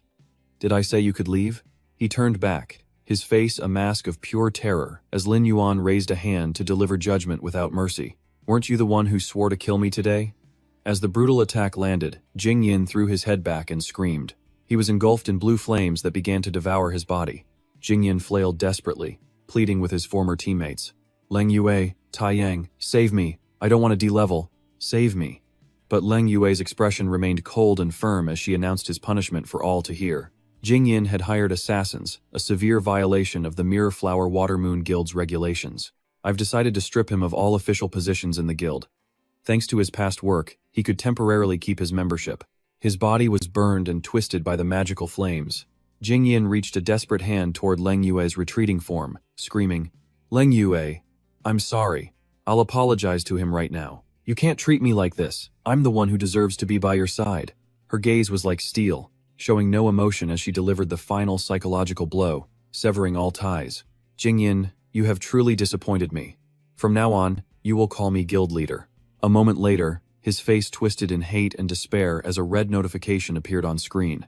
His health had officially hit 0. Instantly, Jingyin's body shattered into thousands of dark data particles that scattered into the air, leaving Tai Yang to stare helplessly at the spot where his old friend vanished. He turned away from the grim reality.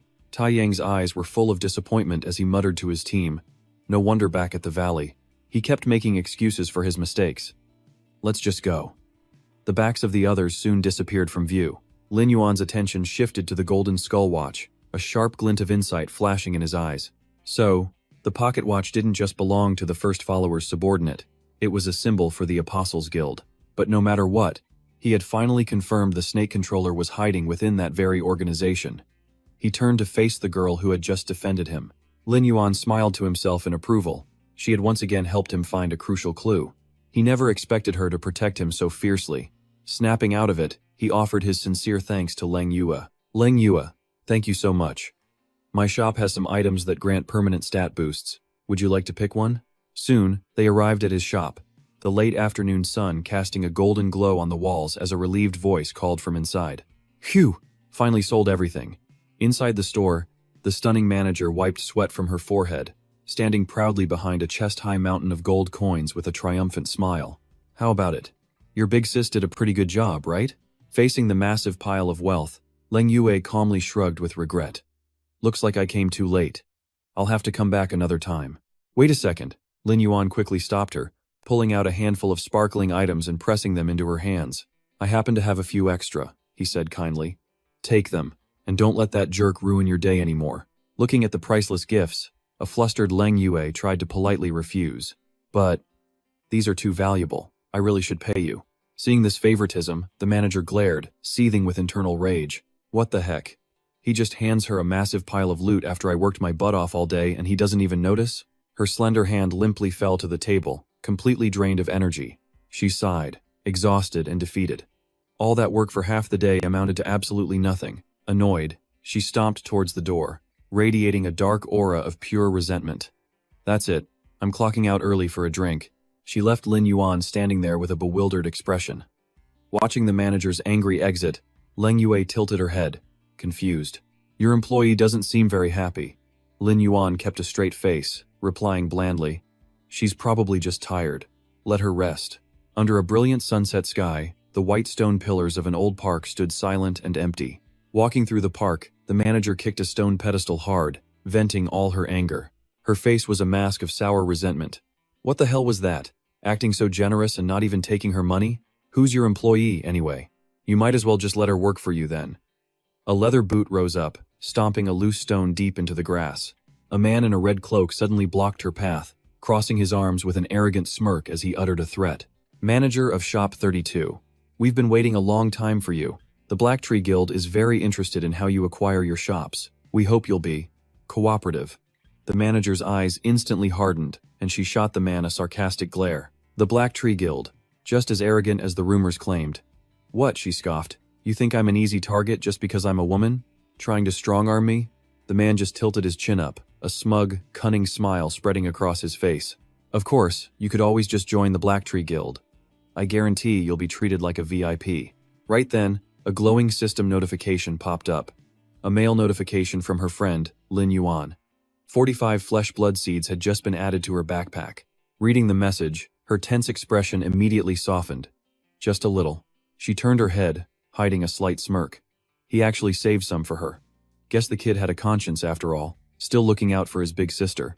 But then, the notification scrolled down, revealing an attached message. Lin Yuan's note read, "There are still 45 seeds left. Remember to put them on the shelves tomorrow." And just like that, her hopes shattered. Pure, unadulterated rage erupted in her mind. She fumed internally. I knew it. That heartless, inconsiderate jerk. Having been completely ignored, the man's face darkened with impatience. "You don't seriously think you can protect this shop, do you?" he snarled. "We have a legitimate company in the real world. People are desperate to join us. You'd be a fool to refuse." Hearing this, she simply tossed her long hair back, casually brushing past him while delivering a sly counter-offer. "A decision this important requires a little time for me to think it over. If your guild is as powerful as you claim, surely you can spare me that much, right?" The man's eyes narrowed, but he gave a sharp, harsh nod of agreement. "Fine," he hissed, "but don't even think about pulling any tricks." Without breaking stride, the manager glanced back, meeting his threat with a piercing glare of her own. "Remember this. I can crush you at any moment." He watched her disappear, a venomous look on his face. His expression twisted into a sinister, self-satisfied grin as he began to plot his next move. Just wait until I take over this shop. The chairman will finally see what I'm truly capable of. And then, the entire Black Tree Guild will be mine to command." The afternoon sun cast a golden light on the rooftops, creating a strangely peaceful scene. Meanwhile, the manager crossed her arms, fuming at the mental image of Lin Yuan. I'm getting threatened out here, and I'm still keeping your secrets," she grumbled to herself. "Where else are you going to find a woman this good?" Blending into the bustling crowd, she held her head high, muttering her frustrations under her breath. "You rotten kid. Sooner or later, you're going to pay your big sister back for all this." The city skyline was bathed in the faint rays of the setting sun. The scene shifts, revealing Lin Yuan standing alone in the middle of a damp, flooded sewer. He was holding a glowing green beetle at eye level, calmly planning his next move. The flesh blood seeds were selling incredibly well. He figured this new batch would fetch an even higher price on the market. While he was here, he decided to check for any traces of the snake controller. A system window appeared, activating his stealth skill. Instantly, Lin Yuan's body became completely transparent. He calmly observed the undead guards on their sluggish patrol, confirming that they were still here. His sacred beetle didn't detect anything unusual, which meant his rival had probably been behaving himself lately. He slipped past the ranks of guards without a sound, his feet barely touching the stone steps as he headed straight inside. Once he was near his target, Lin Yuan dropped his stealth. A green scorpion crackling with lightning appeared beside him. He gave the command loud and clear. "Thunder Core, lightning assault." As the attack struck, a system notification confirmed it. "You have entered the hidden dungeon, Serpent Demon's Lair." The scene cuts to the center of the gloomy, evil god temple. Flickering purple flames illuminated an eye-shaped throne, where the snake tamer was prostrated, awaiting orders. He gritted his teeth, his hands digging into the cold stone floor. "That bastard," he growled.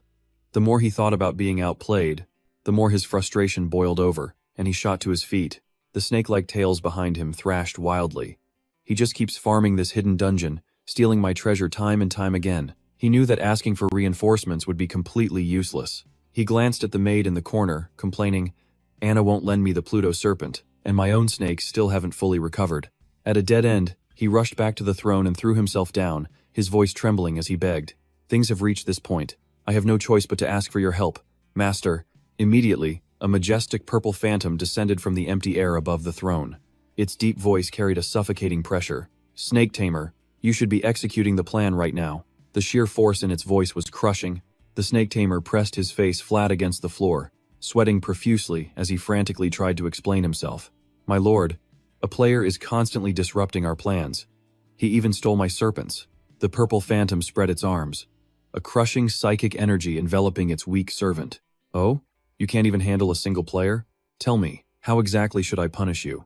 Cornered, the man looked up, his eyes flashing with faint hope. "He's not just some nobody. I suspect he's a necro hunter, just like you."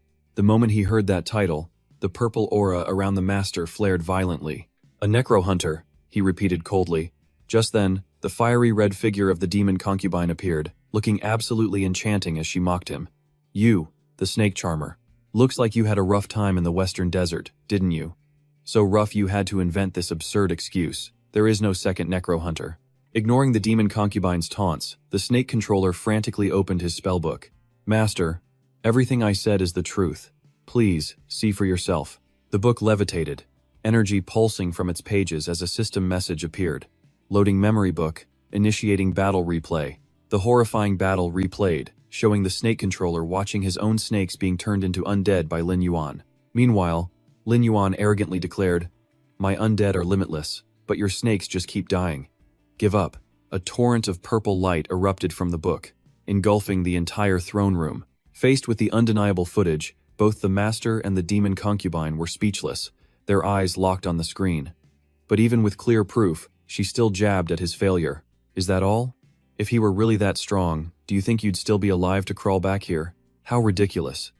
Dismissing her sarcasm, the Phantom Master calmly analyzed the situation. So another necro-hunter really does exist. It's a shame his inheritance is incomplete. He's nothing to worry about. Reaching out, he summoned a purple potion. The master declared proudly, for a half-baked amateur like him, I won't even need to get involved.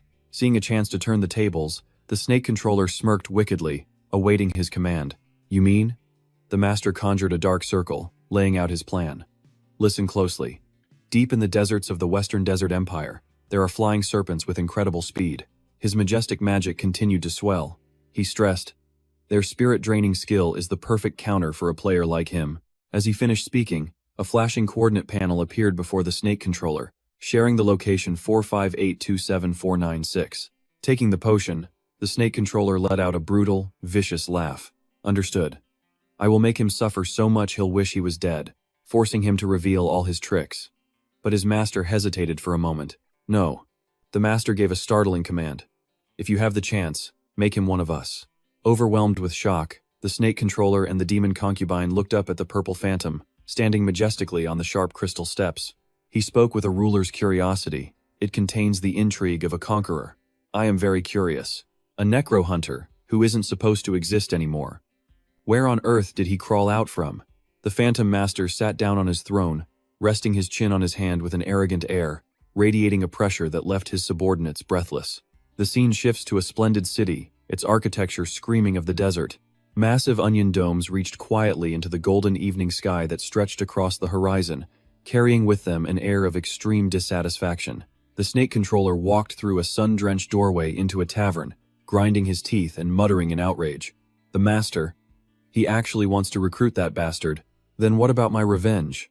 His face, hidden behind a snakescale mask, tightened with calculation. A cunning glint flashed in his eyes as he thought, if I follow the master's orders and try to recruit him, then I'll need to use the Death Apostle's intelligence network to find out if he belongs to a guild. He hid his own ambitions deep inside. He pulled the collar of his black cloak higher and strode confidently deeper into a shabby warehouse area, piled high with messy oak barrels. Spotting a waiter carrying a tray through a narrow stone hallway, the snake controller raised a hand to stop him, ready to exchange a secret password. The waiter, ever the professional, reminded him, Sir, if you wish to drink, please go to the front hall. The snake controller casually replied, Oh, no, I'm here to deliver poppies. Facing the waiter's scrutinizing gaze, the snake controller clicked his tongue. His hand awkwardly fumbled through the pockets on his clothes. Every time I have to exchange a password and verify my token, it's such a hassle. Let me see where I put that pocket watch. Suddenly, his movement stopped. The pupils behind his mask dilated completely, revealing absolute shock. He frantically searched his cloak, his face turning pale as he panicked. The pocket watch is gone. When did it go missing? Seeing the other man couldn't produce the token, the waiter's demeanor changed instantly, his gaze turning sharp and threatening. The snake controller frantically pointed, trying to explain. Damn it, wait a minute. Let me remember where it fell. The waiter calmly cut him off. The scene changes. A man says to a waiter, Mr. Hops, we don't need any hops here. The waiter's face darkens, his eyes flaring red with killing intent. The waiter coldly tells him to get lost. Perhaps you should try another bar, sir. Just as the tension is about to explode, a steady hand reaches out from the shadows, stopping the waiter with a simple command. Wait a moment. From a dark corner, the branch manager, wearing a silver mask, calmly steps out. He crosses his arms, vouching for the nervous man. I know this person. Let him in. Recognizing his superior, the waiter immediately retracts his murderous aura and bows respectfully. Yes, branch manager. The space shifts, transporting them down to the guild's secret basement. Here, cold blue stone walls are lit by the flickering flames of torches. Walls covered in sharp, jagged metal plates come into view, showing off the brutal nature of this hidden base for assassins. The silver-masked branch manager leans back comfortably in a leather armchair. Standing before him, Kong Xiajia bows his head, apologizing meekly. Thank you, boss. It's all my fault for losing the pocket watch and causing you more trouble. The branch manager gets straight to the point. Spit it out, what's going on? Kong Xiajia holds out a file, creating a perfect excuse to hide his true ambitions. I came here today because I just received a new commission. I need to investigate some intel on this person. As his boss flips through the documents, Kong Xiajia smirks to himself. These brutes will never realize this commission is a fake, but it doesn't matter if he kills his target anyway. A vicious look flashed in the subordinate's eyes as he cooked up a new scheme using someone else to do his dirty work. His plan was to feed their target false information, making him believe they were plotting against him.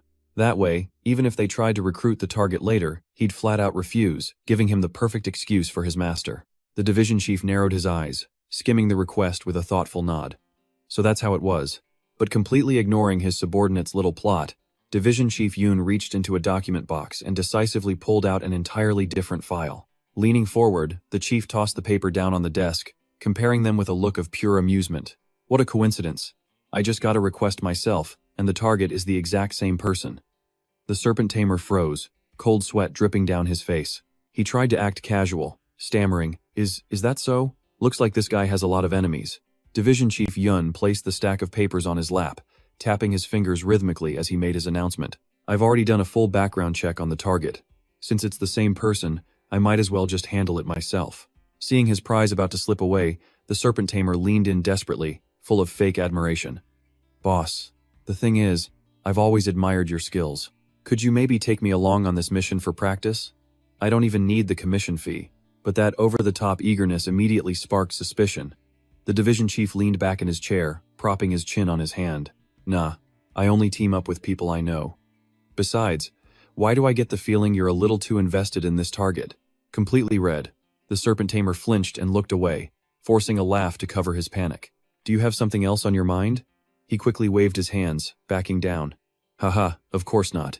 Well, boss, I'll go take another mission then. Turning his back, he walked down the narrow hall, his face instantly sinking back into a dark, calculating mask. It was useless even if the Reaper actually managed to assassinate the target. In this world of immortals, he would just revive. It looked like he needed another plan, one that would completely cut off any chance of the master recruiting that guy. Leaving the vengeful man to his schemes, the silver-masked division chief Yun sat alone in the isolated stone chamber. He flipped open the old mission file again, a strange interest glinting in his eyes. He never thought this abandoned request would actually become useful. His thoughts drifted back to that intense clash in the alley, where he had to somersault backward to dodge Lin Yuan's powerful slash. So that explains it, he thought. That scowling guy went berserk the moment he saw the pocket watch. The real issue was this kid, but the fact that they want to kill him at all costs. Well, this is getting more and more interesting. Suddenly, a three-dimensional hologram of a burning mask flared to life in the middle of the air. The system displayed an urgent message the leader was initiating a remote call. An authoritative voice echoed from above. The person you mentioned, is it possible he's the one who wiped out our elite squad? The division chief immediately stood, bowing his head respectfully to confirm it with the supreme leader. Yes, leader. Unfortunately, the situation was too chaotic when I ran into him. He clenched his fist over his chest, his voice filled with a warrior's pure fighting spirit. Otherwise, I would have loved to properly test my skills against his. From the magical flames, the leader's final, decisive command was issued. In that case, go test him one more time. And while you're there, see if he has any interest in joining us. Receiving his orders, Division Chief Yun gave a slight bow, his reply firm and obedient. I understand. The door creaks open, signaling its master's return. But as he steps inside, Lin Yuan freezes, asking, Are you a blonde knight from some kind of... A maid's apron, holding a broom, and flashing a brilliant smile. Yuan Shen, I'm here to help you out. Lin Yuan stands there, face twisting in confusion. Ignoring this bizarre scene, the shop owner Luo Qingyan emerges holding a small box. Hey kid, an acquaintance of yours is here. They've been waiting a while. Instantly, Lin Yuan's expression turns ice cold. It's him.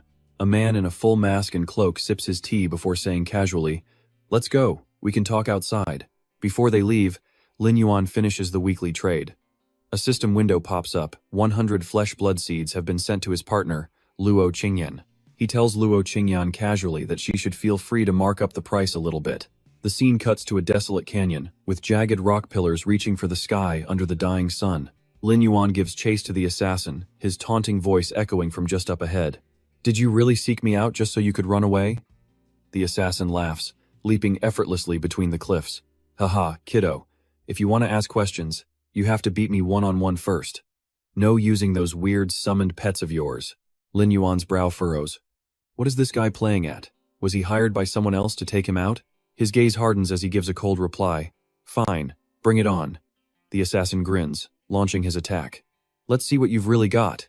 A razor-sharp claw attached to a long chain shoots straight for Lin Yuan. Lin Yuan raises his sword to block, and sparks fly as the weapons collide. The claw clamps down hard on his blade, and he immediately senses something is off. A hidden mechanism? The chain suddenly retracts, pulling the assassin at high speed right towards Lin Yuan. The assassin just smirks. Not bad. A storm of green, deathly energy erupts from Lin Yuan's body, swirling around him. The assassin looks slightly surprised, but still scoffs. A little too slow for that. The chain yanks Lin Yuan's sword down, pinning it to the ground. In that same instant, the green energy explodes outward, blasting everything back. The assassin pulls the chain, trying to claim the sword for himself. Come over here! But all he gets is the sword. Lin Yuan has completely vanished, leaving the assassin stunned. A black shadow blurs past his back, moving as fast as the wind. Lin Yuan reappears, slamming a fist into the back of the assassin's neck. You're the one who's too slow. The sheer force of the blow cracks the very ground beneath them. The assassin collapses in a heap, and Lin Yuan stands over him, sword back in hand. He stares down at his defeated foe, his voice cold. Why didn't you use your stealth skills? Is this how all you assassins from the Purple Path handle a job? Lying in the rubble, the assassin answers in a hoarse voice. Who said I came here on a job?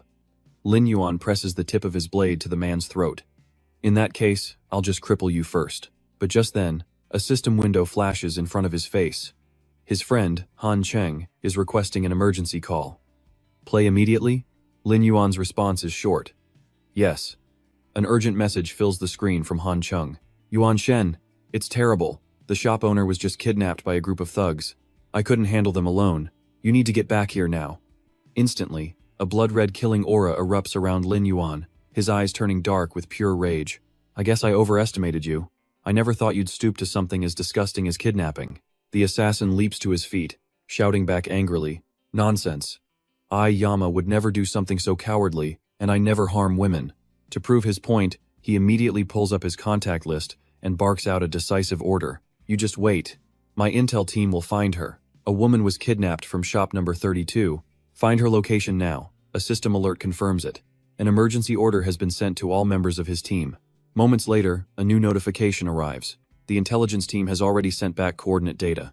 The assassin points at Lin Yuan, sharing the info. She's not far. Go handle it.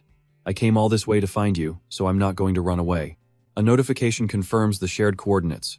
8893-47538 has been sent to the player with a hidden ID. Lin Yuan gives him one last ice-cold glare. You had better not run. The scene shifts abruptly to a graveyard, where a young woman has been beaten and thrown to the ground.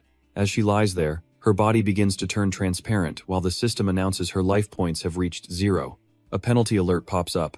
She's been killed 3 times, her level dropping from 14 all the way down to 11. Reviving at the respawn point, she's still completely dazed.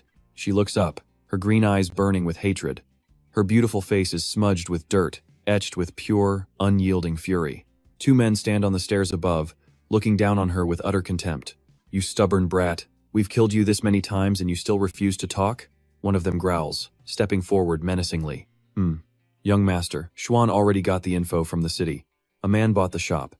If you don't give us his name, we'll send you straight back to the novice village. The girl gritted her teeth, her mind filled with helpless rage. These 2 scum were camping her revival point. She had absolutely no way to escape. Even forcing a log off would just leave her character standing there. She yelled out in defiance. If you've got the guts, then come at me. I'm not afraid of you. The mage just smiled sadistically. Looks like she needs another lesson. Bro, I'll ambush him at the shop. You keep going. I bet you that guy will take the bait. The other guy let out a sickening laugh. Don't worry. Heh. I'll make sure she submits to me. Just as the words left his mouth, a cold voice echoed from directly behind him. You'll make who submit? Without any warning, Lin Yuan rushed in like a phantom, his voice ice cold. Go to hell. The mage let out a terrible scream as his partner quickly met the same fate. Luo Qingyan was completely stunned, watching in disbelief as her enemies were wiped out in the blink of an eye. Lin Yuan stood there, his face an unreadable mask, realizing the coordinates that guy gave him were actually legit. Han Qing, in full knight armor, jumped in front of Lin Yuan as some low-level punk started running his mouth. You dare touch someone from our Black Tree Guild? Kid, you're finished. Get on your knees if you know what's good for you. Before he could finish, a green flash shot through the thug. Lin Yuan's shadow in the night now looked more terrifying than ever. His voice dripped with killing intent. The Black Tree Guild, he'd find them, and he would demand an answer. Instantly, the bodies of the two thugs dissolved into streams of blue light. Luo Qingyan's gear dropped right where they stood. Lin Yuan's eyes narrowed just as he thought. They had everything. Luo Qingyan called out hesitantly, "Little brother." She looked at her tattered gear, feeling humiliated and wronged. To be hunted down like this.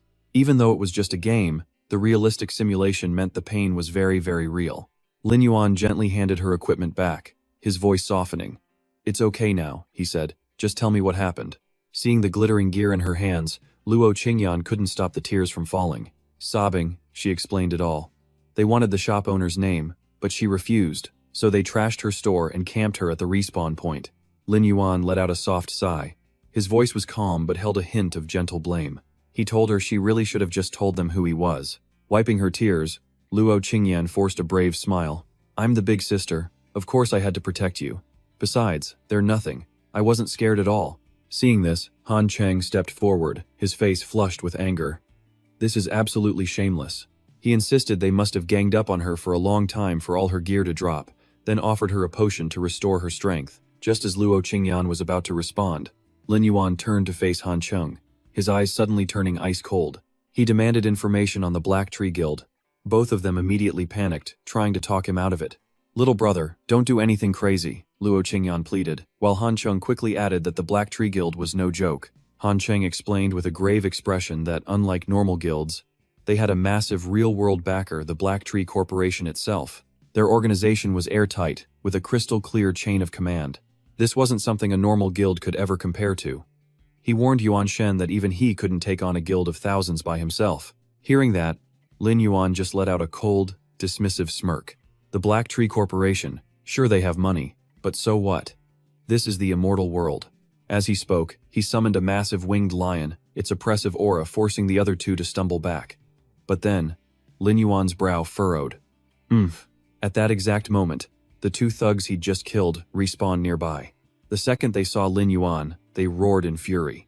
Before they could even move, Lin Yuan was on them. Two giant spirit claws materialized behind him as he taunted them. "You wanted my shop, right? Well, come on and take it." The thug roared back, calling him a coward who only knew sneak attacks. But the moment he charged, the spirit claws struck. Both of them screamed in sheer panic. "What are those things? Quick, call for backup from any guild members nearby." A system notification popped up, confirming a request for aid was sent. But before any help could arrive, the absolute slaughter began. Life points returned to 0. "You have been killed. Your level has dropped from 14 to 13. You have been killed twice. Level dropping from 13 to 12. Gear scattered with every death. You have been killed 3 times. Level now 11. Finally, when both of them had been farmed down to level 1, they lay on the ground, trembling and begging for their lives. "Please, stop killing us. I'm level 1. This account is completely ruined now." Meanwhile, Luo Qingyan happily collected all of her gear. "My gear. Thanks, little bro. I really thought I'd never see this stuff again." Lin Yuan glanced coldly at the two barely conscious figures. Useless trash. Can't even handle a simple interrogation without calling for help. And right on cue, their reinforcements arrived. A huge, bald man swaggered forward, his voice dripping with arrogance. "Let's see who dares to ruin young Master Swan's good time." But when his eyes landed on Lin Yuan, the man froze. He squinted, a flicker of recognition in his eyes. "Oh, I remember you. Aren't you that shrimp from the Bloodscale Cave?" He glanced at his own pathetic underlings on the ground before turning back to Lin Yuan. "Looks like you're the one who took care of young Master Swan's people, huh? After I'm done with you, I'll go back and question that woman. Young Master Swan will definitely reward me handsomely." He grinned, veins popping on his forehead. "I'll crush you." Lin Yuan remained completely calm, gently patting the head of the winged lion by his side. "So, this young Master Swan is the real ringleader." He took a single step forward. The bald man recoiled in shock, stuttering. It's you?" One of the goons, completely clueless, stepped up with a cocky swagger. "You dare steal from our Black Tree Guild? Looks like you've got a death wish. Our captain is a top 10 fighter in the guild, you know. Kneel and beg for forgiveness now, and maybe he'll spare your life." Ha ha ha, but before the laughter could even die down, Lin Yuan was right in his face. A shadow fell over him as a chilling voice echoed. "You want to kill me?" The goon just about jumped out of his skin. Yikes! A loud smack echoed as the bald captain slapped his own subordinate across the face. You idiot. Shut your mouth. He spun back to Lin Yuan, his attitude completely flipped, sweating bullets. Great one. If I'd known it was you, I swear I never would have gotten involved in this mess. He bowed deeply. I'll take my men and get out of here right now. Lin Yuan replied coldly. No need. A flash of green light erupted, sending the entire group flying. Lin Yuan stood amidst an aura of deathly energy, speaking to the trembling captain. Now they're gone. Take me to this young Master Xuan. The terrified bald man nodded frantically. Yes, of course. But on the way, he secretly opened a communication channel, his mind racing. Bringing an outsider to headquarters was an act of betrayal. The fine from the Black Tree Corporation alone would be enough to bankrupt him completely. And that was before considering he was leading a monster like this back. No, he had to find an excuse. A message shot through the guild channel. Zhao Kui, urgent report. Found the shop owner. I'm luring him to HQ. Set up an ambush on the way to prevent his escape. Coordinates 4823.78.2. Seeing the reply signal on his screen, the bald captain breathed a sigh of relief. A wicked smile spread across his face. That was fast. He thought to himself, looks like I'm saved this time. At that exact moment, a system notification popped up in front of Lin Yuan. You have entered an ambush zone marked by Black Tree Guild's Combat Squad 7. The bald captain suddenly stopped in his tracks, forcing Lin Yuan to halt as well. A triumphant grin spread across his lips as he stared into the empty space ahead. They're here. Instantly, he spun around, pointed a finger right in Lin Yuan's face and roared with glee. You idiot. You really think you're invincible, don't you? Today, we're gonna teach you some manners. Brothers, get him for me. But the only response he got wasn't the sound of his comrades charging into battle. It was a black shadow that flashed past like lightning, sending one of the ambushers tumbling to the ground. The bald captain stared, looking around in total confusion. What's going on? Why isn't Squad 7 making a move? He turned his head back, and the scene before him made his blood run cold. Amidst the trees, the bodies of Squad 7's members lay scattered everywhere, the blue glows signifying their deaths still hanging in the air. The captain stammered in pure horror. How? How is this possible, Squad 7? They've been completely wiped out? Lin Yuan walked past him coldly, blood still fresh on his sword. He thought to himself, was it that guy's dart? Was he trying to help me? Lin Yuan stared directly at the captain, who was now trembling like a leaf, his voice terrifyingly calm. Weren't you going to teach me some manners? He asked. Go on, make your move. The bald captain was so terrified he stumbled backward, sweat pouring down his shiny forehead. Without warning, a bolt of blue lightning shot down from the sky, engulfing him. He barely had time to let out a desperate scream. Stop! Don't! I was wrong. Arg! When the lightning faded, Lin Yuan walked over to the convulsing man on the ground, his voice devoid of any emotion. If I'm not mistaken, he began, leading this many Black Tree members to their deaths is going to earn you a pretty hefty fine, isn't it? Lin Yuan's sword rested against the man's throat, its cold blue light reflecting on his pale skin. He then made an offer the man couldn't possibly refuse. You're trapped. You might as well just give me young Master Xuan's coordinates. Who knows? After I dismantle the Black Tree Guild, maybe your little fine will simply disappear. The captain, left with no other choice, immediately dropped to his knees and begged. I'll talk. I'll tell you everything. The scene then shifts to a luxurious conference room. Upperly? A man was in the middle of a report. The Black Tree Guild, a subsidiary of the Black Tree Corporation, saw a 30% increase in profits last quarter. Our new store projects are moving forward. We expect results by next quarter. Another shareholder cut in.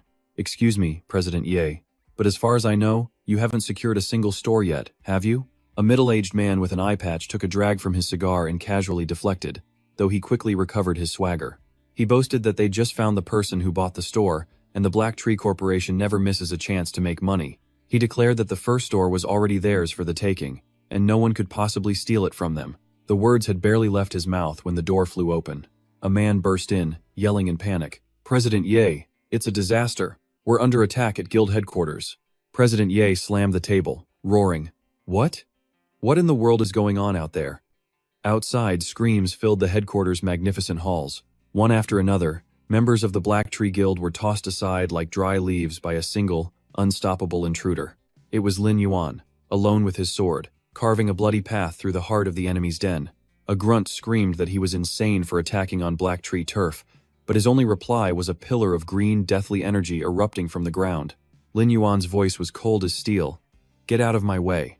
The bald captain at the main gate watched Lin Yuan's back, his voice trembling. Are you really going to charge in all by yourself? Without even turning around, Lin Yuan left him with a chilling warning. I hope those coordinates you gave me were right.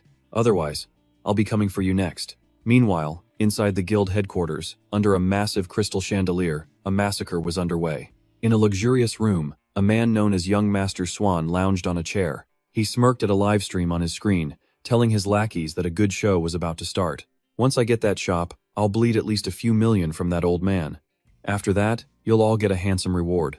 The live stream feed showed over 2,000 viewers currently watching. A girl sitting in his lap pouted, "Young Master Swan, you're so mean, trying to steal from people again." Just then, a loud noise from outside made him scowl. Who's making all that noise out there? What kind of sloppy work is this? Can't you see I'm live? Now get out there and see what's going on. His men immediately scrambled to obey. Yes, sir. 2 guards walked to the door, grumbling about some idiot causing a scene. But the second they opened it, a dark figure burst in, sending one flying back. The other guard could only get out a single word. What? Through the dust, Lin Yuan emerged, his sword glowing with a royal aura, as he coldly asked, "Are you He Xuan?" The tension in the air was electric. A fight was about to break out. Young Master Xuan just smirked, dismissing him as another attention seeker. Let's see how I'm going to play with this one, he thought. This whole scene made the live stream chat absolutely explode. The viewer count shot up as comments flew across the screen. Nice. What's Young Master Xuan planning now? Who's the unlucky guy this time? Ha ha ha. Wait a minute. That guy looks familiar. Young Master Xuan slowly swiveled his chair around to face the intruder. He looked Lin Yuan up and down with a condescending air. Hey you want to join the Black Tree Guild too? But not just anyone has what it takes to be my dog, you know? He propped his feet on the table, arrogantly laying out his terms. How about this? Kneel down and clean my shoes right now, and maybe I'll consider letting you join. The girl beside him giggled.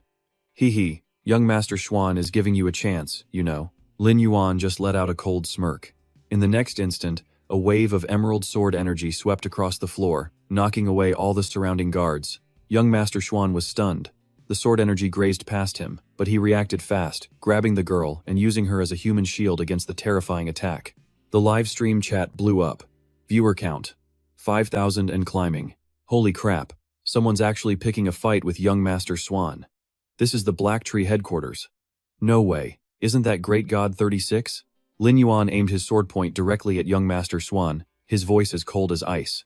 Shop number 32 is mine. If you ever step foot in my territory again, I won't hesitate to wipe out your entire guild. After a moment of stunned silence, Young Master Swan leaned back in his chair, and then he laughed. You? Wipe out the Black Tree Guild? He laughed like a maniac before sitting up straight, looking at Lin Yuan like he was an idiot. I just thought you were crazy, but it turns out you're just a moron. The livestream viewers had now surpassed 10,000. The audience recognized Lin Yuan and started cheering. Oh my god, it's the Great God. Now this is a show. The Great God is back to destroy the Black Tree Guild. Young Master Swan clapped his hands, looking amused. Men, come on out for our guest. Dozens of elite Black Tree members poured out from the shadows, completely surrounding Lin Yuan. One of them shouted, "You dare barge into the Black Tree headquarters? You got a death wish?" Lin Yuan stood in the middle, completely unfazed, and gave his sword a little swing. Young Master Xuan sat with his legs crossed, speaking with pure arrogance. It's an honor that I'm even interested in your shop. Countless people wish they could offer me gifts but don't even get the chance. He flicked a gold coin, making a final, humiliating offer. Here's the deal. 1 gold coin. Transfer the shop to me. Then, kneel and bow 3 times, and I'll forget this ever happened. He immediately tossed the single gold coin right at Lin Yuan. Lin Yuan instantly swung his sword, intercepting the coin and shattering it into tiny pieces with his sharp blade. He then summoned a spirit scorpion, a murderous glint in his eyes. My patience for fools like you is wearing thin. Time to die. A green light erupted from the ground, slashing through all the men surrounding him. Young Master Xuan didn't have time to react, only managing to gasp in shock. Ack, what is that? As a wave of green energy shot toward him. Before he could even process it, a green beetle closed the distance and slammed right into his face, a model. He let out one final, agonizing scream as the bug detonated, creating a destructive blast of energy. The system notification was cold life functions. 0. His underlings stood frozen, unable to believe their eyes as young Master Huyan's body collapsed lifelessly to the floor. Young Master Huyan was killed? If you're enjoying this, how about a like for your boy? Snapping out of his shock, one of the captains finally roared. "Get him!" The guards immediately charged forward, but it was useless. All that was left were their fading screams. Meanwhile, in a meeting room, a frantic employee made a call, his voice cracking with pure terror. "Get the chairman now." Someone broke in. "He's already at headquarters." Chairman Diep, however, tried to keep his cool in front of the shareholders. This had to be malicious competition from a rival company. The Black Tree Guild had plans for this. "Quick, turn on the projector and find Haeswan's live stream." And as the screen flickered to life, Director Yi confidently introduced the scene. "Gentlemen, witness the true power of the Black Tree Guild." But then his brows furrowed in utter confusion. Huh? The screen showed only Lin Yuan, standing alone in a battlefield littered with corpses. The entire meeting room fell dead silent. Director Ye slammed his hands on the table, his eyes wide, glued to the screen. He roared in a mix of desperation and pure shame. Impossible. The live stream was exploding, with viewer counts soaring past 20,000. The chat went wild. This god isn't just soloing a boss, he's soloing an entire guild. Finally. I've hated those Black Tree jerks for ages. Go, god tier player, this is gonna go viral. Director Ye gritted his teeth, cold sweat dripping down his temples. This couldn't happen. The Black Tree Corporation's stock would plummet, and his own position as CEO was on the line. He absolutely could not let this happen. He tried to calm everyone down, insisting there must be a mistake. "Are the guild's guards on leave today? I'll contact the person in charge right now." He immediately made a call, screaming into the phone. "You useless brat! I don't care how you do it, you stop him now." At the same time, Haeswan roared in fury the moment he respawned in the game. "Damn it! How dare he make me lose a level?" He immediately started sprinting back toward the main hall. As he ran, he screamed with rage. "Stop right now, or I swear I'll destroy your shop. Not only that, I'll kill every last one of your people back to level 1. Lin Yuan, standing among the bodies, turned his head slowly. His voice was cold. "Are you threatening me?" Haeswan puffed out his chest, snarling. "That's right. This young master always does what he says. Go on, just try me." Lin Yuan slowly closed his eyes. A ghostly spirit materialized behind him, and his voice turned bone-chillingly cold. "If that is your answer, then the Black Tree Guild no longer needs to exist." He raised a hand, activating his ultimate skill. Activate. Corpse explosion technique. A chain reaction of sickening green explosions erupted from every corpse on the floor, creating a maelstrom of pure destructive energy. Back in the meeting room, Director Ye could only watch in horror as the guild headquarters on screen was consumed by a sea of flames. "My guild." One of the shareholders stood up, staring at Director Ye with utter disappointment. "Director Ye, is this the project you wanted our investment for? What a disappointment. I'm beginning to question your ability to manage this corporation." Hearing this, he quickly tried to placate them. "Everyone, please calm down. The guild's elite guard unit has already arrived on site." He turned to his subordinate for confirmation. "The elite squad received the notification and are all online, correct?" A secretary hurriedly reported. "Yes, sir. All of them are in position." Through the screen, the entire room watched as a squad of players in black armor smashed through the windows. The squad leader yelled, "Let's get him, boys!" Director Ye promised 100,000 for each of us, you hear me? The entire team roared back in unison, "Sir, yes sir." The livestream viewer count had already shot past 30,000. The chat was buzzing. "Oh no, it's these guys. They're famous for playing dirty." "Yeah, but they're just walking to their deaths." The god player's strength would surely crush them, but the reality was far more brutal.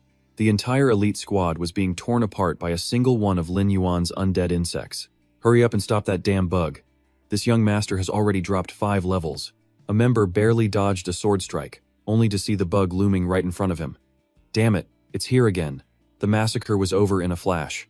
The undead insect dived down, claiming another life. Health points dropping to 0. Floating in a haze of dark energy, Lin Yuan looks down on the cowering survivors below, and his voice, dripping with pure scorn, booms across the great hall. "Weren't you guys gonna kill me back down to level 1? So why are you hiding back there, too scared to even make a move?" Without a moment's hesitation, the elite squad's captain raises his sword and rallies his men. "Brothers, same old strategy, let's get him." The soldiers behind him charge forward, thirsty for blood. But seeing Lin Yuan just standing there calmly, the captain's eyes go wide, and he roars in pure fury. "That damn brat." Building momentum, he launches into the air. He brings down a thunderous strike from above, aiming right for Lin Yuan and declaring, "We are your real opponents." But before his sword can land, a flash of blue light erupts, blasting him backward. The captain can only let out a cry of pure disbelief. Seeing their captain get knocked back, two mages in the rear immediately unleash their skills. Fireballs and arrows fly, their faces twisted in ugly sneers. No matter how strong you are, you can't beat all 7 of us. One shouts, smugly adding, "Try and block this. Taste my paralyzing arrow." Haha. Fast as a phantom, Lin Yuan weaves through the attacks, appearing right in front of the mage. He grabs the man's face, his eyes ice cold as he speaks. "Your tactics are just too old-fashioned." With incredible force, he slams the mage into the ground, triggering a massive explosion of green energy that rocks the entire area. The system window coldly displays a familiar message. Life points return to 0. In the cracked crater, the mage lies motionless, completely defeated. Suddenly, Lin Yuan's system screen flashes a notification. Stealth skill activated. The remaining soldiers look around, bewildered, searching through the smoke.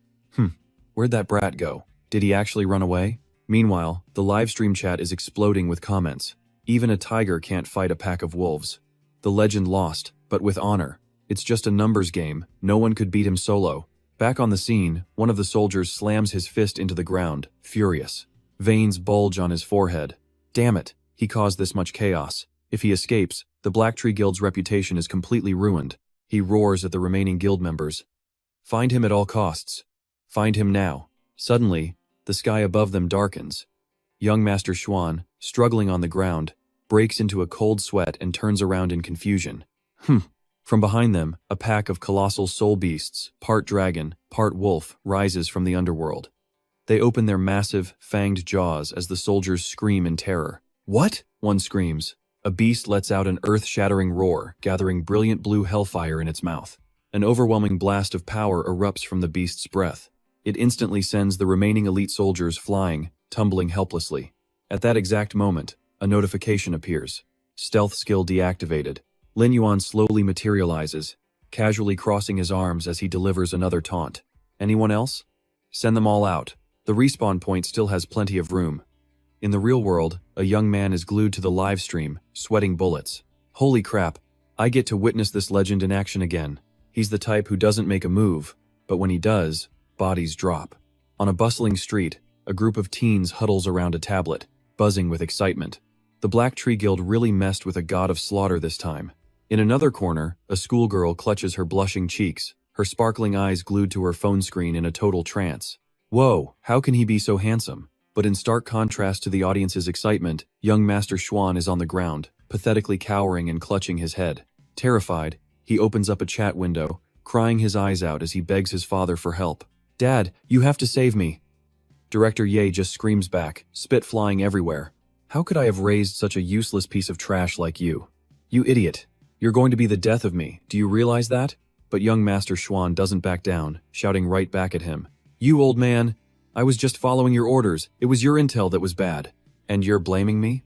Choked with rage at his son talking back, Director Yi slams his head on the desk, panting. He tries to suppress his fury as he barks orders to his men. You rebellious brat. I don't care how you do it, you have to buy me time and hold him there." His face darkens, his eyes flashing with a sinister confidence. The master I paid a huge sum to hire is already on his way.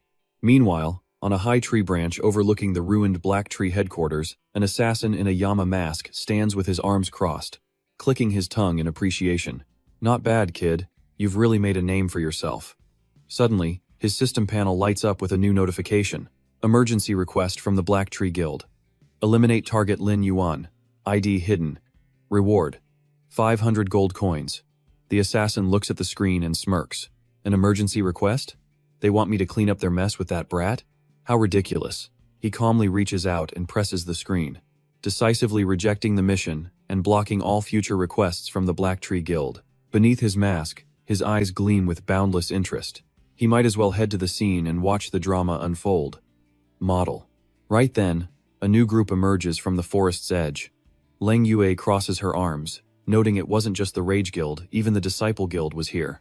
Looks like the Black Tree Guild really went all out this time. Up in the trees, the assassin Yama muses that they're all familiar faces to that brat. Looks like he was in for a good show. The warrior with the giant axe cracks his knuckles, growling impatiently. He just wanted to get this over with and deal with that clueless kid. The assassin watches the three of them charge down, a smirk playing on his lips. Well, No need to test their strength anymore. He could just send the video straight to the boss. Meanwhile, in the main hall, young Master Swan was surrounded by two soul beasts, screaming in pure frustration. Even my own father has never laid a hand on me. He roars. You've made an enemy for life. A moment later, the mercenaries arrive on scene and just stop dead, their eyes wide at the absolute devastation before them. Leng Yue and the masked assassin are also frozen, silently taking it all in.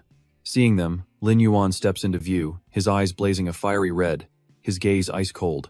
Leng Yue gasps in astonishment. The target is him? Even the masked assassin is startled, thinking, it's that lunatic? At the same time, a mocking voice rings out. Well, well, young master. Your backup has finally arrived.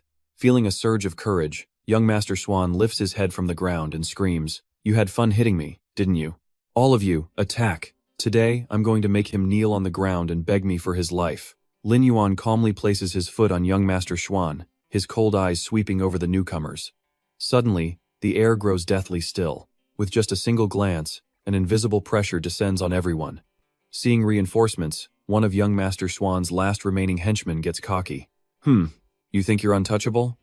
The number 1 and number 2 guilds have joined forces. You're dead meat, kid. But before he can even finish, the axe-wielding warrior shoves him hard to the side. Huh? The warrior glares at the henchman and roars, Get lost. You think that little bit of money is worth my life? Bunch of idiots. And just like that, a notification pops up. System.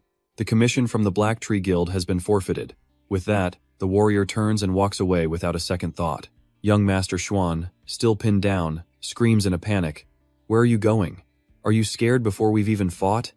Lin Yuan doesn't even bother to look. He casually swings his sword, and a wave of green energy washes over the cocky henchman, who lets out a single scream before vanishing. Life returned to 0. After dealing with the trash, Lin Yuan turns to face the last two. Are you two also here to help the Black Tree Guild? Another notification pops up for the female knight. Commission from the Black Tree Guild. Forfeited. Leng Yue offers a friendly smile and a shrug. I'm sure you have your reasons for all of this. Do you need any help? Lin Yuan calmly replies. No, thank you. Just stand to the side and watch. Just then, having been revived, young Master Swan leaps to his feet, pointing a finger at the mercenaries and cursing them out. What the hell are you doing? I paid you people to fight, not to stand there and watch the show. The masked assassin just crosses his arms, his tone dripping with sarcasm. That's right, he says. Did you pay us all this money just so we could watch your little circus act? Thinking he's found an ally, young Master Swan quickly barks an order. Finally, someone with some sense. Go and teach that pathetic loser a lesson for me. But Lin Yuan cuts him off, looking straight at the assassin. The people in the forest. You took care of them, right?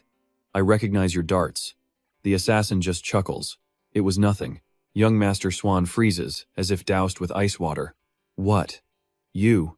You're a mole too. The assassin pulls up his system panel and starts recording with a smirk. Hey now, no need for such harsh words. I never actually accepted your commission. I just came to watch the fireworks. Openly betrayed, young Master Swan and his last two henchmen can only grit their teeth in fury. You bastards. I won't let you get away with this. Just you wait. Suddenly, all three of them feel a terrifying killing intent crash down from above. They look up, their faces pale with fear. A colossal dragon made of pure energy dives down, swallowing all three of them in a deafening roar.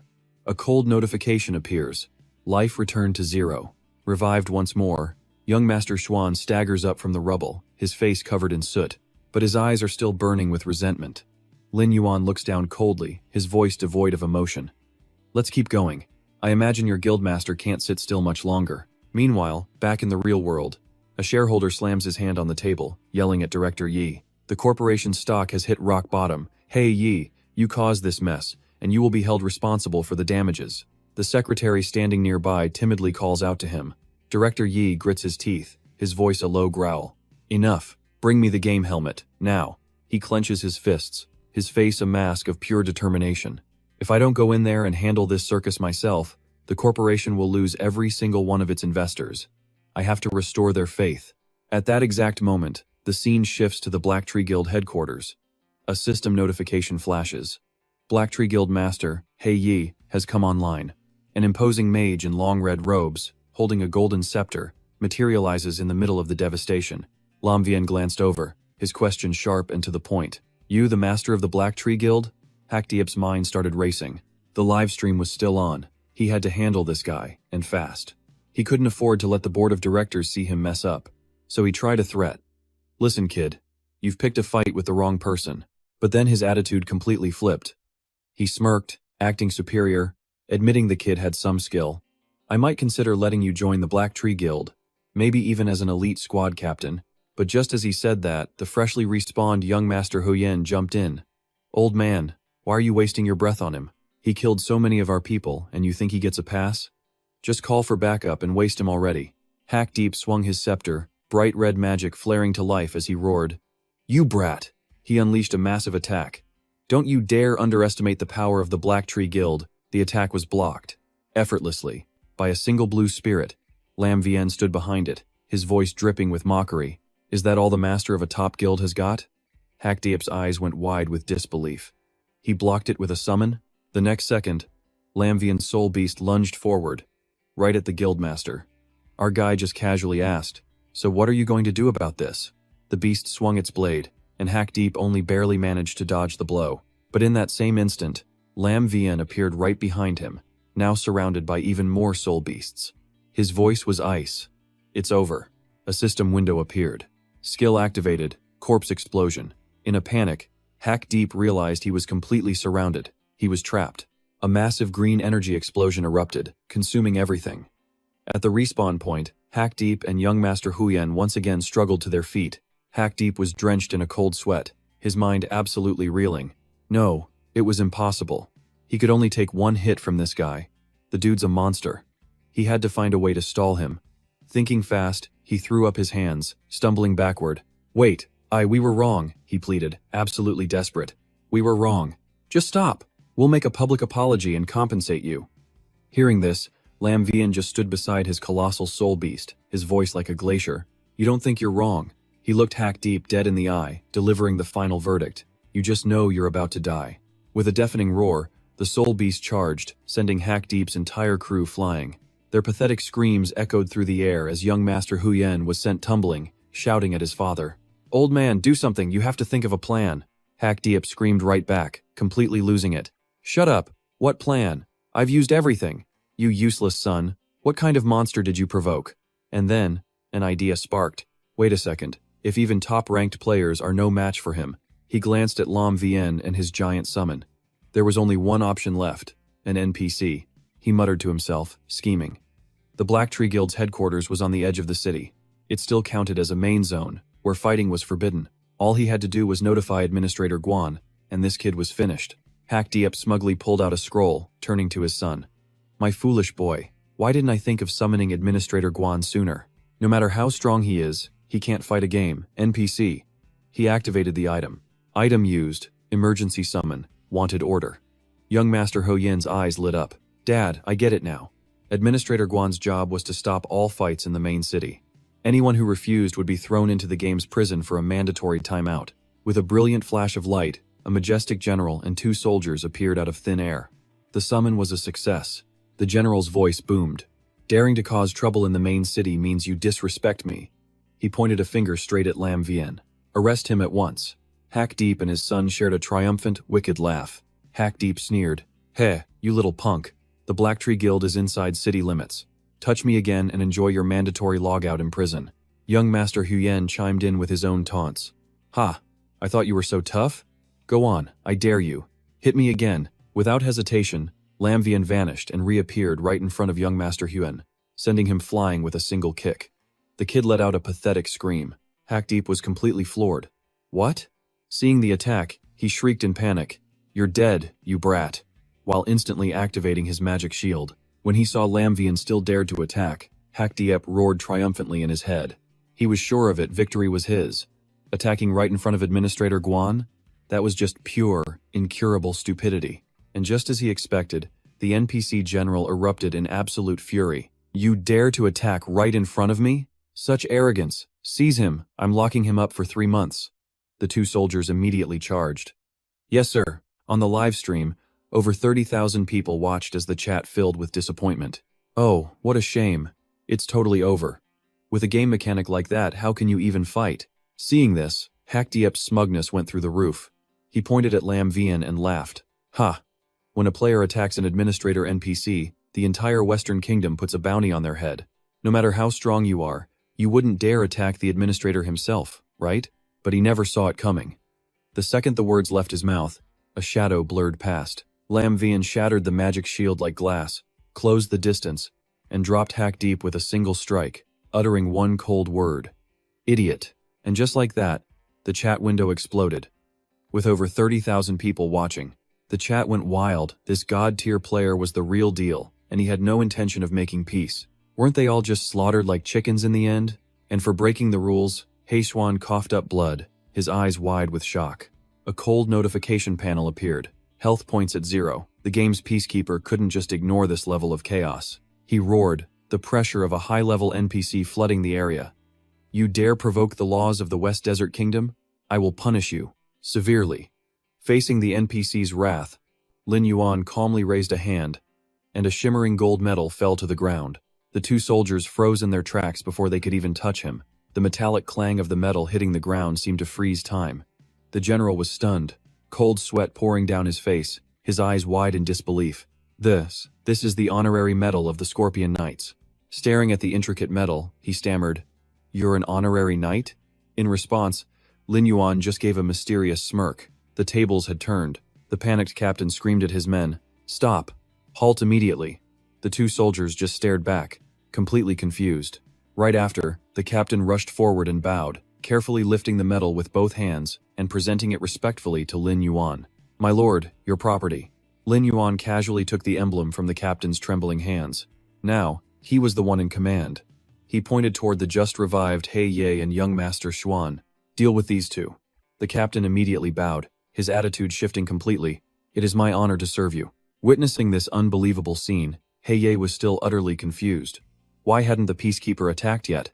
Beside him, young Master Xuan had gone pale. "Damn it," he stammered. "That bastard's an honorary knight." To him, this captain is just a dog wagging its tail. Obeying the order, the captain spun around, his murderous gaze locked right onto He Ye and his son. "You two scum dare to confront the Scorpion Knights? I suspect you're spies from the Southern Turtle Kingdom. You're coming with me to the dungeons to explain." The situation had flipped. The two backed away in panic as He Ye pleaded, "Wait, sir, this is a misunderstanding." Young Master Xuan, meanwhile, turned to blame his own father. "You old fool, what kind of stupid plan was this? You've doomed us." But the captain gave them no chance to explain, moving in to arrest them personally. "Do not disturb the honored knight." The two guards rushed forward and began to drag them away. "Cooperate, and come with us." A final announcement then flashed across the server. Players He Ye and He Xuan have been arrested by the main city peacekeeper. As he was being dragged off, He Ye still wouldn't give up. He turned, screaming at Lin Yuan. "Wait! We can negotiate! I'll give you money!" Lin Yuan simply turned his back. It was too late for words. He looked over the ruined Black Tree headquarters and delivered his final verdict. The Black Tree Guild has only one fate: disbandment. And with that, the live stream made history again. With over 40,000 viewers watching live, a new record was set. A single player taking on an entire guild by himself, an unprecedented battle that would go down in gaming history. It was undeniable proof the master was still number one, still undefeated. Meanwhile, in the real world, a powerful man in a luxury boardroom pointed at a screen and cursed. "This is absurd. Is this what you call your plan? And you live-streamed the entire disaster? Shameless. I should never have entrusted this guild project to an incompetent fool like you." Back in his room, He Ye furiously smashed his gaming helmet to pieces, roaring in absolute helplessness. "Enough. Who could have guessed he had so many hidden cards? What was I supposed to do?" Even the NPCs took his side. The powerful man gave a cold order over the phone. "The Black Tree Corporation's stock is worthless now. Sell it all off immediately. As for those two idiots, get my lawyer on the phone. I want them to rot in prison." The subordinate listening nearby spoke up, his face filled with disbelief. "That crazy bastard. He actually destroyed the entire Black Tree Guild. Does this mean my fine gets wiped out now?" Back on the battlefield, Lin Yuan's cold gaze swept across the remaining survivors. System notifications popped up one after another. Health points dropping straight to 0. Player after player fell. Not even core members could escape his blade. Black Tree Demon War has left the Black Tree Guild.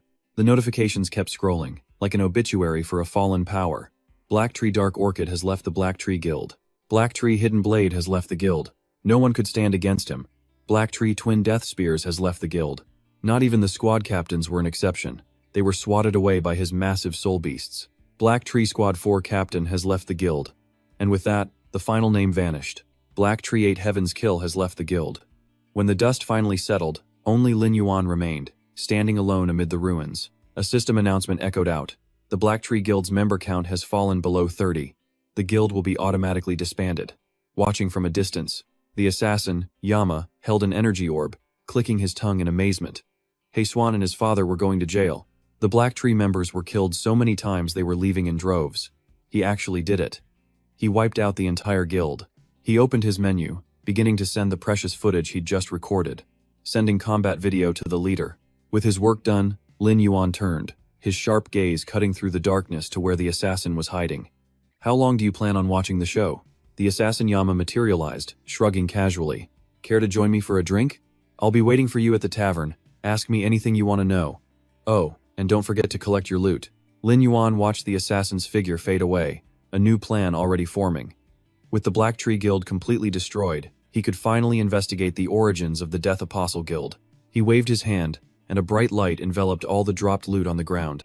A simple notification popped up. All equipment has been collected.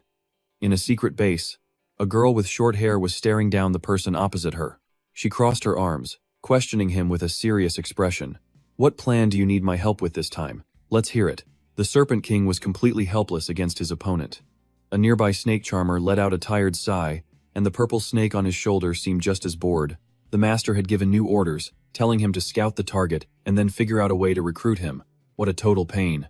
The conversation between the two shadowy figures continued. The man revealed, "The master gave me a tip. I need to go to the deepest part of the desert to capture a flying serpent." The woman shot back without a single moment of hesitation. "Your job is to figure out how to lure him out. Then we'll complete the master's mission together." But the man wasn't having it. This mission was assigned to you, wasn't it? In the organization, he might be a lower rank than her, but his boss was way more useful. "It's not your place to give me orders." The hooded man leaned in close, his voice dripping with menace. "You could refuse," he threatened, "but you almost exposed everything with the Count's situation last time, didn't you? Just imagine if that little secret got out." Hearing that, Anna clenched her fists but finally caved. "Fine. Just this once. But you better understand," she warned. "The mission in the Serpent Person civilization cannot have any errors. The second things look bad, I'm pulling out first." The man smirked victoriously, pulling out a coordinate map. "You just need to lure him to this spot." He shared the coordinates, 7993.427.548. The woman took the info, her eyes narrowing with suspicion. "So, what kind of dungeon have you prepared to deal with him?" The coordinates were saved. The hooded man let out a sinister grin, revealing a face covered in scales from the Isle of Deathsea. Meanwhile, at a tavern in a remote city, Lin Yuan and the assassin Yan Wang had just stepped inside. The owner greeted them cheerfully. "What can I get for you two?" Before Lin Yuan could speak, the assassin coolly flashed a skull-shaped badge. The owner's expression changed in an instant. He bowed his head low. "I understand." He immediately turned to the other patrons and announced, "My apologies, but we'll be closing early tonight. To make it up to you, everything you've had today is on the house." The customers looked confused for a second. Then the entire tavern erupted with excitement over the free tab. A young woman cheered. "This is our lucky day, another free round." While a man nearby sighed, "If I'd known, I would have ordered more drinks." In a series of loud thuds, every window and door in the tavern slammed shut, sealing them in absolute privacy. Inside the now empty tavern, Lin Yuan scanned his surroundings. Yan Wang, the assassin, gestured to a chair. "Sit." Lin Yuan sat and got straight to the point. "Is this a base for the Disciple of Death Guild?" The assassin just returned his question with a cryptic offer. "If you're so interested in our guild, why don't you try experiencing it for yourself?" Just then, another hooded figure appeared from the shadows with a formal invitation. "On behalf of the Disciple of Death Guild, I officially invite you to join our organization." Lin Yuan raised an eyebrow, his voice dripping with sarcasm. "So this is how you recruit new members? By sending assassins to kill them?" Yan Wang quickly waved his hands, laughing nervously. "Ahem, let's just say we don't get to know people the normal way. A master like you without a guild is a rare find. We'd do anything to recruit you." Just then, the owner brought 2 glasses of wine to their table. The masked assassin added, To be honest, we've already rejected every single contract that's been put out on you. This is a first in the history of the Disciples of Death. The owner placed the wine down. Lin Yuan simply crossed his arms, not touching the glass. Seeing his hesitation, the man asked coldly, "Well, have you thought it over?" Lin Yuan took a sip of wine, his sharp eyes darting between them. Inviting someone to join while hiding your faces doesn't seem very sincere. In that very instant, Lin Yuan activated his ability to scan them. A system panel appeared, announcing it was conducting a spiritual attribute test. His spiritual attribute was 1.5 times higher than the target's. The test was a success, seeing right through their hidden reinforcement state. The hooded man was genuinely shocked, thinking to himself that his target's senses were incredibly sharp. Even his enhanced stealth skill had been detected. The moment he was spotted, the man simply dropped the cloak. A man in a mask and a red and black robe sat with his legs crossed, radiating a dangerous yet casual aura. Lin Yuan recognized him instantly. This had to be the guildmaster from Death Sentence. In his past life, this guy was notorious for assassinating countless experts, a pure psychopath who lived for the thrill of the kill. Lin Yuan answered calmly, "If you've done your homework on me, you know I never join guilds. However," he continued, "I am looking for some information. Name your price." Death Sentence pushed a badge toward Lin Yuan. "If you're interested in this, just join. You'll learn a lot more." He tapped the badge. "Besides, you might have the wrong idea. The Death's Disciples Guild isn't a real guild. It's just an organization in name. You don't have to join the in-game guild." The eyes behind the mask glinted with absolute confidence. Lin Yuan fell silent, thinking it over. So that was it. His hidden class wouldn't be exposed. Joining didn't seem so bad after all, especially considering their intelligence network spanned the entire game world. He looked up, his mind made. "If that's the case, I can consider it. But first, I need to know more about your operation." Death Sentence let out a chuckle. "Heh, I knew it. You and I, we're the same kind of people. Listen up. Death's Disciples is a very different kind of guild." He began to explain the ranks: common, elite, master, distinguished, and a final, deadly tier. As he spoke, images of the members appeared, showing all 5 levels of the hierarchy. Mission difficulty was also split into 5 ranks: D, C, B, A, and S. He then picked up the very pocket watch that had caught Lin Yuan's eye. "As for the watch you've been staring at, it's a special item you get for completing 3 S-rank missions and reaching elite rank or higher. With this, you can get supplies and support at any of our strongholds. It's also the only pass to get into our real bases." Death Sentence held out the watch. "But rules are made to be broken for the strong. If you agree to join, this is yours right now." Lin Yuan silently reached out and took it. Yan Wang suddenly appeared behind him, slinging an arm over Lin Yuan's shoulder. "See? I told you you'd get it soon. I wasn't lying, was I?" Death Sentence stood up, declaring formally, "I am Death Sentence, and I now officially invite you to join the Death's Disciples." He pointed toward Yan Wang. "The guild is divided into 4 levels: Master, Minister, Leader, and Member. If you join, you will immediately become the Minister of the West Desert Branch." Lin Yuan glanced over at Yan Wang. This guy must be the current minister. How would he feel about being replaced just like that?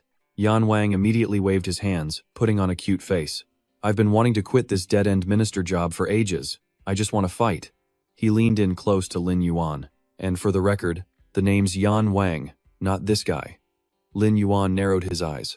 "If that's how it is." He stood up and shook Death Sentence's hand. "A pleasure doing business with you." A look of satisfaction flashed in Death Sentence's eyes. Seeing this, Yan Wang spoke up. "Boss, the newbie probably has some questions for you. I'm gonna go grab a drink." Death Sentence nodded. "Go on." With just the 2 of them left, Lin Yuan got straight to the point. "I'll be direct. I'm looking for someone, and I hope the guild can help me investigate." He opened his system panel and shared 2 photos. A system notification popped up, 2 screenshots shared. Death Sentence accepted the transfer. He looked at the images and his eyes widened in surprise. "So that's it, the watch. This was your goal all along." He shook his head. "But I'm sorry. Members are absolutely forbidden from investigating each other. That is the fundamental principle that keeps our guild running." Lin Yuan frowned. "So this minister title didn't come with much real authority, did it?" "No, that's not exactly true," Death Sentence quickly clarified, a calculating look appearing in his eyes. "Rules are static, but people are flexible. As long as he wants to take on missions, he can't bypass you, the branch minister." He added with a sly grin, "You can easily assign him to multi-person contracts, and if he goes dark for too long without taking a job, he'll be automatically removed from the guild." So really, he has no other choice. That sounded promising. Lin Yuan nodded slowly and patted the other man's shoulder. All right, that's good enough. Death Sentence smiled. A talent like you is a treasured guest. Rest assured, I'll share all the latest in-game intel with you first. Even in other countries, all you have to do is ask, and you'll receive support from our branches. His objective achieved, Lin Yuan decisively turned to leave. Then I'll be on my way. Death Sentence quickly called out after him. Wait, I at least need to know your ID. I have to inform the West Desert branch about the change in leadership. A ding sound echoed as a familiar notification popped up on the system panel. The player had temporarily revealed their hidden ID. Lin Yuan turned his head slightly, giving Chaojia a two-fingered salute and a smirk. You can call me Qing Ming. The man who delivered the death notice was left standing there alone, rubbing his chin and analyzing. This Qing Ming was a master at hiding his true strength. If a guy like this didn't hide his ID, he'd probably hold the #1 rank in the entire Western Desert. The scene shifts to a desolate area where Lin Yuan, now in a black cloak, is walking calmly towards some massive, crumbling ruins deep in a forest. As he walked, he rubbed his chin and thought to himself that he'd been slacking on leveling up for a while. He began to hatch a plan. With the Black Tree Guild problem finally dealt with, it was the perfect time to find a nearby dungeon and grind for some experience. He hadn't even noticed, but the proficiency of his basic skills had automatically increased by a good amount. He immediately opened his skill panel to check his toolkit. Stealth Art, Black Iron rank at level 4, was still plenty effective. It allowed him to enter stealth for 5 minutes, cost 80 mana, and had a 1-minute cooldown. Proficiency, 8 out of 400. Then there was his ace in the hole, Soulfire Art, a Black Iron rank at level 7, dealing 300% magic damage for just 10 mana on a 4-second cooldown. Proficiency, 10 out of 700. Lin Yuan sized up his new skills. Corpse Explosion? Yeah, that one was decent enough. But Dark Ancient Curse? Not nearly as amazing as he'd hoped for. The skill window detailed Gold Tier Corpse Explosion, level 5. Effect, detonate 1 corpse, dealing fire damage equal to a massive 110% of his health to nearby enemies. Mana cost, 140. Cooldown, 5 seconds. Proficiency, 21 out of 500. Lin Yuan visibly scoffed at this. A measly 20% single target heal? For his massive army of undead, that was practically useless. A complete waste of a skill slot. He glanced at the next skill, Gold Tier Dark Ancient Curse, level 3. It could deal damage equal to 20% of the target's max health, or heal one of his corpses for the same amount. Cost, 60 mana. Cooldown, 6 seconds. Proficiency, 220 of 300. He clicked his tongue in disappointment. This whole percent-based damage thing? It was only really good for bullying monsters weaker than him. He recalled those frustrating fights where his damage was nerfed, breaking into a nervous sweat as he mumbled. When used on higher-level monsters and bosses, the system drastically cuts down the percentage-based damage. It becomes totally useless. He pulled out 2 precious skill scrolls, and Lin Yuan's eyes lit up. A plan was forming. From all his grinding experience in his past life, he knew low-tier skills could be upgraded simply by maxing out their proficiency. He drew his sword, fired up, and ready to go. Only high-level skills required these special scrolls for an upgrade. The 2 scrolls he'd been saving for so long had to be used perfectly. Best case? Straight on a dark gold tier skill. He checked his status screen. Name, Lin Yuan, level 16. Class, Necro Hunter. Taboo talent, Dark Summoning. Gate of the Underworld capacity, 107 out of 160. He analyzed his stats. The other stats were fine. But the core problem? His Gate of the Underworld needed to be filled with stronger, tankier zombies. Now that his level was climbing, his starter undead like the Ghost Wolf zombies were starting to feel weak. He sighed. Worse, the zombies couldn't level up on their own. The stat difference would just keep getting bigger. He decided to summon fewer of these weaklings from now on, so they wouldn't just clutter up his formation. Just then, a system notification popped up. He had arrived at the elite dungeon entrance. Dungeon name, the Relic Laboratory. Without hesitating, Lin Yuan stepped right through the dark, hazy gate of the ancient ruin. What greeted him inside was a scene of pure desolation. Giant, rusted suits of armor lay shattered and scattered across the path. He stopped in his tracks, looking up at a massive suit of black armor sitting motionless before him. A Death Knight? He wondered aloud. Suddenly, the monster roared to life. A massive crackling with blue energy ripped through the air, heading straight for him. A powerful aura erupted as all the surrounding knights awakened, their menacing presence pressing down on the intruder. A red alert flashed on his system screen. Elite Death Knight, level 18. Health, 4600 health, 220 attack, 290 defense. Skills included Decay Roar and Guard Break. In a flash, Lin Yuan slid out of the way, summoning his undead beetle to intercept. A smug grin appeared on his face. He knew the weakness of these hollow beings. They might be ridiculously tough to take down, but the experience they gave out was the best you could get from monsters at this level. The undead beetle immediately countered, firing a brilliant green energy beam that pierced straight through the Death Knight's chest plate. Taking a direct hit, the knight roared in pure rage, leaping high and smashing its massive greatsword down onto the ground. The impact sent out a shockwave, splitting the stone floor. Not about to let his summon get hurt, Lin Yuan gathered a green flame in his hand and dashed in front of the beetle. "Get back, little guy," he commanded. "This monster resists control effects and its armor is way too thick. Let me handle it personally." The moment he finished speaking, he swung his glowing hand through the air. The system kicked off the fight, launching a skill that amplified all incoming damage. Just as the magic circle lit up, the Death Knight let out a roar, raising its massive sword for a ground-shattering strike.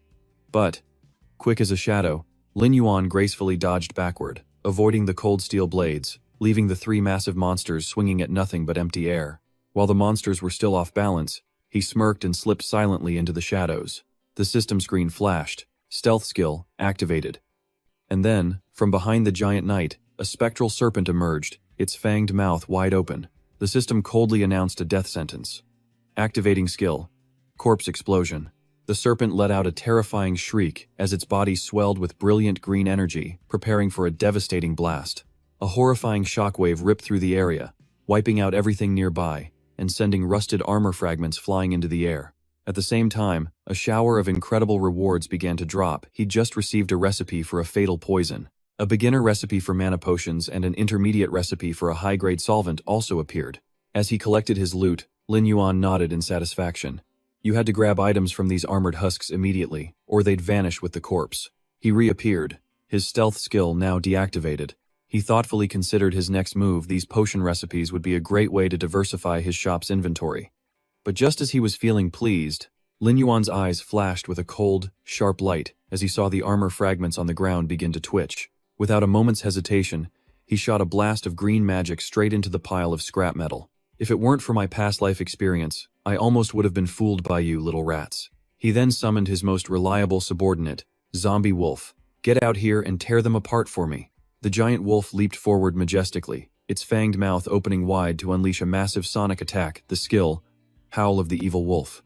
The furious sound wave pulverized the reassembling wreckage as Lin Yuan watched with a cold, decisive expression. Turn to dust. The notification panel instantly lit up like a slot machine jackpot. Elite Death Knight defeated, ×7. Experience gained. The rewards just kept pouring in. ×5. Elite Death Knight defeated. As the EXP rolled in, Lin Yuan landed lightly on his feet, a satisfied smirk playing on his lips. Not bad. I leveled up. The cleanup notifications continued to flood his screen ×9. Elite Death Knight defeated. Experience gained. And finally, the grand prize. Congratulations, you have reached level 17. He immediately opened his glowing personal stats page to check his progress. Player, Lin Yuan, level 17. Class, Necromancer. Talent, Dark Summoning. Strength 77. Stamina 205. Agility 119. Spirit 354. But even after leveling up, Lin Yuan analyzed his team's weaknesses. The Death Knight's defense was way too high. His zombie wolf could barely even scratch them anymore. Even though it was technically a boss-level monster, its own level was just falling way too far behind. Still, he was a little hesitant to just get rid of it. That area of effect Howl was just too satisfying to use. A tough call. He looked at his pet stats. Death Wolf, Overlord, level 6, with 2400 health and 360 attack. 48 defense. Its skills were impressive, but Lin Yuan's eyes flashed with a longing for more. Man, if only there was a way to power level these undead. He then glanced over his other, more disposable summons. A common lightning zombie, level 6, only 400 health, pretty pathetic. Lin Yuan shook his head, annoyed. These weak zombies were completely useless now. Good for nothing but being sacrificed for his corpse explosion skill. It was the same story for the rest of them, like the level 10 Serpent Demon Larva or the level 5 Kobold Miner, utterly worthless. Even his supposed elite summons like the Zombie Thief weren't much better. A level 12 Elite and a level 6 Kobold Foreman, all just waiting to be used as explosive fuel. But then, he looked at the tiny undead beetle on his fingertip, and a smug smile crept across his face. Yeah, little guys like this with such unique skills. They were priceless, the kind of rare find that money just can't buy. He waved his hand, casting a magic circle to implant green energy into the small creature. Time to get back to work, little guy. But as the beetle approached the Death Knight's armor, the system threw a bucket of cold water on his plans. Target is an undead creature and cannot be reanimated. Lin Yuan clicked his tongue, putting the pieces together. So these monsters were never really armored skeletons, just spirits bound to the metal. No wonder his reanimation spell failed. Shaking his head, he turned away with a new plan. Looks like it's time to start cleaning out the trash. He needed to manage his low-level undead and start hunting tougher monsters. But just as he was getting fired up, a blue light flashed, cutting off his train of thought. An urgent notification on his system screen. A call from the real world. Mom is calling you. Suddenly, Lin Yuan's face showed a flicker of surprise and worry. That's weird. Ever since he decided to focus on gaming to earn money, his mom rarely ever bothered him mid-session. Something must be wrong. The moment he answered the call, his mother's worried voice echoed through the system interface. Yuan, have you heard from Xiao Dan lately? Lin Yuan's expression turned serious in an instant. Frowning, he asked urgently, Mom, what happened to Xiao Dan? The scene cuts to the real world. An image of his blonde sister appears as his mom explains through her tears. She hasn't been home for 2 days now. Realizing something was seriously wrong, Lin Yuan tried to stay calm for his mother's sake. Don't worry, Mom. I'm coming over right now. He ripped off his VR headset and rushed downstairs to the living room. Mom, he demanded. His face creased with worry. What exactly happened? In their lavish living room, his mother was sobbing uncontrollably. His father just sat there, head in his hands, looking utterly defeated. Yuan? His mother clutched his sleeve, her face completely pale with fear as she started to explain. A few days ago, Xiao Dan had left for a summer training camp. At first her messages were spotty, but for the last 2 days, complete radio silence. Her father quickly pulls his wife into a hug, trying to find the most optimistic excuse. Hey now, don't just jump to the worst-case scenario. Maybe Xiao Dan is just having too much fun to even look at her phone. Hearing this, Lin Yuan lets out a quiet sigh of relief as his brain kicks into overdrive, digging through his memories. He remembers that around this time in his past life, Xiao Dan had made contact with the Order. He smiles and waves a hand, confidently reassuring his worried parents. I heard Xiao Dan mention that training course before. They're not allowed to use their phones at all until it's officially over. So please, don't worry. Xiao Dan is totally fine. She's just taking part in some intense, closed-door combat training. His mother blinks, the heavy weight on her shoulders seemingly lifting just a little. Is that true? Oh, that girl. Even if she's busy, she could have sent one text to let us know. His father also exhales in relief. Well, that's good then. While he appeared calm on the surface, a deep sense of unease was rising in Lin Yuan as he recalled those fanatics in the glowing red masks. Even though he still doesn't fully trust the Order, he knows he has to respect Xiao Dan's own choices. He breaks out in a sweat, muttering to himself. Some members of the Order from his past life had more than a few screws loose. His expression darkens, his gaze growing sharp and incredibly cautious. The moment Xiao Dan gets back, he'll have to watch her very closely to see if she's been harmed in any way. But while her older brother is worrying himself sick, Xiao Dan is in a state-of-the-art simulation room, clad in a skin-tight combat suit, cutting down waves of attacking white robots with her blade. She immediately leaps high into the air. Quick as a flash, Xiao Dan brings her flaming sword down in a thunderous strike against one robot. But just as she does, another one lunges from behind. She's completely surrounded. Xiao Dan takes her stance, her sword erupting in a brilliant blue flame that forces the army of machines back. She pours all of her strength into one final blow, her eyes widening as she lets out a powerful roar. Ah! A swirling vortex of blue energy explodes outward, scattering the robots in every direction. The battle is over. Xiao Dan drops to one knee, sword planted in the floor, panting for breath. Just then, from the observation deck above, 2 young men stride over, looking down at her with smug smiles. So, what do you think?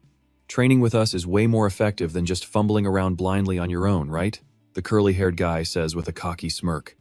You can leave whenever you want. We already got the green light from the big boss. We're treating this as an official training exercise for the organization, so we're giving your situation special consideration. Still catching her breath below, Xiao Dan looks up, her eyes filled with determination.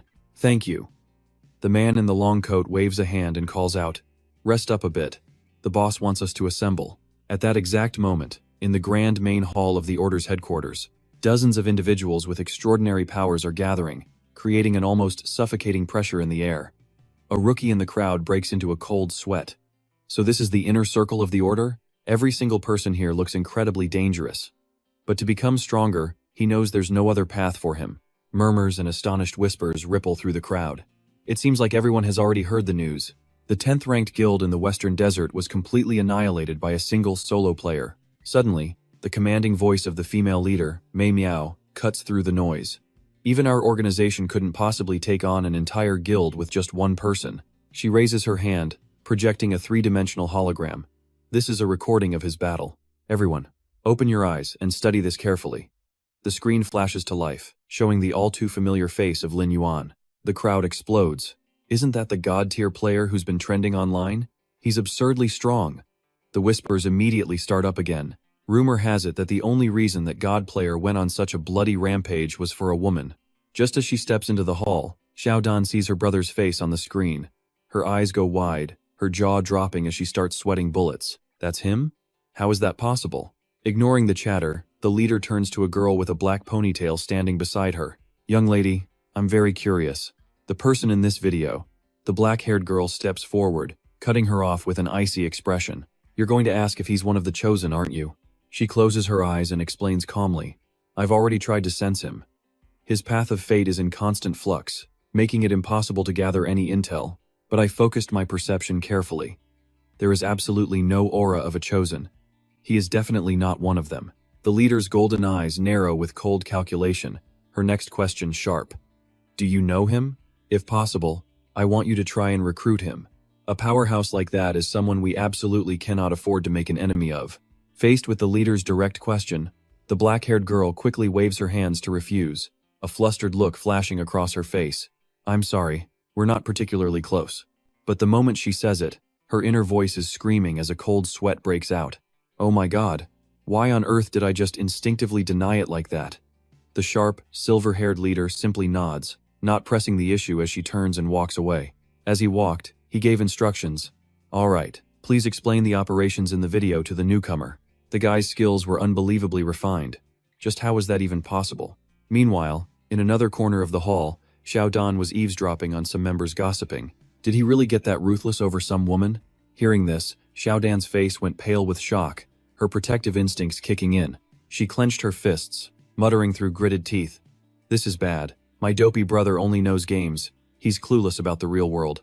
What if some vixen is trying to trick him?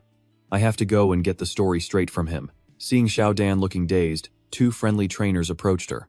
Hey, that guy's video was insane, right? Want to spar a few rounds later?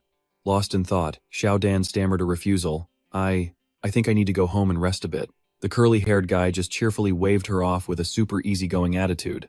Okay, you're always welcome to join us. Let us give you a ride home. The scene then shifts to the Lin family's quiet, luxurious villa. On a phone screen, the message interface between the two siblings is displayed. Xiaodan had replied to her brother's text, saying she'd be there soon. Lounging on the sofa, Lin Yuan's face was grim as his mind started racing. Xiaodan said she's almost home. I need to find a way to probe her indirectly, to see if she's been hurt or influenced in any way. His eyes darkened as chilling memories from his past life flooded back. The biggest trait of the abnormal chosen ones from his past life was how their deepest memories became hazy. Giving completely unrelated answers was the most obvious sign. As he was calculating, a soft creak was heard. The door opened slightly, and his sister Xiaodan poked her bright blonde head in with a sunny smile. I'm home. Lin Yuan looked up at his sister, safe and sound. The guarded look in his eyes instantly softened, and he let out a quiet sigh of relief. The second she walked in, Xiaodan tossed her brother a water bottle, demanding, Why aren't you glued to your game today? Mom said you haven't been home in days, so I came to check on you. Though she sounded bossy, inside she was a nervous wreck. Damn it. How am I supposed to bring up that woman? If only Qianqian were here. Seizing the opening, Lin Yuan calmly caught the bottle and began his little psychological test. Do you remember the first time we went to the amusement park? The weather was a lot like today. Xiaodan stared, looking at her brother like he was some kind of alien. What amusement park? That was ages ago. Who'd remember that? Why bring that up all of a sudden? Lin Yuan's gaze dropped, his expression turning serious as he pretended to brush it off. It's nothing. Just suddenly remembered it. But out of sight, Lin Yuan's crimson eyes narrowed sharply. She really doesn't remember? Could it be? They've already brainwashed her? Just as her brother was breaking into a cold sweat, Xiao Dan tapped her lips as if she just remembered something. Hey, you're not talking about that time, are you? A childhood memory filled with fireflies flashed through both their minds. Xiao Dan continued excitedly. The time the park had a blackout, and we stayed out all night playing, waiting for the fireflies to come out. Hearing the perfect answer, Lin Yuan could finally breathe a real sigh of relief. His eyes drifted to his sister's hands, a pang of sorrow in his heart. It seems she's safe for now, but she must have suffered a lot. The calluses on her hands are so obvious. His suspicions settled. Lin Yuan turned away, his hand tightening around the water bottle. It's nothing. I sent you an item box in Immortality. Don't forget to grab it. Xiao Dan immediately went into full tsundere mode, pouting with puffed cheeks. I don't want your stupid stuff. Lin Yuan turned back with a smug smirk, delivering the killing blow. If you refuse, next time you sneak out, I won't cover for you with Mom and Dad. He had her cornered. His sister instantly puffed up like a porcupine, transforming into a giant chibi version of herself and screaming at him. So, what about you? The internet is buzzing with rumors that you wiped out the Black Hand Guild for a woman. Of course, I don't care what you do, but please, try not to make our parents worry. Bombarded by these absurd rumors, Lin Yuan shot back with a completely deadpan expression. You actually believe that trash online? The truth is, the Black Hand Guild dared to target his shop. Understand? Hearing her brother's purely capitalist reason, Xiao Dan flushed red with embarrassment. She quickly snatched the water bottle from Lin Yuan's hand, blurting out a quick goodbye before taking off. Anyway, just be careful. I'm done talking to you, I'm going to bed. But Lin Yuan called out his sister's name with a serious look. Xiao Dan, he continued, his voice dropping low, I won't ask what you've been doing these past few days, but you have to be extremely careful. Some people are not nearly as simple as they look. Xiao Dan turned back and quietly answered, Okay. Lin Yuan stood watching his sister's shadow disappear behind the door, when an orange notification icon suddenly flashed in the air. A faint beep sounded from his communication device. A virtual screen appeared, displaying an S-rank mission request. West Desert Branch Manager, please handle this immediately. He frowned, unable to hide his astonishment. An S-rank mission, isn't this a task reserved only for branch managers? Could this be a welcome gift from the guildmaster? Elsewhere, in a dark room, a small silver dragon was asking a question. How did it go? A hooded girl replied coldly. Your information was flawed, she continued with obvious irritation. That guy joined the Death Apostle Guild and has apparently become a high-ranking member. Do you have any idea how much it costs to hire an assassin of his caliber for a mission? The girl ground her teeth, her face twisted in a scowl. 200 gold coins, my entire savings, completely wiped out. The hooded man with a scar over his eye asked, So you've set the mission location to Death Island? The girl flinched, quickly waving her hand. Nonsense. I don't know what the master sees in you. Being a player is such a hassle. The hooded man began to reminisce. I still remember when the master ordered us to capture high-level monsters. Images of gigantic, ferocious serpent monsters flashed on screen. However, at this stage, the monsters they could encounter were all low-level. Only the snake person civilization was hiding high-level serpent monsters. He continued his story. The snake person civilization and the West Desert are mortal enemies. So, to win favor with the snake people, he was sent to frame the nobles of the ancient West Desert kingdom. The cloaked girl recounted, her face still showing a hint of bitterness. My original plan was to build a snake person altar to frame Count Callow for colluding with the enemy. I had just finished setting up the sewers. I hadn't even started on the house when he appeared, almost ruining my entire plan. Luckily, that fool Kalo was already working with the enemy, so the plan backfired on him, and he exposed himself in the end. After that, she continued to grind reputation with the snake people, and was about to get a monster even stronger than the Netherworld serpent. Another voice cut in. And you still haven't managed to eliminate him? The man roared back. Do you ever pay attention to the outside world from inside the snake territory? Only a lunatic could make the Black Hand Guild send 3 of its top experts, only for every single one of them to retreat. Is this my fault? The cloaked girl was stunned.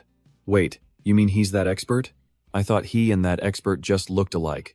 But you're saying they're the same person? The two-toned hair guy confirmed it. That's right, this guy's getting stronger at an alarming rate.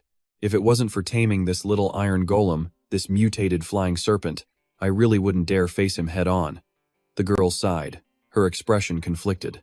TSK, sounds like you've had a rough time. Let's go. He's already accepted the mission. A notification board appears. Anonymous Death Apostle Guild. The executor has accepted the mission and is en route to the location. The scene shifts to a desolate, gloomy island. Monstrous birds circle high up in the hazy sky. Lin Yuan sets foot on the island, white bones crumbling under his boot heels. He thinks to himself, if I didn't have a flying mount, I'd have had to find a boat to get to this Death Island. He scanned his surroundings at the skeletal monsters lurking everywhere. This Death Island is teeming with undead creatures that can't be reanimated into zombies using dark magic. They give low experience and have no unique features. Would the mission target really come here to level up? Suddenly, a skeleton lunged from the ground, raising its arm to attack. An entire army of skeletons rose from the earth, swarming towards him like ants. Lin Yuan calmly observed, this is going to be endless. A system window appeared, showing a level 14 skeleton guard, 2000 HP, 150 attack, 30 defense. Skills, Deathly Perception, Summoning Slash, and Heavy Strike. Standing in the center of the swarm, Lin Yuan spoke with a cold voice. His summoned ghost wolves and divine beetles were already at his side, ready for battle. There are too many skeletons. Dealing with them one by one is just inefficient. Green energy erupted around Lin Yuan, his eyes glowing with deadly intent. Time to wipe them all out. He unleashed the corpse explosion technique. The corpse explosion skill activated. Following an earth-shattering blast, a stream of green system notifications began to flood Lin Yuan's vision. This was going to be a massive harvest of experience points. 7 elite skeleton guards obliterated. Experience gained. 8 elite skeleton guards killed. More experience. 11 elite skeleton guards defeated, and the XP just kept pouring in. As the dust finally began to settle, his divine beetle scouted the island before returning to give its report. A mechanical voice confirmed the patrol was complete. It appeared that there was no one else on the island. Lin Yuan crossed his arms, a cold smirk playing on his lips. Just as he thought this was another trap laid specifically for him, his eyes flashed with a calculating light as he pictured a gleaming treasure chest. Why not just play along? Use their own bait to lure the real mastermind out. Besides, the boss here was known for dropping a legendary treasure bone. That bone could unlock a random new skill for his class, and since he was already here, he might as well claim his prize. The moment the thought crossed his mind, the ground trembled violently. A colossal figure slammed down from above, creating a powerful shockwave. The remaining skeletons instantly went into a frenzy, brandishing their weapons and charging straight for him with a new, terrifying rage. But Lin Yuan didn't even flinch. One of his summons transformed, becoming a surging wave of green, dragon-shaped energy. It let out a mighty roar and swept across the battlefield, clearing a path through the minions. Lin Yuan moved like a ghost, effortlessly dodging a crushing blow from a massive skeleton. Lin Yuan narrowed his eyes, the sword in his hand beginning to pulse with light.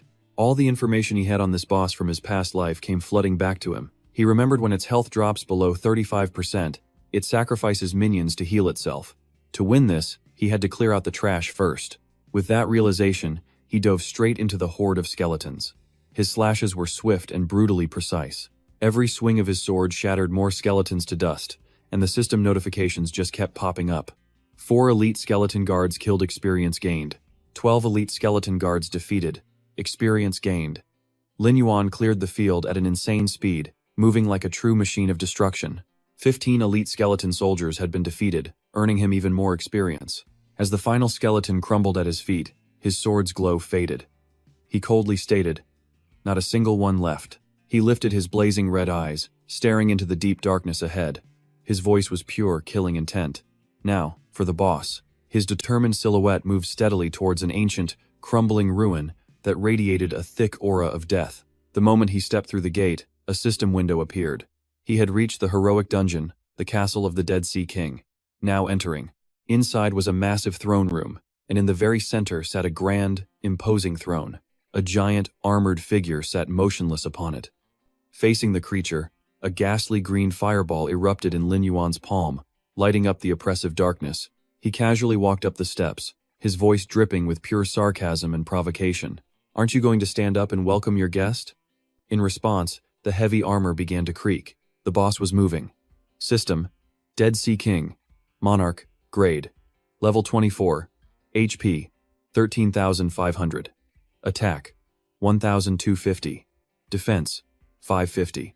Skills: Summoning Roar, Calamity Descent, King's Ritual, and Royal Greatsword. It rose slowly, sharp claws scraping sparks against the stone. The boss finally rose to its full, imposing height. Its colossal frame nearly scraped the ceiling, radiating an immense pressure. Lin Yuan looked up, genuinely taken aback by its sheer size. The boss lifted its greatsword, and dark purple energy began to swirl and crackle around the massive blade. System. Dead Sea King activates the skill, Calamity Descent. It let out a roar that shook the entire hall. Lin Yuan frowned, a flicker of doubt on his face. Calamity Descent? A massive wave of purple energy crashed down, forcing him to leap back to safety. And just as he dodged the devastating attack, he realized with a shock that its skill set was completely different.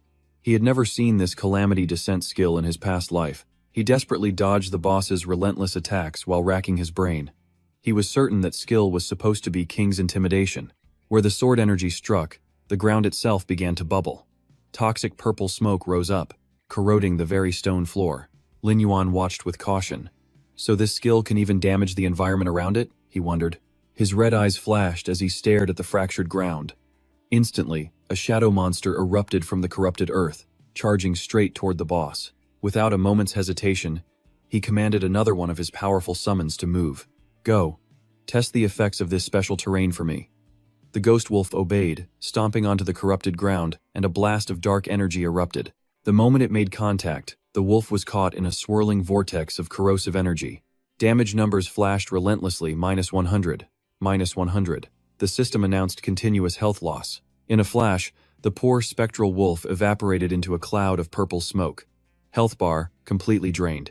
Lin Yuan broke into a cold sweat, his face pale. This was a damage-dealing terrain?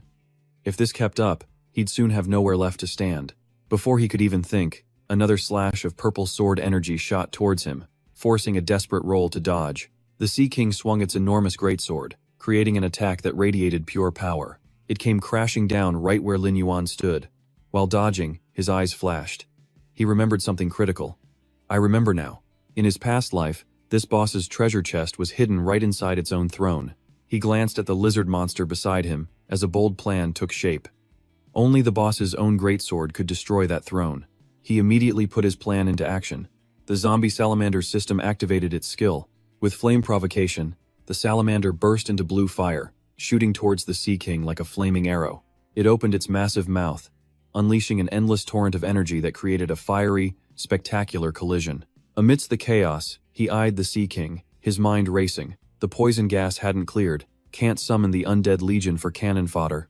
In this environment, they would just corrode away instantly. Lin Yuan's eyes narrowed, his brain firing on all cylinders. I have to bait the boss's attacks into one area, then trick it into destroying its own throne. Otherwise, there's no way he was getting that treasure chest. The boss swung its sword wildly, launching chaotic blasts of dark energy and green gas. But then, the purple energy suddenly vanished. Lin Yuan smirked, just as he'd thought. The ability wasn't unlimited, it looked like a skill with a cooldown. Well, that makes things simple, he shouted, pointing right at the boss. Focus your target right here. He tossed out a series of ghostly skulls. They flew around and exploded near the boss, completely obscuring its vision. Lin Yuan moved like a ghost, appearing right behind the boss, too slow. The Sea King let out a furious roar. Once again, it began to gather energy. System. The Sea King is activating its Apocalypse skill. Just then, the Divine Scarab flew up, blocking the attack. Lin Yuan calmly calculated a 15-second cooldown. You have no more secrets from me now. A brilliant, jade-colored energy attack shot out towards the boss. Instantly, he triggered a special skill. System. Activate Hate Transfer. The Sea King's full attention immediately snapped to the tiny Divine Scarab. It slashed madly at the shield, but the beetle was completely unharmed. The eyes of both Lin Yuan and the Divine Scarab flashed in sync. He gave the command. Now, activate Corpse Explosion. The corpses of the fallen skeleton soldiers suddenly detonated with incredible force. The blast sent the Sea King flying, its entire body bathed in blue light. It roared, swinging its greatsword to activate another skill, the Royal Greatsword technique. The entire hall shook violently. Huge stone pillars erupted from the ground. Lin Yuan simply leaped onto one, calmly looking down at the raging boss. This Royal Greatsword technique. I've experienced it before in my past life. Suddenly, the Sea King turned its head, staring him down as a voice echoed in its mind. In 15 seconds, you will become a wooden post. Lin Yuan immediately ordered the Divine Scarab. Go, my pet. The beetle roared and charged in, attacking the boss relentlessly.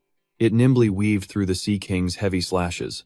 From afar, Lin Yuan explained the scene like a professional commentator. With its immortality skill activated, all damage the Divine Scarab takes is reduced to just 1 point. Not that you'd understand that. A stream of -1s kept popping up over the beetle. The Sea King roared in absolute helplessness. It couldn't do anything to this ridiculously annoying bug. It was kited by the beetle until it went berserk, swinging its sword wildly. At that moment, Lin Yuan suddenly threw a potion down. Now, it's my turn. The potion shattered, and the ground beneath the boss's feet instantly transformed into solid rock. System: Thorn potion used. Target's feet are encased in ultra-hard rock for 5 seconds. The Sea King was trapped on the spot. The Sea King's eyes widened in sheer panic as it found its feet completely locked down by jagged stone spikes. Lin Yuan smirked, thinking he still hadn't used up all the potions Luo Qingyan had given him. This was the perfect opportunity to test out the concoctions she had crafted as an alchemist. While its feet were trapped, the boss tried to use a summoning skill. But alas, a cruelly ironic system notification popped up. System: The Sea King attempted to use Summoning Roar. No targets available to summon. Skill activation failed. Lin Yuan stood across from it, arms crossed like a king, and dropped the ultimate taunt. Trying to heal, are we? Too bad, you're all out of snacks. He raises his hand, and a green serpent dragon appears beside him as he smirks. But don't worry, I've prepared a little something for you instead. The Dead Sea King instinctively snatches the lunging serpent dragon out of the air. The moment the beast is in its grasp, the boss instantly activates a skill. The Dead Sea King system activates Royal Ceremony. The serpent dragon dissolves into a massive torrent of green energy, blasting straight into the monster's mouth. This raw green energy erupts, completely engulfing the Dead Sea King's entire upper body. But instead of a power-up, it lets out a roar of pure agony, its body convulsing like it's being electrocuted. From a distance, Lin Yuan smirks, calling out with fake concern. Having trouble swallowing? The Dead Sea King frantically drives its massive sword into the ground just to stay upright. Its power erupts, and violent streams of purple energy shake the entire chamber to its core. Lin Yuan lightly leaps onto a stone pillar, his voice dripping with defiance. Trying to pin me down? Too bad. He grips his sword, his eyes blazing with the will to fight. Let's bring this little show to a close. Instantly, his entire summoned army, glowing with green energy, charges the weakened Dead Sea King. He then activates his corpse explosion skill. A horrifying explosion of green energy completely swallows the boss, shaking the grand hall itself. In the background, Lin Yuan watches the show, casually sitting on a rock with his chin in his hand. Then, he stands and raises his sword to the sky. And now, let's welcome the arrival of the true king. As the smoke clears, a glittering object reveals itself in the wreckage of the throne. The boss materializes, unleashing a powerful cleave aimed straight at its enemy. But its target is standing right on its own throne. A satisfied smile spreads across Lin Yuan's face. His strategy worked perfectly. He lands gracefully from above, taking a seat on the ruins of the throne the boss just destroyed. At that moment, his ghost wolves and gargoyles all swarm forward, pouncing on the dying boss. They rip and tear, relentlessly attacking the Dead Sea King. Lin Yuan steps forward, reaching for the glowing treasure chest. In that case, I'll gladly take this off your hands. The moment he gestures, all of his remaining summons detonate at once, activating the corpse explosion technique again. With a final, deafening boom, the Dead Sea King collapses, its massive body crashing to the floor. Its greatsword clatters from its grasp, ending the fight. Standing on the wreckage, Lin Yuan looks down at the corpse and says coldly, "And now, farewell." Without hesitation, he swings his sword, taking the boss's head clean off. A brilliant blue system window pops up, confirming Lin Yuan's absolute victory. System notification. The Dead Sea King has been defeated. 11,000 experience points acquired. He ignores the massive EXP gain. Lin Yuan's eyes are locked on the treasure chest, sitting alone in the ruined hall. He slowly approaches, whispering a silent prayer, hoping his infamous bad luck takes a break for once. He remembers in his past life, after a massive struggle, all he got was a pathetic, silver-grade skill book. He cautiously places a hand on the lid. A brilliant golden light seeps through the cracks, and suddenly it bursts open. A blinding pillar of black and gold light shoots to the ceiling, revealing a single, floating book. Lin Yuan's eyes go wide, unable to hide his absolute shock and astonishment. What in the world is this? Dark gold grade. He holds the book, muttering to himself in sheer disbelief. In the world of immortals, item quality is ranked from lowest to highest. White, iron, and bronze. Then silver, gold, dark gold, epic, legendary, and mythical. At this stage of the game, a dark gold drop is practically impossible. An item like this could only come from a special, random quality treasure chest. Even in the endgame, an item like this would be more than enough to dominate everyone. He eagerly inspects the item's details. System reads, Calamity, Unique, Level 1. Effect. Infuses the user's weapon with Calamity Aura, making attacks deal an additional 70% magic damage for 8 seconds. Further upgrades require a skill upgrade scroll, cost 170 mana, and have a 15-second cooldown. A proficiency note adds that this skill can only be leveled up by using skill scrolls. Lin Yuan strokes his chin, putting the pieces together. Could this be it? The reason the boss was mutated in the first place. That corrosive mist it was spewing must have been the Calamity Aura. A system window pops up. You have learned the skill, Calamity. Without a second thought, he pulls out his stash 2 skill upgrade scrolls he fought tooth and nail for in the arena. Finally, a worthy skill to use them on. System, Calamity upgraded to level 2. New effect unlocked. It can be cast on allies to boost all their stats by 20, and if the target is an allied necromancer, it forces them into an uncontrollable rampage for 5 seconds. He grins. This is a buy one get 3 free deal, unlocking brand new synergies. He immediately uses his last scroll. System, skill upgrade scroll consumed. Calamity has been upgraded to level 3. New effect unlocked. Release Calamity Aura. Inflicts Calamity status on enemy units within range. Deals magic damage plus 15% corrosion damage per second for 12 seconds. Lin Yuan casually spun the sword in his hand as a dark purple aura began to swirl around the blade, emitting a terrifying pressure. Just as he predicted, this was the effect that came with Calamity. System activating Calamity skill. He strode out of the purple-filled hall. He thought to himself, if he hadn't known its mechanics from his past life, fighting this boss would have been a massive headache. Could this also be part of the mastermind's grand scheme from behind the scenes? He immediately raised his hand, summoning the boss he had just defeated. System, Undead Sea King, a level 24 zombie. HP 13,500, attack 1,250, defense 550. Skills, Summoning Roar, Royal Ritual. The boss clawed its way out of the ground, its greatsword radiating a horrifying deathly aura. Lin Yuan turned back, his eyes narrowed as he observed it. The Calamity skill is gone? It seems it's because I already snatched the skill book hidden under the throne. He stood face to face with it. The zombie version of the boss smirked mockingly. Hey, big guy. You feel like reenacting that little scene from earlier for me one more time? A moment later, Lin Yuan stepped out from the ruined castle. He raised a hand, and dark purple magic began to pool in his palm. The system window appeared, activating the skill Disaster Level 3, which unleashes a wave of cataclysmic energy. It inflicts a disaster status on enemies within range, dealing continuous corrosive damage, plus 15% magic damage per second for 12 seconds. Instantly, a blast of purple energy erupted outward, sweeping over the entire castle. Far in the distance, Anna couldn't help but tremble at the sight. She let out a smug chuckle, scoffing with total confidence. That right there is obviously the boss's ultimate finishing move. An area of effect attack that wide, there's no way to dodge it.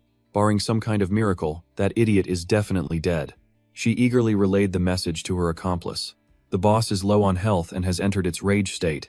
You can go in and steal the kill now. The snake tamer stepped into the ruined hall, gripping a serpent-headed staff and smiling like a maniac. Great work, Anna. His purple eyes gleamed with pure malice and satisfaction. That little brat must be on his last breath by now. Heh. Even though my master told me to recruit him, I think I'll use this staff to run him through the chest first. Then I'll make him get on his knees, crying and begging me to spare his miserable life. He strode forward with absolute confidence, until he spotted a familiar hand sticking out from the rubble, a piece of the boss's armor still attached. And then he froze for 5 whole seconds, seeing the zombie Sea King sitting obediently on its broken throne. The assassin smirked, making a fatally confident guess. So, after you crippled the boss, its low-health rage mode ended up taking you out, huh? That damn bastard finally fell into my hands. He scanned the rubble, looking for Lin Yuan's body. Seeing him just sitting there, the assassin's cold, murderous voice echoed from behind. Just to be safe, you'd better lie still and let me tie you up. 2 shadowy serpents shot out and coiled tightly around Lin Yuan.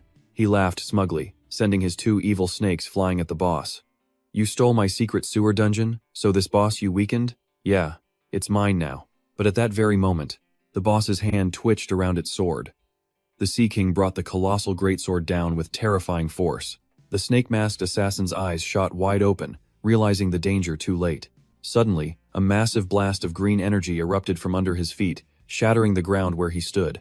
Thick smoke and dust billowed out, completely blanketing the entire battle zone. From inside the dust cloud, the snake tamer struggled, using his staff to stand, panting in utter disbelief. How? How can this be? This boss still has a full health bar? Just then, a green-fanged creature appeared and clamped down hard on his leg. The assassin pointed forward, anger and fear mixing together as he finally grasped the horrifying truth. This is the work of the one who started all this, isn't it? At that moment, Lin Yuan shot up to his feet. He was surrounded by his summoned beasts, their glowing eyes locked onto their prey. All the while, Lin Yuan casually stroked the Dark Snake King on his arm, smirking in disgust. An ambush just full of holes. He stepped out of the shadows, his entire body radiating a terrifying, dark purple aura of death. So in the end, you were the one who orchestrated this entire mess. Seeing this, the assassin gritted his teeth, a reckless glare in his eyes. You think these pathetic creatures are enough to stop me? Lin Yuan waved a hand, sending a mechanical bug flying forward as he spoke coldly. Still want to struggle in your final moments? The snake tamer's lips curled into a sly smirk. Ha! At that same instant, his giant snake lunged forward. Seizing his chance, the assassin leaped high into the air, mocking them. They're just low-level creatures who can only walk. No matter how many, they're useless. Watching the snake tamer trying to make a run for it, Lin Yuan simply flicked his hand and gave the order. Lizard King, shoot him down for me. The flying lizard opened its massive, fanged jaw and unleashed a colossal beam of green laser energy, destroying everything in its path. A system panel appears. The Lizard King system activates flame provocation, but he dodges with ease before breaking into a maniacal laugh. Is that all? Its speed is nothing compared to his pet. Seeing his chance, Lin Yuan swings his arm, unleashing a blast of black light. You're not getting away. Riding a flying serpent, the man parries the attack with his weapon and boasts, I came prepared for your sword energy. The serpent opens its mouth, inhaling the purple energy whole. The Snake Master grins victoriously. Surprised? He laughs, explaining they're a mutated species that specializes in devouring sword energy attacks. Lin Yuan looks up, his red eyes glinting with pure contempt. Oh? And who said I was using sword energy? The serpent's stomach suddenly explodes with dark purple necrotic energy. It rears its head back, letting out a terrible, agonizing scream. The assassin watches in horror as his pet writhes. Is it poison or a burn? As the mutated serpent falls, its master lets out a desperate howl. My masterpiece. My perfect mutated creation. Without a moment's hesitation, Lin Yuan leaps onto a manticore, soaring into the sky and pointing his sword at the enemy. You're not the only one who can fly. He rides the beast, tearing through the air to chase down the assassin who's desperately trying to flee. The Snake Master glances back, his forehead drenched in a cold sweat of pure terror. It's over. His manticore is even faster. At this rate, he'll be caught in no time. His last mutated beast didn't even survive for 5 seconds. That black energy, I can't let it touch me. Lin Yuan gives a cold command, shoot him down. The system panel glows. The Zombie Vulture King system activates its blade launch skill. Razor-sharp wind blades immediately slice through the air. The assassin desperately weaves and dodges the wind blades as they graze past him. He grits his teeth, watching as his own snakes are sliced in half. My precious flying snakes. Furious, he whips around, glaring and roaring. You think you've already won this? Lin Yuan remains perfectly calm behind him, his ice-cold eyes seeming to see right through his enemy's soul. The Snake Master lets out a savage laugh and releases a tiny, winged, silver snake. Go on then. Try and beat this little pet of mine. The silver snake emits invisible sound waves, and the system panel flashes with a sonic disturbance warning. The assassin smirks, thinking his enemy has more than one trick up his sleeve. The system adds another notification. Due to skill effect, mental stats are temporarily reduced. Unable to withstand the sonic attack, the manticore falters and begins to plummet. Lin Yuan holds on tight, frowning and muttering. My mental power. Why is it dropping so fast? He grinds his teeth, his eyes flashing with anger and surprise. So that was the snake's real purpose. The system interface shows his stats dropping like a rock. Player Lin Yuan, level 17. Mental power, down from 354 to 154, and falling fast as he plummets through the air. Lin Yuan points his sword defiantly, shouting, Is that all you've got? Go, take him down for me. A giant, glowing beetle streaks up to intercept the foe. The beetle unleashes a blinding blue bolt of electricity, zapping the assassin, who convulses violently while letting out a piercing scream. Not these damned bugs again. He's completely lost control.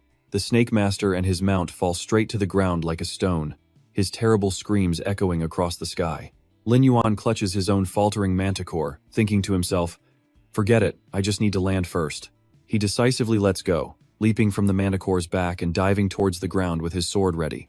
While still in mid-air, two zombie vultures swoop down and grab him by the shoulders.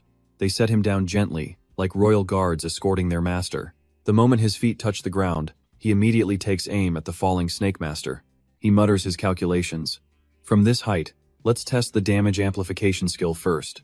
A ball of cursed purple-black energy gathers in his palm. The system activates the damage amplification skill.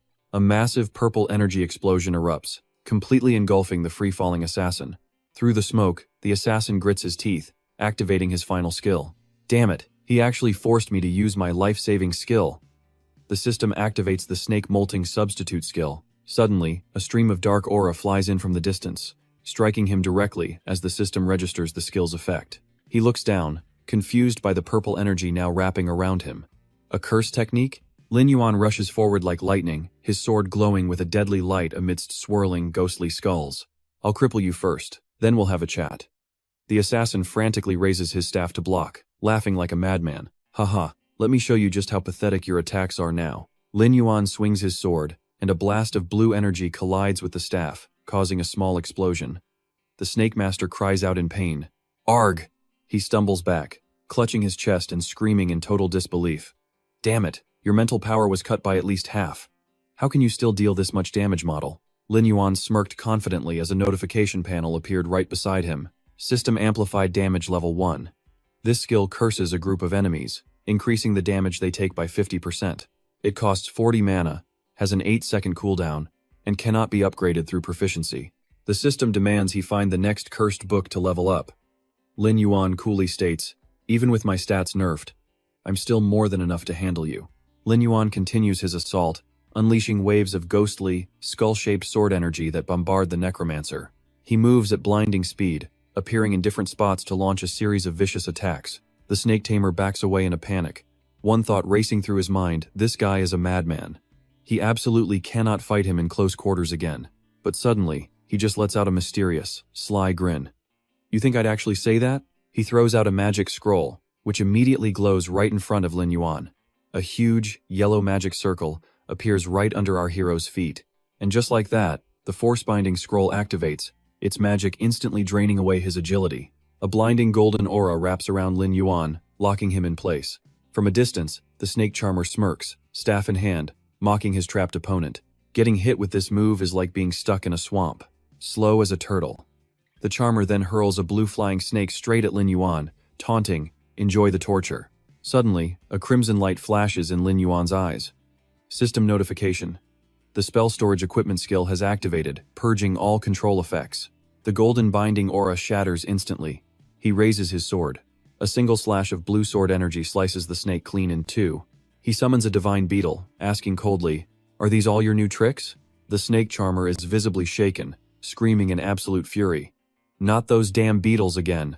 The beetle fires off relentless blue lasers, pinning the snake charmer down. He pulls out another scroll, frantically waving his weapon to defend himself. He manages to land a single strike on the beetle. The divine beetle glows with a blinding yellow electricity, a threatening sizzle filling the air. Lin Yuan stands calmly, hands clasped behind his back. His red eyes glow with absolute coldness as he declares, "It's useless." And sure enough, the snake charmer tries to fire a blast from his staff, but the beetle's electricity completely disintegrates the attack.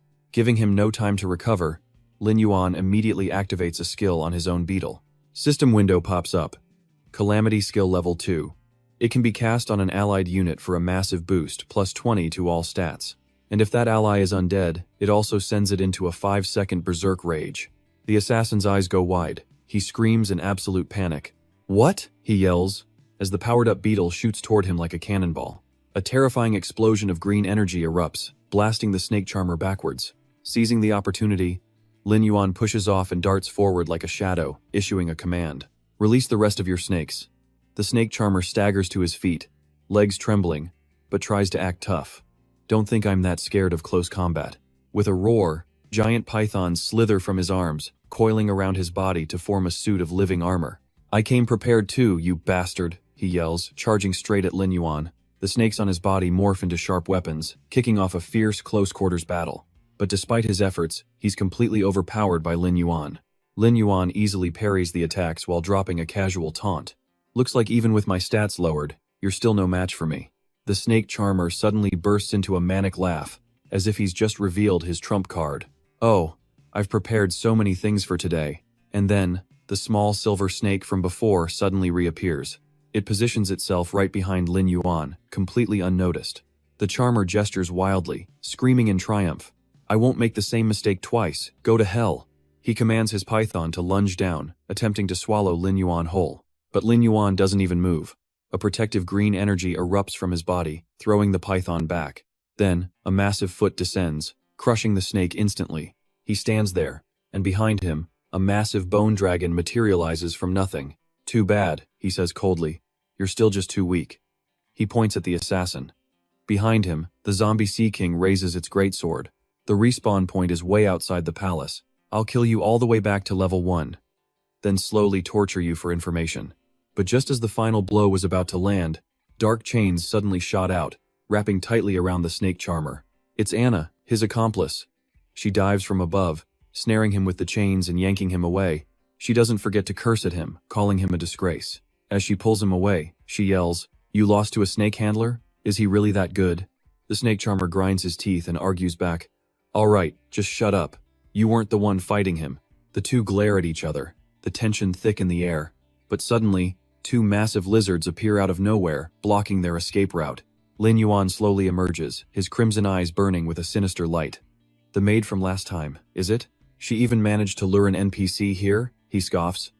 Well, you can just stay here with her. Anna frantically looks around, telling her partner, "We need a plan.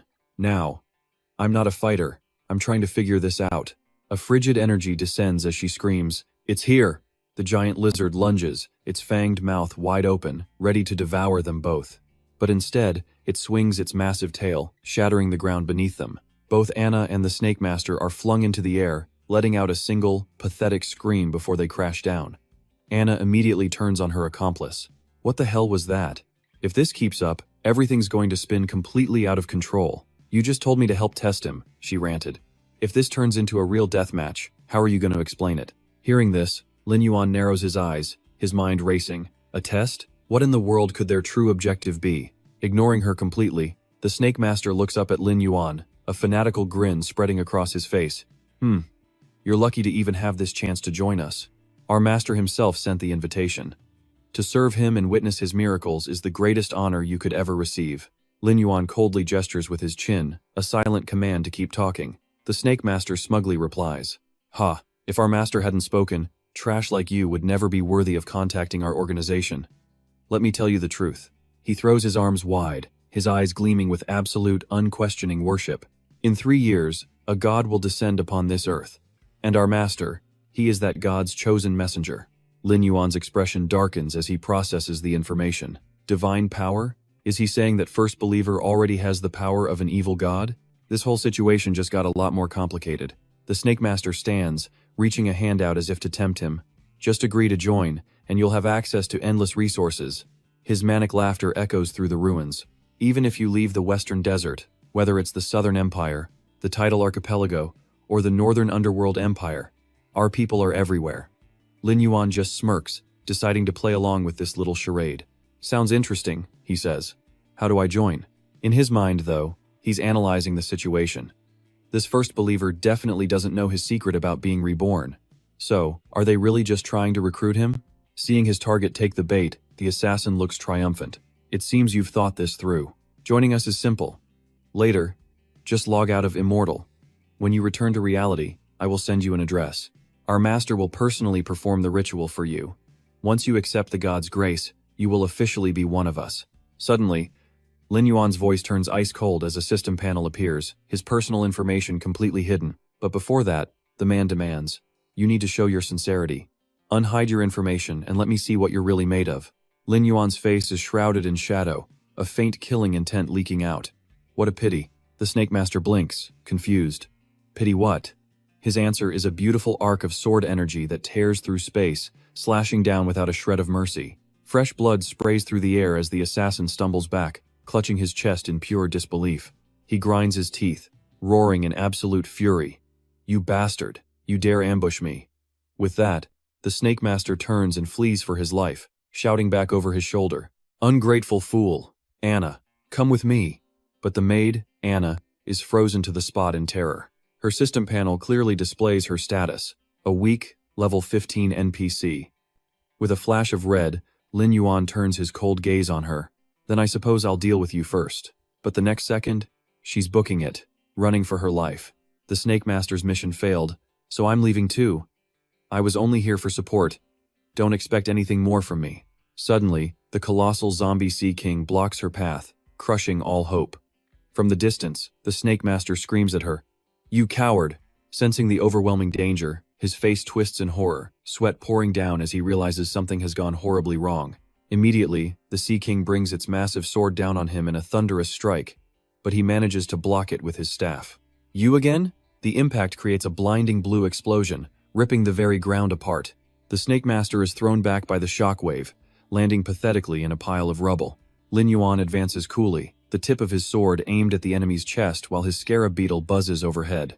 "I'm going to pry your mouth open, piece by piece." The assassin clutches his wounded arm, his mind racing with bitter thoughts. Even though this punk refused him, what if the master refuses to give up on him? Does that mean he really has to share the western desert with this guy? A vicious light flashes in his purple eyes. "No, absolutely not," he spits. "Did you really think I lured this boss out just to kill you, you stupid little brat?" Just as he says that, he tenses, moving to pull something from his hip with all his might. But Lin Yuan is already one step ahead. He flashes forward, almost teleporting, and instantly lands a powerful kick to his stomach. At the same time, Lin Yuan's blade pierces straight through the snake charmer's hand, pinning it down. The man falls backwards, screaming in agony as he clutches his ruined hand. "My hand!" he screams. Lin Yuan just gives him a look mixed with pity and utter contempt. "Your little escape tricks won't work anymore." But despite the pain, the assassin looks up, a twisted and insane smile spreading across his face. "Escape? Why would I need to escape? I've already achieved my goal." The absolute bastard. His blood pools on the ground, seeping into the stone base of the throne and glowing brightly. He roars, "Enjoy it! This is a secret that only I know." The throne reacts to the blood. Cracks of blood-red lightning begin to split the stone base apart. A massive pillar of red energy erupts from the ground, completely shattering the castle's foundations. The floor gives way, and Lin Yuan plummets into the abyss below. Thinking fast, he yells out for his manticore. The beast dives down, catching him just in time amidst a rain of giant rubble falling towards a magic vortex below. He looks down at the massive, swirling green vortex, swallowing everything in sight. Lin Yuan frowns, wondering if this is a dungeon entrance. Below, the snake tamer is in freefall, holding up a glowing teleportation scroll with an arrogant, taunting smile. "Bye-bye." The system coldly announces the teleportation scroll is activating, but the snake tamer's hope is instantly crushed. Lin Yuan throws the skull forward. It bites down on his hand as another notification pops up. Teleportation failed. The man only manages a desperate, empty scream. Unlike his panicked enemy, Lin Yuan and his Mantigo dive straight into the vortex without hesitation. Only now does the snake tamer realize he's just dug his own grave. Oh no, this dungeon is way too high level. A place he never dared to enter before. The snake tamer's face twists in pure terror, letting out a blood-curdling scream as the magical current swallows him whole. The next second, Lin Yuan is also pulled into the chaotic spatial flow. He squints his eyes as a sudden thought hits him. Turns out this is a hidden dungeon he'd never even heard of in his past life. The massive energy vortex plunges everything into absolute darkness. A moment later, Lin Yuan's hands touch a cold, hard surface. He slowly gets to his feet as orange-yellow energy ripples around him. He opens his eyes, taking in the strange new scenery. Standing on a bizarre cliff, Lin Yuan mutters, "So it's here." At the same time, a system window appears. Entered hidden dungeon, Eye of Defeat. He stands tall, assessing his power and the situation. A hidden dungeon, and a massive one at that? His temporarily reduced stats had already been restored. Right in front of him, several giant crab-like monsters with tough shells suddenly appear. Their info panel pops up. Level 22 Elite Dead Sea Giant Crabs, with 5500 HP, 570 attack, 420 defense, and a whole list of nasty skills. Lin Yuan couldn't care less about the crabs. He rides his Mantigo high into the gloomy sky, wondering where the exit to this dungeon could be. The creature flies at insane speeds through the hazy space. Suddenly, it crashes headfirst into something invisible. Hexagonal energy ripples spread out from the point of impact. Lin Yuan frowns. An invisible wall? Does this mean they can't leave this area for now? A system notification confirms his suspicion. You cannot leave this instance before completing it. Looking down at the water below, filled with giant, lurking tentacles, Lin Yuan comes to a conclusion. Looks like they need to find that snake tamer to get out. First, a search of the surrounding area. After a while, they spot a dilapidated ghost ship drifting on the sea. The snake tamer was already on board. His face is twisted with resentment as he stares into space. That bastard. He walks toward a slumped-over pirate skeleton, which is wearing a glowing blue cloak. He growls, "I'll make sure you get a taste of this, too." He approaches the pirate skeleton in the cloak, reaching out his hand while muttering smugly. "So it really is here. Seems the information I got from that NPC about the dungeon was accurate after all." As he touches it, a panel appears. Mermaid's Cloak. A special item. This is the only quest item in this entire dungeon. It can block the senses of mermaids, allowing you to leave the dungeon on a full moon night. Without it, there is no way to leave before completion. Even death will only send you back to the instance's respawn point. A sinister smile spreads across the snake tamer's face as he drapes the cloak over himself. And as for clearing the dungeon, even he doesn't know the conditions to finish it. If he can trap him here forever, he'll never have to worry again. Just then, the pirate skeleton suddenly comes to life, raising its curved sword and roaring, "Put my head down!" The snake tamer jumps back, shocked, but he quickly regains his composure and scoffs. "Humph, a mere skeleton dares to touch me?" He summons a magic snake that coils tightly around the skeleton's arm. Then it squeezes hard, shattering the bone to pieces. It roars furiously, "You bastard, you will pay for this." 30 minutes later, steady footsteps echo across the deck. Seeing Lin Yuan, the pirate skeleton with fiery eyes charges forward, screaming, "Go to hell!" But Lin Yuan just leans aside slightly. The sword in his hand flashes in a beautiful arc of light, effortlessly parrying the skeleton's attack. Lin Yuan gives him zero chance, crushing the pirate's bony hand under his boot. His cold steel points right at the skeleton's skull, making it scream in terror. "Stop, stop right now, it's all a misunderstanding." The blade halts, inches from the skeleton's terrified eye socket. Lin Yuan narrows his eyes, a thought flashing through his mind. It can talk? This must be a quest NPC. The skeleton stammers an explanation, pointing frantically where the snake charmer had fled. "It's all a misunderstanding. I thought you were with that snake-wielding bastard who stole my cloak, but he's long gone." Lin Yuan sheathes his sword, his voice ice cold. "Tell me everything you know." The skeleton sits up, letting out a breath it doesn't really have, and gazes out at the storm-racked sea. "You new here? Man, you've got some seriously bad luck," he continues, his voice heavy with dread. "When night falls, every single creature here loses its mind and just starts fighting." Lin Yuan glances toward where the snake charmer vanished. He murmurs his analysis aloud. The one key item for leaving, the mermaid cloak, was taken. "It seems that bastard wants to trap me here for good." He turns back to the skeleton, asking bluntly, "Do you have any other useful items on you?" The skeleton hesitates, trembling as it holds something out. This is all I have left. If you promise not to kill me, it's yours." With that, Lin Yuan ventures deeper into the ship, entering a massive hall. He sees rows of humanoid creatures with goat horns, all kneeling in one direction. He pauses. Are they bowing to him? But he quickly realizes his mistake, his expression shifting to surprise. Nope, they weren't bowing to him at all. Lin Yuan's gaze travels up to a giant stone wall at the end of the hall, where a colossal mural is carved. Could it be depicting sea monsters? Or maybe even gods? He moves closer, recognizing the familiar shapes of tentacles and powerful bodies kneeling. No, this was definitely not some sea god.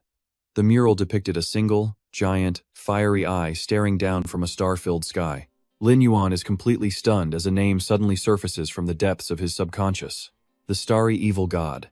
He wonders in absolute horror, how could a carving of the Starry Evil God be here? In his past life, that thing descended from outer space, but only after the immortal world had fully materialized in reality.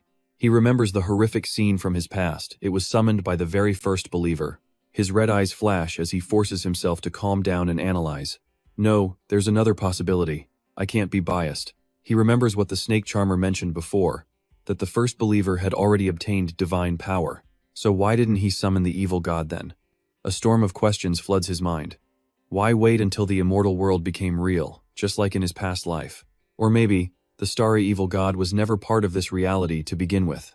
Images of the real and virtual worlds overlap, a visual representation of his theories on how they're connected. Lin Yuan stands before an old map, his gaze sharpening with determination. He has to clear this dungeon to get more answers. And right now, that temple seems like the most suspicious place to start. Time passes, and night finally descends upon the dungeon. Suddenly, a massive, horrifying sea monster erupts from the water, roaring directly at Lin Yuan. "Blasphemer, die!" Lin Yuan glances back at the creature with a look of pure, cold disgust. Just getting in the way. He raises his sword as the system announces it. Calamity skill activated. A massive blast of green energy explodes. From within the light, two magic dragons materialize, roaring ferociously.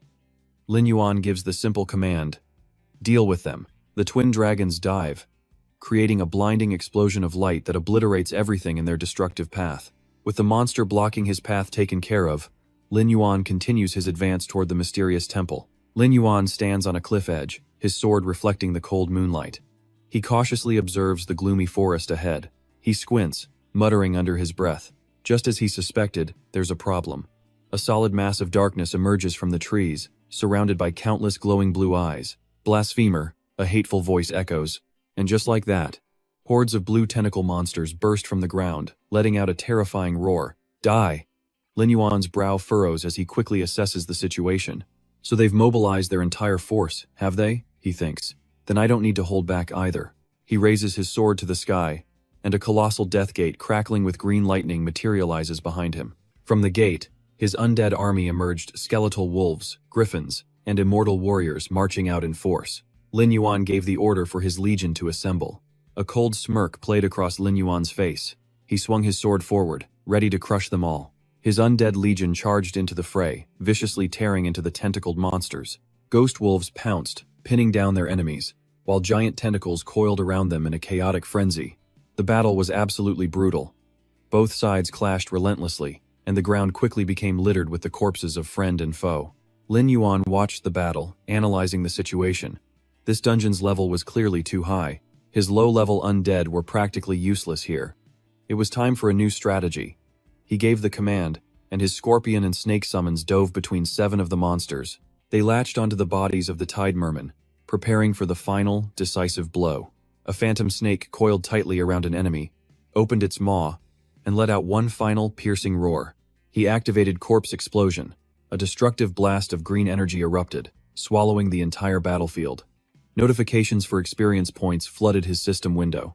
After that devastating attack, only the soulless corpses of the mermen remained scattered on the ground. Lin Yuan raised his hand to cast another skill, saying, "That attack cost too many low-level spirits. We need to replenish our numbers." But then, something totally unexpected happened. A surge of green energy wrapped around the monster corpses, but it failed to revive them. The system announced, "Target does not meet activation conditions. Talent activation failed." Lin Yuan whipped his head around, completely shocked. His resurrection skill was useless here. At that exact moment, a colossal beam of green light shot straight into the sky from the ancient temple in the distance.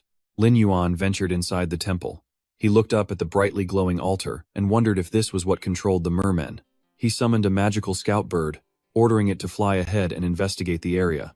The magic bird circled the altar, triggering a hidden mechanism that made the altar glow even brighter.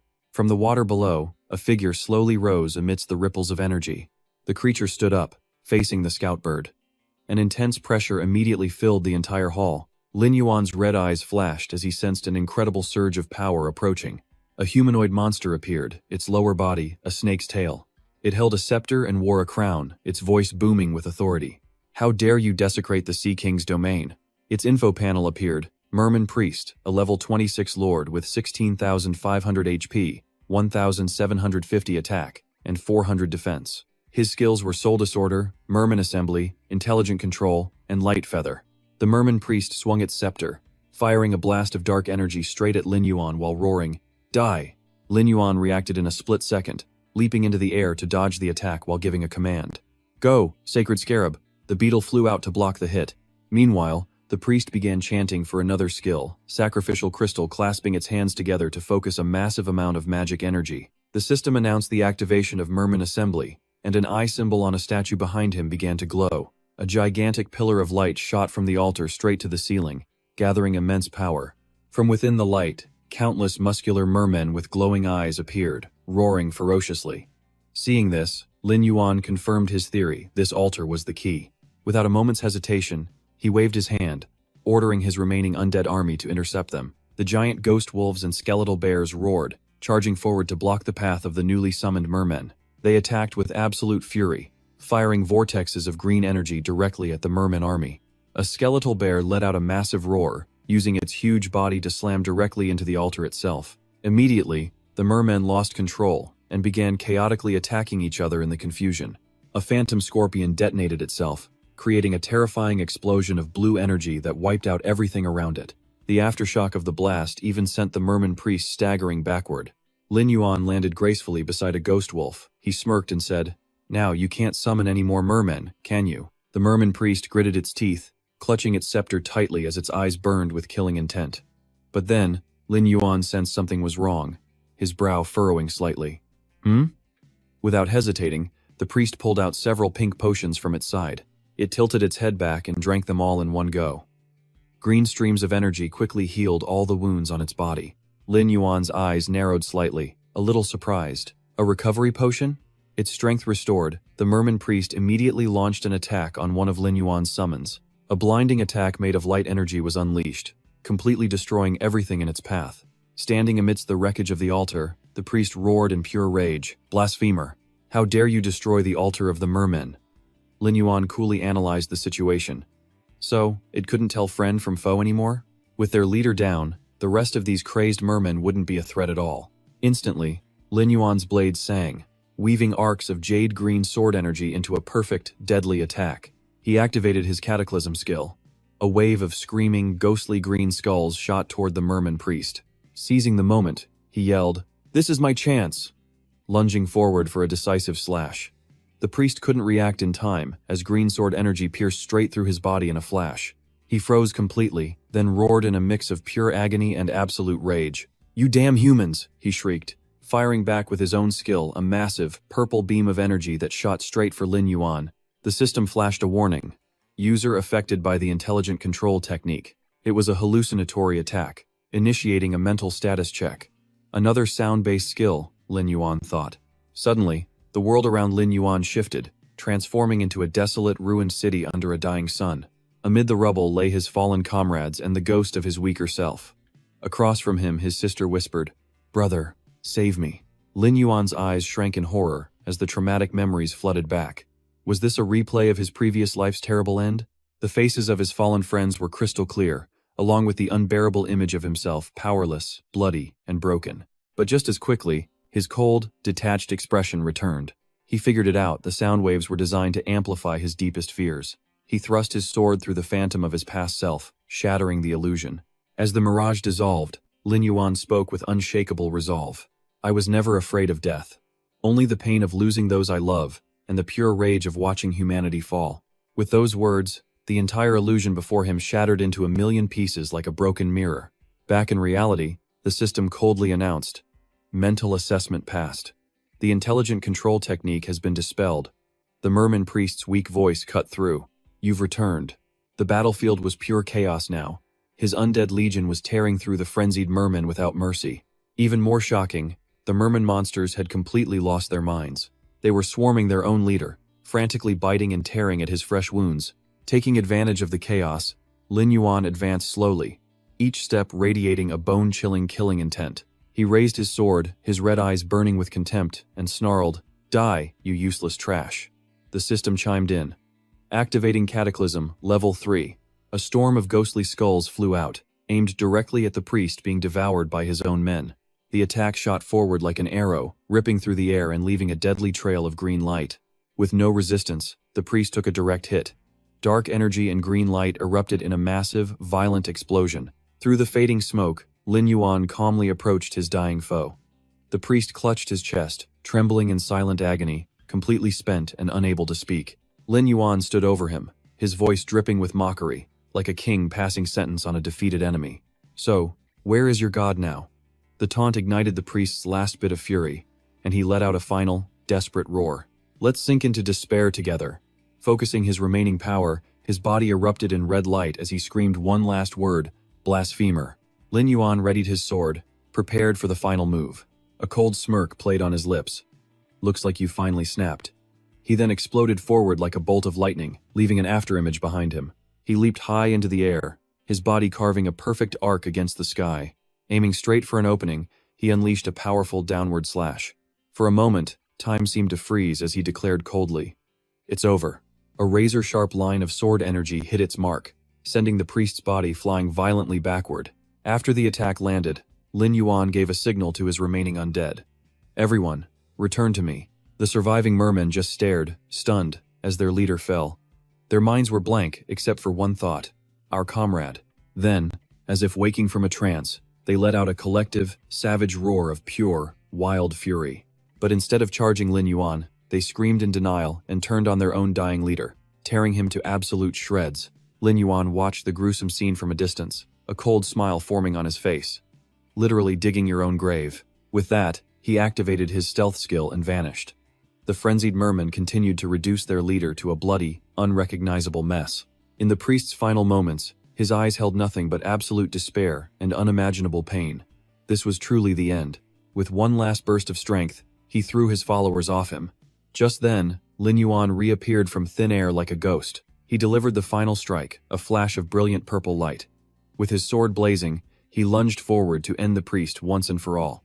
Immediately after, a flood of system notifications filled his vision. Merman Monk defeated.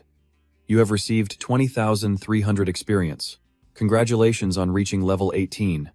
And just like that, his personal stats updated.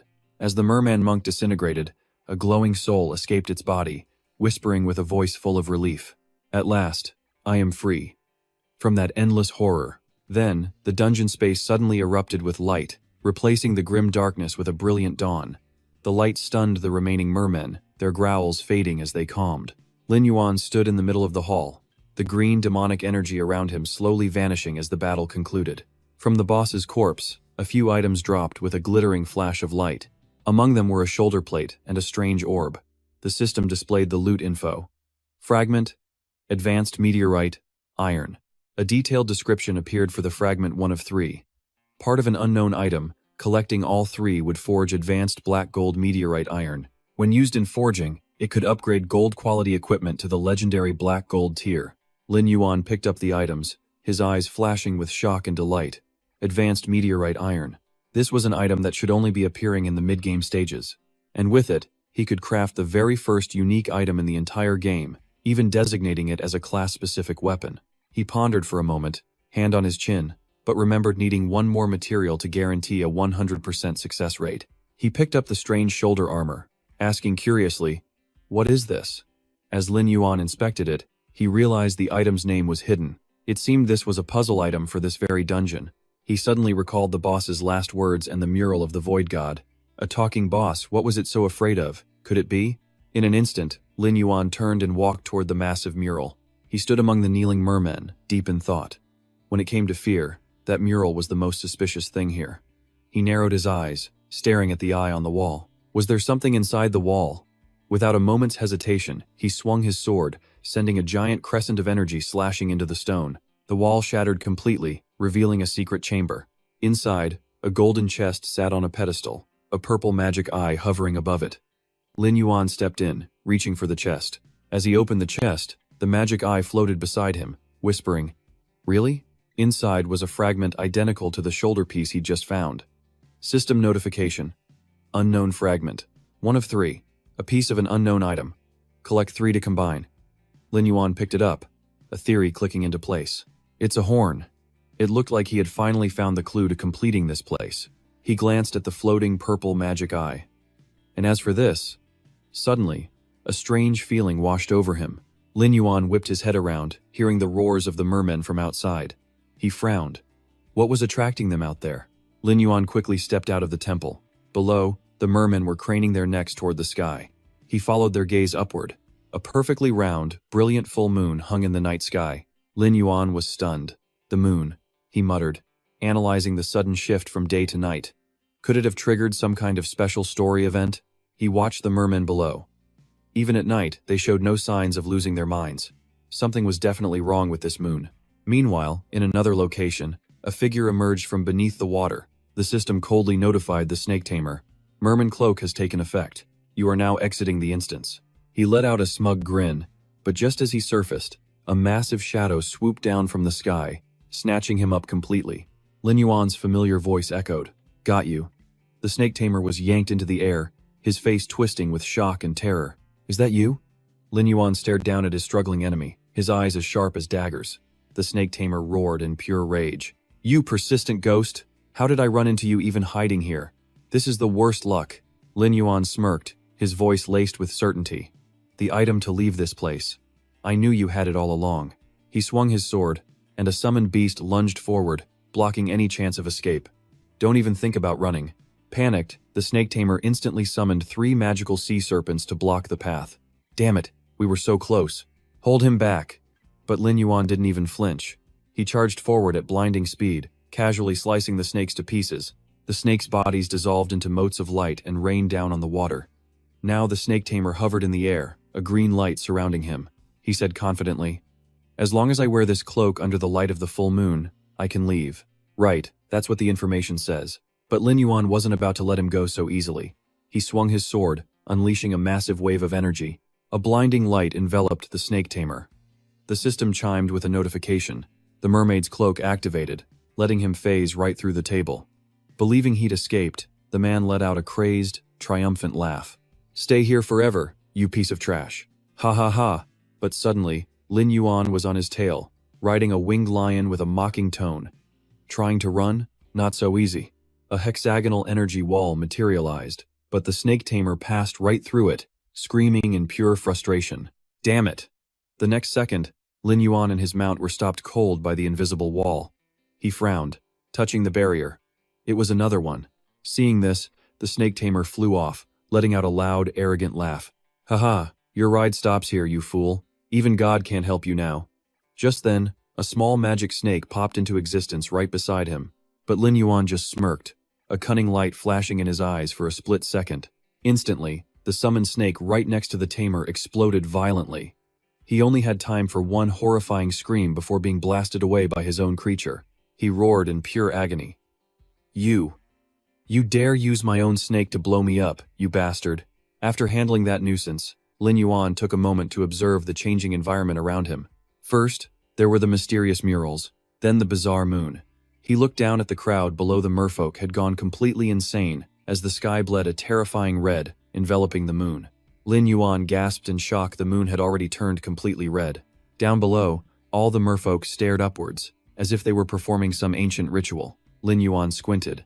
The full moon was covered by dark clouds, so where was this moonlight coming from?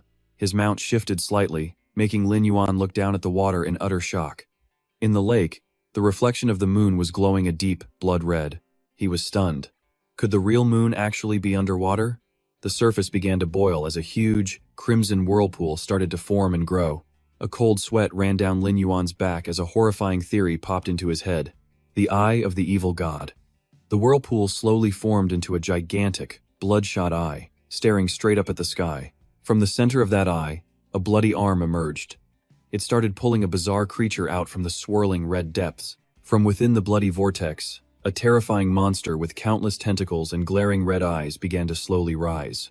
Immediately, a system notification popped up with alarming stats. Mermaid's Nightmare. Its HP, attack, defense, and skills were all just question marks. As the notification panel appeared, Lin Yuan frowned, cold sweat dripping down his forehead. Mermaid's Nightmare, he couldn't even see its specific stats. The level difference had to be massive. He had thought he was still at a safe distance. But the monster suddenly turned its headless body, and dozens of glowing red eyes all locked onto Lin Yuan at once. Its gaze was fixed on him, making Lin Yuan's heart nearly stop. There was only one thought in his mind: it's noticed me. Without any warning, a giant tentacle whipped out, sending a slash of blue energy tearing through the air, straight for him. Lin Yuan frantically controlled his mount, dodging by a hair's breadth. The energy slash flew past, slicing off one of the monster's own tentacles. While dodging, a tactical question sparked in his mind. If the target has no head, can it even aim properly? He controlled his mount, soaring through the air and skillfully dodging the giant monster's chaotic attacks. Then, he quickly chanted a spell, and a massive bolt of purple lightning slammed into the monster. The system announced the activation of the Calamity V3 skill. A hilariously pathetic -300 damage number appeared. Lin Yuan immediately made his mount fly off, avoiding another terrifying horizontal swipe. Realizing that direct attacks were completely useless, he began to analyze the situation. For this thing to show up in a low-level dungeon like this, there must be some kind of mechanic to exploit. We have to test it. The monster roared, chasing him without pause, smashing every rock in its path. Lin Yuan glanced back, his expression thoughtful. The damage from his Calamity skill barely touched its health bar. He took a deep breath. If that's how it's going to be, then let's play for real. A whole legion of spirit warriors and hellhounds materialized, roaring all around him. He clenched his fist, his eyes filled with resolve. Time to face it head-on. The monster seemed to sense the threat. It braced itself for an all-out assault. Lin Yuan's army of spirits immediately charged in, frantically attacking its disgusting tentacles. Countless magical skulls flew out, gnawing away at the monster's massive body. A brutal, chaotic battle raged between the army of darkness and the colossal beast. Suddenly, the monster swung an arm made of blue energy, grabbing a warrior spirit. The hand squeezed tight, crushing the spirit into nothing but energy fragments. After fighting for a while, Lin Yuan noticed something important. This monster seemed to be acting purely on instinct. He lightly patted his mount's neck, giving it the command to conserve its strength. Then, he smirks. A mindless monster, after all, is still just prey. As if sensing his contempt, the monster lets out a wordless roar. Its body begins to glow, gathering a huge amount of energy. Lin Yuan's eyes widen in disbelief. It doesn't have a head, but it can make sound waves? A terrifying shockwave radiates outward, wiping out a huge portion of his undead army. Lin Yuan holds his ground on his mount, his gaze sharp as a razor. I'm not falling for that cheap trick again. As the monster unleashes a second sonic blast, the rest of Lin Yuan's undead minions are instantly crushed into dust. The shockwave slammed into the barrier, cracking it but failing to shatter it instantly. A massive green energy beam from the monster's tentacle shot down to obliterate everything, and for a second, Lam Vien thought he was done for. But in that critical moment, his personal inventory panel suddenly glowed and popped open all by itself, completely stunning him. Lam Vien's eyes widened, sweat beading on his forehead as a strange purple magic eye suddenly flew out. He yelled out in pure confusion. My inventory opened on its own. Still unable to process what was happening, he took a step back, his face a perfect mix of shock and alarm. The magic eye wasted no time, firing a blinding purple beam that collided head-on with the monster's attack. It created a massive explosion of light, blasting everything back. Hiding behind a large rock, Lam Vien peeked out, his expression thoughtful. Was this related to those other shapes on the stone from the secret room? The magic eye now hovered in midair, emitting a strange purple glow and sending out gentle waves of energy. No one could have predicted it, but the massive nightmare merman reacted like a terrified child. It cowered, using its tentacles to shield itself in absolute panic. Seeing this hilarious sight, Lam Vien looked up at the eye, a small smirk forming as he finally understood the truth. This stone carving apparently had the power to repel the nightmare merman. Seizing this golden opportunity, he ordered his spirit eagle to grab the eye and fly straight towards the enemy, his voice filled with excitement. Why not give it a try? Just as he thought, the monster panicked and fled, with text literally appearing over its head saying fleeing in panic. At the same time, the system generously displayed the Nightmare Merman stats. 30,000 HP, 3,100 attack, and only 100 defense. Lam Vien's eyes narrowed, a sharp and cunning smirk spreading across his face. For real? He thought, perched on his winged lion. He followed the eagle holding the eye, certain this was a special mechanism item. He didn't waste a single second. He threw out his hand to summon a skill, shouting, Activate Disaster Skill 43. Instantly, screaming green flame skulls shot forward. The skulls mercilessly tore into the monster's shredded flesh, causing it to flinch in agony. Damage numbers -390, -420, -450 danced in the air. While watching the battle, Lam Vien analyzed aloud. Does the damage increase with its fear level? Right after, the system reported, damage taken increased 30%. Damage taken increased 40%. He found it hilarious, wondering, can a nightmare actually be scared to death? Victory was now completely within his grasp. He drew his sword, blazing with a brilliant blue light, ready for the final blow. His red eyes burned with chilling confidence as a cold smile formed on his face. He thought, I just need to press my advantage now. Locked onto his mount, Lam Vien became a green shooting star, diving down from the sky at a wind-tearing speed. He unleashed a perfect sword slash, cutting through the monster's hideous tentacles and creating brilliant flashes of blue lightning. Against such overwhelming power, the Nightmare Merman's enormous body cracked apart, shattering into pieces that rained down to the ground. The system window flashed with great news. You have defeated the Nightmare Merman, receiving 50,000 experience points. Level up. Level 19. As Lam Vian glided down, he thought with satisfaction, this boss gives a ton of experience. I leveled up instantly. I'm probably the highest ranked immortal player right now. With a feather-light touch, his boots landed elegantly on the stone floor. Lam Vian stood tall, surrounded by swirling green demonic energy. He looked triumphant as his new level 19 stats appeared behind him. From the monster's remains, a floating item fragment materialized one of three. Not only that, the system also announced drops of a deep blue energy orb and a golden nightmare core armor piece. Pulled by an invisible force, the fragments automatically flew together and reassembled in midair. A system message explained that the fragments could be combined by collecting all three pieces. The nightmare core was a rare material condensed from nightmares, used to forge equipment with mental attributes as the main stat. Lam Vian rubbed his chin and nodded.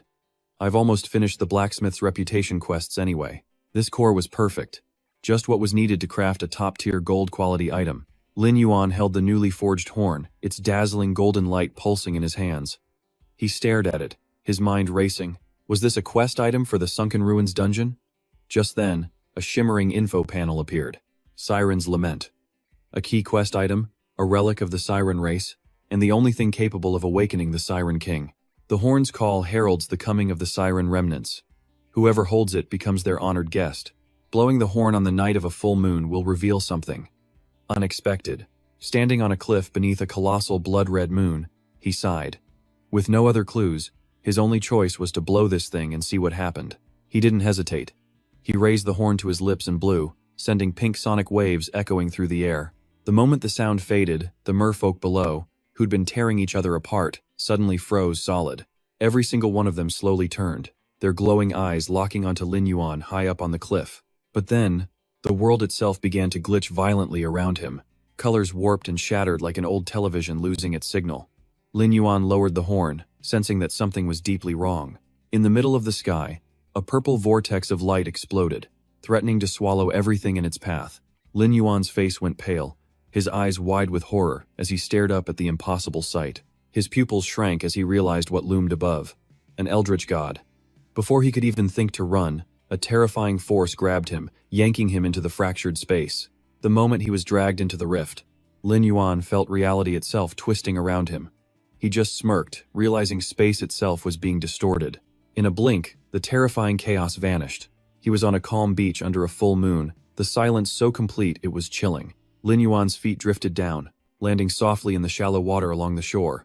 But as he looked down at his own body, he was stunned to find it was a translucent, glowing form, like a stream of pure data. He frowned. An illusion? Before he could even begin to investigate this strange new form, his attention was snapped to a brilliant purple light that tore across the distant sky. The scene erupted into chaos as a massive tentacle suddenly swung through the air. Another beast slammed into the sea monster, sending its grotesque, eye-covered head reeling. Lin Yuan could only watch, a stunned spectator to the battle. He muttered to himself, finally understanding. Has the main storyline of the game been activated? Up above, the giant eye rained down bolts of purple lightning on the monsters. Is the eldritch god attacking the sirens? He wondered. As they absorbed the fury from above, the ocean below began to boil, erupting into colossal waves that scraped the sky. And from the churning depths, a massive entity with countless tentacles rose, its presence soul-crushingly powerful. A system window flashed. Siren King. Lin Yuan narrowed his eyes. So this is the king of the sea demons? Floating in midair, a cloaked figure radiated dark magic, taunting the king with a simple, foolish creature. The moment he heard that voice, Lin Yuan's expression changed. He's the first apostle, he realized, but then confusion hit. Wait a minute, isn't he a player? How could a player possibly appear in the main storyline alongside an eldritch god? The Siren King wasn't about to be mocked. It whipped its razor-sharp tentacles through the air, aiming straight for the cloaked man. But with a casual flick of his wrist, the mysterious figure unleashed a purple shockwave, batting away every single one of the king's attacks. The first apostle raised a hand, dark energy crackling around it as he took aim. His eyes behind the mask were sharp as knives. You dare oppose a god? And with that, he hurled a massive orb of destructive, dark energy straight at the Siren King. Beneath that twisted mask, A sinister smile spread across his face as he uttered a cruel curse. Even your own flesh and blood will betray you. At those words, the Siren King's pupils shrank in terror. The unholy light began to eat away at its very mind. From the sky, pillars of dark energy rained down like black spears, pinning the deep sea monsters right where they stood, now bound by massive chains of pure darkness. The Siren King struggled desperately amidst the towering waves, but it was completely helpless. The masked man looked on, his game over, a satisfied smile on his face. He declared coldly, drawing power from the massive eldritch god looming behind him. He pointed down at the ocean and passed his final judgment. Let me show you the price for defying a god. A strange gravitational force appeared instantly, lifting countless fish monsters into the air as they let out horrified screams. While they were being pulled into the sky, the masked figure slowly clenched his fist, and the purple magic compressed until the very space around him warped and cracked. A second later, the sky unleashed a destructive storm of crimson aurora beams. It tore apart and completely vaporized the giant tentacles in the blink of an eye. Witnessing the divine-level massacre, Lin Yuan's face was covered in sweat, his red eyes wide with speechless terror. The historical vision shattered, and he slowly regained his senses. He stood dazed on the shoreline. Reality was a glowing blood moon. Holding the golden conch, he frowned as his mind raced to analyze the insane truth he had just witnessed. The Void Heretic God. A being who shouldn't have appeared for another 3 years, was he really part of this game's dungeon lore so long ago? His eyes revealed a deep suspicion of a world-shaking conspiracy. And then there was the matter of the first follower. That man definitely had to be one of the chosen in the previous life. But why would a player appear in the backstory of the immortal world? Still in shock from what he'd just seen, Lin Yuan decided he couldn't stop there. He raised the conch to his mouth once again, his eyes filled with determination, wondering what else he could possibly see. Right after, the historical illusion reappeared. This time, it showed the merfolk king standing in the sea, facing his subjects who were being corrupted by dark power. The Sea King's voice was deep and majestic, full of authority, yet tinged with a deep sorrow. The heretic god's power is too immense. It's throwing my consciousness into chaos. He raised a hand, a small but pure orb of light hovering above it, and told his most trusted subordinate, I will fall into a deep slumber here. Once this calamity is over, use this to awaken me. The merfolk priest, with tentacles wrapped around his head, respectfully accepted the orb, his own tendrils gently cradling the treasure. Yes, my lord. He then turned back to face his entire clan, raised the conch high, and declared with a powerful voice, the merfolk people will return to our homeland. The vision vanished, leaving Lin Yuan with the conch glowing brightly in his hand. The item's info panel updated to the merfolk's lament. A special item, a token of the merfolk tribe and the only thing that can awaken their king. A sub-window appeared, noting that the conch's call also marked the birth of the merfolk's descendants. A few of them would even become honored guests of the tribe. Clutching the horn, Lin Yuan finally understood everything. He glanced at the crimson space around him, muttering, so that's it. The reason this dungeon has such a bizarre setup is because it's all a dream. The moment he spoke, the dream began to shatter, the red space cracking apart like glass. Lin Yuan was startled as the scene before him changed in an instant. He found himself standing in a blood-red sea, and from below the surface, the colossal merfolk king slowly began to rise, letting out an earth-shattering roar. Lin Yuan looked up at the great being before him, his eyes sharp. The king of the merfolk. The king looked down, his voice deep but weary. Thank you for granting me a moment of clarity from the endless chaos. The heretic god's power has seeped into my bones, and I have not yet recovered, but first, I can get you out of here. The merfolk king gently wrapped a tentacle around Lin Yuan. The suction-cupped appendages held his body with surprising softness. The king continued with a sincere request. I hope that in the future, you can look after the remnants of the merfolk people. With that, he used his tentacle to hurl Lin Yuan high into the sky, launching him right out of the dreamscape. Finally free from the dungeon, Lin Yuan's mind was still reeling from the countless mysteries, each one piling onto the last. He had to find a way to discover the first follower's true identity as soon as possible, and stop the heretic god's arrival. As he was lost in thought, a blue notification panel appeared. You have completed Doomsday and received the following rewards. 10,000 experience points, the Doomsday Boots, and the Drifting Blade of Doomsday. At that same moment, by a stream, the snake tamer who'd been blasted out of the dungeon was groaning in agony. So painful. That bastard. It hurts like hell. He pushed himself up, struggling to stand. The man gritted his teeth, his face twisted with resentment, but he tried to console himself. Enduring a little hardship is nothing. He looked down at the water and let out a sinister smile. After all, that guy would never get in his way for the rest of his life. Huh? Suddenly his eyes flew open, sensing something was terribly wrong. What in the world is happening? From under the water, a massive tentacle emerged, with Lin Yuan standing calmly on top of it. The snake tamer's jaw dropped, as he stammered in absolute terror. You? How the hell are you still out here? Did that damn sea monster bring you out? Another tentacle shot up from the water as the merfolk king roared. Silence! I am the king of the merfolk. With that, he smashed a devastating blow right onto the snake tamer. Blasted away for the second time that day, the snake tamer was knocked completely unconscious. The merman king gently placed Lam Vien on the shore, bringing an end to this unexpected adventure. Standing on the cliff, Lam Vien made a promise to the merman king, who was slowly drifting into a deep sleep below the water. If I get the chance, I will protect the remnants of your merman lineage. The merman king replied, his voice weak but grateful. Thank you. The merman race will never forget your kindness. After everything was settled, Lam Vien turned around as a reward screen popped up. He casually scrolled through the items he'd received. Looking at the sword, he dismisses it as nothing special. But when he sees the boots, a smile finally appears. Turns out, these boots were exactly what he needed. The item details pop up. Wandering Twin Blades. Silver-tiered effects. Attack, power, plus 35. Critical damage, plus 30. And stamina, plus 10. For the Golden Submersion boots, stamina plus 50. Movement speed, plus 35. Attack speed gets a 30-point bump, and they come with the skill Endless Pursuit, which activates after damaging a target. Moving towards a target activates Pursuit mode, boosting movement speed by 20% and damage by 5%.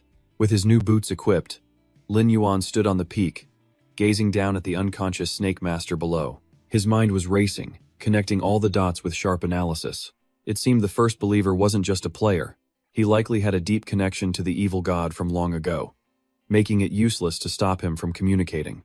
The only way forward was to suppress the first believer's entire faction inside the game. He figured he'd find another chance to finish him in the real world. But then, a rustle. A tiny snake slithered out from the snake master's robe. Lin Yuan narrowed his eyes and summoned his sentinel beetle. Were they seriously trying the same old trick again? The next second, the beetle shot forward, slamming right into the snake. The snake master suddenly jumped up, his face a mask of crazed determination. You bastard! Today, either you die or I live. He charged forward with incredible speed, like an arrow splitting the wind. Lin Yuan stood calmly, as the system announced. Shadow gloves equipped. He raised his hand, unleashing a massive torrent of green energy. The resulting explosion was earth-shattering, making nearby players shout in awe. Whoa! The power of that attack is insane. A huge boulder was blasted into the air before crashing down, crushing the Snake Master. Pinned beneath the rock, the Snake Master wheezed with pure hatred. I surrender. When I revive, I'll show you what it's like to be devoured by 10,000 snakes. Lin Yuan stepped forward, planting a foot on him. Don't worry, he said coldly. You're not dying until you tell me where the first believer is. The Snake Master could only groan. Seeing his stubbornness, Lin Yuan smirked and pulled out a vial of poison. You can't even do that. A system notification popped up. A recovery potion was used. He poured the potion right into the man's mouth, the green liquid making him convulse as plus signs for healing appeared. The Snake Master stammered through the pain and fear. Okay, I'll talk. But it was just a bluff. He quickly grabbed a teleportation scroll. He roared, I'm not telling you anything. You'll pay for what you did today. The system announced the use of a teleportation scroll. Teleportation in progress. The Snake Master raised the scroll high. But in a flash, Lin Yuan's sword swung, slicing his arm clean off. The teleportation light died instantly. A cold system message. Teleportation failed. The man turned, his face completely twisted in horror. Lin Yuan stood there, sentinel beetle in hand, his voice laced with menace. Now, your master isn't here. None of your snakes are here. It's just you and me. And no one knows about your betrayal. The Snake Master, terrified, fell to his knees and begged. Stop, please stop. I'll talk. My master. He's in the Serpent Man civilization, he screamed, utterly hopeless. He wants to conquer the Serpent Man civilization. Just get that beetle away from me. Lin Yuan looked down at him, his voice demanding. First, give me the coordinates to the Serpent Man's hidden location. The Snake Master, terrified, quickly agreed. Okay, I'll give them to you. I'll give you everything. The system announced that coordinates 9742, 365, 4-7 had been shared. Lin Yuan looked at the coordinate notification, thinking this guy was cunning and deceitful. He'd better preview the coordinates to make sure the guy wasn't lying. The system previewed the terrain, revealing a map located in the Western Desert Empire. While Lin Yuan was studying the map, the Snake Master whispered to the small snake on his shoulder, "Hurry, you're my last unrefined snake. Poison me now. Kill me." The snake immediately spat a stream of purple venom. System notification. Snake venom skill activated. Lin Yuan spun around, his sword slashing through the poison mist. But it was too late. The Snake Master dissolved into particles of light. System update. Health points have reached 0. Before vanishing, he glared. "You really want to find my master? You must have a death wish." Lin Yuan stared at the orb containing the Snake Master's items and sighed. I still let him kill himself. He sank into thought, realizing the first disciple's main goal was to establish the Snake Man civilization in the Western Desert. If that was the case, all he had to do was attack their base and the disciple's whole plan would crumble. With that, he summoned his scorpion lion mount. Besides, attacking them directly would lure the disciple out of hiding much faster than searching for him. Flying toward a nearby city, he observed the area and confirmed his theory. The first disciple from his past life really did have ties to the Snake Men. Riding on his summoned beast, he continued to formulate a plan. Although the Snake Men were weak, they weren't something he could handle alone at his current level. A calculating glint flashed in his eyes. But if the first disciple could use his influence, then Lin Yuan could use the royal power of the Western Desert Kingdom to crush them. An image of his 2 former teammates flashed through his mind. He decided it was best to be cautious and find some trustworthy allies first. The problem? Most current players were nowhere near strong enough. For an average player to get stronger, they had to group up for monster grinding and quests, all to earn gold and equipment, but the rewards each person received from that were pathetically small. On top of that, running dungeons burns through a huge amount of consumable items. Repairing or upgrading gear also costs a small fortune, and their need for skill books and scrolls completely drained whatever was left of their finances. To make matters worse, low-level monsters have terrible drop rates and almost never give high-rarity gear, so you can't make much gold. Meanwhile, Lin Yuan had been soloing this entire time, using far fewer resources than any normal player. And yet, his monster-killing efficiency was already leagues beyond most veteran players. He sat calmly on his flying skull-headed mount. Lin Yuan's eyes were fixed forward, filled with strategy, his whole demeanor radiating the confidence of someone with overwhelming power. As he soared over the village rooftops on his fierce scorpion lion, he continued to run the numbers in his head. But the real gold sinks, enchanting and gem socketing, only started after level 20, and that's exactly where the power gap between players would explode. Just as he finished his thought, he dived down and landed softly. His boots hit the cracked earth in a picture-perfect landing. He glanced back with a sly, scheming smirk on his face. He finalized the plan. The blacksmith's affinity should be high enough by now. He would get that gold-grade equipment first, then conquer the lightning attribute dungeon. He had to seize this chance to get ahead. He quickly walked into the forge, and a system panel immediately showed his current affinity with the Fireplume blacksmith was 5,000. The burly, bald blacksmith saw him and immediately ran out with open arms, welcoming him like family. "My friend, it's been too long. I can't thank you enough for the ore you sent. My forging skills have definitely improved because of it." "That's great to hear." In response, Lin Yuan opened his inventory, and the system displayed the precious items from his last battle. A black gold-grade high-level forging meteorite fragment. The description read that when used in forging, it could upgrade a gold-quality item to black gold, especially when paired with a nightmare core. A rare material condensed from nightmares, it was perfect for forging equipment with spirit-based attributes as its main component. Without another word, he tossed the glowing materials to the blacksmith, whose eyes went wide as he started sweating in pure shock. "Just like we agreed, forge me one piece of equipment. Here are the materials for it." The blacksmith stammered out a reply. "Unique materials? If my master were here, creating a unique item would be no problem. But with my skills, the absolute best I can forge for you is a gold-grade item." Hearing this, Lin Yuan just blinked, his response cold and decisive. "No problem."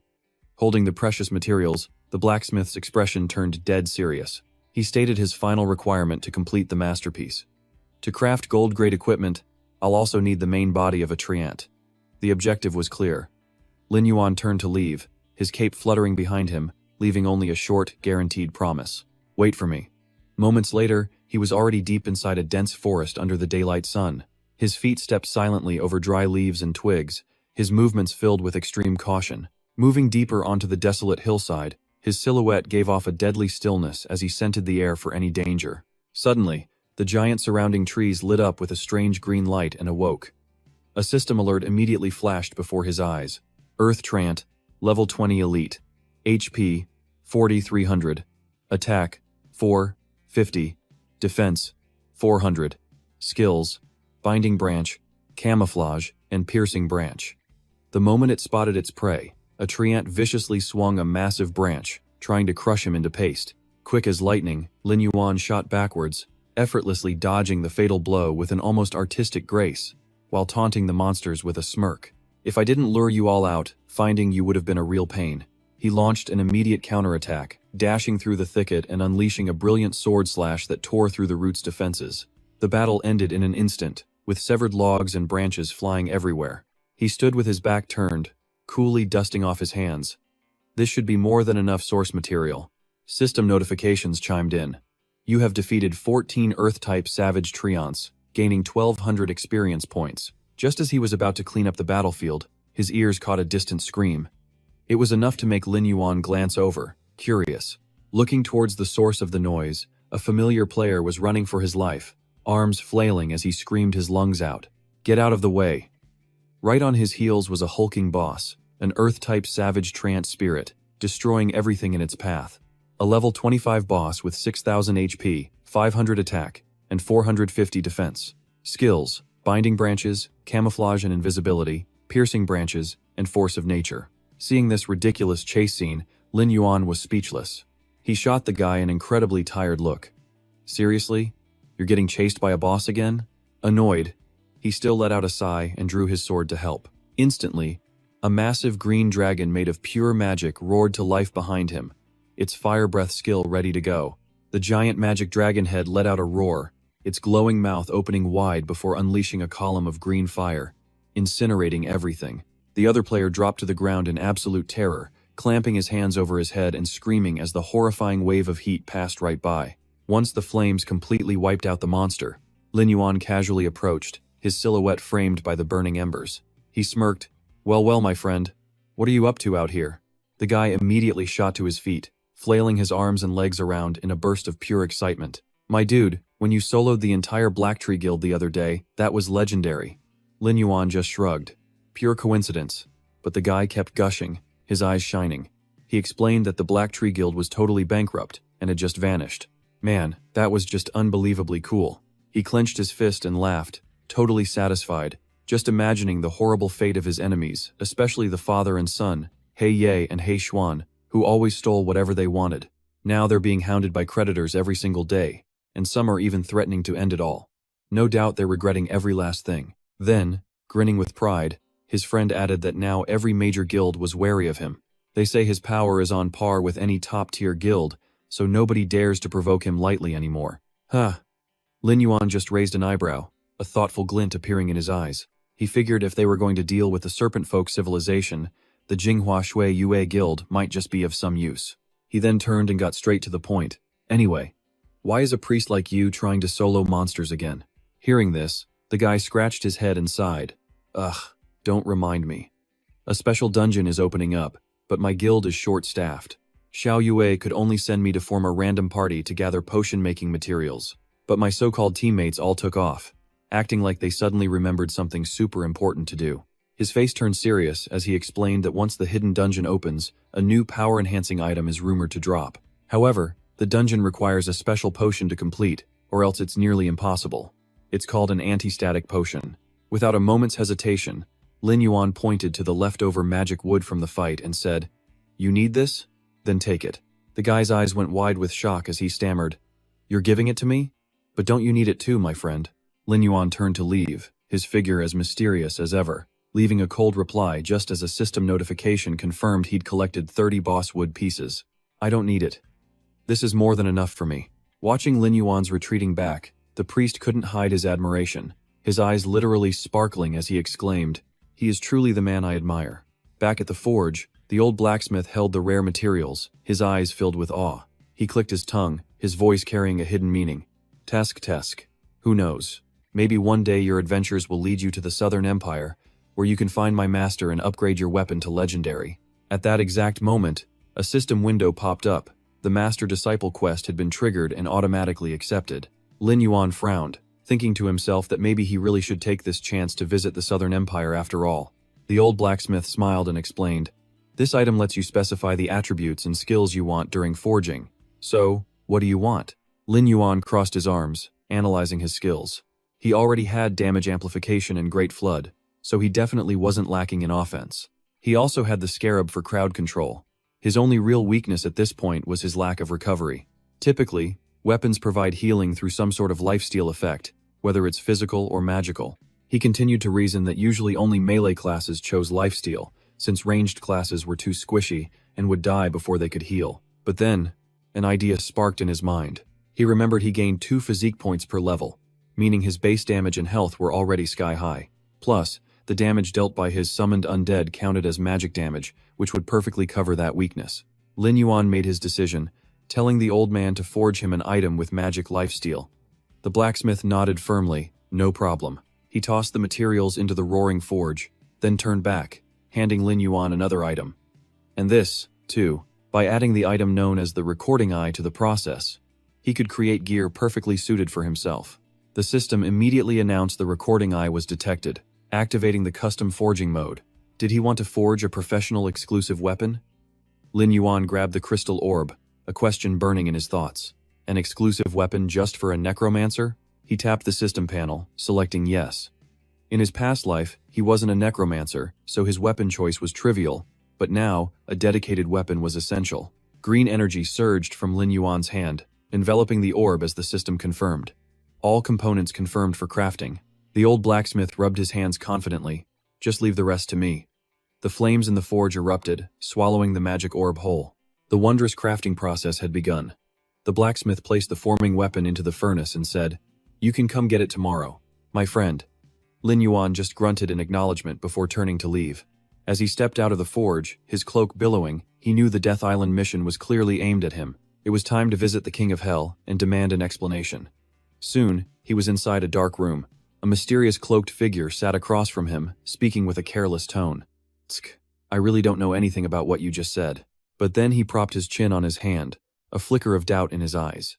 He had to admit, the Death Island mission was indeed suspicious. Lin Yuan's voice was grim as he delivered his sharp judgment. The snake handler is also a death apostle, so issuing the mission himself would be inconvenient. He had to have an accomplice.